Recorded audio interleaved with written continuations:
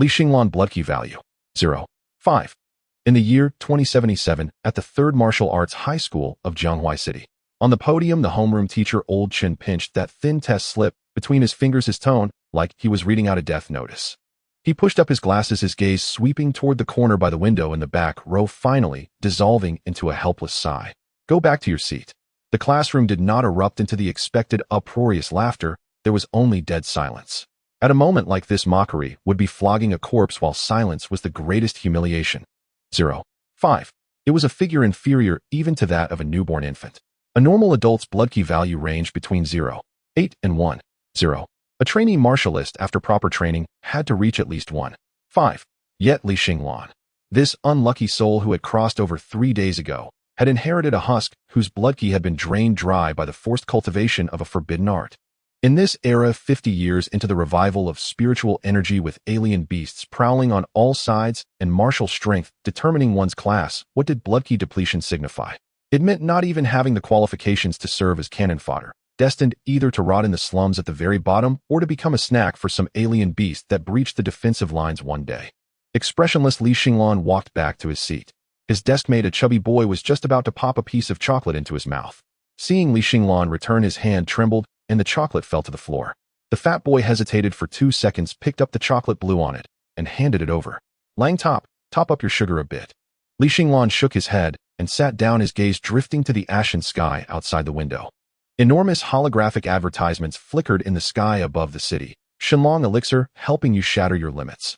Latest alloy warblade, slice beasts like soft mud. All that prosperity belonged to others. Li Xinglan only felt that he was on the verge of death. Not merely a future without prospects, but death in the most literal physical sense. The heart in his chest beat with extreme weakness. Every contraction seemed to be pumping out the body's very last trace of vitality. The perks of being a transmigrator had never arrived, yet the death warrant was firmly in place. The dismissal bell rang. Li Xinglan packed his bag, his movements painfully slow. Moving too fast would make his head spin. He returned to the cheap 20-square-meter rental room.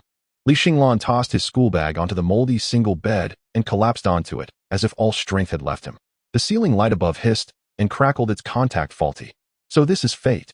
Li Xinglan closed his eyes, his breathing growing more and more labored. A wrenching pain came from his heart, as though someone were stirring inside with a rusty iron wire. His consciousness began to blur, his hands and feet turning icy cold. This was the prelude to blood key being completely exhausted. Just as his awareness was about to plunge into darkness, a cold, synthesized electronic voice suddenly detonated in the depths of his mind. Detected host's vital signs about to drop to 0. Conditions for takeover met. Mechanical domination system activated. Commencing scan of carbon-based body. Evaluation: an extremely inferior biological structure with low energy transmission efficiency and almost zero defensive capacity. Merely a heap of rotting meat. Forced formatting initiated. Loading template nano-mechanical swarm, 1st generation. Energy insufficient. Activating backup plan. Devour host's original biological cells to reconstruct the first batch of nano-worker bees. If the earlier pain had been iron wire stirring his heart, then now it was as if he had thrown himself into an industrial shredder. Ugh! Li Xinglan's body arched violently, a bestial growl squeezed out of his throat. This torment did not belong merely to the level of nerves, it was a rewriting at the level of genes.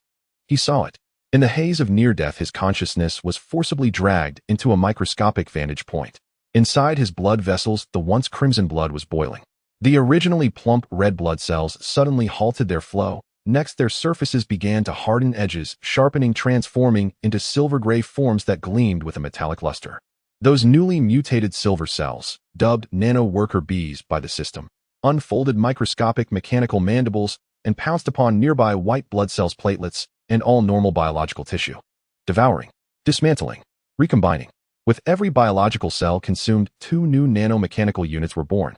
This was exponential proliferation. Li Xinglan watched as the interior of his own body became a bloody, yet exquisitely precise battlefield.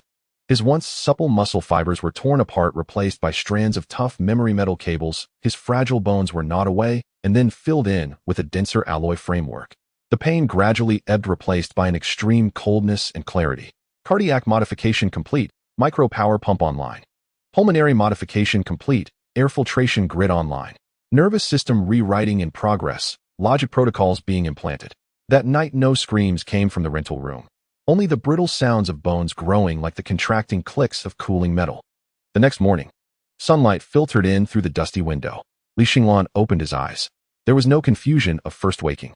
In that instant, his pupils shrank into needlepoints, and deep within them a cascade of pale blue data streamed down like a waterfall before vanishing. He sat up, the bed frame let out a groan of protest under the strain. This sensation. Li Xinglan lifted his hand, staring at his fair palm. The skin looked no different from yesterday, delicate, elastic, even glossier than before. But he knew this was only camouflage. Beneath that layer of bionic skin, what flowed was no longer warm blood, but billions of nanomechanical insects on standby. He casually picked up a stainless steel spoon from the table. Even before his brain issued a command, his body produced an instinctive, ferocious hunger, not for food, but for raw materials. The system's prompt sounded at just the right moment, warning internal energy, reserves below 1. Current state standby. Please ingest metal or high-energy fuel as soon as possible. Li Xinglan looked at the spoon in his hand, as though it were a piece of tender, juicy steak. As if driven by some impulse, he raised the spoon to his mouth. Crunch. The supposedly hard stainless steel bowl of the spoon was as fragile as a potato chip before his teeth. He chewed. There was no metallic tang, for his taste sensors had already been reset. Crisp like a snack, tastes like chicken. Li Xinglan swallowed without a change in expression. Almost the instant it reached his stomach, the pool of strong acid there, now in truth a highly corrosive decomposition fluid, went to work.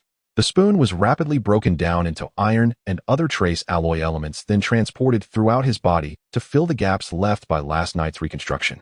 Ingested low-grade iron alloy. Nanoswarm activity increased by 0.01. Only 0.01. Li Xinglan frowned slightly, then ate the remaining spoon handle like a biscuit stick. At that moment, his wristband vibrated. A mass notification popped up. All third-year students are required to arrive at the City Central Hospital before 9:00 am. For the district-wide college entrance physical examination. Note, this examination will determine your qualification for the martial exam. Physical examination. Li Xinglan rose to his feet and walked to the mirror. In the mirror was still that delicate, thin high schooler, only his eyes had changed. The former cowardice, inferiority, and anxiety had all vanished, replaced entirely by absolute calm. It was the indifference that belonged to a machine. Qualification for the martial exam is judged by blood key, Li Xinglan murmured as he straightened his collar, his voice so level it lacked even the slightest inflection. I no longer possess blood key, only energy. The system panel unfolded across his retina. Body: Li Xinglan. Level LV1 Nano Worker B stage. Energy core 0.02 severely depleted. Weapon modules not loaded. Traits: Devouring, Mimicry, Hypercomputation. Let's go. On the way to the examination center, Li Xinglan walked with unwavering steadiness, each step spaced as precisely as if measured with a ruler. Though he no longer had blood key in the traditional sense, he could clearly sense what kind of destructive power now lurked beneath this seemingly frail shell. It was not the strength of flesh, but the superposition of hydraulic transmission and metallic hardness. Yo, isn't this Li the Great good for nothing? A grating voice came from the side. Several students in branded tracksuits sauntered over with arms slung around each other's shoulders. The lead boy had a buzz cut, a burly build, and a thick gold chain hanging around his neck. Zhao Lei, the class's physical education monitor, with a blood key value as high as 1.2, from a mining family and fond of using the original Li as his favorite source of amusement. Li Xinglan did not slow his stride, did not even turn his head. His brain automatically filtered out this kind of meaningless audio signal. Being ignored made Zhao Lei's face darken. At times like this in the past, Li Xinglan would already have shrunk his neck and dodged off to the side of the road. What was with him today? Had he not woken up properly? I'm talking to you, gone deaf. Zhao Lei hurried a few steps, deliberately angling his body, so his shoulder slammed hard toward Li Xinglan. It was a classic little maneuver. With his 1.2 blood key, this collision was enough to send an ordinary person sprawling face first in public humiliation, yet not enough to cause serious injury. The cronies around them let out pre-prepared bursts of laughter. However, the expected scene of Li Xinglan flying off his feet never occurred. Bang! A dull, heavy thud. Li Xinglan maintained the same pace and posture he had before. His body did not even sway, as if what had slammed into him was not a person, but a gust of air. Zhao Lei, on the other hand, he felt as though he had not crashed into a human body, but headlong into a solid steel post cast deep into the concrete. A tremendous rebound force shot up from his shoulder through his entire body. Crack! A sharp snap. Zhao Lei screamed, his body flung 2 meters backward. Clutching his right shoulder, he fell to his knees, cold sweat pouring instantly down his face. His shoulder was dislocated. Leech. His cronies were startled, rushing forward to support him, then staring at Li Xinglan in utter disbelief. Li Xinglan halted and slowly turned his head. A stream of data flickered briefly in his eyes. Minor impact detected. Force analysis complete. Counterforce released. Target organism's right shoulder joint capsule ruptured. Combat capability lost. Threat level none. He looked at the grimacing Zhao Lei, face twisted in pain, without a trace of ridicule or satisfaction in his eyes. Only the same indifference one would have toward a stone by the roadside. According to Newton's third law, every action has an equal and opposite reaction. Li Xinglan spoke lightly, as if stating an objective fact. If your bones are brittle, get more sun instead of coming out here looking for collisions. With that, he turned and continued forward. He left the group, standing there in utter disarray. Zhao Lei wanted to curse, but when he saw the utterly emotionless back of Li Xinglan, a nameless chill shot from his tailbone straight up to his crown, forcibly choking off the insults. That gaze, it had not been looking at a person at all. City Central Hospital Physical Examination Hall. A sea of people, third-year students from across the city. The air was thick with the smell of nervous sweat and disinfectant. I heard they brought in new equipment from the military this time. Precision is insanely high. Mainly for the blood draw segment. Supposedly, it can measure bone marrow hematopoietic potential. The students chattered incessantly. Li Xinglan stood at the end of the line, the surrounding clamor seemingly unrelated to him. But in truth, his condition was far from good. From that collision, just now he had come away unscathed on the surface, but maintaining bodily stability and generating the countershock had consumed 0.005 of his energy. The sensation of hunger surged back. Every nanocell was screaming for energy. Warning: energy reserves on the verge of depletion. Recommend immediate activation of predation mode. Li Xinglan licked his lips, his gaze passing over the crowd to the blood collection area ahead. Their rows of pristine stainless steel trays were laid out. The trays were piled with unopened disposable blood draw needles and lines of precise metal centrifuges. In others' eyes, they were fearsome medical instruments. But in Li Xinglan's eyes, they were a self-serve buffet rich in high-quality alloy elements such as iron, nickel, and chromium. Number 305, Li Xinglan. The nurse's voice rang out. Li Xinglan raised his head, his Adam's apple bobbing. Coming. The air in the medical examination hall was somewhat turbid, saturated with the sweat and simmering anxiety of hundreds of adolescents. The queue snaked forward like a dying serpent on the verge of its last breath. Li Xinglan stood at the very end of the line. In front of him, a few classmates from his class clustered together, whispering among themselves. Did you hear?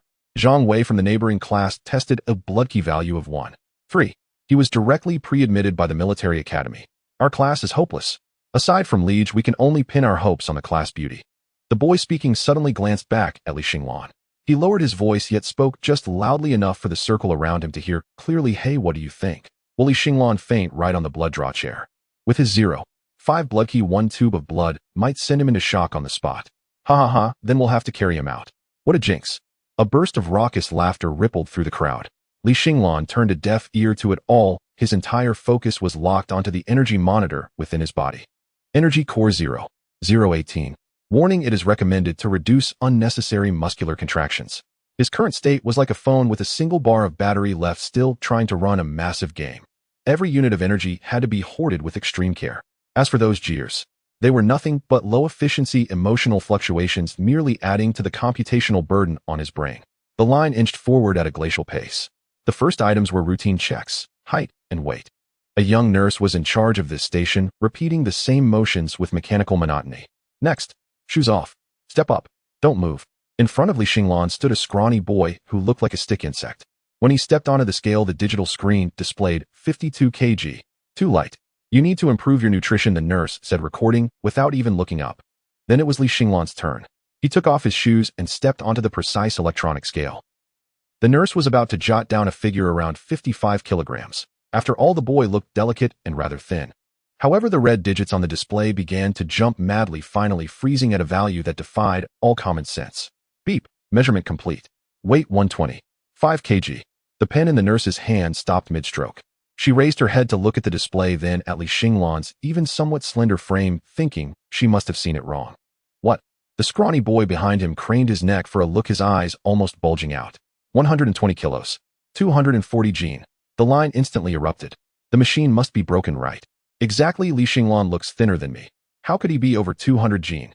The nurse frowned as well and patted the display. This machine was just calibrated yesterday. Classmate, are you carrying something heavy in your pockets? Li Xinglan's expression remained calm. This was the side effect of metal bones and high-density alloy muscles. No matter how perfect his external mimicry, the density was what it was. At the same volume, steel weighed 7 or 8 times as much as human tissue.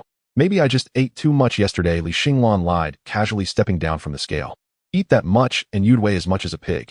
The nurse stared at him doubtfully, but with hundreds of students still waiting behind, she could only grit her teeth and record this absurd figure, adding a note beside it: suspected equipment malfunction or carrying heavy object. After half an hour of fussing, they finally reached the main event: blood sampling and lab tests. This was the gateway that determined their futures.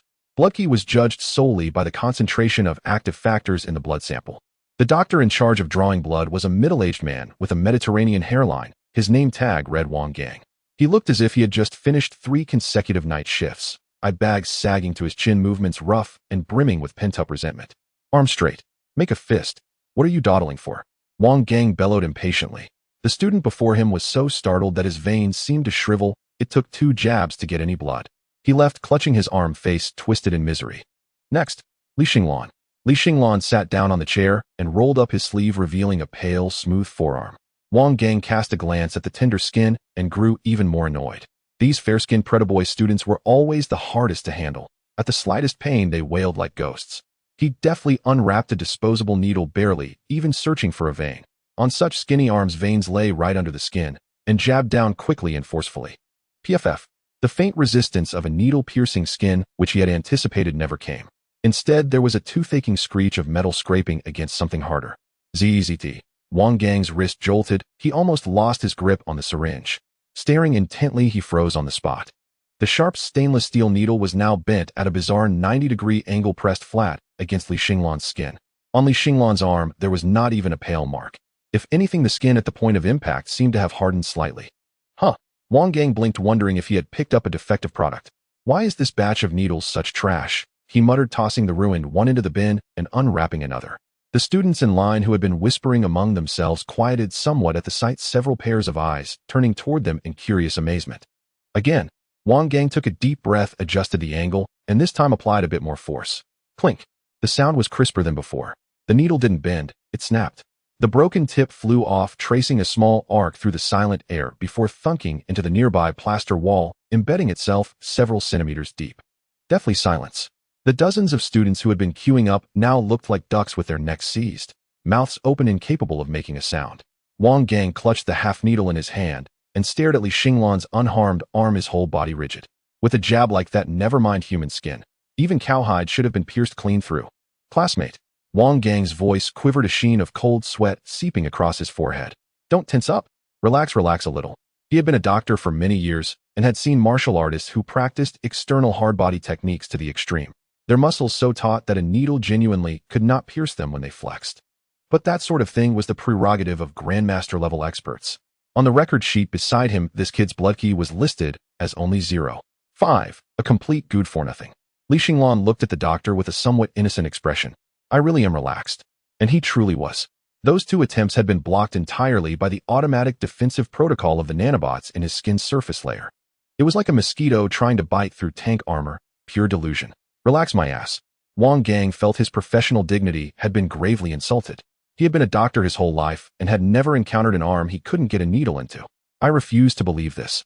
He snarled, storming over to rummage through the medical case. At that moment, the homeroom teacher, Old Chun, heard the commotion from the hall and hurried over. What's going on? Why has everyone stopped? Seeing the cluster of students and the broken needle embedded in the wall, Old Chin's face darkened. He strode up to Li Xinglan, expression stern. Li Xinglan, have you been secretly practicing some freakish hard body technique? Iron cloth. Golden bell cover. The school clearly forbids training such body-damaging arts on your own. Do you have a death wish? It was hard to blame Old Chin for thinking that. In this era where bloodkey was king, some poor students, unable to afford expensive tonics, turned to hard body techniques that burned away their life force to toughen their skin. Most ended up crippling themselves. Li Xinglan blinked and replied earnestly, Teacher, you wrong me. With my 0.5 bloodkey, where would I find the strength to practice hard body skills? I've just had thick skin since childhood. Maybe it's due to overnutrition. Overnutrition. Old Chun stared at Li Xinglan's arm. Fair, but hardly burly, and the corner of his mouth twitched. Thick skin, was it? Even a rhino hide wasn't this exaggerated. Make way. Everyone move aside. Wang Gang finally unearthed his treasured item from the bottom of the case. In his hand was a special injector gleaming with a cold, chilling luster. The needle was a full size, thicker than normal, etched with fine threads along its length, clearly not designed for ordinary humans. This is a special alloy needle used for drawing blood from iron-armored rhinos. Wang Gang ground out through clenched teeth, eyes blazing. I refuse to believe I can't pierce a high schooler with this. The students around them all recoiled in unison. The thing didn't look like medical equipment at all, but some kind of torture implement. If that were driven into a person, wouldn't it punch straight through the bone? Doctor, this is against regulations, isn't it? Old Chun was starting to panic and tried to intervene. Regulations, my foot. Are you the doctor here, or am I? If I can't draw this tube of blood today, I'll write my name backward. Wang Gang, completely worked up, shoved Old Chun aside, seized Li Xinglan's arm, and pinned it to the table.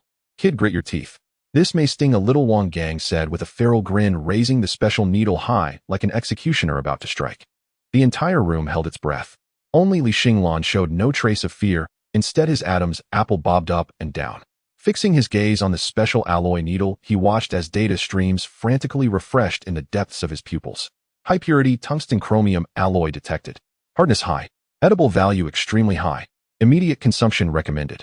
In Li Xinglan's eyes, the needle was no longer some fearsome implement of harm, but an exquisite chocolate bar radiating an irresistible aroma.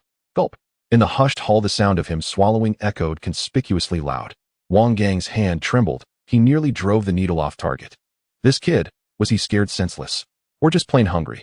A dull thud echoed, reminiscent of a blunt knife piercing aged leather. Just a millisecond before the needle touched the skin, Li Xinglan's mind stirred, commanding that small area to release its hardened state, even actively spreading out to create a passage.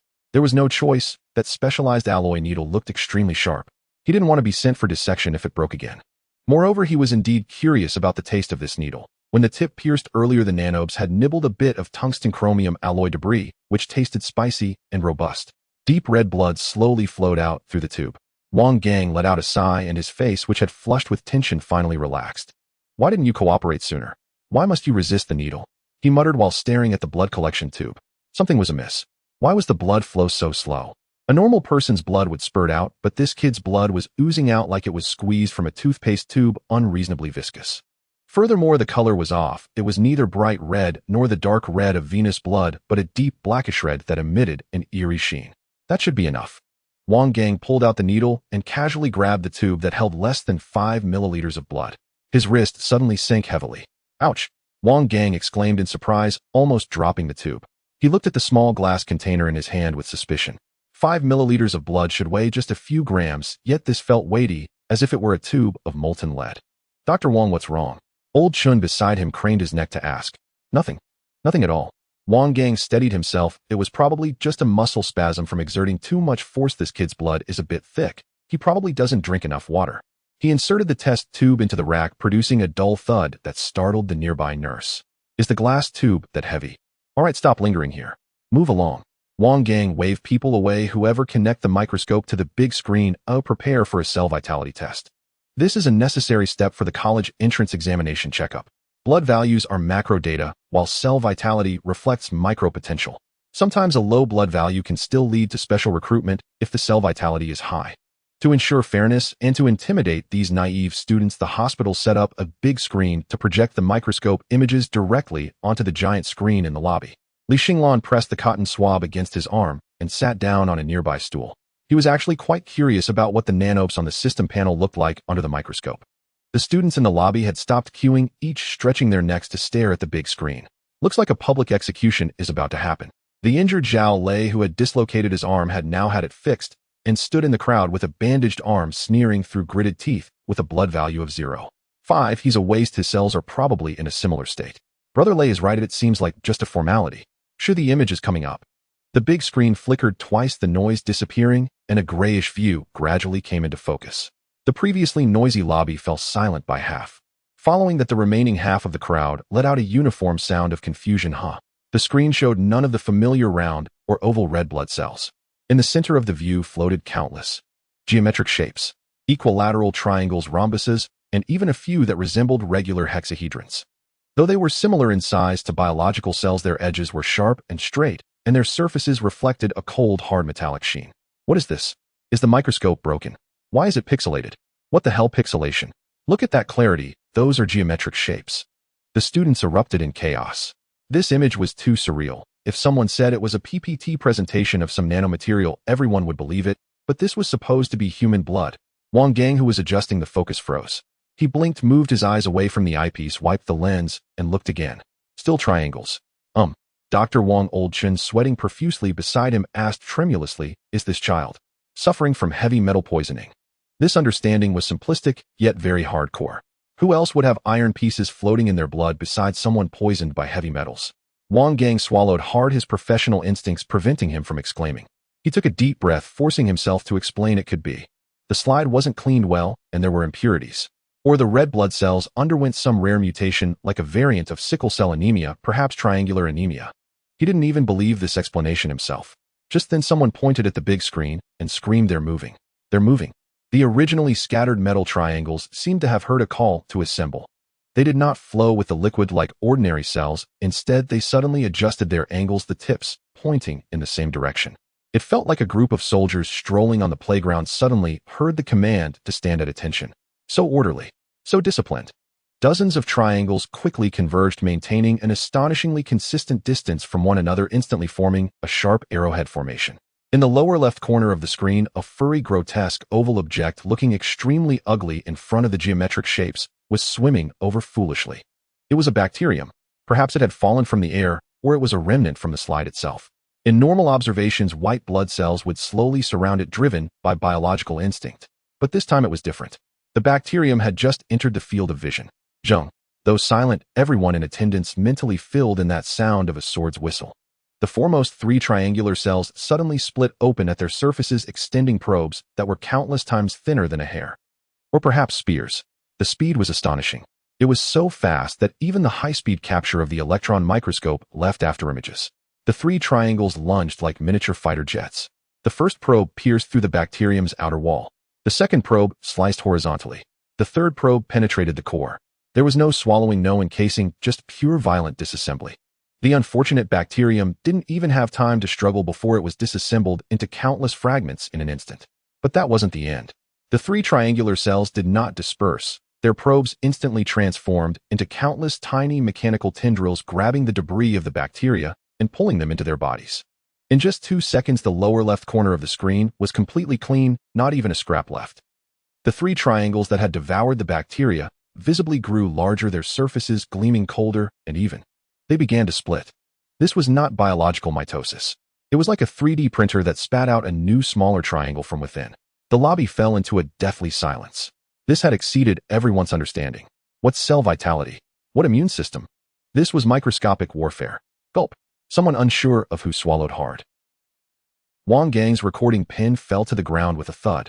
He gaped at the screen, showing the reorganized silent triangle army, feeling a chill run down his spine. Is this really human blood? Dr. Wang. Dr. Wang. Zhao Lei's homeroom teacher stammered beside him. How many points will this get? The health examination form only had 4 options: excellent, good, average, poor. Wang Gang, trembling, picked up the pen, staring blankly at the fierce triangles. Points. If I mark poor, will these things crawl out of the microscope and eat me? Excellent. Excellent. Wang Gang said instinctively, this cell vitality is far too lively, it's almost transcendent. In the midst of the audience's shock, fear, and confusion, the boy sitting in the corner, who had been looking down while pressing the cotton swab, gradually stood up. Li Xinglan looked at the big screen, his brows slightly furrowing. He raised his head, his gaze sweeping over the pale-faced students, the corners of his mouth curling into a subtle arc. Since he had been exposed, there was no need to pretend to be a little white rabbit. Dr. Li Xinglan walked up to the petrified Wang Gang, his tone flat, as if asking for directions. The blood has been drawn. Can you sign the health examination form now? I'm in a hurry. Wang Gang abruptly came to his senses, looking at Li Xinglan as if he were a monster. Who are you really? Li Xinglan shrugged, pointing at the stern triangles on the big screen. As you can see, a high school student with a slightly iron bloodline. The images on the large screen continued, even becoming more frenzied. What began as a one-sided massacre of a singular bacterium had now evolved into an assault on all microorganisms on the slide. The triangular nano-worker bees did not pause in their actions due to their previous victory. It was as if they had received some supreme command, quickly dividing into 3 combat teams. One team was tasked with reconnaissance, their sharp probes sweeping across the edges of the field of vision like radar. The second team focused on the main assault, maintaining a dense triangular attack formation, while the third team hovered in the back, seemingly harvesting the battlefield remnants, converting all organic matter into nutrients for their own division. Top left, someone instinctively shouted. In the corner of the screen, a cluster of unfortunate streptococci huddled together, trembling in fear. If it were normal white blood cells, they would likely choose to ignore or slowly wrap around their target. But this group of triangles was different. They did not charge directly, but instead spread out their wings to encircle from the sides, completely cutting off the retreat path of the streptococci. Immediately after, the frontal assault team launched a lightning strike. Piercing, cutting, decomposing. Not a single superfluous movement precise enough to make one's scalp tingle. This was not biological predation, but a textbook-level microscopic battle. Holy shit. Zhao Lei hung his arms, his eyes wide like copper bells, the curse he had not finished saying lodged in his throat. This thing can even flank. The hall was silent, with only the sounds of breathing and the hum of machines. Several hundred high school seniors who usually worried about their martial arts futures or troubled over trivial matters of youth were now collectively speechless, as if they were at the premiere of a surreal sci-fi movie. Wang Gang's pen had long since fallen. He stared intently at the screen, beads of sweat trickling down his bald forehead, stinging his eyes, yet he could not care less to wipe them. Pincer maneuver, targeted elimination, and even post-battle cleanup. Wang Gang murmured, his voice squeezed out like toothpaste from a tube. I've studied medicine for 30 years, dissected the corpses of masters, seen the toxic blood of otherworldly beasts. But I have never seen cells that know how to cooperate. Is this really a red blood cell? This is clearly a troop that has undergone special training. Old Chin, standing beside him, turned pale, tugging at Wang Gang's white coat. What if we pull the plug? Looking at the horrifying scene, Li Xinglan stood at the front of the crowd, hands in pockets, with a detached expression. The glances from those around him had transformed from initial ridicule and curiosity to terror and awe. But he did not care. What concerned him was that the drop of blood seemed to be getting a bit out of control. Warning: detached nanocluster has lost primary energy supply. Warning: backup energy exhausted. Initiating emergency survival protocol. Devour all materials. Li Xinglan slightly furrowed his brow. Although the LV-1 nano worker bees possessed basic intelligence, once detached from core control, they would display their most primitive and terrifying instinct for survival: gluttony. On the screen, those triangular shapes that had just finished clearing the battlefield suddenly halted. They no longer wandered about seeking bacteria. Instead, they all pivoted in unison. Hundreds of sharp probes pointed in unison at the same location, the top center of the screen. That was the direction of the slide. It was also the direction of the microscope lens. What are they planning? A student trembled and asked. In the next second, the answer was revealed. The image on the large screen began to shake violently. Sizzle, sizzle. A teeth-gritting sound of friction echoed through the venue, as if someone was using a steel saw to cut glass. The triangular shapes suddenly lunged at the slide. The hard optical glass crumbled before them like a brittle cookie, instantly covered in cracks. Crack. The screen went black and the image disappeared. What happened? Is it broken? Look at that microscope, someone screamed. Everyone's gaze shifted from the large screen to the experimental platform. There, the position under the pricey high-powered electron microscope was emitting a wisp of green smoke. That drop of black-red blood, which was only the size of a yellow bean, now resembled a puddle of living mercury writhing frantically. It enveloped the slide. Creak, creak. That was the sound of chewing, crisp and delicate, sending chills through one's bones. In just a few minutes, the slide had vanished. Immediately after this, Mercury did not seem satisfied. It began to crawl up the stage, reaching the microscope's precision lens. High-purity optical glass. Devour. Aerospace aluminum alloy shell. Devour. Copper coils. Devour. Under the gaze of hundreds of eyes, the hard metallic lens melted and disappeared at a visible rate, as if encountering a strong acid, ultimately merging into that silvery liquid. My Zeiss lens. Wang Gang let out a heart-wrenching wail, instinctively reaching out to save it. Don't touch. Li Xinglan suddenly shouted. Wang Gang's hand froze in midair. He saw the mass that had consumed the lens swell to over twice its size, now about the size of a ping-pong ball. It was no longer a puddle of liquid, but was gradually condensing into a perfect silver sphere. The surface of the sphere shimmered with the unique cold light of metal, devoid of any seams, appearing utterly natural. Finally, it came to a stop. It fixed its gaze on Wang Gang. Or more accurately, it was fixed on Wang Gang's smooth, shiny head that even reflected light. Detected high-calcium biological skeleton. Although wrapped in a layer of inferior fat, the internal mineral content is acceptable.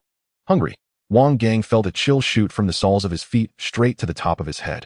He even had the illusion that he was not facing a drop of blood, but a wolf that had gone 3 days without food. The silver sphere slightly flattened, like a spring coiling up. What? What does it want? Wang Gang's voice trembled, his legs involuntarily shaking. Li Xinglan sighed. These worker bees that hadn't fully evolved really ate anything they came across, showing no pickiness. Come back. Li Xinglan extended his fair right hand palm up flat against the experimental platform. The silver sphere, which was about to launch and perform a craniotomy on Wang Gang, froze in its movements at the sound of this command. In the next moment, it abandoned Wang Gang, drawing a silver arc in the air, accurately landing in the palm of Li Xinglan. It melted upon contact.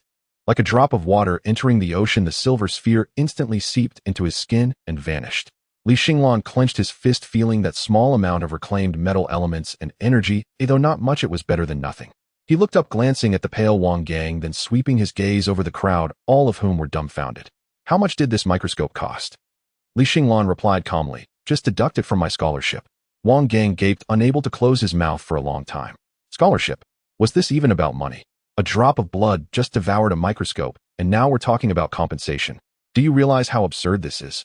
The hall remained silent, until a sound of someone swallowing saliva broke the frozen stillness. Excellent. Absolutely excellent. Old Chin suddenly shouted in excitement, his voice sharp due to the pitch change. The activity of these cells, even a war god-level powerhouse wouldn't compare. Dr. Wang, hurry. Fill in the rating. Wang Gang regained his senses, hurriedly grabbing the pen from the ground and heavily writing a red, excellent, on Li Xinglan's medical examination form, his hand trembling like he had Parkinson's. After finishing, he handed the form to Li Xinglan, and aside from fear, there was a hint of fervor in his gaze. Li, can you show that again? Wang Gang swallowed hard, staring at Li Xinglan's palm. I have a spare microscope, though it's a bit old, but it's also imported from Germany. Show it again. Show it again to make your bald head into a braised egg. The crowd automatically parted to let him through. Those who had mocked him and waited for the joke now all pressed against the wall, afraid of blocking the path of this esteemed figure. Zhao Lei even shrank back to the back of the crowd, clutching his still aching arm, not daring to make a sound. The impact of the earlier scene was simply too great for him. If a drop of blood can devour metal, then what kind of monster is this person? As he walked out of the hospital, the sunlight outside was somewhat glaring. Li Xinglan took a deep breath of the air laced with car exhaust. For the first time since his arrival, he felt this city was so real. Reclaimed high-purity optical glass retinal module precision increased by 0.5. Reclaimed aerospace aluminum alloy slight increase in bone strength. The system's notification sound echoed in his mind. Li Xinglan's mouth curled slightly upward. This medical examination was worth it. Not only did he obtain the qualification for the martial arts exam, but he also had a meal. However, he was still a bit hungry. The few microscope parts he just consumed were hardly enough to fill the gaps in his teeth for his current body. To sustain the upcoming martial arts exam and even higher level evolution, he needed more energy, more metal. Li Xinglan stroked his chin, his gaze falling on a lamppost by the roadside. Rusty, average iron content, likely poor in taste. Forget it, I can't eat indiscriminately in public. I need to have some decorum. Just then his wristband vibrated. A new system task popped up. Task assigned, first stage evolution requirement. Objective: devour 100 kilograms of high-strength alloy. Reward: unlock LV2 blueprint. Alloy warrior arm weaponization. Detected high-energy reactive object nearby, a spare Xian iron tester stored in the school exam room. Suggestion: that is an excellent self-service buffet. Li Xinglan was preparing to return to his classroom to gather his backpack and leave when a sudden rapid and heavy footfall echoed from the far end of the corridor. The sharp, resonant clack of military boots striking polished terrazzo. Bang! Classroom 32 was violently kicked open. Before the students, engaged in animated discussion about bizarre physical examination anomalies, could even react, 2 rows of fully armed Special Forces operatives surged in like a tide of black ink. Their tactical visors pulsed with crimson light, their gun barrels dark and unblinking, instantly swept and locked onto every corner of the room. Everyone, hands on your heads, face down on the floor. Now, the commanding officer bellowed, his voice amplified and distorted by his combat helmet, so thunderous it rattled eardrums. Chaos erupted instantly. Shrieks died mid-breath, stifled beneath the metallic snap of weapons being chambered. These students, so accustomed to calling themselves elites, had never witnessed such overwhelming force. Their faces drained of color, and they cowered beneath desks like startled quails, trembling uncontrollably. Zhao Lei, who moments earlier had boasted of enduring dislocation with unwavering resilience, now lay flatter than anyone else. His cheek pressed against the cold, unforgiving floor, breath held tight. Li Xinglan stood motionless in the corridor, observing the scene with unnerving calm. So the incident at the medical center had already escalated. The military's response time was even swifter than anticipated. Target confirmed. The one in the corridor. Apprehend him. 2 soldiers lunged forward, closing the distance in an instant, gun muzzles pressing hard against Li Xinglan's temples. Li Xinglan, come with us. He offered no resistance, raising his hands in quiet compliance. A pair of cold electronic restraints snapped shut around his wrists with a sharp final click. Half an hour later, the entire school was sealed off. 3 concentric rings of yellow barricade tape cordoned the perimeter while armed drones circled overhead like silent mechanical vultures. Inside, a matte black blast-resistant armored vehicle. A makeshift, fully enclosed metal interrogation chamber. Its walls were lined with sound-dampening, energy-absorbing material, its sole furnishing, a steel desk and chair bolted immovably to the floor. Xinglan sat upright in the chair, his wrists bound by glowing red electronic cuffs. Devices capable of delivering high-voltage surges powerful enough to instantly paralyze the nervous system of a third-rank martial artist. Yet he merely gazed downward at the restraints, idly calculating their copper content. Name. The interrogator facing him was a man in his 30s, eyes sharp as a hawk's, shoulders adorned with the insignia of a major. He carried no recording equipment, only an unrelenting, unblinking stare fixed upon Xinglan's eyes. Xinglan, do you know why you've been detained? Because my blood is unusual. Xinglan replied, voice level and steady. The interrogator sneered, slamming his palm hard onto the table. Unusual. That single drop of your blood actively consumed. Leaning forward, he imposed crushing psychological pressure. Tell the truth. What is it? An unregistered bioweapon, or some extraterrestrial parasite you picked up somewhere.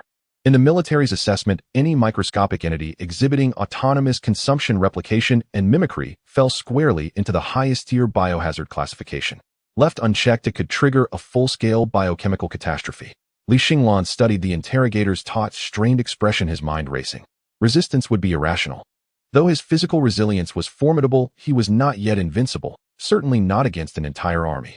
To thrive in this world, raw power alone was insufficient. Legitimacy, identity, and institutional standing were equally vital. That was precisely why he had surrendered without struggle. It's neither a bioweapon nor a parasite, Xinglan said, shaking his head.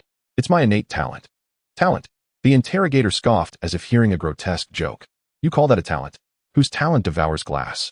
A mutated bloodline, or rather, a mechanical affinity constitution. Xinglan improvised the term effortlessly. Though absurd-sounding in this era of chi resurgence, even the impossible had precedent. If you remain unconvinced, shall I demonstrate? How do you propose to demonstrate? The interrogator narrowed his eyes. Give me a piece of iron, or any metal. Xinglan extended his cuffed hands. Just a small amount. The interrogator held his gaze for several long seconds, then tapped his earpiece and murmured a brief, low-toned request. Moments later, he drew a military-grade tactical dagger from his belt, forged from D2 high-carbon steel, razor-sharp and brutally efficient. No tricks. Snipers outside have your head in their crosshairs. The dagger clattered onto the steel tabletop. Xinglan made no move to seize it. He adjusted his breathing, then activated the nanoswarm dormant within his palms. Slowly, deliberately, he reached out and gripped the dagger's blade barehanded. The interrogator's hand hovered over his holster, muscles coiled like springs. Yet the next moment brought no gush of blood, only eerie silence. Xinglan's palm became a living crucible. The dagger, hard, gleaming, lethally sharp, began to soften and warp the instant its edge touched his skin. No heat, no flame, only a chilling, absolute dissolution, silent and seamless like chocolate dissolving in hot milk. Gray-black steel melted into viscous metallic fluid, seeping seamlessly into his pores. In under 60 seconds, the dagger vanished entirely. The interrogator's eyes widened, his throat convulsed in a dry, involuntary swallow. This was more staggering than watching the medical footage. Witnessing the law of conservation of mass collapse before one's very eyes delivered a visceral, soul-shaking impact. Not bad taste, Xinglan remarked casually. Then his right index finger abruptly transformed. Its flesh paled, flushing into a cold, steely silver gray. Instantly, the digit elongated and sharpened with a grating metallic whine, extending into a 10-centimeter, trident-tipped combat spike. Its surface shimmered with lethal brilliance. Its composition, grain, and texture were identical, down to the molecular signature, to the dagger just consumed. This is my talent. Xinglan lifted his hand, gazing at the weapon forged entirely from his own cells. I am what I consume. Give me sufficient metal, and I become a walking armory. Behind the one-way mirror in the observation room, the atmosphere hung heavier than in the interrogation chamber itself. Several white-coat researchers pointed frantically at live data streams across multiple monitors, faces pale, expressions stunned beyond belief. Inconceivable, utterly inconceivable. Zero thermal radiation signature, material conversion efficiency approaching 100%. What principle governs this? Molecular reassembly. Behind them stood an imposing elder, broad-shouldered as a fortress tower, clad in a crisp general's uniform, silver at the temples, yet blazing with fierce tiger-like intensity in his gaze. Leijentian, commander-in-chief of the Jianghuai military region, a renowned proponent of the big gun, big ship doctrine who believed bore diameter was justice and range was truth. In this age where martial cultivation reigned supreme, he remained a rare anomaly, obsessed with overwhelming firepower and saturation bombardment. Now his eyes were riveted, not on the screen, but on Li Xinglan's fingertip metamorphosed into that gleaming combat spike. His expression shifted, gradually irrevocably, from wary suspicion to something wilder, hotter, uncontainable ravenous fervor. Like a starving gourmand confronted with an imperial banquet. Consumes metal, self-assembles weaponry. Lei Jintian murmured, voice low and thunderous. This is the ultimate individual combat unit I've dreamed of all my life. Today's cultivators were undeniably powerful, yet brittle.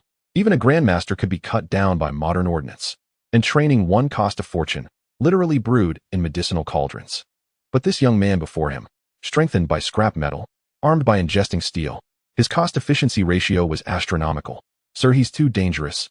The chief of staff broke in sweat glistening on his brow. This uncontrolled mutant must be immediately quarantined, even eliminated. Quarantine? Bullshit. Lei Jintian roared, cutting him off with brutal finality. With one sweeping gesture, he shoved open the observation room door. Lock this treasure in a lab for dissection. I'll shoot you myself first.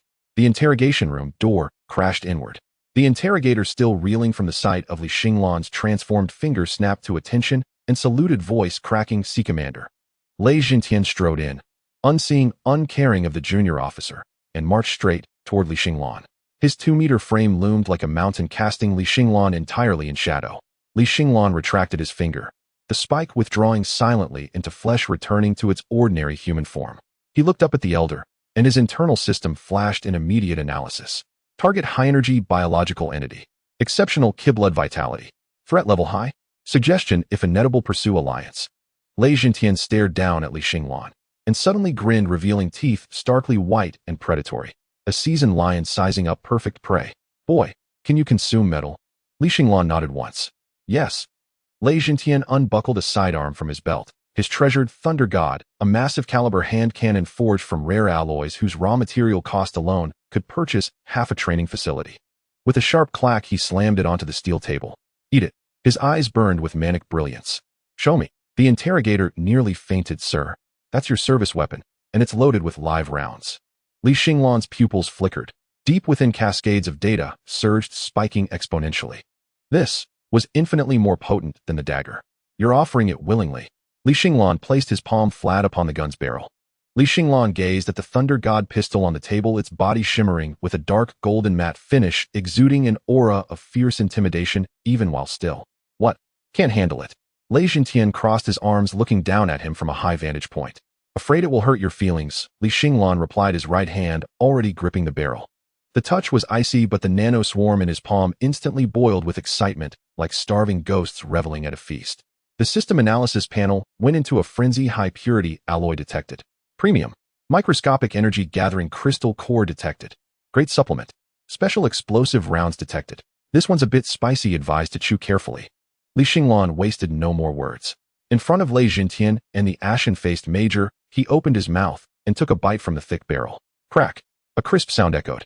The special alloy barrel, capable of enduring the bites of high-level beasts, felt no different from freshly fried dough sticks in Li Xinglan's mouth. The major's eyelids twitched violently, instinctively covering his jaw. Li Xinglan chewed expressionlessly. There was no metallic taste as imagined. Instead, the instant decomposition by the nanoswarm filled his mouth with a sweetness reminiscent of high-purity chocolate. Gulp. His Adam's apple bobbed as a section of the barrel slid down. His stomach did not feel full, rather it felt like a furnace ignited within. The previously empty energy reservoir began to rise slowly but surely. Energy core charging 18. 20. Good teeth. Instead of getting angry, Lei Jintian slammed his thigh with a hearty laugh. Li Xinglan was also unreserved. Since the benefactor had spoken, he would eat freely. The barrel trigger firing pin. When he reached the magazine, Li Xinglan paused momentarily. It was filled with 8 specially made high-explosive armor-piercing rounds. This. Eat it with the skin, he asked, looking up. The major could no longer hold back, tremblingly saying, "Those are high-explosive rounds. If they explode, we're all done." Li Xinglan shrugged, stuffing the remaining parts of the gun along with the bullets into his mouth. Crunch, crunch. The chewing sound turned a bit muffled as the gunpowder made muffled explosions in the closed-mouth environment reminiscent of chewing pop rocks. Minutes later, the thunder god, which had instilled fear in countless beasts, was reduced to nothing, not even a screw left. Burp. Li Xinglan couldn't help but let out a satisfied burp. A faint wisp of smoke drifted from the corner of his mouth, accompanied by a distinct metallic charred scent. With this weapon in his belly, Li Xinglan's originally pale complexion rapidly turned rosy. This was not the red of abundant vitality, but rather a subtle glow brought about by the high-density energy flowing beneath his skin. Even the apparently frail physique seemed to stand a little taller at this moment, with muscle lines subtly visible beneath his clothing brimming with explosive tension. Lei Jintian squinted, staring at Li Xinglan for a while, before suddenly bursting into laughter. Good. That's enough power. He waved his hand, nearly knocking the major off balance. But just being able to eat is useless. A rice bucket can eat too. Come out, let me see how much strength you can convert from that scrap metal. Outside the armored vehicle was a temporarily requisitioned open space. At this moment they were surrounded by fully armed soldiers and the balding Dr. Wang Gang had also been brought over, cowering in the corner, clutching his first aid kit tightly. A massive black device was being lifted with great effort by two soldiers. It was a military-grade Type 3 force meter. Entirely forged from a solid energy-absorbing metal, the target center was a composite armor plate 10 centimeters thick with a maximum range of 1000 kg. This thing is generally used for those about to break through to the master level. You know how to use it, right? Lei Jintian pointed at the target center. Don't use those flashy martial techniques, just throw a straight punch at it. Give it your all. Li Xinglan approached the force meter and flexed his wrist. The earlier feast had left him in an unprecedented state. Every nano-unit within him was in a frenzy, yearning to release. There was no chi circulation, no horse stance practice. Li Xinglan simply stood firm, retracting his right arm. At this moment, an astonishing transformation occurred within his entire right arm. The originally bionic muscle fibers instantly deconstructed and reassembled into a complex hydraulic mechanism, and his bones hardened into high-strength support rods. Output power setting 80. Kinetic conduction module ready. Boom. Without any warning. The moment his fist made contact with the target center, the air produced a thunderous boom due to extreme compression akin to a heavy bomb exploding beside everyone's ears. The half-ton force meter leaped backward violently, its base gouging deep trenches into the cement floor, sparks flying.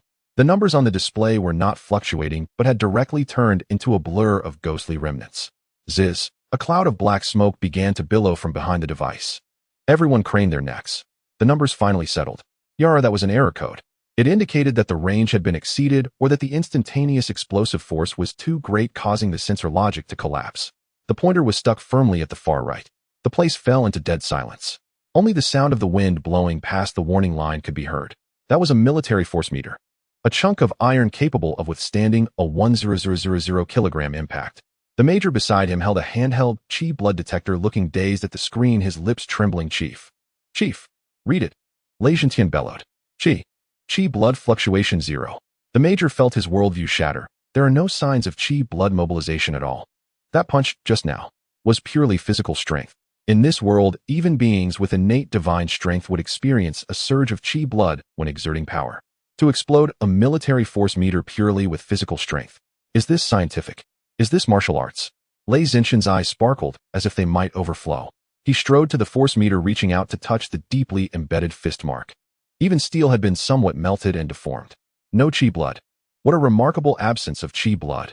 Lei Jintian turned around, looking at Li Xinglan as if he were gazing at a rare treasure. The attack power is enough. Let's try the defense next. His words were casual, but his actions caused everyone present to feel a chill run down their spines. Let me borrow your gun. Lei Jintian casually drew the sidearm from the major's waist. Although it was not as impressive as the Thunder God, it was still a legitimate large-caliber military pistol loaded with special armor-piercing rounds capable of penetrating light armor. The dark muzzle was directly raised, aiming at Li Xinglan's chest. The distance was less than 5 meters. I'm going to shoot. Lei Jintian's smile faded, replaced by the iron-blooded demeanor of a soldier. If you're afraid, just shout stop. But let me be clear, if you can't even take this shot, spit out what you just ate and get lost. The surrounding air instantly froze. Wang Gang was so frightened that he plopped down to the ground, covering his eyes, unable to look. This was real gunfire. Li Xinglan stood his ground, showing no signs of evasion, not even adopting a defensive stance. He merely gazed calmly at the muzzle, his eyes as tranquil as a still pond. Threat assessment moderate. Trajectory calculation complete. Local hardening protocol activated. Chest armor layer thickened by 300. Shoot, Li Xinglan said indifferently. Bang. The gun's muzzle spat fire. This shot, Lei Jintian hesitated not at all, not even aiming, relying solely on instinct. The bullet tore through the air, crashing into Li Xinglan's left chest with a deathly wail. The anticipated scene of blood and flesh flying did not occur. Not even a sway of his body was felt. Only a crisp clang was heard. That was the sound of metal striking metal, clear and melodious, echoing across the open ground. Li Xinglan looked down at his chest. There was a charred hole in his clothing. Beneath that hole his skin was unbroken, radiating a faint, cold metallic sheen. The deformed bullet was now embedded within his muscle fibers. More accurately, it was tightly bitten by that layer of instantly hardened nanoswarm. It's a bit itchy. Li Xinglan frowned. The muscle at that spot began to writhe violently. This was the nanoswarm undergoing a rejection reaction. Under the astonished gazes of everyone, the bullet lodged in his flesh seemed to be pushed out from within by some force, slowly and gradually being expelled. Clink. The deformed copper bullet dropped onto the cement floor, rolling twice. Not a scratch on him. Not even a red mark was left. The bullet landed with a sound as crisp as a pluck on everyone's nerves. The Major's Adam's apple bobbed as his gaze flickered between the intact bullet and Li Xinglan's chest. His palms were drenched in sweat, and his fingers gripping the gun holster felt somewhat stiff. That was a specially made armor-piercing round at a distance of 5 meters. It could even blow off the skull of a low-tier mutant beast. Yet now it had seemingly collided with a titanium alloy steel plate forced out by sheer muscle. Want to try again? Li Xinglan patted the charred hole in his chest, his tone flat, as if merely brushing off dust. No need. Lei Jintian laughed heartily, his laughter causing the armored vehicle to hum. If we keep going, I'm afraid it'll ruin your clothes. That would be indecent. He tossed the Major's sidearm back at him, his gaze toward Li Xinglan growing increasingly fervent. What had once been curiosity was now a focus on combat potential. What did it mean for a high school student without a health value to withstand bullets and even recover by consuming metal on the battlefield? It meant that as long as there were remains, this was a perpetual motion machine. Let's go back to the base. Lei Jintian waved his hand. This wretched place is too limiting. Let me see what you've got. Zhanghuai Military District, the 7th Special Operations Base. This was not a training ground with soft mats like at school, but a combat area filled with the scent of oil and rust. The walls were lined with high-strength, energy-absorbing alloys, the ground uneven with dark red stains that could not be discerned as rust or dried blood. Bang! The changing room door was pushed open. Lei Jintian removed his metal-adorned general's uniform, donning only a military green tank top. His muscular body looked as if it had been carved from granite, covered in a crisscross of scars, each scar a medal in its own right. Though over 60, he stood there like a volcano ready to erupt. The aura of a master was unrestrained, overwhelming all around. If it were an ordinary student, they would likely have already collapsed in fear. Li Xinglan, standing opposite him, still appeared as if he had just woken up. To him, that sense of oppression was merely a string of red warnings on the sensor readout. As long as he muted the pain simulation, it was no big deal. Only being able to take hits is the shell of a turtle, not a warrior. Lei Jintian flexed his wrists, his joints cracking. Come at me. Use your most powerful moves, don't worry about hurting me. Li Xinglan did not move. He was calculating. Target high-energy biological entity. Combat power assessment extremely high. Winning probability 0.0001. Suggestion: run away. The system was quite honest. What's wrong? Not moving. Lei Jintian grinned. Then I'm coming. Before his voice faded, he had vanished. Too fast. Li Xinglan's retina captured the afterimage, but his body's servo motors could not keep up with his brain's commands. Boom. A heavy blow struck his abdomen. Li Xinglan felt as if he had been hit by a truck, his feet leaving the ground, flying backward for 7 or 8 meters, crashing hard against the alloy wall. The wall dented, and he slid down like a painting. Too slow. Lei Xinshan's voice exploded in his ears. Before Li Xinglan could steady himself, a hand the size of a fan had already clasped his shoulder. Even through the alloy warrior's skin, he could feel the devastating grip. Over thresholder throw. Thump. The ground trembled, dust swirling. Li Xinglan lay in the pit, feeling the parts of his body sounding alarms. If it were a normal person, their organs would have shattered by now. Too slow in reaction, movement stiff, full of flaws.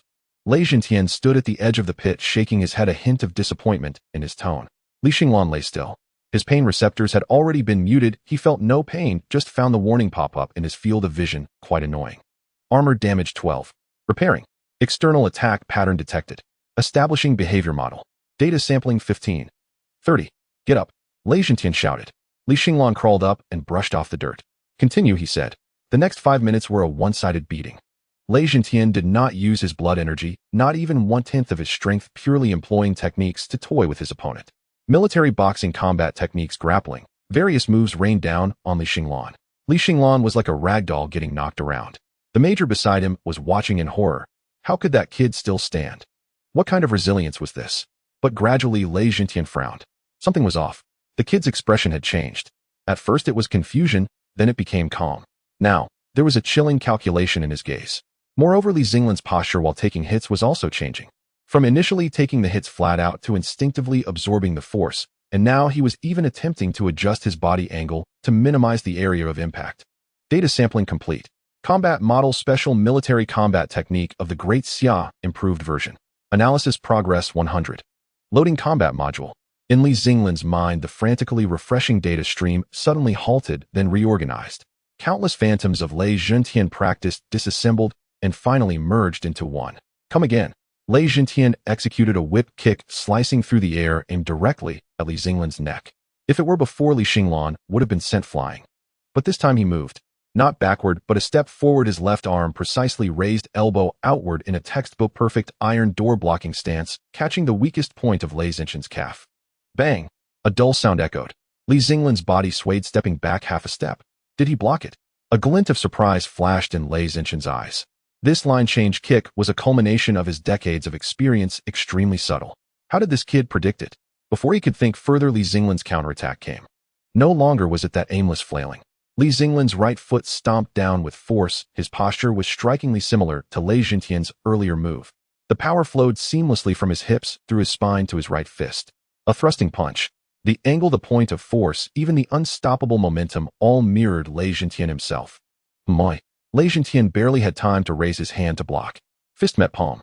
A pure burst of mechanical energy erupted. Though lacking blood energy enhancement, the extreme hardness and instantaneous explosiveness still caused Lei Jintian's military boots to screech against the ground. He was pushed back half a step. Silence. The entire training ground fell into a deathly quiet. The major almost dropped the recording device in his hand. Lei Jintian looked down at his palm, then at the expressionless Li Xinglan, who stood with his fist withdrawn. That earlier punch, that was the burst force of military boxing. This kid had barely been able to hold a horse stance earlier. How could he possibly deliver such a punch after being beaten for several minutes, a punch that only seasoned veterans with decades of immersion in the art could deliver? How did you do that? Lei Jintian squinted, his voice low. Li Xinglan shrugged off his slightly heated arm. The nanobots were quickly repairing the minor cracks from the previous collision. I learned it in one go. Li Xinglan pointed at his head, using it as an excuse to cover for the system. My brain has decent processing power. Learned it in one go. Lei Jintian scoffed. Come again. This time Lei Jintian accelerated his speed, the moves becoming increasingly intricate. Grappling, joint locks, close combat. However, a scene unfolded that left him increasingly astonished. Li Xinglan was like a mirror. No matter what moves Lei Jintian used the next second, Li Xinglan would return them unchanged. And it was not a clumsy imitation, it was an exact replica down to the millimeter. Eventually, even when Lei Jintian's shoulder showed the slightest sign of sinking, Li Xinglan had already enacted a targeted defensive move. Prediction. Absolute prediction based on big data. Under the system's rapid calculations, every micro-expression of Lei Jintian, every twitch of his muscles became intelligence, revealing his intentions. Stop. Lei Jintian leaped back, creating distance. His chest heaved not from exhaustion, but from excitement. Li Xinglan also stopped, standing still. The sharp aura surrounding him instantly receded, reverting him to that ordinary high school student. Good, good, good, Lei Jintian exclaimed 3 times, his eyes sparkling with excitement. Defensive invincibility, monstrous learning ability. This is no student. This is simply a killing machine born for the battlefield. He turned to the already dumbfounded major and shouted, "Get me his file. Right now? Immediately." The major fumbled with the tablet. Sir, I've got it." Lei Jintian snatched the tablet, forcefully tapping on the screen, directly inputting his highest level authority password. From now on, Li Xinglan's file is classified as top secret. No one other than the highest command of the combat zone is allowed to check it. He tossed the tablet back, stepping in front of Li Xinglan this time, extending his hand solemnly, instead of patting his shoulder. "Li Xinglan, the military needs you. Brilliant lad. Forget that wretched school. Just nod and you leave with me this very moment." Lei Jintian swept his arm wide, radiating unshakable confidence. "Enlist immediately. I'll personally approve a 2nd lieutenant commission for you, and unlimited resources. 1 alloy. Plenty awaits. I'll have an entire truckload delivered." Were such terms made public, every senior high student in Jianghua City would bleed envy from their very eyeballs. A 2nd lieutenant rank was a threshold many graduates of martial academies labored a decade to even glimpse. The major, standing nearby, who had watched the scene unfold with detached amusement, gaped so wide his mouth could swallow, and egg his gaze upon Li Xinglan layered with bewildered complexity. This opportunity was nothing short of rocket-powered ascension. Li Xinglan felt a genuine flicker of temptation. After all, his most urgent need at present was sustenance. The meager provisions offered by his school paled before the military's staggering wealth. Once inside the barracks' discarded tanks, armored vehicles, even the occasional retired fighter jet, would become his personal buffet. Just as he prepared to accept, a cold electronic voice erupted inside his mind. Warning: critical growth node detected. New mission deployed. Phase 1 evolution requirement updated. Objective: ingest the mystic iron testing apparatus sealed within the school examination storage vault. Note: the device's core component contains the rare celestial metal starfall iron, an indispensable material for constructing the Level 2 schematic arm-mounted cannon. Standard military alloys are incompatible. Reward: unlock the arm-mounted cannon schematic. Failure to complete will lock your evolutionary path into heavy infantry, permanently forfeiting long-range fire superiority capability. Li Xinglan's Adam's apple bobbed. Arm-mounted cannon. To a terminal case of firepower deficiency syndrome, those two words held lethal allure. One path promised lifelong rations, the other a metamorphic leap into a mobile artillery platform. Li Xinglan drew a slow, deliberate breath and chose. Sir, Li Xinglan met Lei Zhentian's gaze, his eyes startlingly clear. I wish to return to school. A frozen smile locked onto Lei Zhentian's face, as if he'd just heard a fairy tale told in broad daylight. What did you say? He dug absently at his ear. Back where? School. Yes. To sit for the martial examination.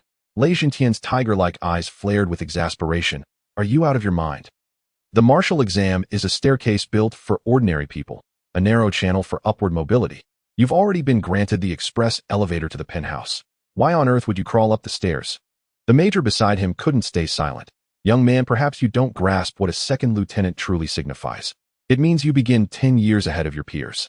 And you may enter elite special operations directly. No need to waste years at mundane martial universities. I understand, Li Xinglan nodded, his expression profoundly sincere. But I refuse to take a backdoor entrance. Lei Zhentian froze. So did the major. You refuse the backdoor? Lei Zhentian repeated, studying Li Xinglan's youthful, yet unyieldingly righteous face. And for a fleeting moment, he seemed dazed. In this age did such fools still exist? Li Xinglan straightened his spine, voice ringing with conviction. I am a student of Jianghuai No. 3 High. I carry its pride. If I depart with you now, it is your favor, not my merit. I shall claim first place on the examination grounds openly and honorably, silencing every doubting tongue. His words struck like iron on stone, resounding with unwavering integrity. In truth, however, his thoughts ran far more pragmatic. The mystic iron testing apparatus would only be removed from storage on examination day, otherwise utterly inaccessible. Where else would he find that starfall iron, if not on the exam field itself? Lei Zhentian stared at Li Xinglan for a full 30 seconds. Then the famously hot-headed commander let out a long, slow sigh, his eyes glinting with unexpected admiration. Excellent. Courageous. Lei Zhentian slammed his thigh. I adore unbreakable bones like yours. You disdain charity, do you? Very well. I shall grant your wish. Hear that, Major. This is the blood and spirit our Jianghuai sons ought to embody. Not like you lot, scrambling shamelessly upward, discarding dignity with every rung. The Major blinked, stunned. How had he quite unintentionally become collateral damage? Since you insist on taking the exam, then go. Lei Zhentian fished a sleek black communicator from his pocket and tossed it casually to Li Xinglan. Take it. It's a secure line. If trouble arises, contact me directly. Li Xinglan caught the device, solid, dense, its casing forged from high-strength military-grade polymer. Nutritionally barren, yes, but the chip within, likely brittle as glass. Thank you, sir. Li Xinglan slipped the communicator into his pocket without hesitation. May I be excused? Away. I grow irritable just looking at you. Lei Zhentian waved dismissively, feigning impatience, though his lips betrayed an irrepressible upward curve. Li Xinglan rendered an awkward half-baked salute and turned to leave. Watching the youth's silhouette vanish beyond the cordon, the Major ventured softly, Sir, you're truly letting him go. What if another theater recruits him first? Recruit him? Lei Zhentian snorted, lighting a premium issue cigarette. He's already tasted my rifle. He belongs to me body and soul for life. Besides, do you truly believe he seeks mere validation? The Major hesitated. Then what does he seek? Lei Zhentian exhaled a slow, curling ring of smoke, his gaze shrewd and knowing. The boy sees things differently. When he looked at my sidearm earlier, it wasn't awe he wore. It was hunger. Like a man eyeing roast duck.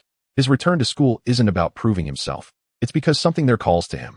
A chill ran down the Major's spine. Outside the restricted zone, night had fully fallen. Neon lights bled across the sky, staining it an eerie violet red. Li Xinglan walked toward his rented apartment, his stomach issuing a traitorous, thunderous growl. Though he'd ingested a rifle, his energy reservoir had only replenished to 20%. That earlier localized hardening, withstanding live ammunition, had drained reserves further. This body was an insatiable abyss. He pulled out his phone. The moment he powered it on, a cascade of notifications exploded, pinging, chiming, vibrating violently in his palm. All were group messages from his class chat. Rumor says Li Xinglan was taken by the military. Is it true? Heard the same. Supposedly for cheating on the physical exam. Cheating. Of course. How else could someone with only 0.5 chi pressure bend a needle? Serves him right. He's desperate for fame. Faking the national physical exam. He'll rot in prison for life. Our whole class is disgraced. The principal summoned Old Chun for a reprimand. Even Zhao Lei was tagged. Bro, lay your arm, okay? That guy won't see daylight again. The military's avenged you. Zhao Lei replied with a smirking sunglasses emoji. Humph. Evil deeds meet divine reckoning. If that trash ever rises again, I'll eat the exam hole myself. Li Xinglan scrolled past the messages, his expression utterly blank. The old Li Xinglan might have raged, wept in wounded silence, or curled beneath his blanket in despair. But this version found only noise. Like humans ignoring ants' chatter when one evolves beyond a dimension, mockery and rumor become meaningless static, mere white noise emitted by lesser beings. He switched off the screen and returned the phone to his pocket. Passing a hardware store, he paused, studying the pile of scrap steel pipes stacked at the entrance. The proprietor, a balding middle-aged man, clutching a wrench, eyed him warily. No, those belong to someone else. Li Xinglan shook his head, resisting the deep genetic hunger surging within him. To remain human demands principle, even as machinery awakens within. To feast, well, one must earn it oneself. And yet, his fingers brushed the cold metallic weight of the military communicator in his pocket, and at last the faintest trace of a smile curved his lips. The true banquet awaited, in 3 days' time. On the martial examination grounds, the Threaten testing apparatus forged entirely from abyssal mystic iron, its core pulsing with rare starfall iron. Jianghua City possessed only one such device, the sole key to his evolution into level 2 alloy vanguard. Zhao Lei said he'd eat the exam hall if I rose again. Li Xinglan gazed toward the distant silhouette of his school, his eyes dark and bottomless as still water. Regretfully, the finest fare within that hall is reserved for me alone. Night wind stirred, lifting fallen leaves in spirals. The youth's figure dissolved into shadow, each footfall striking the pavement with a soft, resonant groan, as though the earth itself bore the weight of his ascent. 2 streetlights on the way home were broken, casting the entire alley into darkness. Li Xinglan walked slowly, carefully controlling his steps on the concrete ground to avoid cracking the dilapidated pavement. 100 meters behind him, 3 heat signatures maintained a steady pace. High-energy response detected behind 3 fourth-grade martial artists. Heart rate stable, no murderous intent. Determination bodyguards. Old Lei Jintian certainly had standards. He sent bodyguards as soon as he left the base. This was good. It saved him from having to deal with a few unwise pests like Zhao Lei popping up along the way, which would have wasted energy to clean up. Pushing open the rusty iron door, a musty smell surged forth from the rental room. In the 20 square meter space, there was a single bed, a wobbly table, and a corner piled with cheap instant noodles. This was the place where his previous self had lived for over a decade, filled with traces of poverty and struggle. Li Xinglan sat on the edge of the bed, which creaked painfully under him. To avoid collapsing the only piece of furniture, he had to activate the gravity distribution mode, locking his muscles like a hydraulic rod to share the burden on his bones. He reached out to touch the bed sheet. His fingertips received no warmth, only the cold data feedback. Polyester fiber, where level 85, containing a large number of dust mite corpses. The previous Li Xinglan probably ate instant noodles here every night. While crying, Li Xinglan muttered to himself. The miniature power pump in his chest operated steadily, with no heartbeat and no body temperature. This absolute calm made it difficult for him to experience the inefficient emotional fluctuation of sentimentality, yet he still habitually arranged the box of instant noodles neatly. This was the last sense of ritual in being human. Warning: energy reserves at 15. Suggestion: supplement materials as soon as possible. The furnace in his stomach began to protest. The day's activities in the base, especially the last moment of enduring the bullets, consumed more than expected. Li Xinglan stood up and turned off the light. In this dilapidated neighborhood resembling a slum, there was no shortage of unwanted garbage. At 2 in the morning, in the open gym area downstairs, the moon was dark and the wind howled here. Only a few long-abandoned treadmills and waist-twisting machines stood there, paint peeling to reveal rusty iron cores inside. A shadow silently appeared in front of the pull-up bar. Li Xinglan looked around, confirming that the area was empty. Even the stray cats were asleep. He reached out and grasped the solid iron rod with a 3 centimeter diameter. Crack! It was like breaking a dried twig. The iron rod, which had endured 20 years of wind and rain, was easily snapped. Li Xinglan held the half of the iron bar, and without any psychological burden, put it into his mouth. Crunch. The taste of rust was somewhat similar to spoiled chili powder. It was a bit pungent, but what followed was the unique hard texture of metal. His teeth bit down the high-strength cutting power, crushed the iron rod into pieces, swallowing them into his stomach. Low-carbon steel ingested purity poor. High rust content suggested to be consumed with lubricating oil. The system disdainfully popped up a line of text. Having something to eat is good enough. Li Xinglan replied in his mind, and continued to eat. Although it was unappetizing, it was plentiful and filling. After a few minutes, the gym area, which had been reasonably intact, looked like it had been hit by a locust swarm. The pull-up bar was gone, one of the parallel bars was missing a section, and even the iron handle of the stone lock nearby had disappeared. A pile of iron shavings on the ground was blown clean by the night wind. With the intake of a large amount of metal elements, Li Xinglan felt some subtle changes occurring within his body. From deep within his bones came a series of dense cracking sounds as the nanobots filled the newly absorbed iron atoms into the lattice structure of his bones, increasing density once again. A layer of invisible keratin membrane also appeared on the surface of his skin, feeling smooth to the touch like a layer of wax, but in reality, this membrane's toughness was comparable to that of a stab-resistant suit.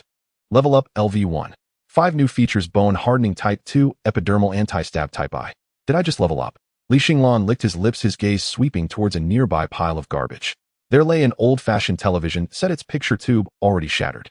He walked over, smashed open the casing with a punch, and pulled out a dusty circuit board from inside. The green lines on it contained copper, the solder points had tin, and some chips even contained trace amounts of gold and rare earth elements. Crunch, crunch. Like eating a biscuit, Li Xinglan consumed the circuit board in 2 bites. At the moment he swallowed, the data flow in his vision suddenly became chaotic, followed by a red prompt appearing, absorbing trace rare metal elements. Neural network reconstruction in progress. Unlocking passive skill, weak electromagnetic induction. Li Xinglan was momentarily stunned. He closed his eyes, and the world changed.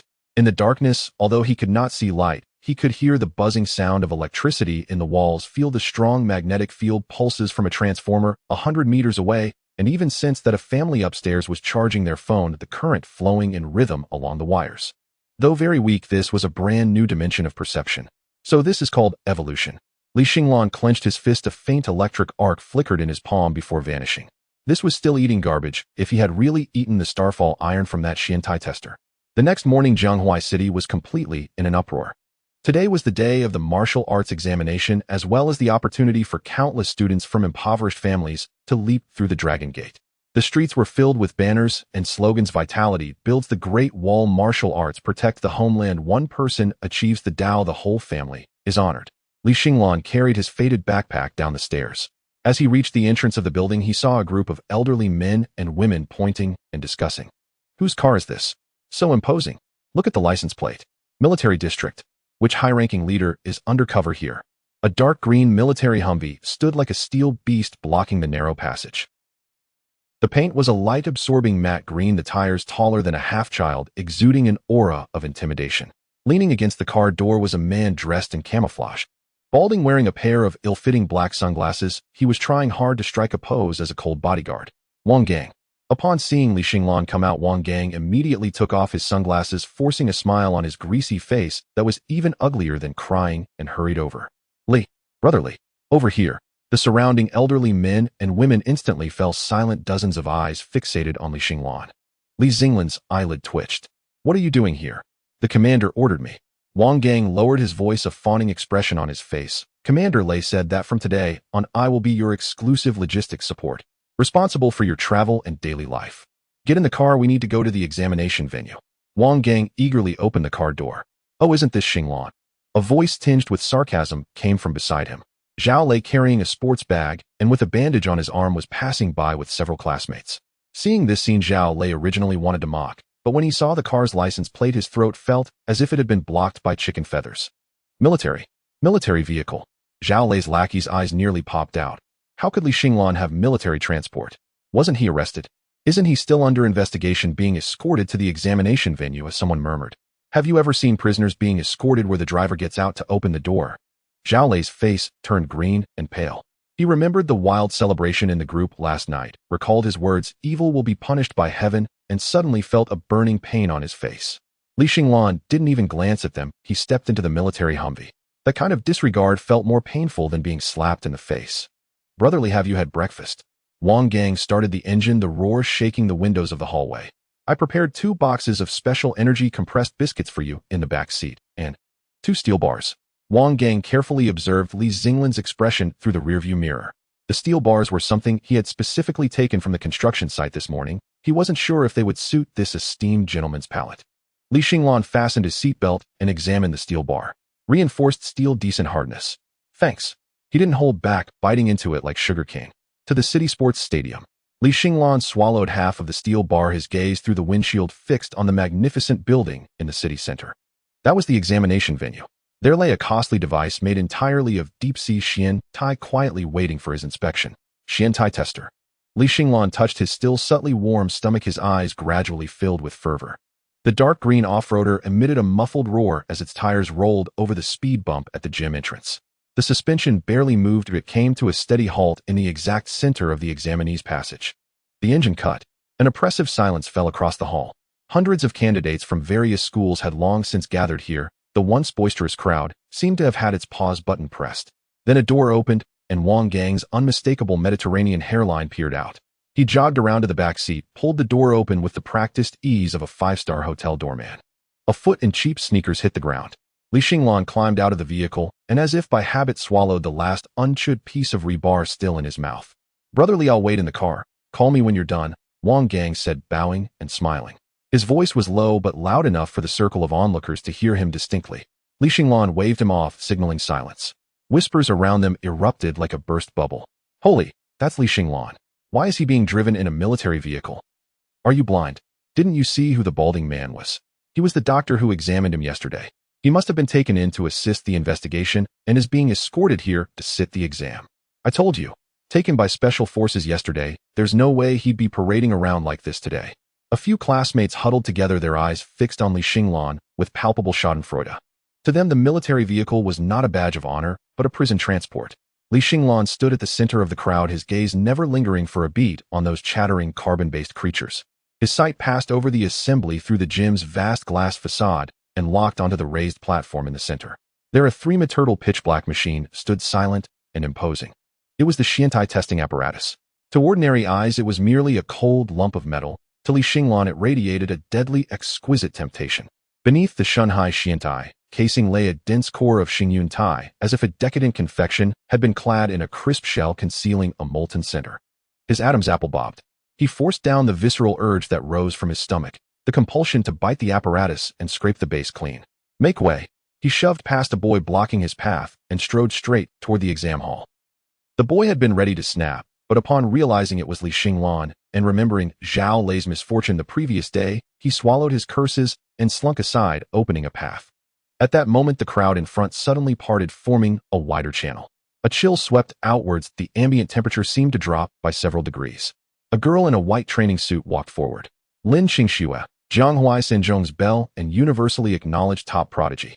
Rumor held that she had awakened the rare Jihan Bingfeng bloodline long before the Gaokao. She had already been informally claimed by Dai Wuda.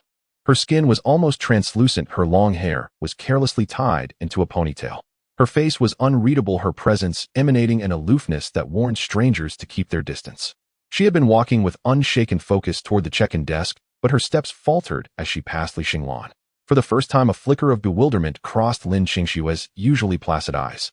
Just moments ago, her bloodline had surged with a violent tremor, an instinctual alarm from deep biology, like a grazing herbivore sensing the presence of a top predator in the undergrowth. Not even when facing the head instructor with a kind blood value of 5.0 had she ever felt anything like it. She turned to regard the plain, unremarkable youth at her side. Li Xinglan was staring at the testing machine, practically drooling, literally swallowing, oblivious to the presence of the famous beauty beside him. Just my imagination. Lin Qingxue frowned and withdrew her gaze. The boy before her showed pale, erratic chi readings, faint and fragile, as if at death's door, hardly a threat. She shook her head and stepped into the examination hall. Li Xinglan blinked back to himself and cast a casual look at Lin Qingxue's retreating figure. System detected a low-temperature energy source. Analysis: excessive moisture content, firm texture, lacking metallic elements. Assessment: not palatable. The system delivered an uncomfortably candid verdict. Li Xinglan's interest evaporated, he fell into step behind her. Inside the gym the atmosphere was austere. Hundreds of candidates had formed 10 distinct phalanxes according to their schools. On the dais sat admissions officers from the major martial academies and the military representatives charged with proctoring. Silence. A burly chief examiner stepped forward, his voice amplified made the eardrums hum. The martial examination is simple in principle. All assessments are measured by practical combat standards. First item strength test. Only those who meet the threshold qualify for subsequent practical evaluations. Passing line punch force 150 kilograms. Begin. At the command, the 10 phalanxes took turns stepping forward to be tested. Most students struggled to clear the passing mark. A rare 300-kilogram blast would draw cheers from the crowd. Next, Zhonghuai, Sanzhong Zhaolei. Zhaolei stepped out deliberately, loosening the bandages on his arm to reveal swollen, rippling muscles. Though he had dislocated yesterday, after a night of advanced medicinal treatment, his power was unaffected. As he passed Li Xinglan, he paused and sneered. Today I'll show you what a true martial artist looks like. Li Xinglan yawned and ignored him. Zhao Lei's expression darkened as he strode toward the towering Xiantai tester. Huh. Zhao Lei planted his feet, drove his hips, and with a spine-shuddering motion sent his right fist, wrapped in a gust of force, into the black bolsia. There was a dull, resonant boom. The display digits danced wildly before freezing. 802. 5 kg. A stunned roar swept the hall. 800 kilos. That's peak quasi-martial artist level. That's nearly the threshold of a first-rank warrior. Zhao Lei truly is our seed contender. The admissions officers on stage nodded approvingly, marking their lists. Zhao Lei exhaled satisfied, then turned to jeer at Li Xinglan, mercilessly basking in the admiring gazes around him. Next, Li Xinglan. The examiner's voice cut through the din. The once lively venue quieted perceptibly. All eyes focused on the end of the line. The legend of the Cayenne blood value 0.5 was finally about to step up. The assistant examiner flipping through the records frowned, his brow creasing into a deep furrow. Kiblood 0.5. He's taking the exam, he muttered. Isn't that a waste of the machine's wear and tear? Li Xinglan paid no heed to the stares. He walked slowly, each step as if sinking into cotton, to suppress the restlessness and hunger throbbing within. Finally, he stood before the Xiantai testing apparatus. Up close, the device was more alluring than from afar. Its black hull shimmered with a cold metallic sheen. The heavy base sat like a tree stump rooted to the earth. Li Xinglan reached out his hand. He did not take a fighting stance nor shout to summon power. He simply pressed his palm lightly against the cold casing of the tester. His fingertips traced the coarse Xiantai surface as if caressing a lover's skin. Contact confirmed. Shanghai Xiantai. Purity 89. Internal core detection strong. Xingyuntai reaction. Recommendation breached the thinner side armor for better flavor. The system panel in his mind erupted in blazing alerts. The red text pulsed like a death knell. Young man. The nearby examiner could no longer contain himself and tapped the table. This is a martial exam, not an appraisal fair. Please proceed with the striking test immediately. Laughter rolled through the seats. What is he doing? Maybe he knows his weak punch can't dent it, so he's looking for a soft spot. Zhao Lei shouted from the crowd louder than anyone. Li Xinglan, if you can't even hit it, don't embarrass yourself. Get off. That machine's too hard, you'll snap your hand. Li Xinglan paid no mind. He tapped the metal shell twice with his fingers. A crisp, pure ding rang out. The tone was pleasant, the resonant echo of a solid high-density metal. Hurry up, the examiner snapped impatiently. There are hundreds waiting behind you. If you don't strike now, you'll be ruled as forfeiting. Li Xinglan finally withdrew his hand. He turned, and those eyes, too clear for their own good, looked at the examiner with a seriousness edged with a schoolboy's earnestness. Sir, may I ask a question? The examiner paused, tamping down his temper. Ask. If I accidentally break it, I won't have to pay for it, will I? Silence. A heavy, death-like hush. Even the sneering Zhao Lei was momentarily taken aback. Seconds later, the hall erupted into laughter, louder and more violent than before. Huh. That made me die laughing. He said, break it. Has this guy lost his mind? That's Xiantai. Even an alloy blade might not leave a mark. I love how seriously he's bragging, though. The examiner laughed, surveying Li Xinglan's thin frame as if he'd heard the year's best joke. Student, if you can actually break it, I'll exempt you from payment and personally award you a special rank martial certificate. The examiner jabbed at the black bolsaya with a mocking tone. Come on, break it for me. If you fail, get down. Li Xinglan inclined his head. With that promise, I am at ease. He truly was at ease. If he did not have to pay, then it would not be vandalism, but reasonable wear and tear. Li Xinglan turned to face the tester. This time his gaze changed. The harmless student air vanished in an instant, replaced by cold, unyielding logic. A cascade of pale blue data scrolled through the depths of his pupils. Target locked. Structural weakness analysis complete. Feeding mode engaged. Right arm hydraulic drive overload 100. Localized mimicry high-frequency vibratory cutting blade embedded. Li Xinglan's right arm muscles twitched as something beneath his skin seemed to move in frenzied motion. He did not widen his stance. He merely pressed his right fist to the bullseye. Inch force. No. Begin feast. Li Xinglan murmured and drove his fist forward with sudden brutal speed. There was no earth-shattering explosion. Even the dull sound of impact was swallowed whole. The moment Li Xinglan's right fist made contact with the black target, it softened effortlessly like butter meeting a hot iron. On a microscopic level invisible to the onlookers, billions of nanobees were swarming out from the pores of Li Xinglan. They were like a school of piranhas starved for centuries, instantly covering the contact surface as their high-frequency, vibrating cutting edges operated frantically at tens of thousands of times per second. Cutting, crushing, transporting. Li Xinglan's arm did not stop at the surface of the target, but smoothly plunged inside. It sank all the way to his elbow. Buzz. A low-frequency buzzing that made one's teeth ache emanated from within the machine, a mournful wail of its metal structure undergoing catastrophic disintegration. Li Xinglan closed his eyes, his brow relaxing. It was the expression of someone savoring a delicacy. Deep within the chest cavity of this steel behemoth, a core of starfall iron the size of a fist and radiating a ghostly blue light was precisely grasped by his palm. Detected high-energy rare metal starfall iron. Purity 92. Taste icy mint flavor, slightly gritty. Assimilating. In an instant, the core transformed into a stream of cold energy, surging into his body through the meridians of his arm. The nanobots that had been in a state of hunger immediately boiled over, as if a parched riverbed had welcomed a torrential rain. At the same time, the previously silent display screen went haywire. The red numbers on it no longer flickered, but twitched. 800 kg, 1500 kg, 5000 kg, 9999 kg. Warning. Data overflow. Null. Finally, after a violent flicker, the screen emitted a wisp of black smoke and went completely dark. Hundreds of eyes in the room maintained a strange daze. The mocking words of Zhao Lei got stuck in his throat like a chicken being choked. He rubbed his eyes, doubting whether he had hallucinated due to lack of sleep last night. That waste put his hand inside. The examiner's timer clattered to the ground. Before he could react, a more terrifying scene unfolded. The area struck by Li Xinglan's hand began to crack like a spider web. Those cracks did not burst outward, but rather collapsed inward. The entire 3-meter-tall testing device, like a sand sculpture stripped of its skeleton, disintegrated with a series of hair-raising cracking sounds. The heavy outer shell turned into fragile iron sheets, and the intricate gears and transmission rods inside became a pile of dull scrap metal. Crash. The once imposing Xian iron testing device now lay in heaps of scrap. Dust filled the air. Li Xinglan stood in the center of the ruins, slowly withdrawing his right hand, which had been embedded in the pile of scrap iron.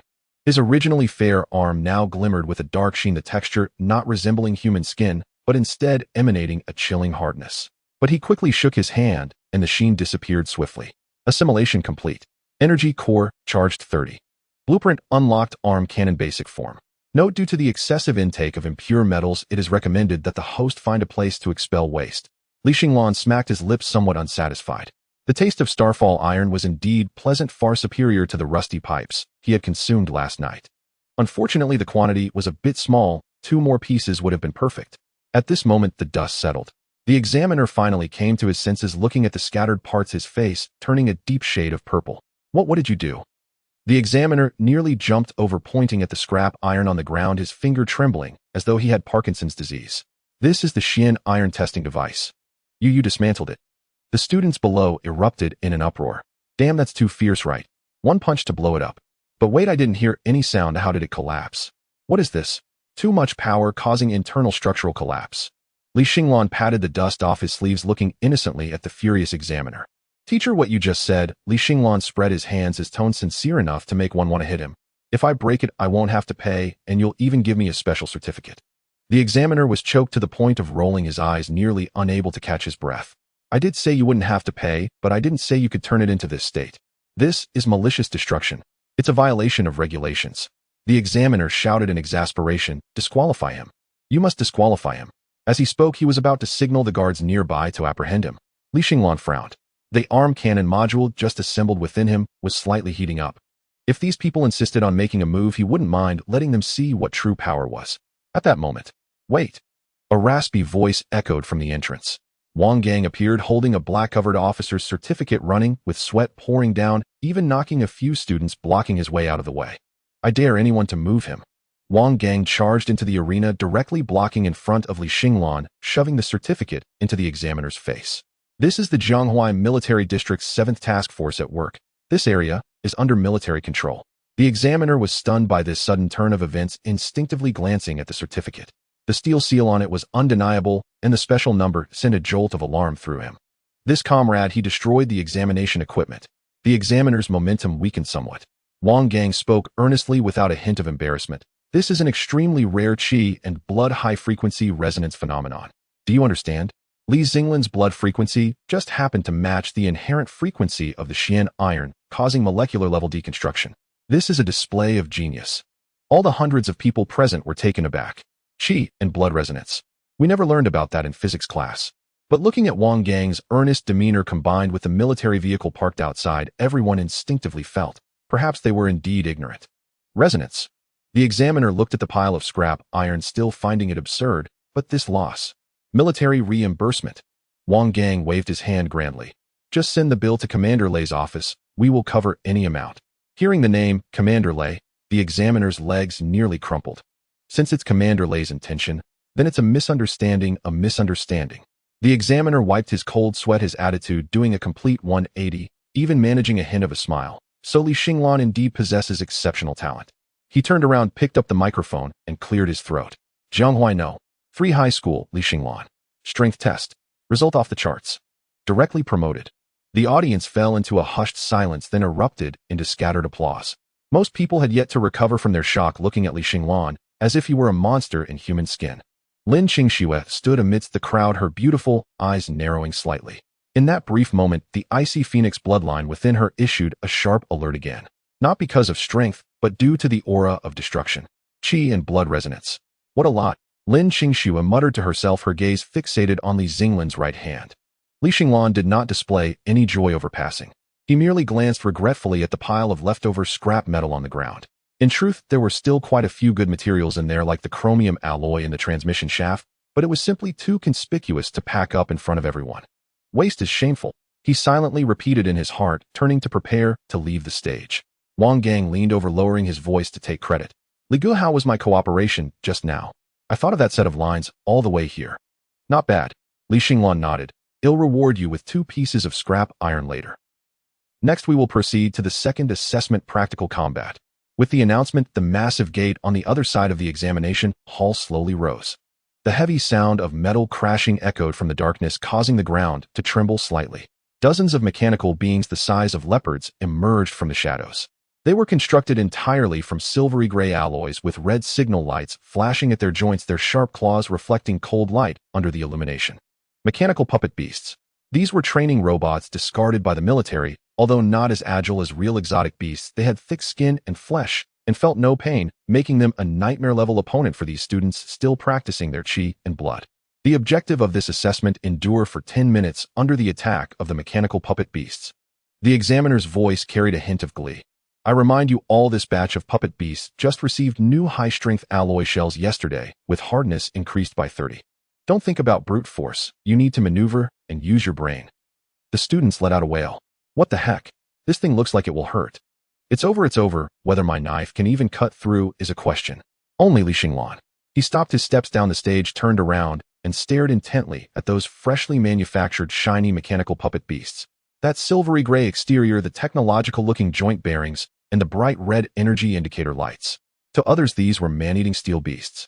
But in Li Xinglan's eyes, they were rows of moving family buckets. And they had crispy skin on top. Is there such a good thing? Li Xinglan's calm gaze lit up again with 2 streams of green data. Though that bit of starfall iron was high-grade, the amount was too little, barely enough to fill the gaps between his teeth. Now these dozens of big fellows, although the material was a bit ordinary, there was enough quantity to satisfy him. Detected large amounts of active metal sources. Analysis: ether alloy shell, titanium steel skeleton, micro high-energy battery. Suggestion: this meal can fill you up. Task updated: reserve energy for the next phase of evolution. The combat assessment area was in complete disarray. The tireless mechanical puppets were giving these bloodless students a harsh lesson. Screams echoed one after another. Compared to the initial vigor during the strength test, the current scene was rather disheveled. A boy attempted a sneak attack from behind, only to realize it was a mechanical beast. Its head could swivel 180 degrees, and with a single swipe, he was left incapacitated on the ground. Another girl slashed her alloy sword against the back of a puppet beast, sparks flying, leaving only a white mark, while she was thrown back by the recoil, causing her to burst into tears. What kind of test is this? Someone shouted in despair, this is way too tough. The examiners in the stands remained expressionless. This was the real-world martial artists had to face. Even the wild beasts in the wilderness were more ferocious and cunning than this. Next, Xinglan. The announcement rang out, and the previously noisy crowd quickly fell silent. After witnessing the shocking hand-dismantling test, everyone was eager to see how this Destroyer King would fare against a moving opponent. Xinglan stepped into the iron cage. With a clang, the iron bars behind him fell shut and locked. Opposite him crouched a fully silver mechanical wolf. It was a military-grade model, the Tier 3, standing at 1.2 meters tall, equipped with hydraulic launch devices in its limbs, its jagged teeth glinting under the spotlight. The mechanical wolf's crimson electronic eyes instantly locked onto Xinglan, emitting a low menacing hum, as if warming up its engine. A normal person would have adjusted their breathing and sought cover at this point. Xinglan, however, stood his ground, even leaning slightly forward. Deep within his pupils, 2 green data streams stirred back to life. Target locked, Tier 3 model mechanical wolf. Component analysis: the exterior is titanium alloy, crisp and hard. The internal skeleton is high-carbon steel with chewiness. The core energy source is a high-energy lithium battery pack, spicy flavor. Evaluation: a sumptuous afternoon tea. I'm hungry, Xinglan muttered. That small bit of starfall iron, though high-grade, was too tiny and digested too quickly. His energy reserves were still hovering around 30. Though this thing was common, it had considerable weight. Roar! The mechanical wolf moved. Without the muscle tension characteristic of living beings, before a sprint, the hydraulic device exploded into action, launching it toward Xinglan's throat like a silver cannonball. The speed was so fast it left a trail in the air. Students outside gasped in shock. Dodge! Wang Gang shouted, gripping the iron bars in panic, sweat beading on his forehead. Dodge! Xinglan never even considered that option. Facing the oncoming mechanical wolf, he advanced instead of retreating, causing the concrete floor beneath him to crack as he charged forward like an out-of-control truck. This was the most primal act of barbaric collision. Are you insane? Zhao Lei exclaimed, eyes twitching from the sidelines. That was a steel body. Were you really going to collide with it? Bang! A thunderous crash reverberated. A man and a wolf collided violently in midair. Instead of Xinglan being sent flying as imagined, it was the mechanical wolf that staggered from the sheer force, its claws scraping sparks from Xinglan's shoulder. Crack! Xinglan's school uniform was instantly shredded, revealing and scathed skin beneath. A layer of grayish metallic texture flowed across his skin. Even the alloy claws, sharp enough to cut through rock, could only leave a faint white mark. A wolf.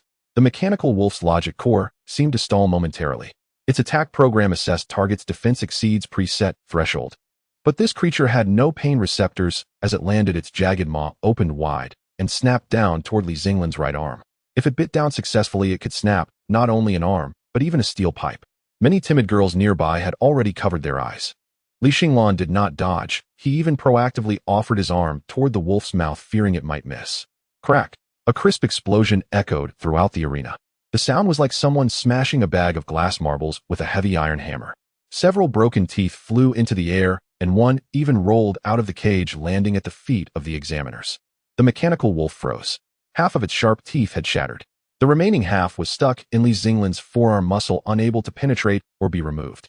At this moment, Xinglan's forearm had completely transformed, no longer mere skin, but a solid piece of high-density dark gray alloy armor. This was the localized enhancement form unlocked after consuming the starfall iron. These teeth still lack calcium, Xinglan remarked, gazing at the mechanical wolf hanging from his arm. There wasn't a shred of tension in his eyes facing the formidable foe. Instead, there was an air of benevolence. It was as if he was looking at a whole roasted lamb just served on the table. He extended his left hand and pressed down on the wolf's head. Since you can't bite, let me take a turn. Before his words faded, Xinglan's fingers tightened, and a metal probe about an inch long shot out from his fingertips, effortlessly inserting into the gap of the mechanical wolf's hard skull. The once mighty mechanical wolf began to thrash violently, its limbs digging deep trenches into the ground. But it was futile. Xinglan's hand locked onto its head like a hydraulic clamp. Screech. The sound of metal tearing rang out, sending chills down spines. Under the gaze of hundreds of bewildered eyes, Xinglan tore open the mechanical wolf's back armor with his bare hands as effortlessly as opening a pull tab on a can. Inside, complex wiring and a glowing high-energy battery were revealed. Is this the core? Xinglan reached in, directly ripping apart the sparking wires and grabbing hold of the searing battery. The mechanical wolf let out a piercing electronic wail as its red lights flickered wildly. Li Xinglan opened his mouth. This time he refrained from swallowing it whole in front of everyone, or it was simply too shocking. He merely pressed the battery against his palm, countless nano-worker bees swarming out through his pores, instantly covering the entire battery. Any normal person would have been charred to a crisp by the high-voltage electricity. But for Li Xinglan, this was a tremendous supplement. The blue battery dimmed at a visible rate, ultimately becoming a discarded gray-white plastic brick. Ingested high-purity electrical energy. Energy core, charge 45. 50. Refreshing. Li Xinglan exhaled contentedly, casually tossing the spent battery on the ground. But it wasn't over yet. The mechanical wolf was still twitching, not fully dead. Li Xinglan reached back and clutched one of its titanium alloy hind legs, snapping it off with a definitive crack. He brought it to his mouth and took a bite. Crunch, crunch. The sound of chewing metal echoed throughout the silent gymnasium, sending shivers down everyone's spine. That must be titanium alloy, right? An examiner swallowed hard, his voice trembling. Li Xinglan was eating rapidly. In less than a few minutes, the once fearsome Tier 3 was reduced to a mere empty iron frame, its drive shafts, motors, and even the balancing gyroscopes completely stripped away. Finally, Li Xinglan clapped his hands and tossed the bear wolf head onto the scrap heap. The red light in the mechanical wolf's eyes extinguished completely. The arena fell into a deathly silence. It was quieter than the previous hand dismantling test. If the earlier act was destruction, this was sheer slaughter. It was an extremely brutal, incomprehensible act of eating. The examiner's score sheets were already soaked, covered in cold sweat. How many points does that deserve? Li Xinglan stood amidst a pile of parts, feeling the energy surging within him.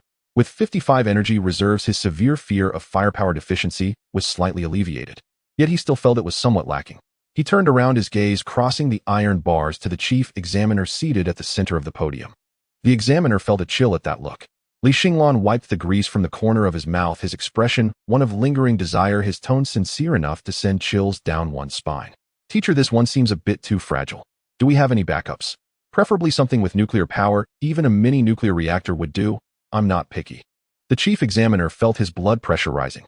Faced with Li Xinglan's earnest question about whether there was a nuclear reactor, he just wanted to shove the microphone into the kid's mouth. A micro-nuclear reactor? Get out.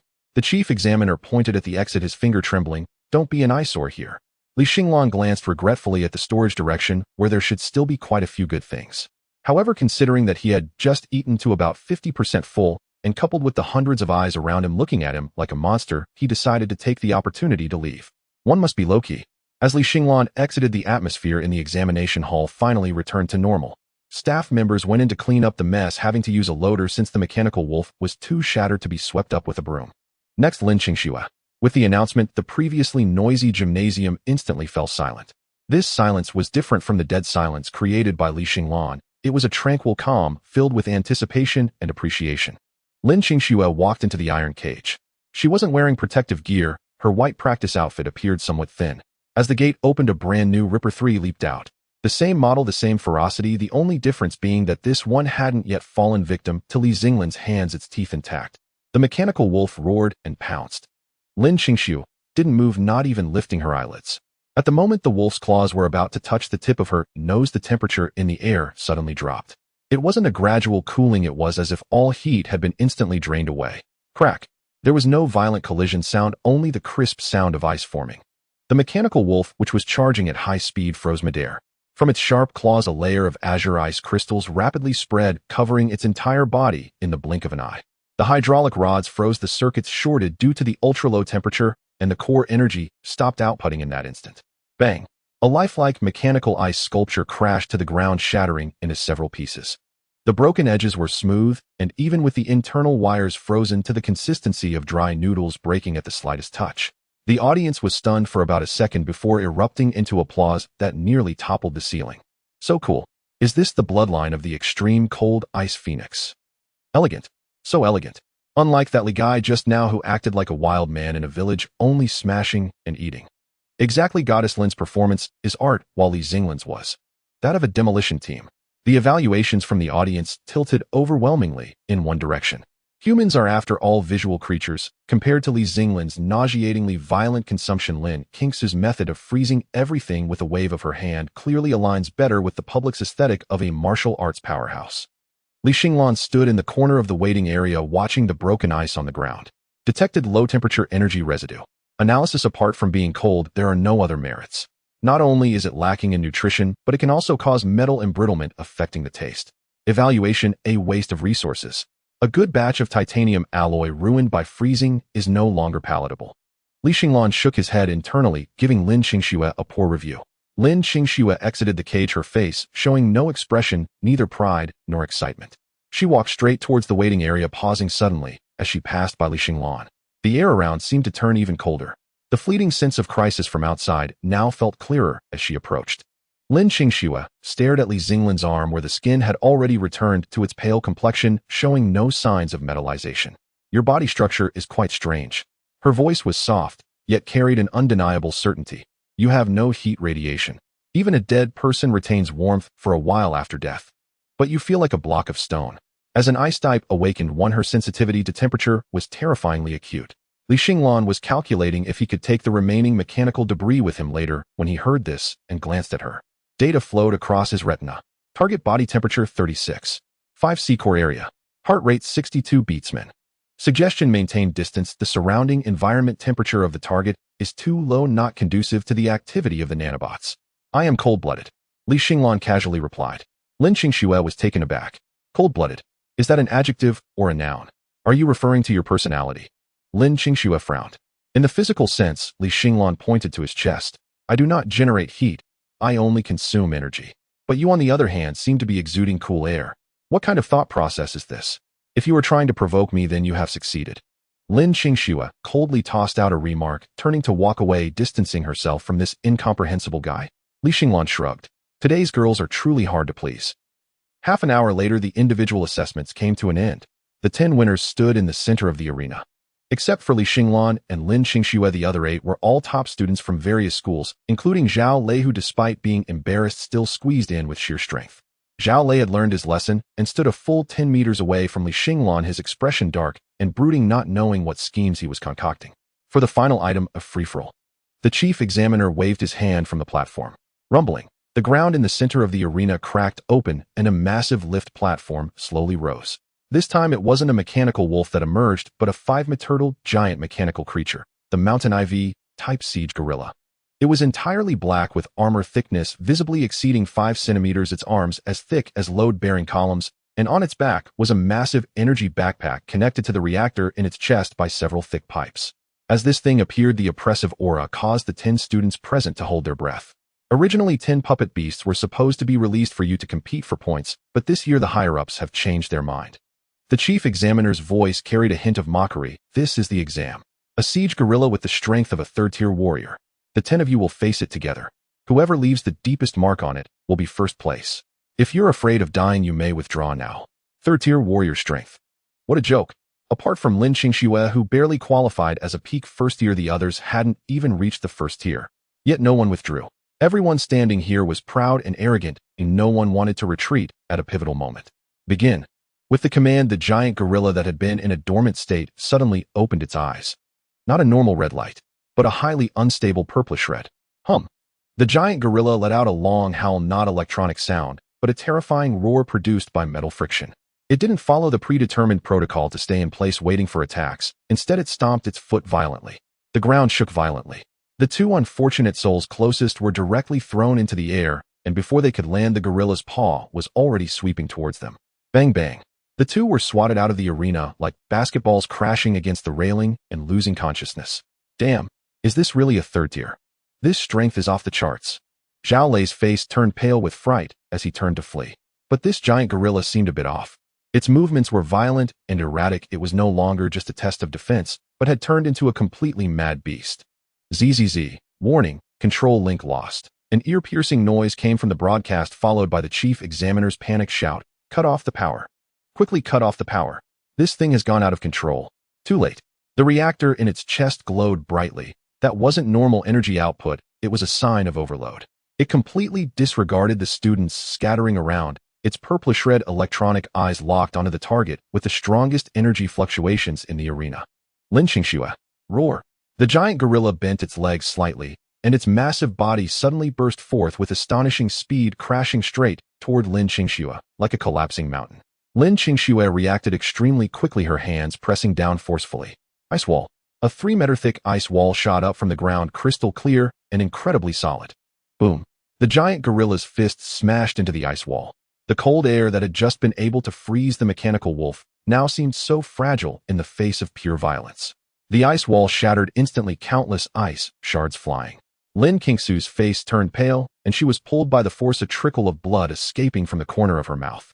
But this was not the end. The giant gorilla did not pause at all. Its metal fist, larger than Lin Qingsu herself, came crashing down again with a thunderous sound.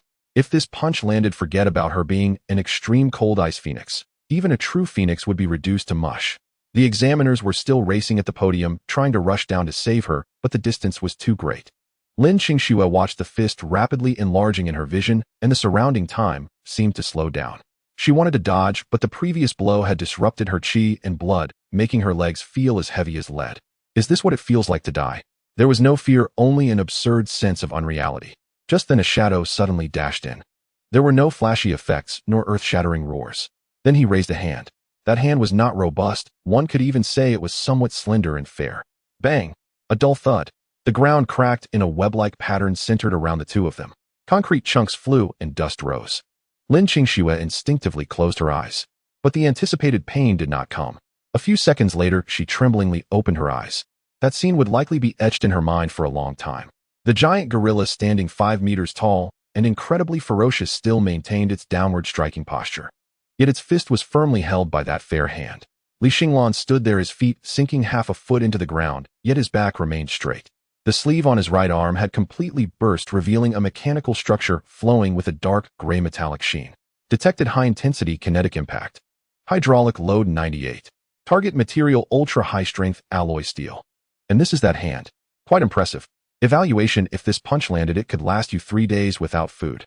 Li Xinglan looked up at the massive metal fist above him, his eyes filled with greed that seemed almost tangible. Hey! Li Xinglan didn't turn his head, his voice came through the dust rising behind him. Lin Qingsu stared blankly at the figure standing in front of her, still unable to recover from the shock of surviving What? Step back a little. The concrete ground beneath him emitted a jarring cracking sound as spiderweb-like fissures rapidly spread outwards. A metallic giant fist nearly the size of a grinding wheel hovered above Li Xinglan's head, making no progress. The engine roar behind the siege giant ape suddenly rose, resembling an enraged bull, with the reactor's glow on its chest almost blinding. It was outputting overload, with hydraulic rods wildly extending and retracting, trying to crush the insignificant obstacle before it into pulp. Li Xinglan's body sank slightly, a few centimeters. Not due to weight, but because the recoil was too great for the ground to bear. The power is indeed impressive, roughly 3,000 kilograms of instantaneous impact force. Li Xinglan supported the giant fist, even having the leisure to create a data model in his mind. Lin Qingsu, standing behind him, remained still.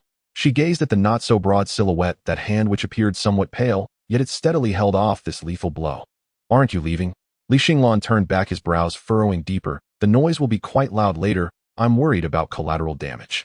Lin Qingsu bit her lip, enduring the intense pain surging within her, and staggered backward. She knew that her presence here was merely a burden. Once the bystanders had retreated, Li Xinglan finally turned his gaze back to the massive creature still wrestling with him. Had enough fun. Li Xinglan's fingers suddenly tightened. Crack! A crisp sound of metal distortion echoed.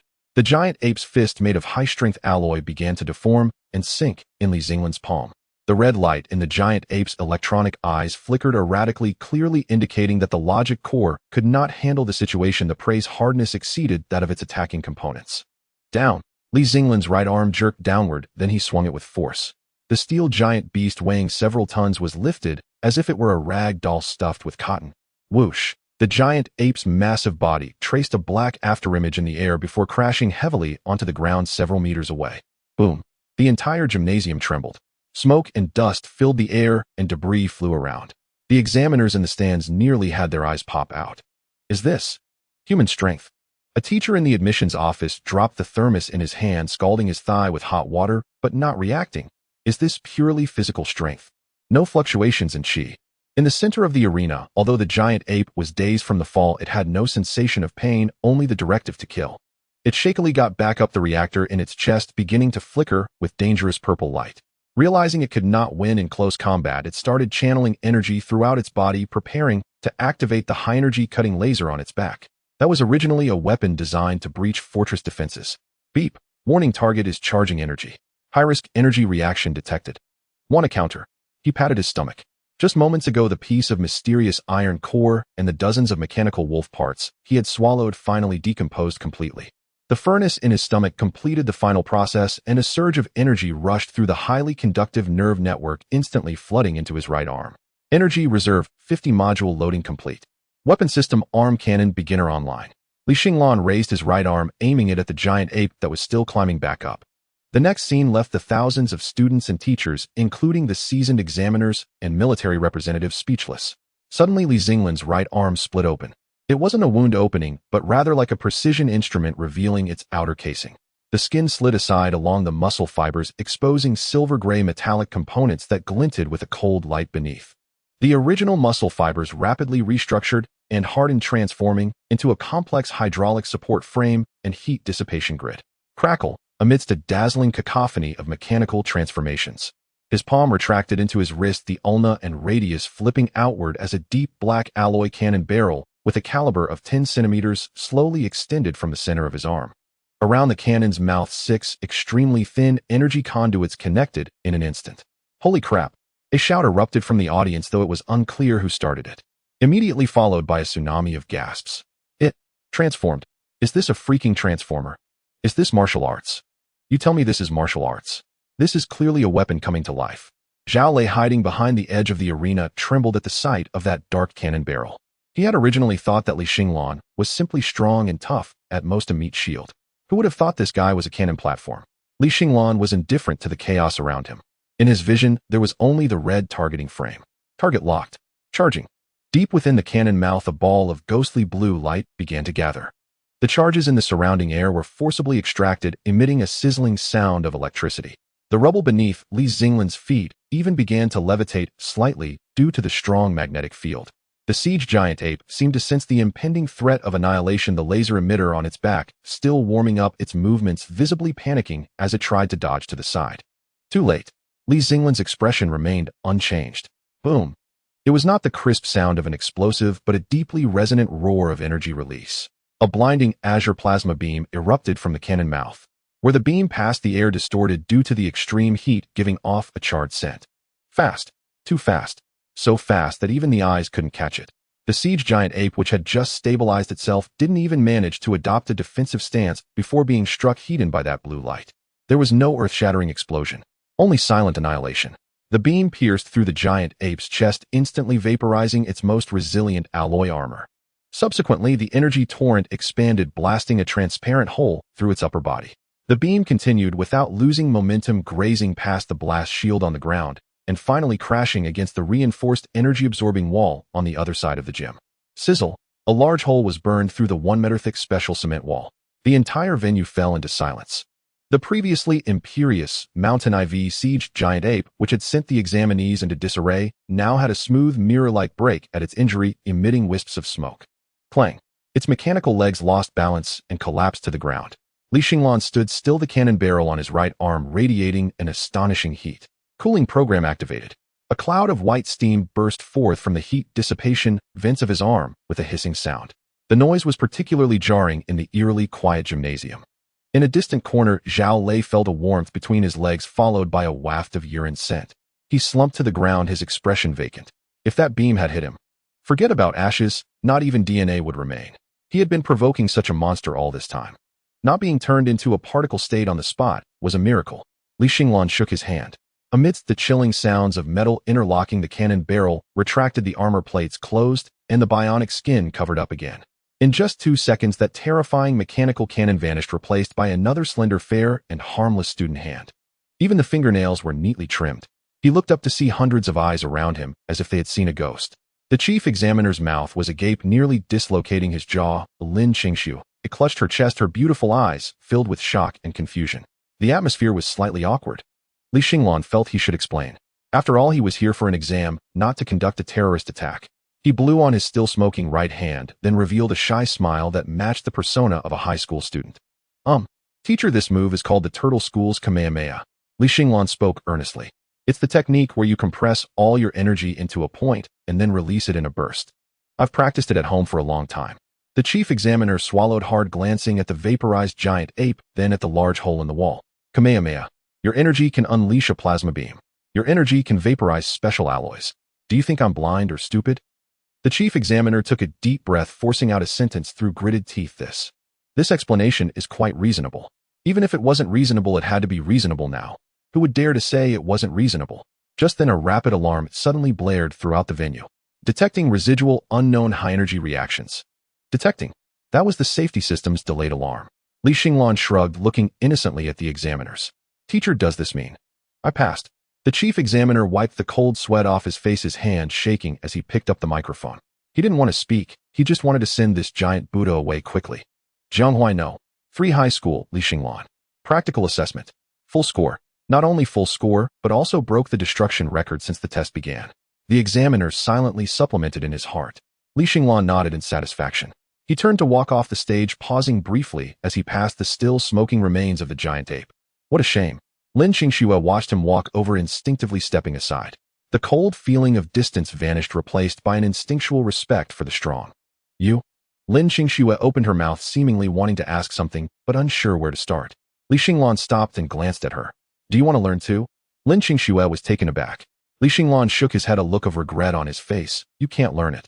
This technique consumes metal and requires energy. You can't afford it given your diet of rice. After saying that, he shoved his hands in his pockets and leisurely walked out of the examination hall under the complex gazes of everyone, leaving Lin Qingxue standing there disheveled in the wind. Can't afford rice. My Lin family is the richest in Zhanghuai City. Wait, what logic is there in consuming metal and energy? The air in the gym still carried the pungent smell of ozone left behind by the scorching plasma beams, mixed with the scent of burnt metal. Is there anyone else who wishes to challenge? The chief examiner asked dryly, his gaze sweeping over the remaining candidates. The few students who usually considered themselves geniuses were now shaking their heads like rattles. Are you kidding? Competing against a monster that fires laser cannons. That's not how you send someone to their death. Since there are none, I declare, wait. A middle-aged man in a tailored suit suddenly stood up. His face was dark, and he wore a golden badge on his chest, one of the top managers of the Zhao family. Zhao Lei shrank beside him, his face pale, and his eyes evasive, clearly terrified by the earlier explosion, but now with the support of his elder, he straightened up a bit. The middle-aged man strode down the steps, his voice echoing in the spacious venue. I protest. This score cannot be counted. All eyes instantly focused on him. Li Xinglan's vitality value is only 0.5, a fact clearly stated in the medical report. The man pointed at Li Xinglan, his tone aggressive. How could a worthless person who isn't even a qualified martial artist possibly unleash such a powerful attack? Let alone the fact that it's an energy emission. That's a technique only a master-level powerhouse possesses. He paused for a moment, his gaze sharpening. The only explanation is that he has undergone illegal modifications. He has implanted high lethality thermal weapons within his body. This is cheating. It is a desecration of the sacred martial examination. With these words, the previously silent crowd erupted in commotion. Indeed, the crowd had been stunned just moments ago, but now they recalled how that hand had transformed into a cannon, or it didn't look like proper martial arts at all. Investigate thoroughly. Zhao Lei chimed in, his voice loud. Dissect him, and you'll see who could turn their arm into a cannon. Li Xinglan heard this and raised his head, his expression calm as he glanced at Manager Zhao. It was like looking at a barking teddy bear. Are you done? Li Xinglan asked. Manager Zhao was startled by this gaze, feeling a jolt in his chest, but he forced a cold smile. What? Feeling guilty? Just go to the medical room for a full-body CT right now. If you don't have any illegal implants in your body, Zhao will bow to you on the spot. The chief examiner felt a bit troubled. According to the rules, a re-examination was indeed required when questioned. But what Li Xinglan had just done was truly. Suddenly, a massive helicopter's propeller roared from above, the sound growing louder, vibrating the glass walls of the gym. A powerful airflow poured in through the still-open skylight, causing the clothes of everyone inside to flap wildly. Wang Gang's few hairs, which had been barely holding on, were now flailing chaotically on his forehead. A heavy armed helicopter painted in dark gray camouflage arrogantly hovered directly above the gym. The cabin door swung open. A rope was thrown down. There was no descent buckle, no safety measures. A burly figure grabbed the rope and slid down, releasing his grip just 5 or 6 meters above the ground. Thud! The ground trembled. As the dust settled, Lei Jintian, clad in his signature general's uniform, stood like an iron tower in the center of the arena. With a half-smoked cigar in his mouth, he scanned the entire venue with piercing eyes. The murderous aura emanating from him, as if he had crawled out of a sea of corpses, instantly hushed all voices. The arrogance that Manager Zhao had just displayed was extinguished like a bucket of liquid nitrogen thrown over at the moment he saw the gold stars on Lei Xintian's shoulder. Lei, Commander, Manager Zhao stuttered, why are you here? Lei Xintian ignored him and walked straight to Li Xinglan, taking a look at him from head to toe before glancing at the wall that had been blown apart. Pretty strong. Lei Xintian grinned, revealing a set of white teeth. You didn't embarrass me. Li Xinglan replied, slipped, it was an accident. Lei Xintian laughed twice, then suddenly turned around, and in that moment the smile on his face vanished without a trace, leaving only a chilling coldness. He stared at Manager Zhao, his voice low, yet carrying an undeniable authority. Who just said they wanted to dissect my soldier? Manager Zhao's legs went weak, cold sweat trickling down his temples. No, it wasn't dissection, it was questioning. This child's methods are too unreasonable. You haven't seen anything but your ignorance. Lei Xintian interrupted him roughly, pointing at Li Xinglan with his thumb. This kid's body structure has already been filed with the military. It's the damn heaven rewarding him. Understand? Talent. Manager Zhao's face twitched. Turning his hand into a cannon is talent. If I say it is, then it is. Lei Xintian stepped forward, his terrifying aura forcing Manager Zhao to retreat 3 steps. What? Does your Zhao family want to teach me how to identify talent? Or do you want to mess with the 7th Special Operations Brigade? This was an outright threat. In Jianghuai City, who didn't know that Lei Xintian was a crazed protector? Let alone the Zhao family, even the mayor would have to weigh his words at this moment. Manager Zhao's face changed colors, finally gritting his teeth to force out. Since Commander Lei has said so, then it's naturally no problem. He pulled Zhao Lei, who was still in a daze, and slunk back into the crowd. The people who had been whispering and accusing of cheating all fell silent. Are you kidding? With a military bigwig personally backing him, even if Li Xinglan summoned a giant mech right now, it would still be legal. Is there anyone else with objections? Lei Xintian scanned the surroundings. The venue was utterly silent. The chief examiner, quick to notice, immediately grabbed the microphone, cleared his throat, and spoke loudly. Upon verification, Li Xinglan's score is real and valid. I have no other nonsense to say. The chief examiner wiped his sweat. Since he ranked first overall, the top student of this year's Jianghuai City Martial Examination is Li Xinglan. Scattered applause erupted, which soon grew fervent. This is reality. The strong are revered, and with power's endorsement, even a monster is revered as the top student. Li Xinglan felt indifferent to the accolades. What he cared about was the next segment. A staff member walked up with a large check in hand. As a reward for being the top student, the city has specially approved a scholarship of 500,000 along with a grade alloy saber. Upon hearing 500,000, Li Xinglan's brow slightly relaxed. 500,000 at the current scrap metal buying price could buy several hundred tons of quality scrap steel or procure a couple of rare ores on the black market. Can I exchange the saber for cash? Li Xinglan asked the award presenter. The young lady's smile froze on her face. Huh. I've seen that saber. It's made of manganese steel. It's not very valuable, a bit tough to deal with. Li Xinglan said seriously, I'd prefer it to be exchanged for equivalent cash, even at an 80% discount. Lei Xintian nearby rolled his eyes and slapped the back of his head. What a disgrace. That's honor. Take it.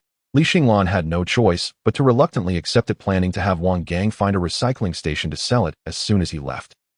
As the crowd gradually dispersed, a white figure blocked his way. The temperature around dropped slightly. Li Xinglan halted, looking at Lin Qingxue before him. The girl wasn't injured, just a bit pale. The cold sense of detachment still lingered, but there was now a hint of complexity in her gaze. Is there something you need? Li Xinglan asked. Lin Qingxue bit her lip, seemingly organizing her words. She was a proud person, always in the spotlight, rarely needing to ask others for help. Next week I want to go to the E03 wilderness area for training. Lin Qingxue stated directly, her voice cold. I want to invite you to team up. Not available. Li Xinglan rejected her decisively and lifted his leg to leave. Go to the wilderness area? A desolate place where the only thing is man-eating beasts or stones. How could it compare to the old tanks in the military depot? Lin Qingxue was taken aback, clearly not expecting to be rejected so quickly.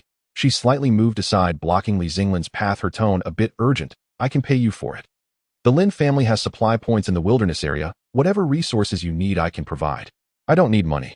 Li Xinglan pointed to the 500,000 check in his hand. I just want to find a quiet place to eat. Eating metal is still eating. You're the tank. I'm the control and output. Lin Qingxue frowned, trying to persuade him with rational tactical analysis. My ice abilities may have high explosive power, but my body is too fragile. You saw how that mechanical ape was. If it weren't for you blocking, I would have died. We need to complement each other. You know you're fragile, Li Xinglan said bluntly. If I bring you along, I have to split my attention to protect you. The cost effectiveness is too low. This bluntness was too much even for Wang Gang beside them, who desperately signaled to Li Xinglan.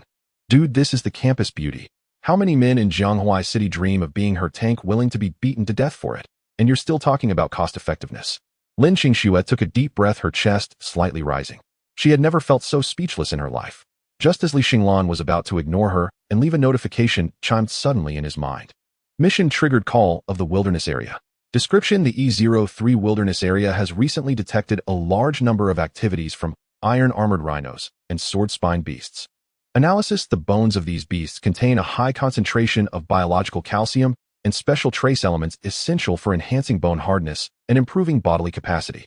Simply consuming metal will lead to excessive body weight and insufficient toughness. To achieve the full form of the LV2 alloy warrior, a combination of soft and hard is necessary. Suggestion: that is a moving calcium supplement warehouse. Go eat. Li Xinglan's foot, which was about to step out, was abruptly pulled back. Calcium supplement warehouse. Why didn't you say so earlier? He turned around, looking at Lin Qingxue, who was about to leave in anger. Wait. Lin Qingxue paused, turning back with an icy tone. If you are trying to humiliate me, there's no need for that. Who has time to humiliate you? Li Xinglan adopted a businesslike demeanor, even carrying a touch of sincerity. I suddenly feel that helping each other as classmates is what we should do. Teaming up is fine, but I have a condition. Lin Qingxue looked at him warily. What condition? Money. Or equipment? Distribution of spoils. Li Xinglan raised a finger. No matter what beast we hunt, all the flesh, fur, and internal cores, the valuable stuff, all belongs to you. Lin Qingxue was stunned. What kind of condition is this? It's equivalent to giving away all the profits. What do you want in return? She was confused. I want the bones. Li Xinglan pointed to his arm, his gaze fervent. All the bones, even just a rib, must belong to me. Also, if there are any undigested ores or metal scraps in the beast's stomachs, those too must belong to me.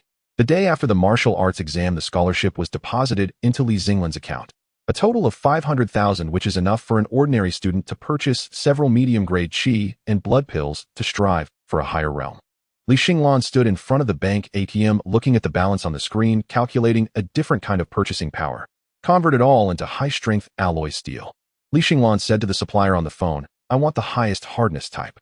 The other party was taken aback for a moment and asked if he was planning to switch to opening a hardware store.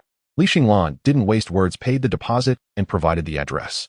3 hours later, a heavy truck stopped at the entrance of the rundown community he rented. Bundles of special alloys gleaming with a bluish-purple sheen were moved into the room, nearly filling the cramped living room. Li Xinglan locked the door and pulled down the curtains.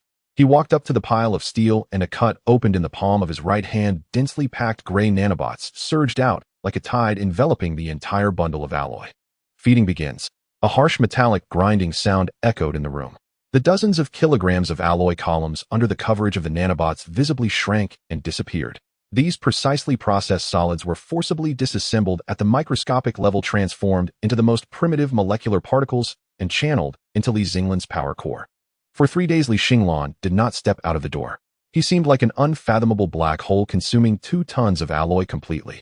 Energy reserve 95, body density increased 300, new function unlocked, liquid metal mimicry. Li Xinglan extended his hand, his mind focused. His originally slender and fair fingers suddenly elongated, twisting in the air like a soft-bodied creature, then instantly hardened, transforming into 5 hooked blades. He exerted force again. A layer of dark golden patterns emerged on the surface of his skin. This was the result of cellular recombination. The hardness of his skin now exceeded that of mainstream armored plates. No longer needing bulky external equipment, every bone in his body could serve as an armor-piercing cone. Every drop of flowing nanoblood could be ammunition for long-range shooting. Just before he left, there was a knock on the door. Wang Gang stood outside, holding a large box. Li Gu, Commander Lei instructed that you cannot wear school uniforms in the wilderness assessment. They break easily. Wang Gang handed over the box, which contained a set of black tactical bodysuit, woven from nanofibers, breathable, wear-resistant, corrosion-resistant, and most importantly, elastic enough to withstand rough handling. Li Xinglan tried it on. It fit him well. After putting on the all-black tactical suit, he looked much more capable, though his face still retained an innocent, student-like demeanor. Thanks. No problem. Wang Gang chuckled. Do you need me to prepare you a couple of handy alloy combat knives? They can cut through the fur of level 2 exotic beasts. Li Xinglan waved his hand. No need, it takes up space. Jianghua City, Northern Assembly Point. This is the pass leading to the wilderness area. The towering walls were covered with automatic artillery, and outside was an endless primitive jungle filled with ferocious exotic beasts. Li Xinglan, carrying an ordinary travel bag, strolled into the assembly area. Lin Qingxue was already there. She changed into a set of ice blue lightweight armor, carrying a long sword inscribed with frost runes on her back, standing in the wind, still exuding an aura that kept others at bay. Upon seeing Li Xinglan, she slightly nodded in acknowledgement. However, the other two boys from the same team were not so polite. One of them wore silver heavy mechanized armor and held a heavy alloy war hammer. He was Zhou Tai, the young master of the Zhou family. The other was tall and thin with a sinister look in his eyes, carrying two short crossbows at his waist. He was Zhao Feng, a side branch of the Zhao family, who had also awakened bloodline powers. Zhou Tai scrutinized Li Xinglan, his brows furrowed, as if trying to crush a fly. You are Li Xinglan, the one who blew up the testing instrument. Zhou Tai's voice was heavy. Where's your weapon? Don't tell me you plan to go into the wilderness area with just a travel bag. Li Xinglan glanced at the compressed biscuits and 2 bottles of mineral water in his bag, nodding. About right, carrying some food is quite important. Zhao Feng sneered, idiot. The exotic beasts in the wilderness area won't care if you are a top scorer. You don't even have a knife for self-defense. Are you planning to throw biscuits at them or go barehanded to feed the wolves? Lin Qingxue frowned slightly. His strength is very great and does not require conventional weapons. What good is great strength? That is mindless brute force. Zhou Tai weighed the alloy war hammer in his hand. Without the energy enhancement of a weapon, you won't even break the defenses of an exotic beast. I don't want to be distracted in battle protecting an arrogant fool. These two aristocratic youths only knew that he was a monster with incredible strength, yet had no idea what kind of monster he truly was. Hey, I'm talking to you. Zhao Feng, seeing Li Xinglan silent, spoke even more condescendingly. If you beg me right now, I have an extra spare knife in my bag that I could lend you. Li Xinglan looked at the two before him. He disliked small talk even more than he despised people buzzing in his ears. You think I didn't bring a knife? Li Xinglan spoke. Look for yourself. Where do you have one? Zhou Tai pointed at his long, slender hands, his tone mocking. Are you planning to scratch the exotic beasts to death with your hands? Li Xinglan remained silent, striding directly to the roadside. There stood a solid alloy streetlight pole as thick as a bowl, specially made by the military for illumination and to reinforce defensive positions. Li Xinglan extended his right hand palm pressed against the lamppost. Just as everyone was puzzled about what he was doing, Li Xinglan's nails suddenly turned black and elongated. 5 10-centimeter long black blades sprang out from his fingertips. These were not external weapons, but grew from his flesh. The blades shimmered with a profound metallic cold light, and a low-frequency vibration could be faintly heard in the air. He gently swiped downwards. The motion was slow, as if slicing through a sheet of thin white paper. Crack! A crisp sound echoed. The solid streetlight pole, strong enough to withstand a truck's collision, had its upper part slowly slide down along the slanted cut, the break smooth and mirror-like, even slightly red at the edges from the high-frequency frictions generated heat. Boom! The upper part of the streetlight crashed to the ground, kicking up a cloud of dust. Zhou Tai's mockery was stuck in his throat, and Zhao Feng instinctively took a step back, his face pale. Lin Qingxue's eyes twitched. Although she knew Li Xinglan was strong, this ability to freely alter his body structure had completely surpassed the realm of martial artists. Li Xinglan retracted his fingers, the black blades instantly retracting, and his skin returned to its pristine state. He wiggled his 10 fingers and flashed a sunny smile at the two, who were dumbfounded, though there was no warmth in his gaze. I brought it. His tone was calm. Let's go. The E03 wild area is in fact the old industrial zone of Jianghuai from the bygone era. The massive isolation gates slowly rose with the sound of hydraulic release, and a wave of air mixed with decaying plants, rusty metal, and a faint metallic tang rushed towards them. The sky was overcast with sunlight filtering through thick layers of radiation clouds, casting down patches of light that bore no warmth. Put on your filter masks. Lin Qingxue led the way, her voice distorted as it emanated from beneath her tactical helmet. Although the air radiation levels here are within safe limits, prolonged exposure can easily lead to pulmonary fibrosis. Zhou Tai and Zhao Feng immediately scrambled to pull gas masks from their backpacks and fasten them to their faces. Only Li Xinglan remained still. He took a deep breath of the air filled with industrial fumes and the scent of decay, feeling not discomfort, but strangely, a hint of fragrance. The metallic particles suspended in the air were inhaled into his lungs, instantly captured and decomposed by his circulatory system. Trace amounts of free iron detected. Trace amounts of radioactive dust detected. Energy conversion rate 0.001. Although the amount was pitiful, even a fly's leg is meat. Aren't you going to wear one? Zhou Tai asked in a deep voice, his goggles making him look as though he were gazing at a corpse. Don't risk your life just to look cool. I have a special constitution and can endure. Li Xinglan casually deflected his gaze, scanning the ruins around them. This place was simply heaven. A Saturn heavy truck lay by the roadside, rusty, but with a sturdy chassis a broken section of steel track partially buried in the soil rich in carbon content, and the half-collapsed signal tower in the distance, an excellent source of construction material weighing several tons. Li Xinglan swallowed hard. If it weren't for the 3 burdens following him, he would have lunged at that truck to gnaw on it. Maintain formation, Lin Qingxue drew her frost sword from her back, the blade exuding a chilling aura. The terrain ahead is complex and can easily hide strange beasts. The 4 advanced in a diamond formation. Zhou Tai positioned himself at the front, wielding an alloy warhammer, taking each step with utmost caution. Zhao Feng held a hand crossbow at the side, his finger resting on the trigger, and his knuckles whitened from the tension. Only Li Xinglan walked with his hands behind his back, resembling a tourist on a spring outing. That's the wreckage of an M1 main battle tank from the old era. As they passed an intersection, Li Xinglan stopped in his tracks, staring at a mass of iron that was unrecognizable, his eyes sparkling. Composite armor. The middle layer should be filled with depleted uranium or ceramic top-notch material. That's just a pile of scrap metal. Zhao Feng could not help but curse. Can you focus? Weird creatures might pop out at any moment. Squeak. A series of sharp, dense scraping sounds interrupted Zhao Feng's complaints. The noise came from all directions like countless files simultaneously grinding bones, making one's teeth ache. Lin Qingxue's expression changed drastically. Stop. The gravel beneath them began to tremble.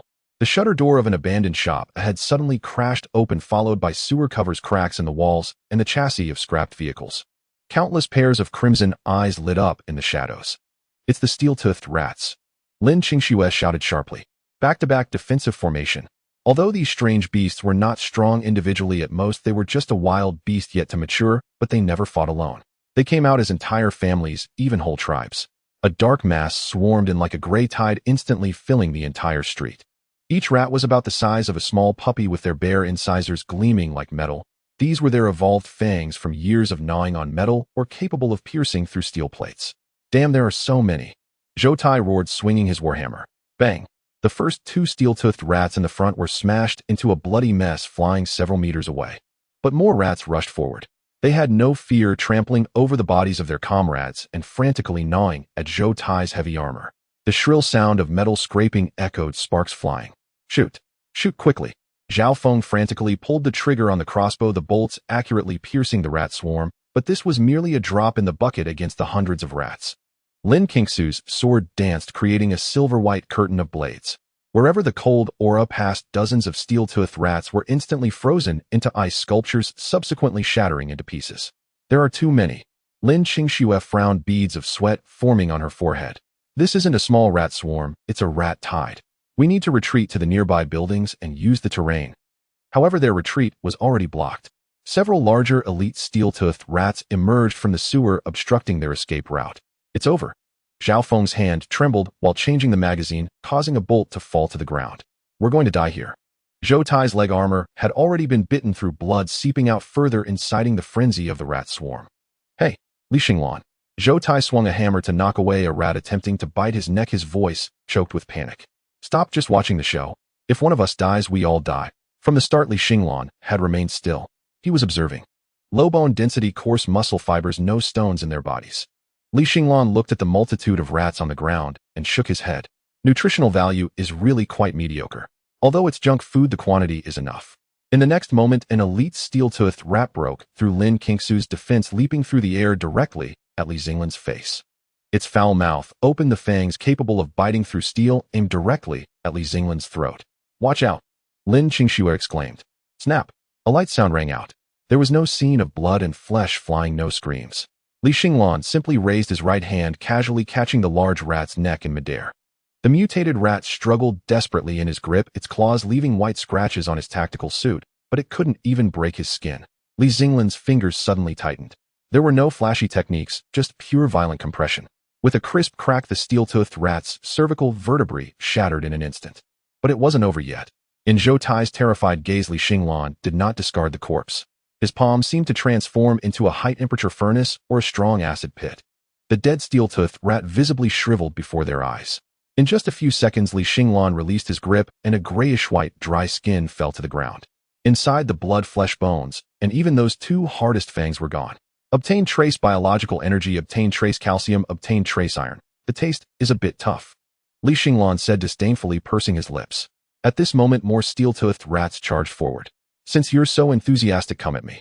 Li Xinglan grinned, not in a charming or wild manner, but with the satisfaction of seeing a buffet replenished with dishes. He no longer reached out to grab. It was too inefficient. Buzz, his black tactical suit, seemed to come to life. No, it wasn't the clothes moving. Countless black mist emerged from every pore of his body. These were billions of nano-worker bees. At this moment, Li Xinglan disabled his surface camouflage and unleashed his predator mode. "Step back," Li Xinglan said calmly. Lin Qingxue instinctively felt a pang of anxiety and quickly pulled Zhou Tai, who was still wildly swinging his hammer, to retreat. In the next moment, the black mist enveloped all the rat swarms within a 10-meter radius. The previously noisy street, filled with screams and roars, suddenly fell silent. An eerily quiet silence. There were no cries, only a sound as delicate as silkworms munching on mulberry leaves. Zhou Tai and Zhao Feng's eyes widened as they tried to see what was happening in the black mist. The steel-toothed rats that charged in seemed to have jumped into a meat grinder. No, a meat grinder would at least have blood and flesh splattering. Here there was nothing. Minutes passed. Or perhaps it was even shorter. The black mist quickly receded like a tide, re-entering Li Xinglan's body, disappearing without a trace. Li Xinglan stood in place, adjusting the collar of his unruffled attire, his complexion rosy, as if he had just finished a bottle of energy drink. And on the street before him, the once chaotic tide of rats had vanished. The ground was covered with a grayish carpet. That was hundreds of intact rat skins. There were no bloodstains, no severed limbs, no entrails. Each skin appeared as if processed by the finest skinner, hollow and devoid of even a shred of meat. All the bones, blood, and brain matter had been instantaneously decomposed, packaged, and absorbed. This was more terrifying than slaughter. Ugh! Zhao Feng looked at the nearest rat skin by his feet, which still bore the expression of a scream from its former life, only to find its mouth hollow, devoid of its tongue. The immense psychological shock made his stomach churn violently, and he leaned against the wall, retching violently. The alloy hammer in Zhou Tai's hand clanged to the ground. His face was as pale as paper as he looked at Li Xinglan's back, his legs uncontrollably trembling. He had seen monsters being killed and had smashed heads before. But what was this? This was eating beasts. No, devouring them without leaving a bone. Lin Qingxu's hand gripping the sword also trembled slightly. "It's done." Li Xinglan turned around, observing his three teammates, whose expressions varied, seemingly puzzled by their reactions. He patted his belly, looking somewhat regretful. "Is this what you call danger?" Li Xinglan kicked aside a rat skin at his feet, sighing. "It's all for barely 2 tails of meat. The calcium content is too low, and that sewer-like smell is a bit overwhelming." He raised his head, his gaze piercing through the ruins, looking deeper into the urban wasteland. In his black eyes, streams of green data flickered, as if he had already locked onto prey further away. "Shall we venture deeper?" Li Xinglan proposed earnestly. Zhao Feng finally emptied his stomach of bile. He leaned against the wall, his face waxen, and when he looked at the figure walking at the front, the contempt that had been there earlier had vanished, replaced by a terror reserved for something not quite human. "Can you still walk?" Li Xinglan glanced back. That little exercise earlier was just a warm-up. Zhao Feng's mouth twitched. He dared not answer. Zhou Tai was no better off. The heavy alloy hammer in his hand felt as if it had suddenly gained 1,000 gene. He had been the squad's tank, meant to take hits and clear the way, but now he felt like a schoolboy on a field trip, one of those unlucky children about to be eaten by a tiger. Only Lin Qingxue kept her composure, though the knuckles on her sword hand had gone white, betraying an inner unrest. Ahead lies the core of Sector E03. Lin Qingxue quickened her pace to catch up with Li Xinglan. Deeper in the beast's tears rise sharply. That swarm of lower-tier rodents earlier were just fringe actors. Inside, there will be truly classified beasts. For example, Li Xinglan asked. For example, Gale wolves, ironback bears, even thud. Thud. The ground trembled without warning. It was not a subtle vibration, but the pounding of some colossal pile driver. A derelict car parked by the road bounced a few centimeters with each shock. Lin Qingxu's words died. She whipped her head toward a half-collapsed department store to the right. Over there. Before she finished, a thick, load-bearing wall exploded outward. Dust billowed and shards of stone sprayed like bullets. Zhou Tai instinctively raised his alloy shield.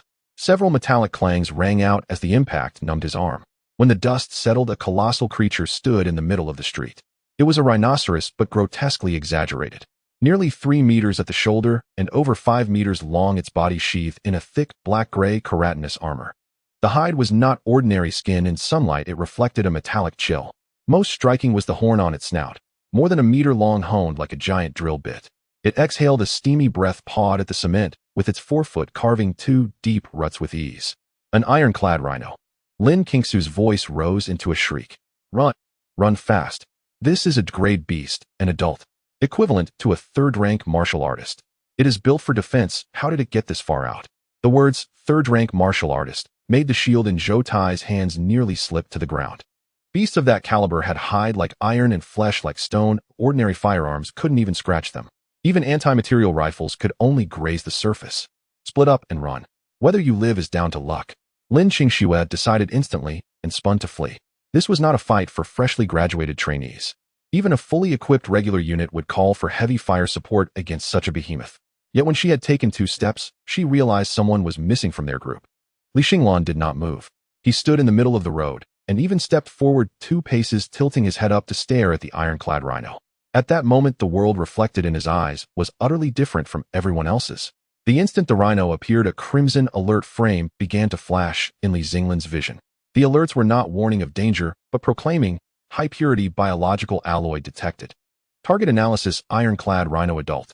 Skeletal composition, high-density calcium mixed with native iron elements, extremely hard. Epidermis composition, keratinized biological steel, recommended for consumption. Especially that horn. Trace rare metal deposits detected, highly tonic. An icon of a fork and knife popped up on the system interface, and a hunger flooded from his belly straight to his crown. Li Xinglan, are you insane? Lin Qingxue turned and shouted, panic-stricken. Its hide deflects bullets. No matter how strong your nails are, you can't cut that. Get moving. Move. Li Xinglan shook his head, cracked his neck until his vertebrae clicked. A prize this big presented on a platter. If I walk away, the heavens will punish me. The ironclad rhino seemed to sense the tiny provocateur. To a sovereign beast such as this, the monkey-like creature's refusal to flee was an insult. With a deep roar that shattered window panes, it moved. Several tons of mass did not lumber, but exploded into terrifying speed. Like a full-speed main battle tank, it bore down with the momentum to crush everything in its path toward Li Xinglan. The ground groaned. 30 meters, 2010. At such distances, a collision like that would fling or flatten not just a man, but even an armored vehicle. Zhao Feng slammed his eyes shut in despair. It was over. This madman would be turned into paste. Yet at the moment the rhino was about to strike, Li Xinglan did not dodge. Beneath his clothes, his once sleek muscles swelled, his skin rapidly darkening from ordinary human tones into a deep cast-iron black-gray. Morph alloy combatant. Power at maximum, hydraulic drive, overload 120. Skeletal lock engaged, center of mass lowered. Li Xinglan withdrew his right foot half a step, stamped the ground, and the hard concrete ruptured. His ankle sank deep into the earth. He used no fancy move, simply turned his shoulders squarely toward the rhino's terrible horn. Iron met iron. A thunderous crash, more like 2 massive ingots slamming together at speed than flesh colliding. A brutal shockwave spread outward from the pair, whipping dust into a blinding veil. Lin Qingxue instinctively raised her hand to shield her face, her heart chilled. Such force would not even an armored hero hold together under that. Out of the dust, a figure was flung like a projectile. Li Xinglan's feet gouged 2 furrows half a meter deep in the ground as he skidded backward for more than 10 meters, finally halted by a lamppost. Huh. He patted his chest. The tactical suit had been torn away, revealing a black, unscarred torso beneath. Has some punch to it. He rubbed his shoulder with a satisfied curl of his lips. Though he had been thrown, his bones were intact, and even the mimic skin remained unbroken. Such was the defense of the alloy combatant form. Barring high-energy lasers or direct hits from large-caliber naval guns, pure physical impacts like that were to him merely an overly vigorous massage. Across from him, the once arrogant ironclad rhino stood, stunned, frozen mid-charge, its enormous eyes full of bewilderment. It felt its head grown heavy, its vision tilted. Zhou Tai, closer by, gaped as if at a specter and pointed at the rhino's head. Wah holy, its horn. The horn that had been straight and sharp enough to pierce steel had suddenly bent 90 degrees at the middle into a grotesque right angle. It looked like a drunkard who had charged so hard into a city wall that instead of toppling it, he broke his own nose. Who taught you to charge like that? Li Xinglan stepped out of the rubble, his tone half incredulous, half amused. You came in like a cannonball. Did you think you were a projectile, eh? He walked toward the dazed beast, and with each step his right arm changed. His palm vanished, the wrist, elongated metallic bones re-knit beneath the skin. By the time he stood before the rhino, his right arm had transformed into a 1-meter-long obsidian alloy blade. The blade had no hilt, but extended from his elbow. Its edge bore fine serrations and hummed with high-frequency vibration. The ironclad rhino finally reacted. It felt fear, that instinctual dread of a predator. It roared and tried to pivot and flee. Too late. Li Xinglan moved in a step so fast he left an afterimage in the air. He did not swing. He thrust the alloy blade like a spear into the rhino's comparatively soft belly. Chick. Though the rhino's hide was hardy before a high-frequency vibrating cutting edge, it was no thicker than heavy parchment. The blade plunged home without a hilt. The rhino screamed in agony and thrashed wildly, trying to fling the tiny human off. But Li Xinglan stuck like a nail. Nano workers activate, he murmured mentally.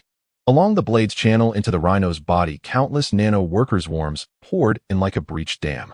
This was not an attack, it was feeding. The rhino, which had been frenzied, suddenly went rigid. Then its movement slowed, once bulging muscles deflated like a punctured ball. A ghastly scene would have been visible to anyone able to see through flesh. Inside the giant beast, the once sturdy white bones blackened and crumbled before the eye, turning into a pure energy fluid that streamed up through Li Xinglan's arm. This calcium content is excellent. Li Xinglan squinted and let out a satisfied sigh. His system panel began to flicker wildly. Intake high-quality biological calcium, skeletal strength 1-2. Intake natural metallic elements, armor resilience increased. Energy reserves 56, 60. The dark mist earlier had consumed some energy. In under 10 minutes, the once-proud defense-renowned third-rank beast had become a soggy heap. Its internal bones, including the invulnerable horn, had been entirely consumed. With a thunderous collapse, the great mass of flesh fell. Li Xinglan pulled his arm free from the pile and shook the blood from it. His arm writhed and reverted to a fair, slender human hand. He turned to face his 3 teammates who were frozen, as if petrified.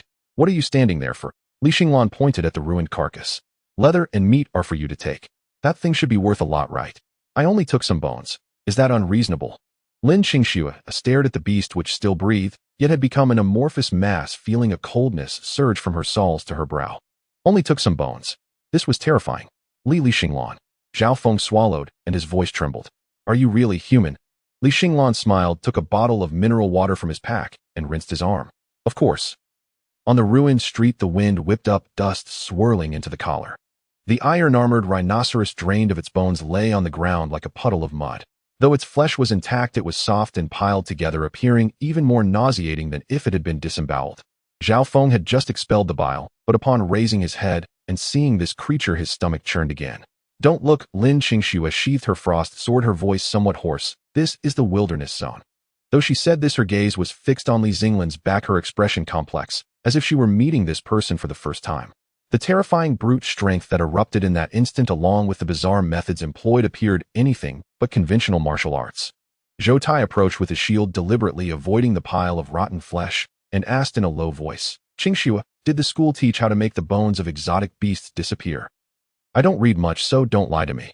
They didn't teach that. Lin Qingxue shook her head. Perhaps it's some kind of special shockwave that instantly reduces bones to powder, or a highly rare corrosive poison technique. This explanation was quite forced, but it was more reassuring than admitting that the teammate is a monster that consumes iron and drinks bone marrow. Li Xinglan ignored the whispers behind him. Energy reserves 62. It had only increased this little. Li Xinglan felt somewhat dissatisfied. This rhinoceros looked large, but it was actually just bloated with average bone density, and only its horn had a bit of chew. A significant amount of high-quality metal and high-energy materials were still needed for a complete upgrade to LV2. Rest for 10 minutes, then we'll delve deeper. Li Xinglan glanced at the sun. Zhao Feng, if you haven't wet your pants, go over there and watch for threats. Zhao Feng's face turned white. He wanted to retort, but upon seeing the puddle-like rhinoceros, swallowed his words, and even felt a slight pressure on his bladder from having vomited too forcefully. I'll go over there for a moment. Zhao Feng pointed to a broken wall a few dozen meters away, not waiting for others to respond as he scrambled over. Lin Qingxue sighed, took a sip from her water bottle, and was about to discuss the upcoming tactical arrangements with Li Xinglan. Suddenly, a piercing shriek ripped through the air. Whoosh! This sound might be unfamiliar to ordinary students, but to military enthusiasts who had watched countless war documentaries or veteran hunters who had crawled through the wilderness zone, it was a death knell. Lin Qingxue abruptly looked up. On the top floor of an abandoned office building 2 kilometers away, a blinding firelight flared up. Immediately after, a conical object trailing a long-tail flame was hurtling towards the open ground they occupied at an almost imperceptible speed. RPG. Lin Qingxue's pupils constricted to pinpricks as she shouted with all her might, scatter. Zhou Tai's mind hadn't caught up, yet his body instinctively raised the alloy shield, but his legs felt as heavy as lead, unable to move. Zhao Feng, who was adjusting his belt behind the broken wall, was so frightened that he sat down hard, still in the process of pulling down his pants, his mind blank. This is the wilderness zone perimeter. This was a place for dealing with a few rats. How could there be heavy weaponry? The rocket was incredibly fast. From the moment the fire ignited to the oppressive feeling of death descending, only 2 or 3 seconds passed. This individual rocket launcher, while it couldn't penetrate the main battle tanks of regular armies, would be as effective as fishing in a pond when it came to blowing apart a few students without protective chi. It's over. Lin Qingxue felt a chill in her heart. At this distance, even lying down would result in their insides being shattered by the shockwave. Just at this critical moment, a shadow moved. It did not dodge to the sides or crouch for cover. The figure bent its legs slightly, and the concrete ground beneath it suddenly caved in, propelling the person forward like a shell fired from a cannon charging straight towards the incoming rocket. It was Li Xinglan. At this moment in Lin Qingxue's terrified gaze, Li Xinglan did not seem to be heading to his death. Rather, he resembled a border collie, seeing its owner throw a frisbee, even showing a hint of impatience. Excitement. In the air, Li Xinglan's electronic eye instantly locked onto the rapidly spinning projectile. Warning: high explosive anti-tank grenade HEAT detected.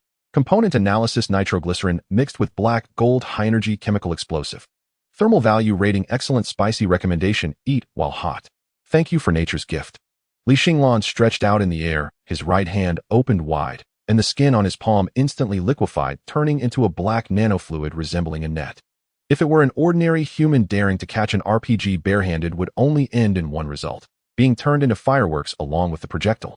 The rocket's fuse was extremely sensitive. Even a twig blocking it would trigger an explosion. But Li Xinglan was not human, or rather not normal. In the 0.01 seconds before contact with the projectile, the nanobots in his palm had already taken control of the battlefield. Contact confirmed. Cut off piezoelectric fuse circuit. Physically lock the firing pin. Dismantling initiated. Time seemed to freeze at this moment. The three on the ground gaped, watching in astonishment as Li Xinglan caught the rocket that could have blown them to bits with one hand.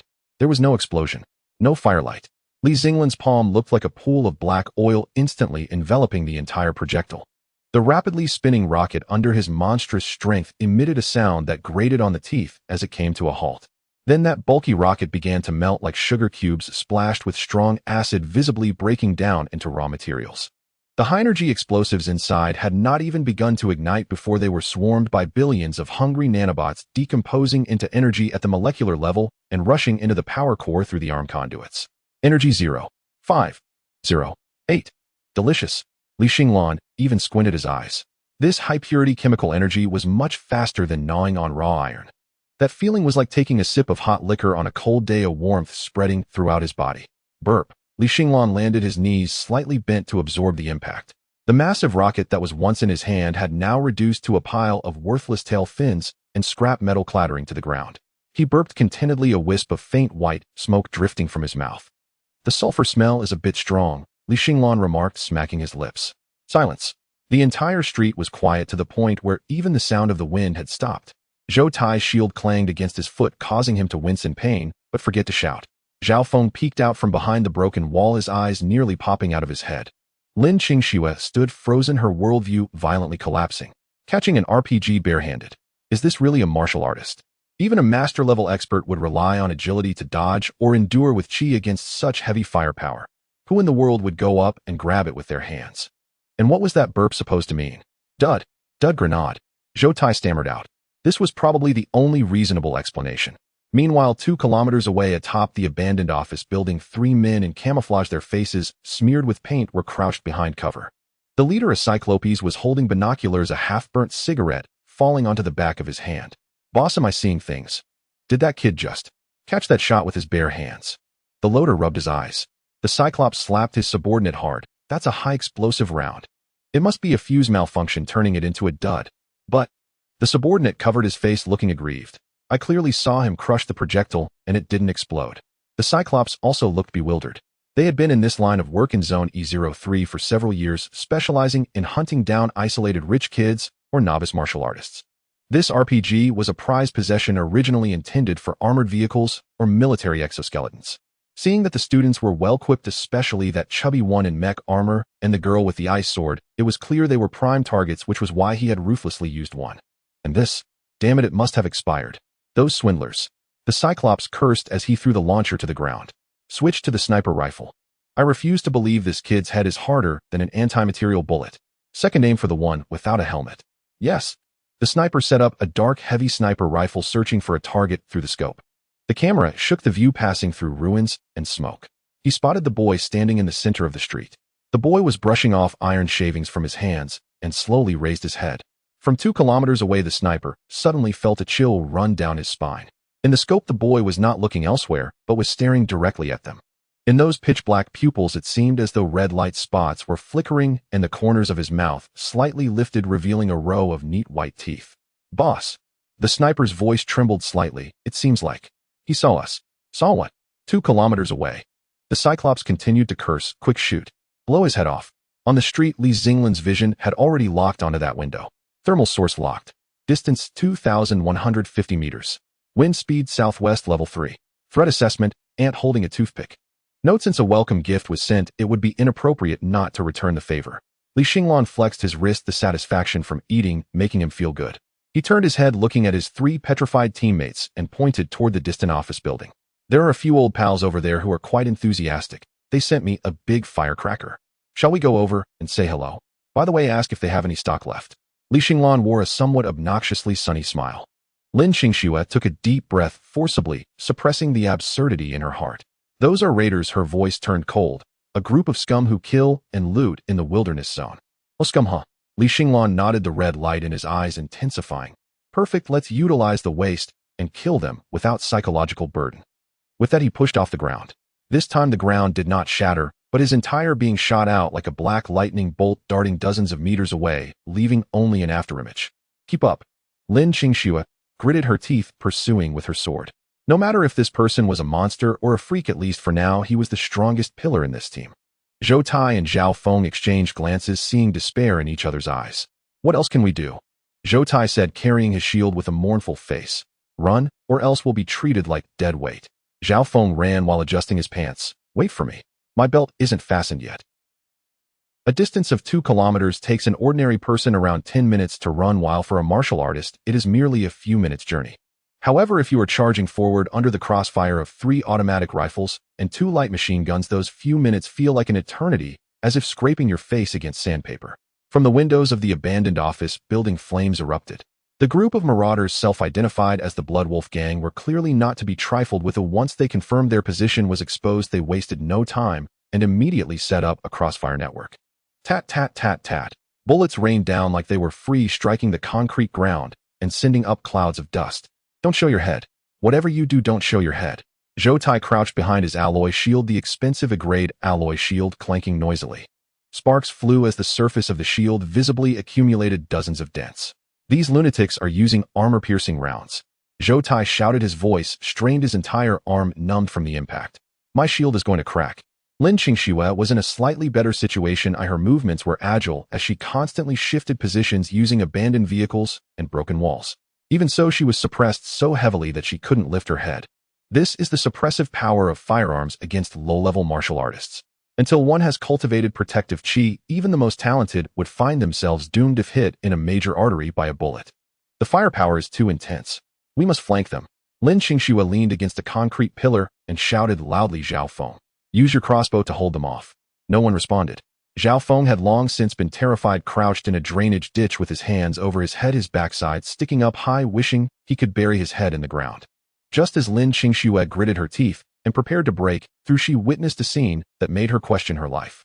Xinglan was walking in a straight line, without any cover, without tactical evasion, and he wasn't even running. He walked straight down the middle of the street, facing the hail of bullets. Ding, ding, dang. Bullets struck his body, producing not the dull thud of flesh being pierced, but the crisp sound of metal clashing. This was the true meaning of gunfire and rain.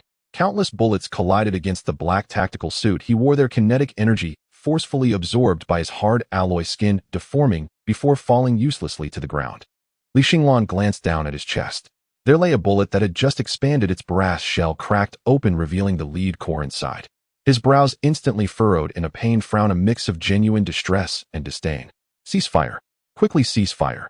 While braving the gunfire and moving forward, Xinglan waved his hand and shouted, his tone urgent like he was witnessing a prodigal. The one-eyed gang leader above heard the shouting and grinned, menacingly, afraid. "It's too late to beg for mercy now. Hit him hard. Turn him into a sieve." "No." Xinglan's voice pierced through the gunfire, tinged with exasperation. "Copper is a very expensive industrial metal. Moreover, the lead core is toxic. This thing has exceeded the heavy metal limit and is hard to digest. You're wasting my energy reserves." The one-eyed leader was momentarily stunned. The machine gunner was also taken aback. Is this guy even speaking human language? Crazy. This kid is a madman. The one-eyed leader felt a chill run up his spine. Change the ammo. Aim for the head. Aim for the eyes. I refuse to believe he's made of iron. The gunfire intensified. But Li Xinglan no longer wanted to waste words with these prodigals. He exerted force beneath his feet, causing the ground to shatter instantly. In one fluid motion, he dashed through the door of the first floor of the office building, his imposing figure resembling a tyrannosaurus wearing human skin crashing into a porcelain shop. Heavy footsteps echoed from the stairwell. Block the stairway. Grenades. Throw grenades. The one-eyed leader screamed frantically. 2 fragmentation grenades rolled down the stairs. Boom. Boom. The explosions were deafening, shaking the entire stairwell as smoke and dust filled the air. Before the marauders above could catch their breath, a shadow tore through the smoke and leapt onto the second-floor platform. Li Xinglan's tactical suit was already shredded to tatters, revealing large patches of skin that glimmered with a dark metallic sheen. He brushed off the dust from his head, completely unscathed. I told you not to waste. The shrapnel from the grenades needs to be picked out, which is a hassle. At that moment, a burly machine gunner was aiming his light machine gun, the muzzle less than 2 meters away from Li Xinglan. At this distance, it was practically like spraying bullets right at his forehead. Oh, die. The burly machine gunner, terrified by this inhuman sight, gripped the trigger and refused to let go, the flames spewing from the muzzle nearly licking Li Xinglan's face. Li Xinglan did not dodge. He simply extended his hand, and in the terrified gaze of the machine gunner seized the rapidly firing barrel. Scorching hot. Continuous firing had raised the barrel's temperature to over 400 degrees, yet in Li Xinglan's hand it felt less comfortable than a hand warmer. It's overheated, the material will soften, and the texture will lose its crispness. Li Xinglan commented, then performed an action that would be etched into the minds of everyone present for life. He opened his mouth, revealing a set of white, even teeth, and bit down on the glowing red barrel. Crunch. With a sharp sound, that gun barrel made of high-quality steel was bitten off by him, as if it were a piece of brittle sugar cane. The machine gunner felt a lightness in his hand, the previously vibrating recoil vanishing in an instant. He stared blankly at the half of the gun left in his hand, where the bullet that had not yet fired was neatly severed. Crunch, crunch. Li Xinglan chewed the high-temperature metal in his mouth, his cheeks puffing as he produced a series of grating sounds that made one's teeth ache. The taste of gun oil is a bit strong. He gulped it down, showing a hint of disdain mixed with satisfaction. But the carbon content is decent. This bite helps replenish some thermal energy. Clang. The half of the gun in the machine gunner's hand fell to the ground. Immediately after, a warm liquid trickled down his pant leg, spreading a wet stain on the floor. He had truly been scared to the point of wetting himself. Killing someone by decapitating them and using their head as a ball would be far easier to accept than eating a gun right in front of them. Don't peep, it's stuffy here and it stinks. Li Xinglan frowned and slapped him backhandedly. He held back his strength with that slap, mainly worried about crushing the exoskeleton on this guy. It looked quite new and could fetch a good price if stripped off. Bang!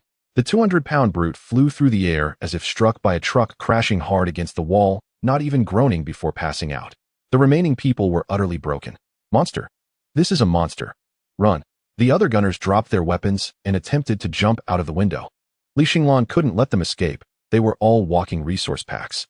Just as he was about to chase, he suddenly felt a chill at the back of his neck. The one-eyed leader, who had been hiding in the shadows, had somehow crept up behind him, holding a dagger, glowing with blue light, clearly coated with poison.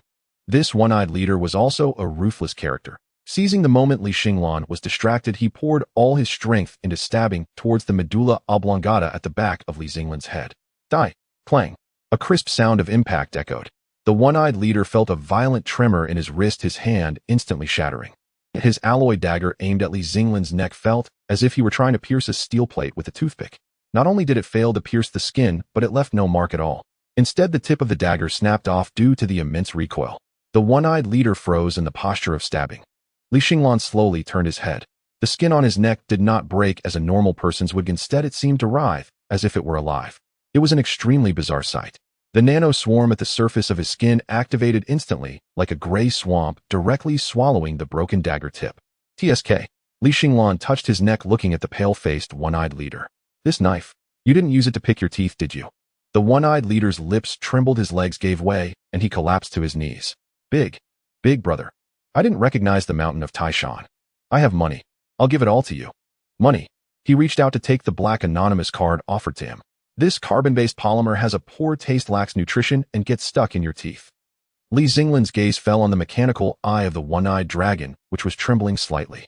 I'm also very interested in that titanium alloy base in your eye socket. The one-eyed dragon's body stiffened, and before he could plead for mercy, Li Xinglan's hand had already reached over. The movement was not fast, but the sense of oppression rendered him completely immobile. Cold fingers gripped the edge of the eye socket. Oh! The scream was abruptly cut off. Li Xinglan, like pulling a radish, forcibly pried out the costly tactical eye. There was no scene of blood flowing. Several wires connecting to the optic nerve were neatly severed, leaving only a series of sizzling electrical sparks. Titanium content is 60, mixed with too much aluminum, still the old industrial-grade standard. Li Xinglan tossed the warm mechanical eye into his mouth, like cracking open a walnut. With a crisp crunch, the hard shell instantly disintegrated under the assault of the nanobots. He spat out a small piece of transparent crystal. The lens is made of resin, poor review. In the corridor, the remaining few marauders had completely gone insane. Killing is but a nod of the head. In this world, everyone is aware that their heads are metaphorically hanging by their belts. Getting shot in the head, hacked to death, or even dying in the jaws of a beast, all fall under the category of occupational hazards. But to be chewed like a snack, that belongs in a horror story. Monster. He is a monster. A burly man with a mechanical arm could no longer bear the psychological pressure. He let out a roar, raising his modified heavy axe to strike at Li Xinglan's back. The hydraulic arm roared and the axe bore down with tremendous force. Li Xinglan didn't even turn his head. Suddenly his back surged like a liquid. The skin around his spine hardened, instantly sprouting several sharp bone spurs outward. Clang! The axe struck the spine, sending sparks flying. The blade curled directly, causing the burly man's hand to shatter. Li Xinglan slowly turned, his emotionless gaze fixed on the burly man's sturdy mechanical right arm. On the retina, green data streams cascaded by. Detected high-carbon steel drive shaft. Detected micro-hydraulic pump. Evaluation: rough workmanship, but the smell of this hydraulic oil. It resembles aged soy sauce. This arm is nice, looks quite powerful. Li Xinglan grinned, revealing a row of white teeth. In the terror-stricken gaze of the burly man, Li Xinglan raised his hand and grabbed the wrist of that mechanical arm. There was no struggle, no pulling. Only the sickening sound of twisted metal. Let go of me. The burly man desperately tried to break free, but that hand felt like it was welded to a vise. Li Xinglan's fingers tightened the palm, instantly transforming into a high-frequency, vibrating cutting edge. Easy. That was the sound of a cutting machine slicing through steel pipes. The burly man felt a lightness in his shoulder, followed immediately by an intense pain. He watched helplessly as his expensive modified mechanical arm was yanked off by Li Xinglan like breaking sugar cane. The severed end was still emitting red heat. "Ah, my arm." The burly man clutched the stump, staggering back, his scream heart-wrenching. But Li Xinglan had no time to pay him any mind. He held the heavy mechanical arm as if it were a freshly roasted leg of lamb. Crack! He took a bite at the elbow joint. The hard alloy bearing exploded in his mouth, the sound making one's scalp tingle. "There's a bit too much lubrication, it's greasy." As he chewed, Li Xinglan mumbled indistinctly, "Next time remember to switch to high-temperature synthetic oil. This mineral oil tastes too strong." Gulp! He swallowed it down. The remaining marauders trembled, unable to even steady their guns. Run. Where to run? Struggling. What can they struggle with?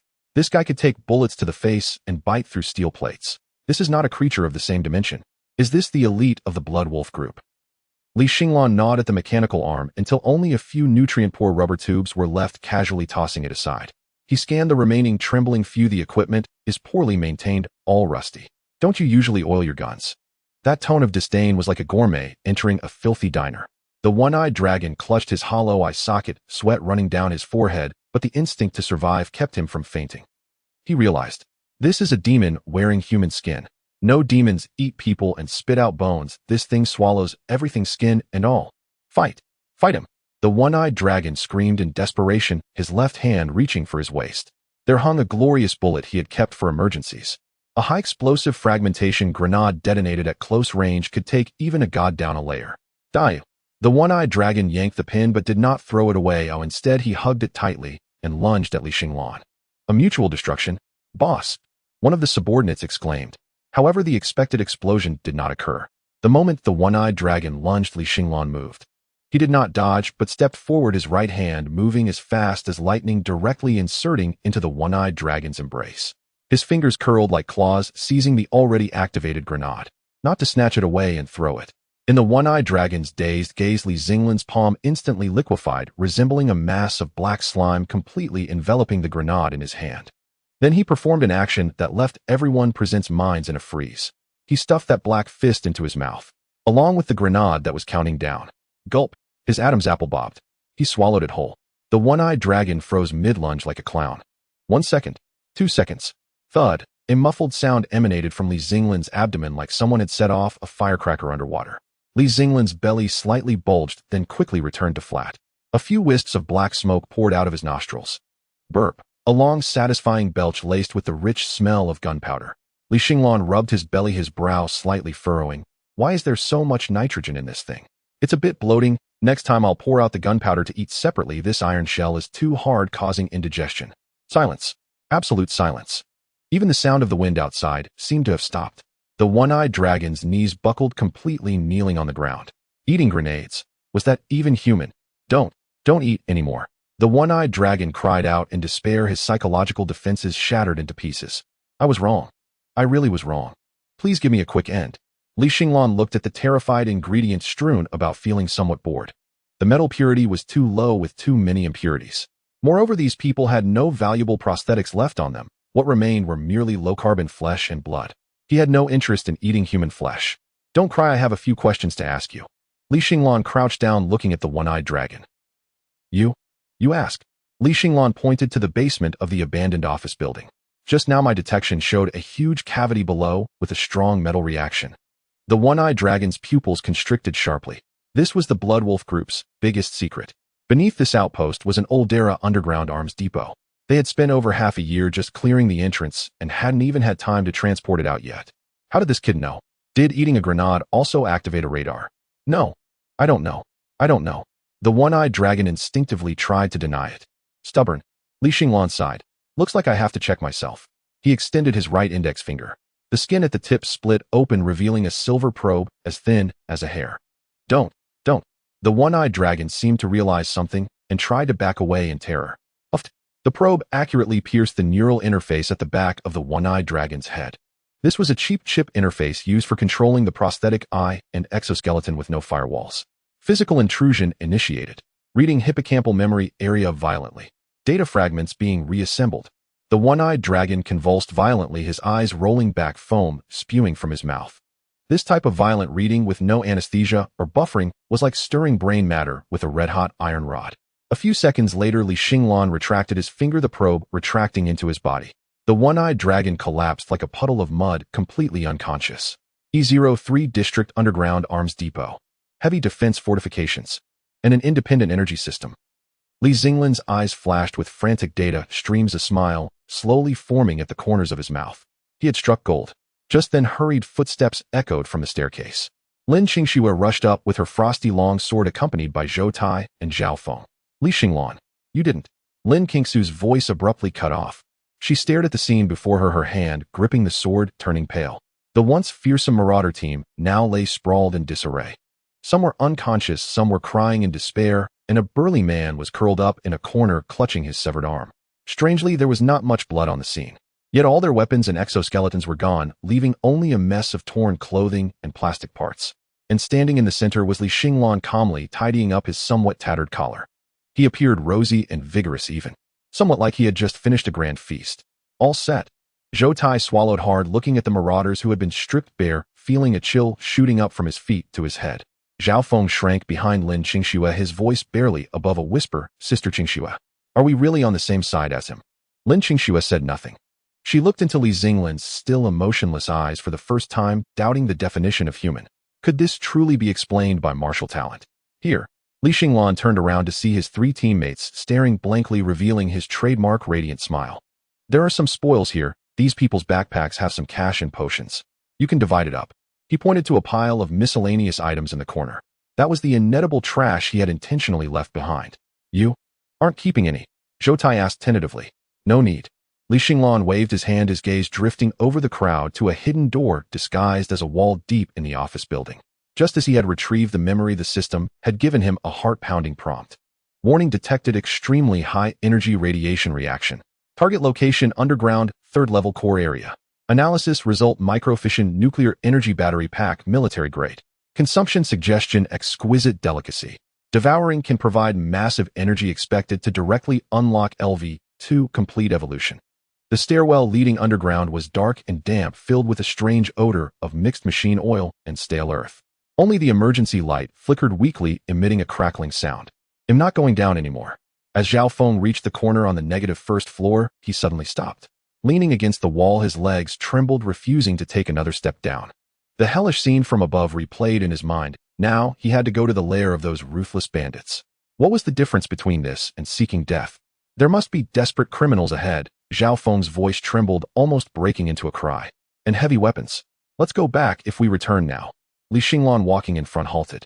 But he did not turn around to reassure Zhao. Instead, he turned to the stair railing. It was an old solid steel pipe with a diameter of 5 centimeters. Though covered in rust, its heavy texture still brought him a sense of primal pleasure. Going back. Li Xinglan reached out casually, snapping the steel pipe in two, as if breaking a cookie. Crack! The sharp sound echoed in the enclosed stairwell, startling Zhao Feng. Li Xinglan brought the half-meter-long steel pipe to his mouth. Without hesitation, he bit off a large piece amidst the nerve-wracking sound of metal scraping. Creak, creak. He chewed slowly, as if savoring some top-quality jerky. All the mutated beasts within 5 kilometers have been attracted by the noise just now. Li Xinglan swallowed the iron scraps and glanced back at Zhao Feng. Without me, how long do you think you can survive in the jaws of those steel-toothed rats? Following me might get you killed. Leaving me, you won't even leave a whole corpse behind. Li Xinglan's tone was calm, devoid of intimidation, as if stating an objective fact. He took another bite of the steel pipe and continued down. Stay close, don't fall behind. Zhao Feng looked at the retreating figure, then back at the dark path behind them, gritting his teeth to follow. Compared to the unknown beasts outside, this iron-eating monster in front of him was terrifying, yet at least. For now it was on his side. Zhou Tai held his shield, his chubby face twisted into a frown, muttering softly. I've never seen anyone eat something like this as a snack. His teeth are really good. Lin Qingxue had remained silent. Finally, when Li Xinglan reduced the steel pipe to a fifth of its original size, she couldn't hold back any longer. What exactly are you? Lin Qingxue's voice was cold, her hand resting on the sword hilt.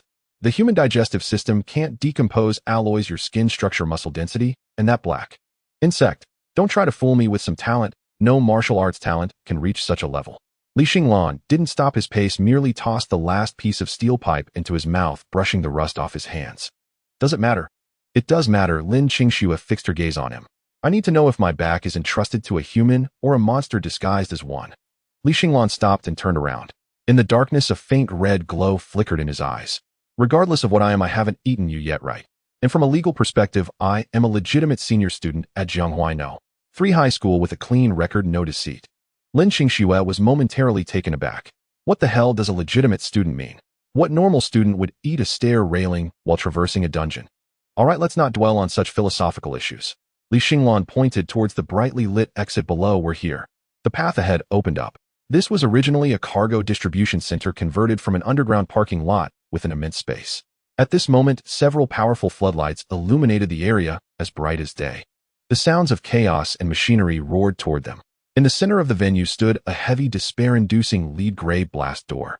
In front of the door, at least 200 fully armed members of the Blood Wolf group were busy. For heavy industrial laser cutters were attempting to cut through the nuclear blast-resistant armor of the door, showering sparks. Surrounding them were heavy machine gun positions, and even 2 exoskeletons patrolled the area. This was no random group of mercenaries, it was a bona fide paramilitary force. Lin Qingxue gasped quickly, pulling Zhou Tai and Zhao Feng to hide behind a concrete pillar. Class of defensive fortifications. She rapidly assessed the situation, speaking swiftly. A frontal breakthrough is impossible. The firepower is too intense. We need to circumvent through the left side ventilation duct or create chaos to let them. Too troublesome. Li Xinglan interrupted her tactical deployment. In the astonished gazes of the two, he stood up straight, adjusting his tactical gear that had turned into a beggar's outfit. You stay here and wait. You're crazy, eh? Lin Qingxue couldn't pull him back. 200 guns on the other side. Plus exoskeletons. 200 guns. Li Xinglan raised an eyebrow, a grin spreading across his face. You mean 200 moving metal supply packs? With that, he directly walked out. There was no attempt to conceal himself or any intention to sneak. Under the beams of the floodlights, Li Xinglan strode towards the Blood Wolf group's position like a grandfather taking a stroll after dinner. Who goes there? The sentry on guard immediately spotted him. Whoosh! Dozens of glaring lights instantly focused on Li Xinglan. Following that was the sound of gun bolts being pulled back, hundreds of dark muzzles aimed at the suddenly appearing youth. Where did this little brat come from? The bald, muscular man sneered. Laughter erupted from the surrounding bandits. To them, he was just a naive student, probably scared silly after entering the wilderness zone, crashing right into their guns. Li Xinglan stopped in his tracks. He stood less than 50 meters from the enemy's position, scanning the gleaming gun barrels, sturdy bulletproof vests, and those heavy machines that looked particularly delicious. His throat bobbed. The hunger made every cell in his body cheer. Robbery. Xinglan's voice was not loud, but clearly audible in the spacious underground space. The laughter abruptly ceased. The bald, muscular man paused, thinking he had misheard. What did you say? I said robbery. Xinglan pointed seriously at the exoskeleton on the bald man's body, then at the surrounding firearms. Hand over all the metal on you. Guns, ammunition, exoskeletons, and even the brass buckles on your belts. He paused, his gaze sincere, as if he was conducting a charity drive. Hand it over, and I won't kill anyone. If you don't. Xinglan leaned slightly forward. I'll have to do it myself. The bald, muscular man seemed to have heard the funniest joke of his life. He laughed uncontrollably, the exoskeleton creaking. Rob us. You. I'll turn you into meat paste to feed the dogs. Open fire. Turn him to dust. With a command, hundreds of tongues of fire erupted simultaneously. And in that instant, Xinglan smiled. The roar of the bald, muscular man echoed in the underground space like a spark thrown into a pot of oil. There was no hesitation. For this group of desperados who had occupied this place for years, killing was as natural as breathing. The kid standing under the spotlight, no matter how bizarre he seemed, was merely flesh and blood. Tat, tat, tat. Hundreds of tongues of fire simultaneously spewed forth. The gunfire converged into a tremendous roar, shaking the dust above loose. The dense barrage interwove in the air, forming an orange-red web of flames that sealed off all escape routes around Xinglan. This was not a burst fire, but a covering strike.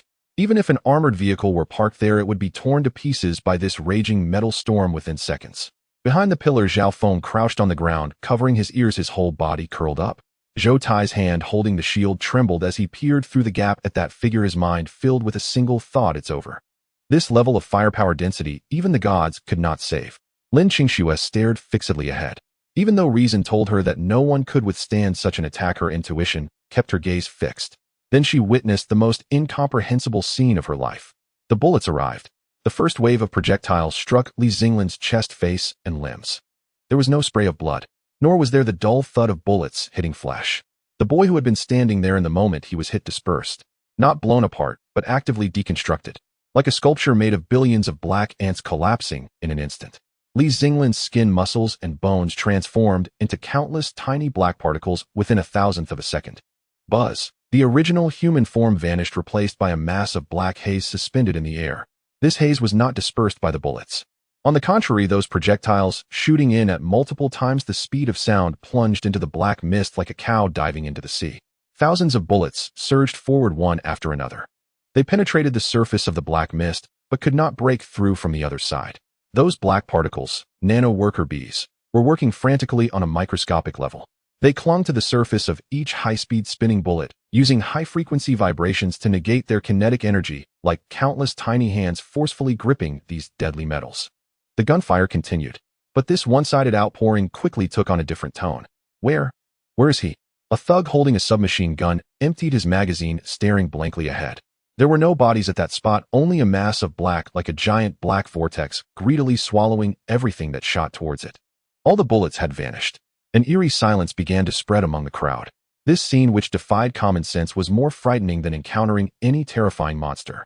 An unknown fear gripped everyone's hearts, and fingers on triggers became stiff. Don't stop. That's an illusion. Though the bald man felt anxious inside, he still shouted, it's just a trick. But he couldn't finish his sentence. The floating black mist moved. It disregarded gravity, air resistance, and even inertia. The black mist skimmed swiftly along the ground like a giant black python, or a flowing shadow, instantly covering a distance of 50 meters. It was too fast, so fast that the bald man felt his vision blur as that suffocating black mass pounced onto his face. Ugh! The bald man instinctively tried to retreat, but found his legs as heavy as lead, unable to move. The black mist rapidly shrank, condensed, and reformed before him. First came the black skeleton, then the stretching muscle fibers, and finally the covering of skin. 2 seconds. From a mass of void particles, he transformed back into the boy dressed in tattered tactical gear. Xinglan stood before the bald man, their noses nearly touching, no more than 10 centimeters apart. He appeared utterly unscathed, even his hairstyle remained untouched. Only his pitch-black pupils were now flashing with dense streams of data. Kinetic energy capture complete. Ammunition recovery statistics: 762 mm caliber projectiles, 420 rounds 56 mm caliber projectiles, 860 rounds. Heavy metal content exceeded suggested expulsion. The bald man gaped, making a ha-ha sound in his throat, forgetting even to raise his gun. He looked at the face so close to him, his mind a blank. Did you enjoy shooting just now, eh?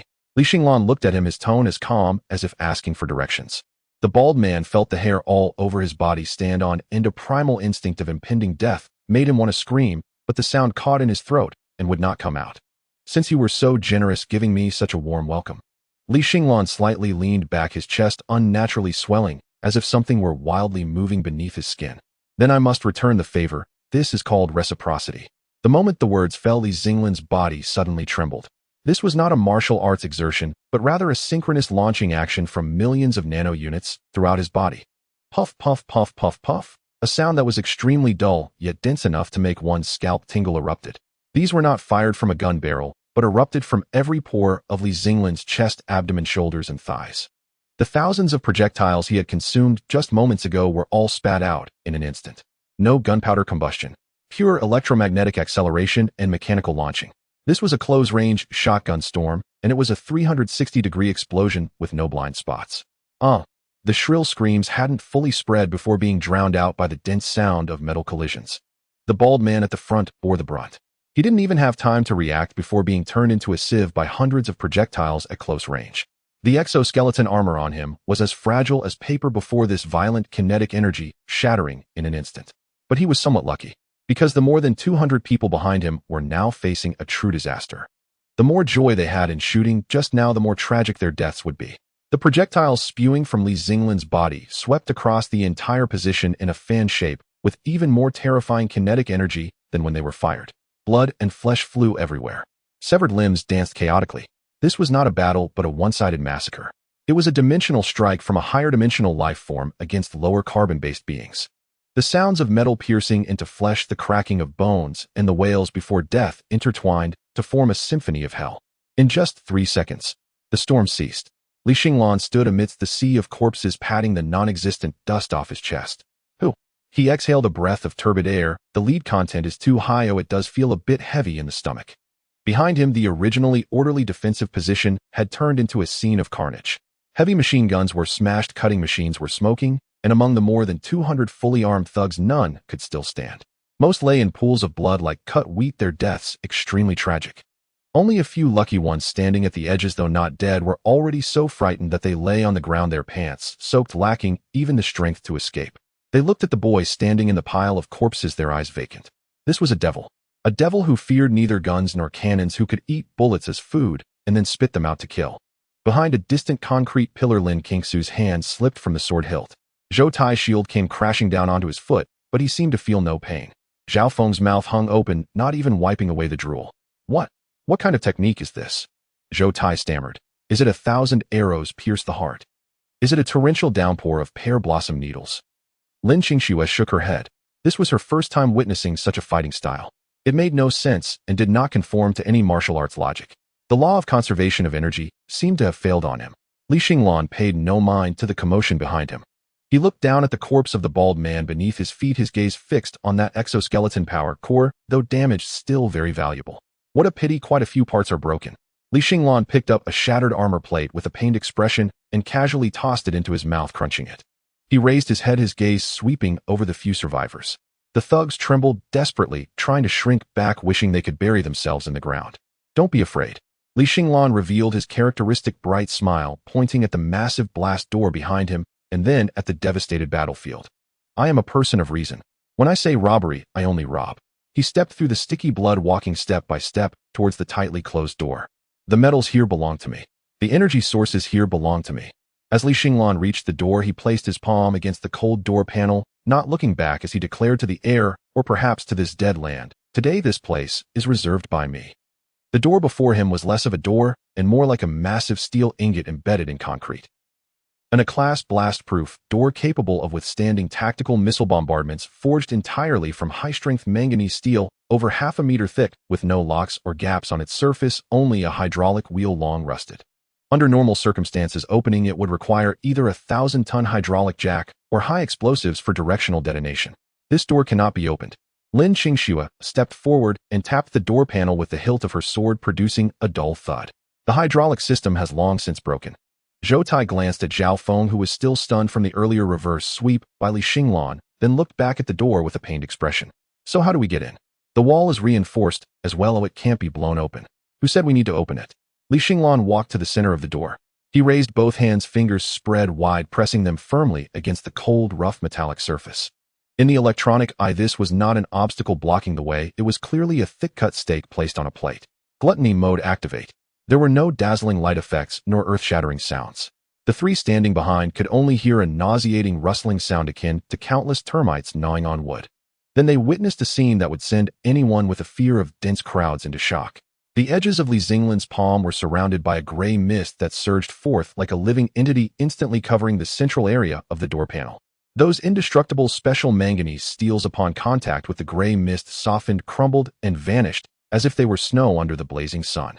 A pit appeared on the once smooth surface of the door panel.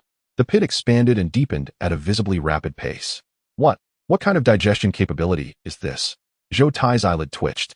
This is manganese steel. It's dozens of times harder than rhino skin. Li Xinglan had no time to pay attention to the astonishment behind him. As a large amount of high-quality metal surged into his body, the power core, which had been in a state of hunger, finally began to operate at full capacity. Ingesting high-strength manganese steel. Armor repair in progress. Density increasing. Current energy reserves 68.72. This sensation of voracious consumption was far more satisfying than the few grams of bullets he had just eaten. The heavy, solid metallic texture transmitted back through the nerves to his brain, evoking a sense of mild intoxication. 3 minutes. Just 3 minutes. The pit had turned into a hole large enough for a person to pass through. The half-meter-thick steel plate had been completely corroded through, its edges smooth as a mirror, the marks left behind by nanobots conducting precise dismantling at the microscopic level. Burp. Li Xinglan withdrew his hand, patted his not-so-bulging stomach, and turned to the three, who were frozen in shock. The door is open, let's go in. He said it so casually as if he had just unscrewed the lid of a can. Behind the door was an entirely different world. There was no musty smell or stench as expected, but rather a dry scent of gun oil. Although the exhaust fan had long since stopped, the temperature control system here seemed to be barely maintained by backup power. A few dim emergency lights illuminated the neatly arranged shelves. Wow. Zhao Feng looked at the scene before him, finally recovering from his startled state, now transformed into greed. It was all guns. While most were outdated firearms from the old era like M4 series assault rifles, and even a few Gatling guns in this day and age, they were still valuable commodities. Not to mention the mountains of dark green ammunition boxes piled in the corner, representing an unfathomable amount of money. We've struck gold. This is truly striking gold. Zhou Tai threw down his shield, rushed toward the nearest shelf, grabbed a brand new assault rifle, and pulled the bolt. The crisp sound, making him look intoxicated. These are all unopened new goods. If we sell this on the black market, each of us could make millions from this trip. Although Lin Qingxue wasn't as impulsive, her breathing quickened. For the newly formed warrior team, this was a fortune enough to allow them to upgrade to full sets of class or even class alloy equipment. Only Li Xinglan showed little interest. He casually picked up a rifle from the shelf and weighed it in his hand. Too light. It made extensive use of engineering plastics and stamped parts, with real solid metal components being scarce. Click. He applied a little pressure with his thumb, and the magazine caved in while the barrel was crushed like a plastic straw. The materials are too poor. Li Xinglan shook his head, casually tossing the useless gun back onto the shelf with a look of disdain. The carbon content doesn't even meet the standard. Eating this would be like swallowing a mouthful of plastic bags with no nutrition at all. Zhao Feng, who had been excitedly caressing the firearms, froze. These are military-grade weapons, and you're treating them like they're made of mud. Li Xinglan didn't waste any time on these junk food. On his retina, the red, guiding line indicating high-energy reactions pointed towards the deepest part of the storage room. There was a separate isolation door there. You guys take your time, I'm going to check inside. Li Xinglan threw down a sentence and walked straight toward the depths. The further he went in, the thinner the metallic atmosphere became, replaced by a heart-pounding sense of oppression. It was a unique radiation fluctuation of high-energy materials, undetectable to ordinary people, but in Li Xinglan's perception, it was like a spotlight in the darkness. The innermost room was small, only about a dozen square meters.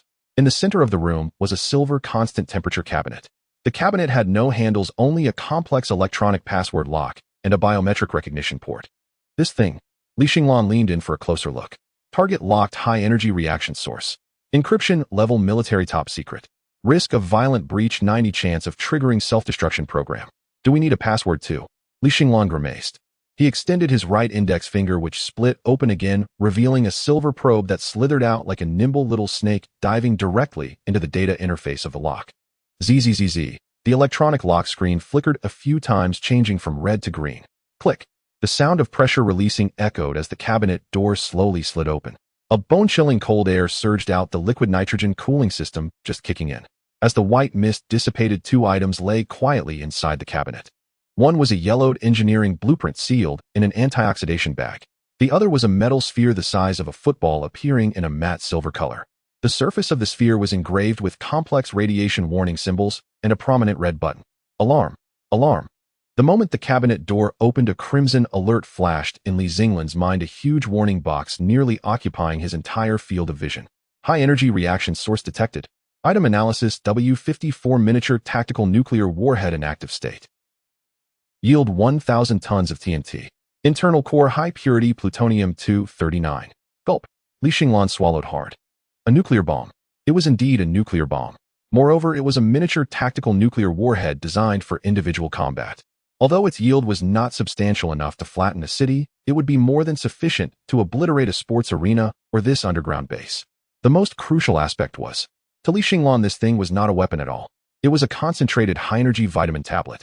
The fission energy contained within, if fully absorbed. Xinglan's hand trembled slightly as he reached for the silver sphere. The enticing fragrance was 1,000 times more intense than all the metals he had eaten combined. It was like a person dying of thirst in the desert seeing a bottle of ice-cold cola. Severe warning. Current host body strength LV1. 5 cannot withstand nuclear fission energy impact. Forced ingestion will lead to reactor meltdown. Host self-detonation probability 100. Suggestion body strength must be increased to LV3 before attempting to consume. A bucket of cold water poured over him. Xinglan's hand froze in midair. Only looking, not eating. He clutched his chest in pain. This is too torturous.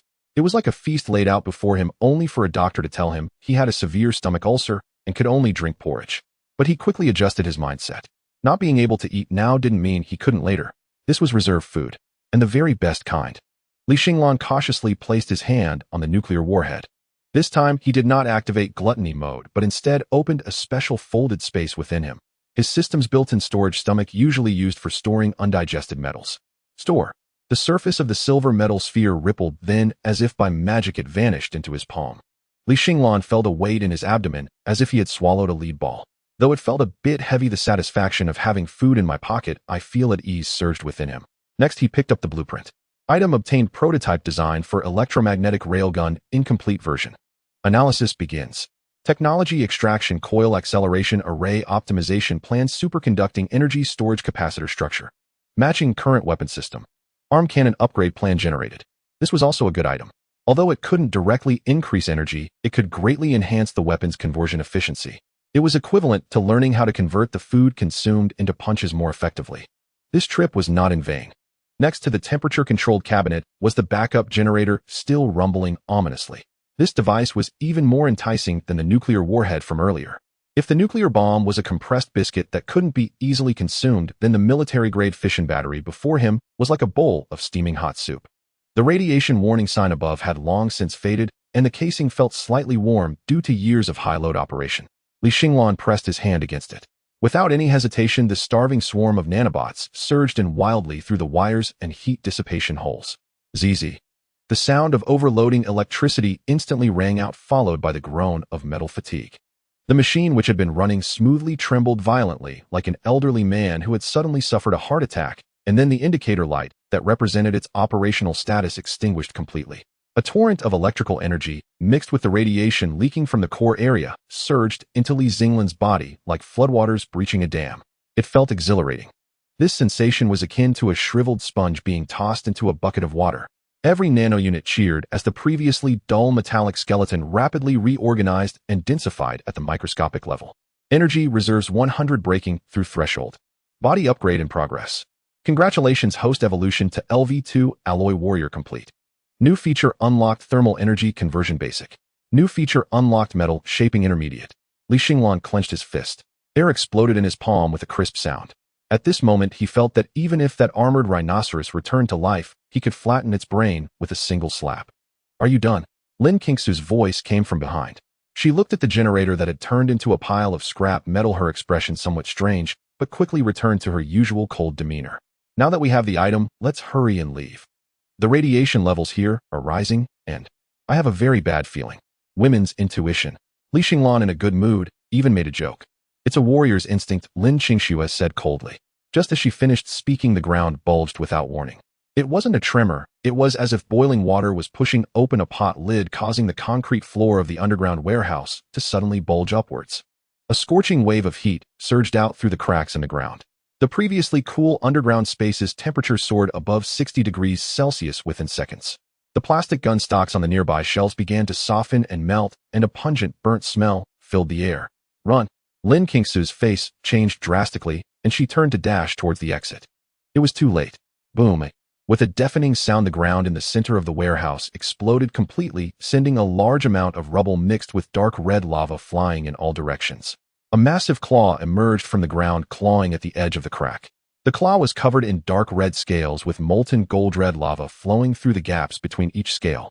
Then a huge, grotesque head broke through the surface. It looked like a lizard, but its size was even larger than the armored rhinoceros from before. Its back was covered in jagged obsidian spikes, and its dark yellow vertical pupils lacked any rationality, filled only with greed and ferocity for high-energy food. Class exotic beast. Lava giant lizard. Zhao Feng fell to the ground, dropping his rifle with a clang. Class. For human warriors, that was the realm of 5th or even 6th-tier powerhouses. Such monsters typically roamed deep in the wild zones, so how could one appear in this peripheral area? Roar. The giant lizard let out a roar. It ignored the several stupefied students and fixed its gaze on Li Xinglan. More precisely on the nuclear warhead that Li Xinglan had just stuffed into its belly. Radiation. That was its favorite delicacy. In the corner of the warehouse, 2 survivors from the Blood Wolf squad who had hidden during the chaos mistook it for an opportunity and rushed towards the door like madmen. The giant lizard didn't even turn its head, merely sneezing. Ooh! A stream of dark red lava sprayed out like a high-pressure water gun. The 2 unfortunate souls didn't even have time to scream before being engulfed by the lava. A few seconds later, only 2 piles of charred human remains still emitting black smoke were left on the ground. Zhou Tai looked at the 2 charred piles, feeling warmth spreading between his legs. This time he was genuinely scared to the point of wetting himself. The shield. Can't withstand this thing. Zhou Tai's hand holding the shield trembled. Not to mention now, even if a tank came through, it wouldn't be enough to withstand a single blast from this giant lizard. Don't panic. Li Xinglan stood at the forefront. He kicked off the ground, launching himself like a cannonball. There were no fancy techniques, just pure strength. With his LV2 physical attributes fully unleashed, this punch, accompanied by a sonic boom, struck the giant lizard's jaw. Dong! A dull sound resonated. Li Xinglan felt as if he had smashed into a red-hot steel plate. The giant lizard's head merely tilted slightly, not even breaking its skin. Instead, the surface of Li Xinglan's fist, covered in a layer of mimetic skin, was instantly carbonized by the high temperature, revealing the reddened metallic skeleton beneath. It was scalding. Even with the thermal energy conversion feature, the extreme heat from direct contact with lava was still hard for him to endure. The giant lizard was enraged. It violently swung its tail, the thick tail covered in spikes sweeping towards him like a battering ram, accompanied by a howling wind. Li Xinglan crossed his arms to block. Bang! He was sent flying like a baseball, crashing hard into a nearby shelf. Dozens of firearms were smashed to pieces, clattering to the ground. The physical defense is too high, and there's a high-temperature shield. Li Xinglan climbed up from the rubble, shaking off his slightly heated arms. Close combat was too disadvantageous. He hadn't even killed it, and his own parts would probably melt first. Lin Qingxue. Zhou Tai. Li Xinglan shouted, "Give me 30 seconds. 30 seconds. Zhou Tai looked at the huge creature that was chewing on the shells, his throat feeling dry. Big brother, are you kidding me? I'll become a roasted pig in 3 seconds. If you don't want to die, then hold the line." Li Xinglan didn't explain, turning to pounce on the mountain of military supplies. Lin Qingxue gritted her teeth, the frost longsword in her hand suddenly unsheathed. She knew that running now would lead to death. The only chance for survival lay with this monster. Ice River Seal. She swung her sword with all her might. The white cold air transformed into an ice spike, directly piercing towards the giant lizard's eyes. However, this cold air, which was enough to freeze ordinary exotic beasts, turned into a cloud of steam when it was half a meter away from the giant lizard. ZZ, the giant lizard didn't even blink, swiping down with a claw. "Zhou Tai," Lin Qingxue shouted. "Damn it, I'm going for it." Zhou Tai shouted to bolster his courage, his blood surging as he raised the E-class alloy shield to defend. Clanged. The giant lizard's claw struck the shield. Zhou Tai felt as if a mountain had crashed down on him. His feet sunk into the concrete, and his knees made a cracking sound under the unbearable pressure. Even more terrifying was the high temperature. The alloy shield, which was said to withstand rocket fire, began to turn red and soften the moment it came into contact with the giant lizard's claw. Boiling iron dripped from the edge of the shield, falling onto Zhou Tai's battle boots, scalding him to the point of shouting. I can't hold on. I really can't hold on. Zhou Tai's face turned red, his neck bulging as he watched himself being crushed into a pulp. Meanwhile, on the other side, Xinglan was crouched among the pile of guns, resembling a crazed glutton. He was no longer picky. No matter the material, as long as it was metal, he stuffed it all into his mouth. Gun barrels, magazines, and even the metal boxes containing the bullets were not spared. Creak, creak. The sound of teeth grinding became a dense chorus. A large amount of metal debris was swallowed, rapidly decomposing in the high temperature of the nano furnace, transforming into the most primitive building materials. Ingesting low-carbon steel. Ingesting aluminum alloy. Ingesting copper zinc alloy. Material reserves sufficient. Blueprint-loaded electromagnetic rail cannon prototype. Beginning physical modification. Off. A suppressed roar escaped from Li Xinglan's throat. This was not the pleasure of eating, but a tearing pain.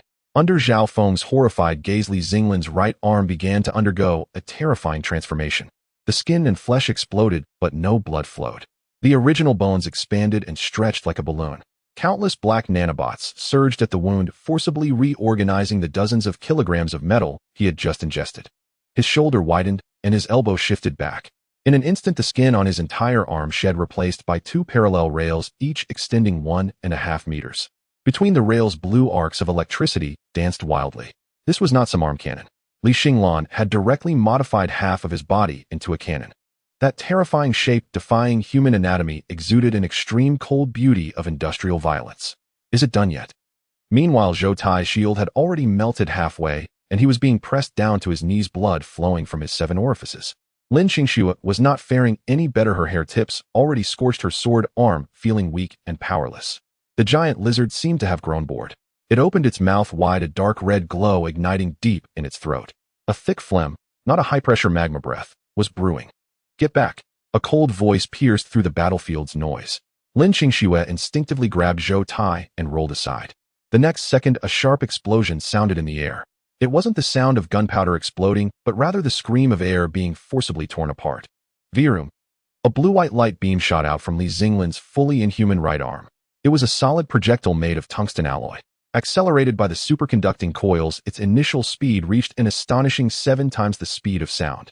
The giant lizard had just opened its mouth, and the magma had not yet been able to spew out. Puff. The sound was very light, like a red-hot knife slicing through butter. The projectile precisely drilled into the giant lizard's open mouth, penetrating its upper jaw, shattering its skull, and then bursting forth in a spray of red and white brain matter from the back of its head, forcefully embedding itself into the wall behind. The entire load-bearing wall collapsed with a thunderous crash. The giant lizard's massive body froze. The magma in its throat lost control, exploding in its mouth, sending black smoke billowing out. The light in its eyes, filled with brutality, dimmed rapidly. With a rumble, its mountain-like corpse fell to the ground, kicking up a cloud of dust. Li Xinglan stood and placed the rails on his right arm, still glowing red and hissing with steam. He staggered slightly, nearly falling. This shot drained the energy he had just replenished, consuming 50 pounds of metal material in the process. This thing.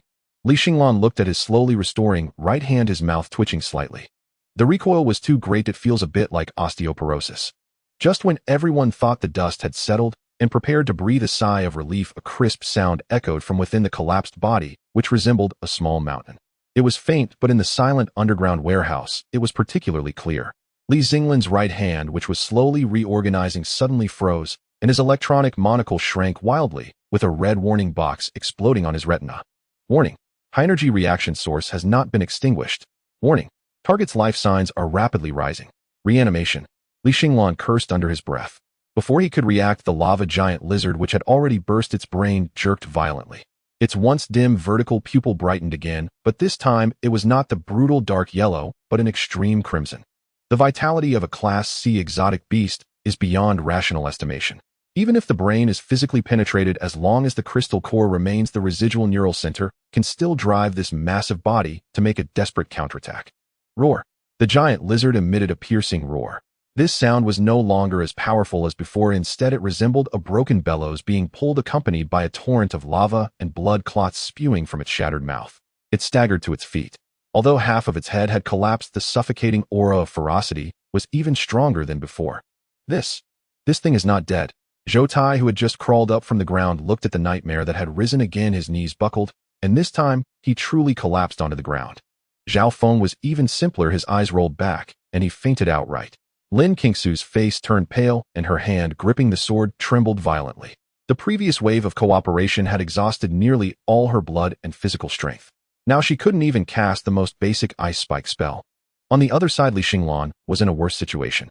That stunning shot had drained all his energy reserves, even overextending a large amount of metal skeleton as ammunition. At this moment, although his right arm was still intact, the internal superconducting coils had burned out, and the metal skeleton was covered in cracks resembling a porcelain piece that could fall apart at any moment. Current energy reserve 3 extremely scarce. Warning: multiple structural damages detected. Immediate sleep repair is recommended. Sleep my ass. Li Xinglan looked at the giant lizard that was closing in, step by step, gritting his teeth. There was no escaping. Although this beast's brain was damaged, its hatred was fully locked onto him. The giant lizard moved. There were no fancy maneuvers, just the most primitive charge. It resembled an out-of-control high-speed train barreling forward with a rolling heat wave. Li Xinglan, get out of the way. A graceful figure stood in front. Lin Qingxue bit her tongue, forcibly squeezing out the last bit of blood energy. The alloy long sword in her hand emitted a mournful cry under the unbearable burden, with a thin layer of frost covering the blade. She knew she couldn't stop it, but the ironclad monstrosity was immobile now. If she didn't step up, they would all die together. Frost absolute defense. Bang! Before the skill was even fully chanted, the giant lizard's paw had already come crashing down. There was no suspense. The long sword shattered into dozens of pieces.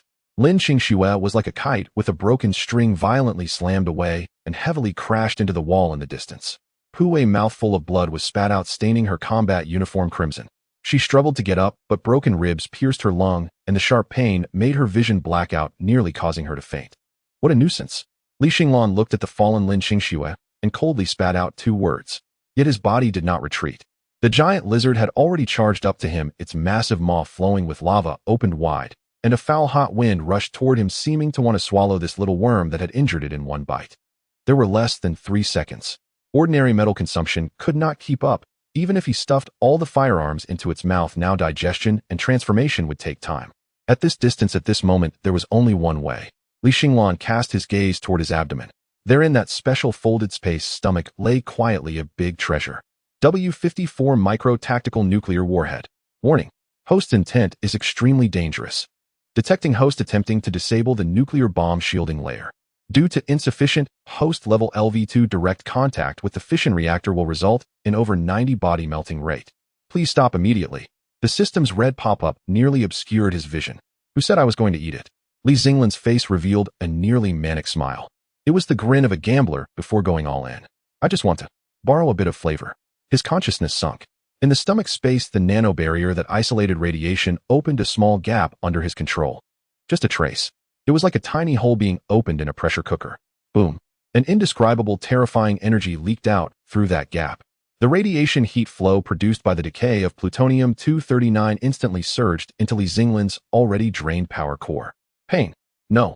Li Xinglan had already blocked the sensation of pain, but that feeling was even more terrifying than pain.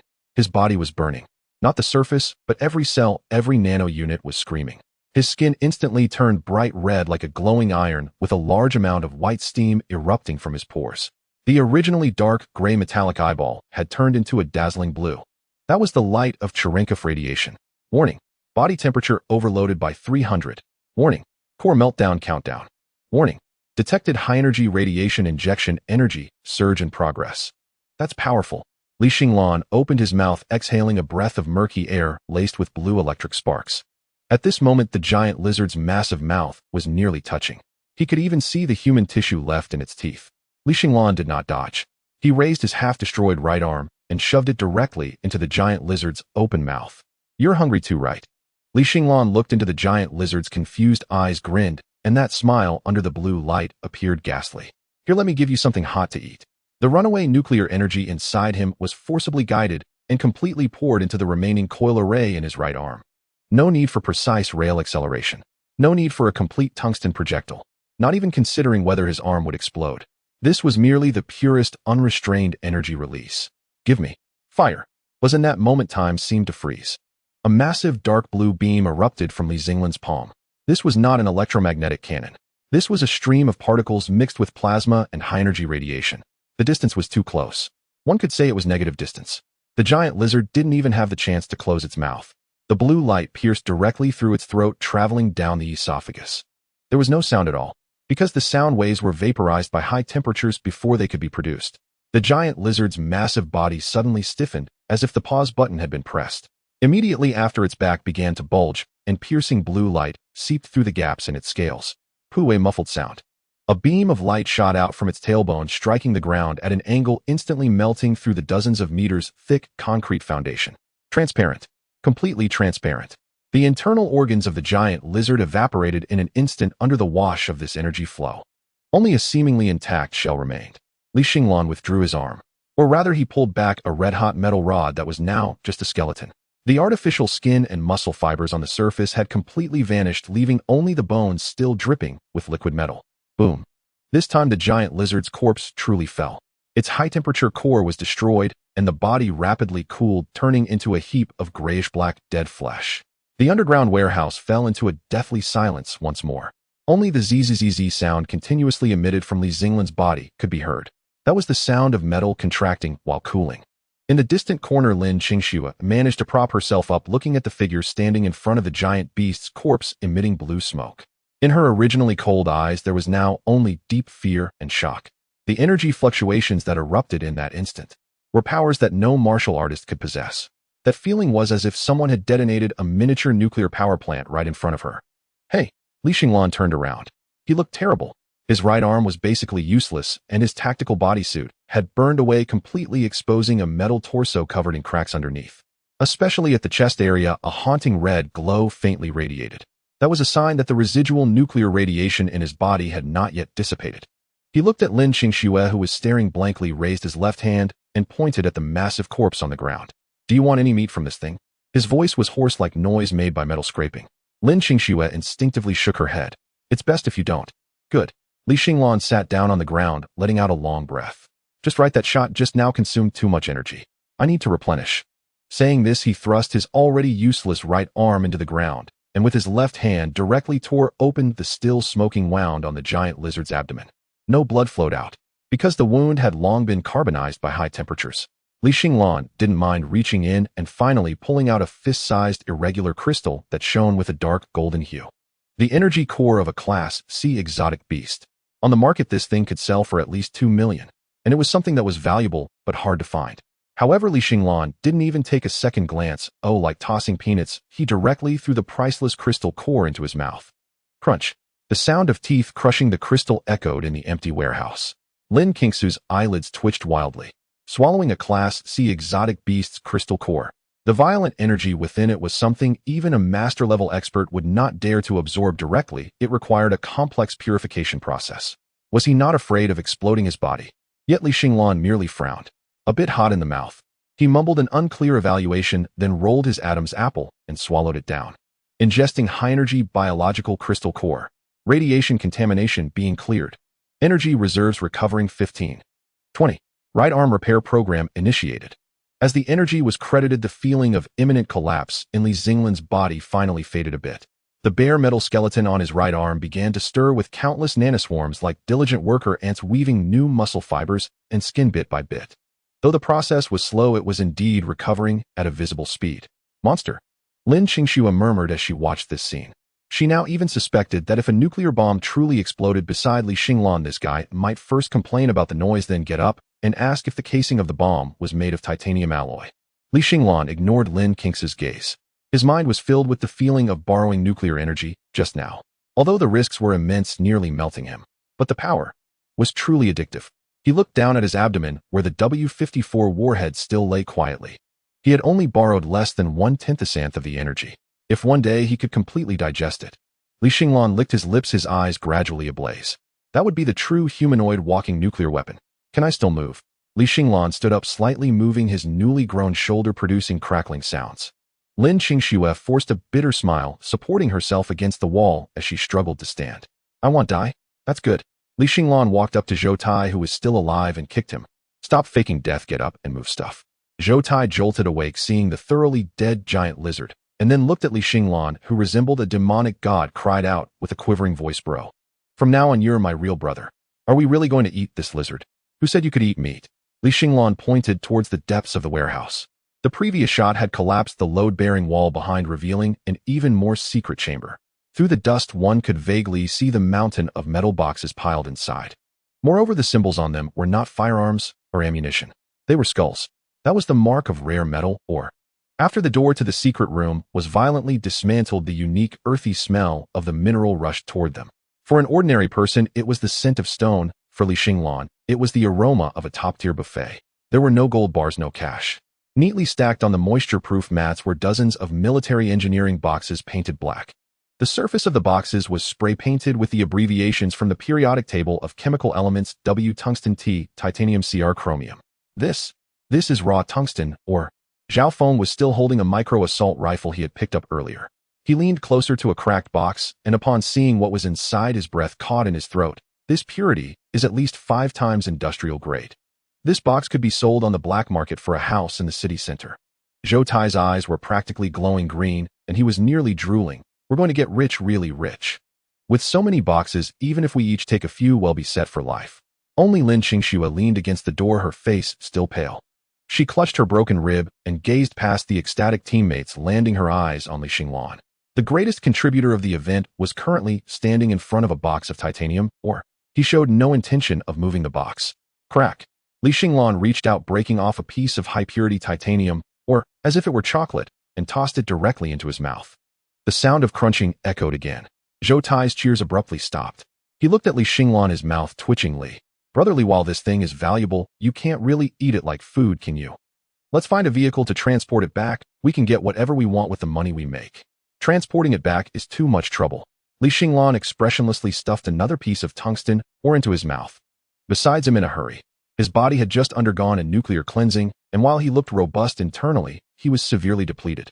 The nuclear warhead provided only explosive energy. The repair and evolution of his body required a massive amount of material. What lay before him was the best supplement. You take the valuable ones, the rest are mine. After saying this, Li Xinglan stopped chewing one by one. He opened his 5 fingers and pressed his palm against the box of ore. Nano fog surged out, enveloping the entire box. Detecting high-purity titanium. Ingestion in progress. Bone density recovery. Liquid memory alloy synthesis progress 5. Under the dazed gaze of the 3, the box of ore weighing hundreds of pounds collapsed and disappeared at a visible rate until even the iron box was completely consumed, leaving only a pile of indigestible wooden mats. Gulp. Zhao Feng swallowed hard and quietly asked Lin Qingxue, Sister Qingxue, is this what you call talent? Lin Qingxue pursed her lips and remained silent. What kind of talent could swallow several tons of ore? This was fundamentally some unknown existence masquerading as a human, but she wisely chose to keep her mouth shut. In less than 10 minutes, over half of the warehouse was empty. Li Xinglan let out a metallic burp. The hunger within him finally subsided, replaced by a sense of strength that felt like it might overflow. Every bone was burning. It was a signal that the high-strength alloy was being restructured. Buzz, buzz, buzz. A slight tremor emanated from the ground. It wasn't a beast, it was the roar of an engine. They're here. Lin Qingxue glanced at her communicator. It's the rapid response unit from the war zone. Li Xinglan paused. He glanced back at the corpse of the lava giant lizard in the center of the hall. The corpse itself was fine. The problem lay in the wound. The penetrating wound still radiated strong Cherenkov radiation. If detected by the military's specialized instruments, the fact that he had a nuclear warhead in his stomach would surely be exposed. You all go first. Li Xinglan commanded. Huh. Zhou Tai was stuffing ore into his backpack. Brotherly, aren't you coming? I still need to pack some things. Once the 3 helped each other out of the underground warehouse, Li Xinglan immediately approached the giant lizard's corpse. By now the corpse had already gone cold. Lucky for you. Li Xinglan pressed a hand against the charred wound of the giant lizard. Reverse devouring activated. Recovering residual radiation energy. Recovering tungsten alloy projectile residues. Class beast flesh detected, convert to biological fuel. Yes. The gray mist erupted again, this time more violently than before. The massive corpse of the giant lizard was like being thrown into a strong acid bath. Flesh dissolved, bones decomposed. Those hard scales which were difficult for ordinary warriors to deal with transformed into the purest energy liquid under the microscopic disassembly of the nanoswarm streaming into Li Xinglan's body. The best way to destroy evidence was to consume it until not a trace remained. 2 minutes later, when the fully armed special forces burst through the upper passage and rappelled into the underground hall, all they saw was a scene of chaos and Li Xinglan sitting on an empty ammunition box, resting. As for the class beast, all that remained on the ground were some indescribable ashes and a few large claw prints. I am Lei Jintian from the 7th Brigade of the Jianghuai War Zone. The burly elder resembling a bear pushed through the crowd of soldiers and strode in. He still carried the scent of blood, clearly having just finished cleaning up a wave of beasts outside. Lei Jintian spotted Li Xinglan at once. Good lad. It's great that you're alive. He laughed heartily, slapping Li Xinglan's shoulder with a hand as big as a fan. Clang. A dull sound of metal clashing echoed. Lei Jintian froze for a moment, looking at his hand, and then at Li Xinglan's seemingly normal shoulder, a glint of sharpness flashing in his eyes. What's going on down here? We just detected an extremely high-energy reaction, and there was such a large class reaction source. Where did it go? Lei Jintian scanned the surroundings. It was clear that a fierce battle had occurred here. The walls were melted, the ground was full of pits, and the air still carried the scent of high-temperature burns. Li Xinglan was about to speak. Commander Lei. Lin Qingxue was being carried on a stretcher passing from behind. Although her face looked bad, her voice was steady. We discovered that this place is a secret arms depot from the old era. When that lava giant lizard charged in, we detonated an experimental ground-penetrating bomb, and it blasted it apart. Blasted apart. Lei Jintian raised an eyebrow, pointing at the ashes on the ground, like this. That was vaporization. Li Xinglan interjected at the right moment, pointing to his tattered clothes. If we hadn't run fast, we would have turned to ashes too. By the way, I didn't find that thing's crystal core, it probably got blown away with it. Lei Jintian gazed deeply at the two. He was an old hand, and could naturally tell that this explanation had many holes. Can a ground-penetrating bomb vaporize a beast and not collapse this basement? But he noticed the calm, even somewhat bored look in Li Xinglan's eyes. This kid harbored a great secret. All right. Lei Jintian waved his hand, cutting off the technician beside him who wanted to use instruments to check the radiation levels, since it's an experimental weapon. Seal off the scene and classify it as a military secret. No one is allowed to speak. The technician was taken aback, silently putting away the Geiger counter that was still alarmingly beeping. Fall back. Send these little ones back to the city for treatment. As Lei Jintian turned, a grin stretched across his face. No matter how he killed it. As long as this kid is human and a soldier, I have my eye on. Even if he swallowed a nuclear bomb, that's his skill. On the military transport vehicle back to the city, Li Xinglan declined the suggestion to go to the military hospital. I'm fine, just hungry, he said to the accompanying military doctor. I just need a good meal when we get back. The military doctor checked him. Aside from an extremely weak heartbeat and frighteningly low body temperature, he found no external injuries, concluding it was simply the special constitution of an awakened one. By the time he returned to that cheap rental apartment, it was already late at night. Li Xinglan closed the door and pulled down the curtains. The heavy backpack he had been carrying was casually thrown on the ground with a loud thud. Inside were not ores, but rather a plethora of snacks. The remains of the Blood Wolf Battalion exoskeleton he had pried off during the battlefield cleanup, along with dozens of firearms that he hadn't had time to digest. Finally, it's quiet. Li Xinglan took off his tattered combat uniform and walked naked into the bathroom. He lay in the bathtub without running water. Current environment secure. Energy reserves 120, overload state. Metal material reserves sufficient. Class crystal core analysis complete. Nuclear radiation fusion progress 100. Conditions met. Beginning evolution. Ugh. Li Xinglan let out a muffled grunt. This was not pain, but an extremely strange tingling sensation. Starting from his toes, his skin began to dry and crack like a snake shedding its skin. Large patches of pale synthetic skin fell away, revealing not red muscular fibers, nor dull metallic bones. Instead, what emerged was a profound, dark golden liquid. Liquid metal. This was the ultimate manifestation of the evolution of the nano-worker swarm. They no longer required a fixed physical form. Every microscopic unit possessed independent power and computing capability, able to flow like water or instantly lock with hardness surpassing that of diamonds. In the bathtub, Li Xinglan's body was melting. His original features had disappeared, replaced by a featureless silver mask. His limbs transformed into silver liquid that filled the bathtub, then under some willful control, suddenly contracted and reshaped. 1 minute later, a brand new Li Xinglan stood up from the bathtub. His skin was as white as jade, with smooth and perfect lines showing no trace of mechanical modification. Even the previously somewhat stiff microexpressions now came alive, as if he were an award-winning actor. He raised his hand, and with a thought, His entire right arm instantly transformed into a puddle of silver liquid hitting the ground and turning into a sharp Tang Dao, then immediately shifting into a round shield before flowing back to his shoulder, returning to that slender arm. Host Li Xinglan level LV2 Alloy Warrior Complete Form Status Liquid Mimicry T-Type Traits Physical Immunity 80 Thermal Energy Conversion Intermediate Electromagnetic Control Beginner Microscopic Vision Armory Electromagnetic Railgun repaired and upgraded High-Frequency Oscillation Blade Liquid Piercing Spear. Strong. Unprecedentedly strong. 2 o'clock in the morning. The soundproofing of the old community is virtually non-existent. The quarrel from the neighboring couple just ceased, and the yowling of a tomcat from downstairs began anew. The glass of the window emitted an extremely faint sizzling sound. A circular cut appeared out of nowhere as the glass was drawn back slowly by a suction cup. A shadow like a boneless, soft-bodied creature slithered through the rusted gaps of the security window. It landed silently. Poison Blade glanced at the tactical terminal on his wrist. Target locked. Li Xinglan. Status deep sleep. Threat level C. Note physical strength is immense. Assassination recommended. Poison Blade smirked slightly. As a top assassin hired by the Zhao family at a hefty price, he usually scoffed at such tasks. To kill a high school student, he actually had to use his 3 million worth Phantom individual stealth system.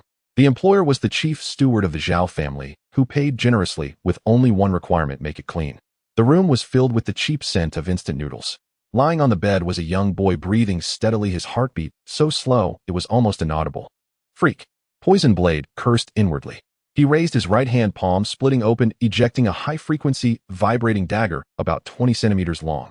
This specially made molecular blade vibrated 30,000 times per second, making cutting through steel as easy as slicing tofu, and the cut was smooth, not even a drop of blood would spray. Quick and decisive. Poison Blade approached the bedside without a word, thrusting the dagger towards the boy's throat with great force. Just a second. With the trachea severed and the carotid artery ruptured, this kid would turn into a corpse in his sleep. Ding. The anticipated sensation of the blade meeting flesh did not arrive. Poison Blade froze for a moment. The dagger in his hand felt as though it had plunged into a block of high-viscosity, super glue hovering 3 millimeters above Li Xinglan's neck. No matter how hard he tried, that dagger, capable of slicing through tank armor, simply could not advance an inch. Bathed in the faint light from the street lamp outside, Poison Blade saw a scene that made his scalp tingle. The skin on Li Xinglan's neck flowed out. The originally fair skin transformed into a pool of silvery gray liquid, like a living swamp, rapidly climbing up the blade. Warning. Weapon damaged. Warning. Unknown strong acid corrosion detected. The tactical terminal went into a frenzy. That high-frequency vibrating dagger, once a source of pride, was enveloped in the silvery liquid, rapidly softening, disintegrating, and disappearing as if it were a cookie tossed into aqua regia. Enough already. The boy on the bed opened his eyes. There was no hint of sleepiness. Those eyes shone with an eerie green light, staring intently at Poison Blade as if assessing the final dessert on a menu. You. Poison Blade was taken aback, instinctively attempting to withdraw his hand. He couldn't move. The silvery liquid, having devoured the dagger, was now spreading directly up his wrist to his forearm. Titanium alloy framework. Good purity. Li Xinglan's voice was a bit hoarse, tinged with the irritation of just waking up, but the smell of this lubricant is a bit overpowering. Change the brand next time. Creak. Just as he finished speaking, Poison Blade felt a sharp pain in his right arm. It wasn't physical pain, it was phantom pain transmitted from the neural interface of his prosthetic limb. Li Xinglan sat up, grabbing Poison Blade's mechanical arm. Crack. That military-grade mechanical arm, capable of easily lifting 500 kilograms, was effortlessly torn off Poison Blade's shoulder by Li Xinglan, as if he were breaking sugarcane. Sparks flew from the severed end, hydraulic oil splattered everywhere. Poison Blade didn't even have time to scream before he saw Li Xinglan shove the stilt-witching mechanical arm into his mouth. Creak, creak. The sound of teeth grinding metal was exceedingly jarring in the silent night. What kind of monster are you? Poison Blade was on the verge of collapse. He had killed martial artists, blown up strongholds, and even exchanged fire with SWAT teams. But he had never seen anyone who could eat military prosthetics raw. Is this something carbon-based life can do? He suddenly pulled out a high-explosive grenade with his left hand, intending to pull the pin and go down together. Don't waste it. Li Xinglan, still chewing on a piece of finger bone, said indistinctly. He snapped his fingers. Poison Blade was horrified to discover that his left hand was also no longer obeying him.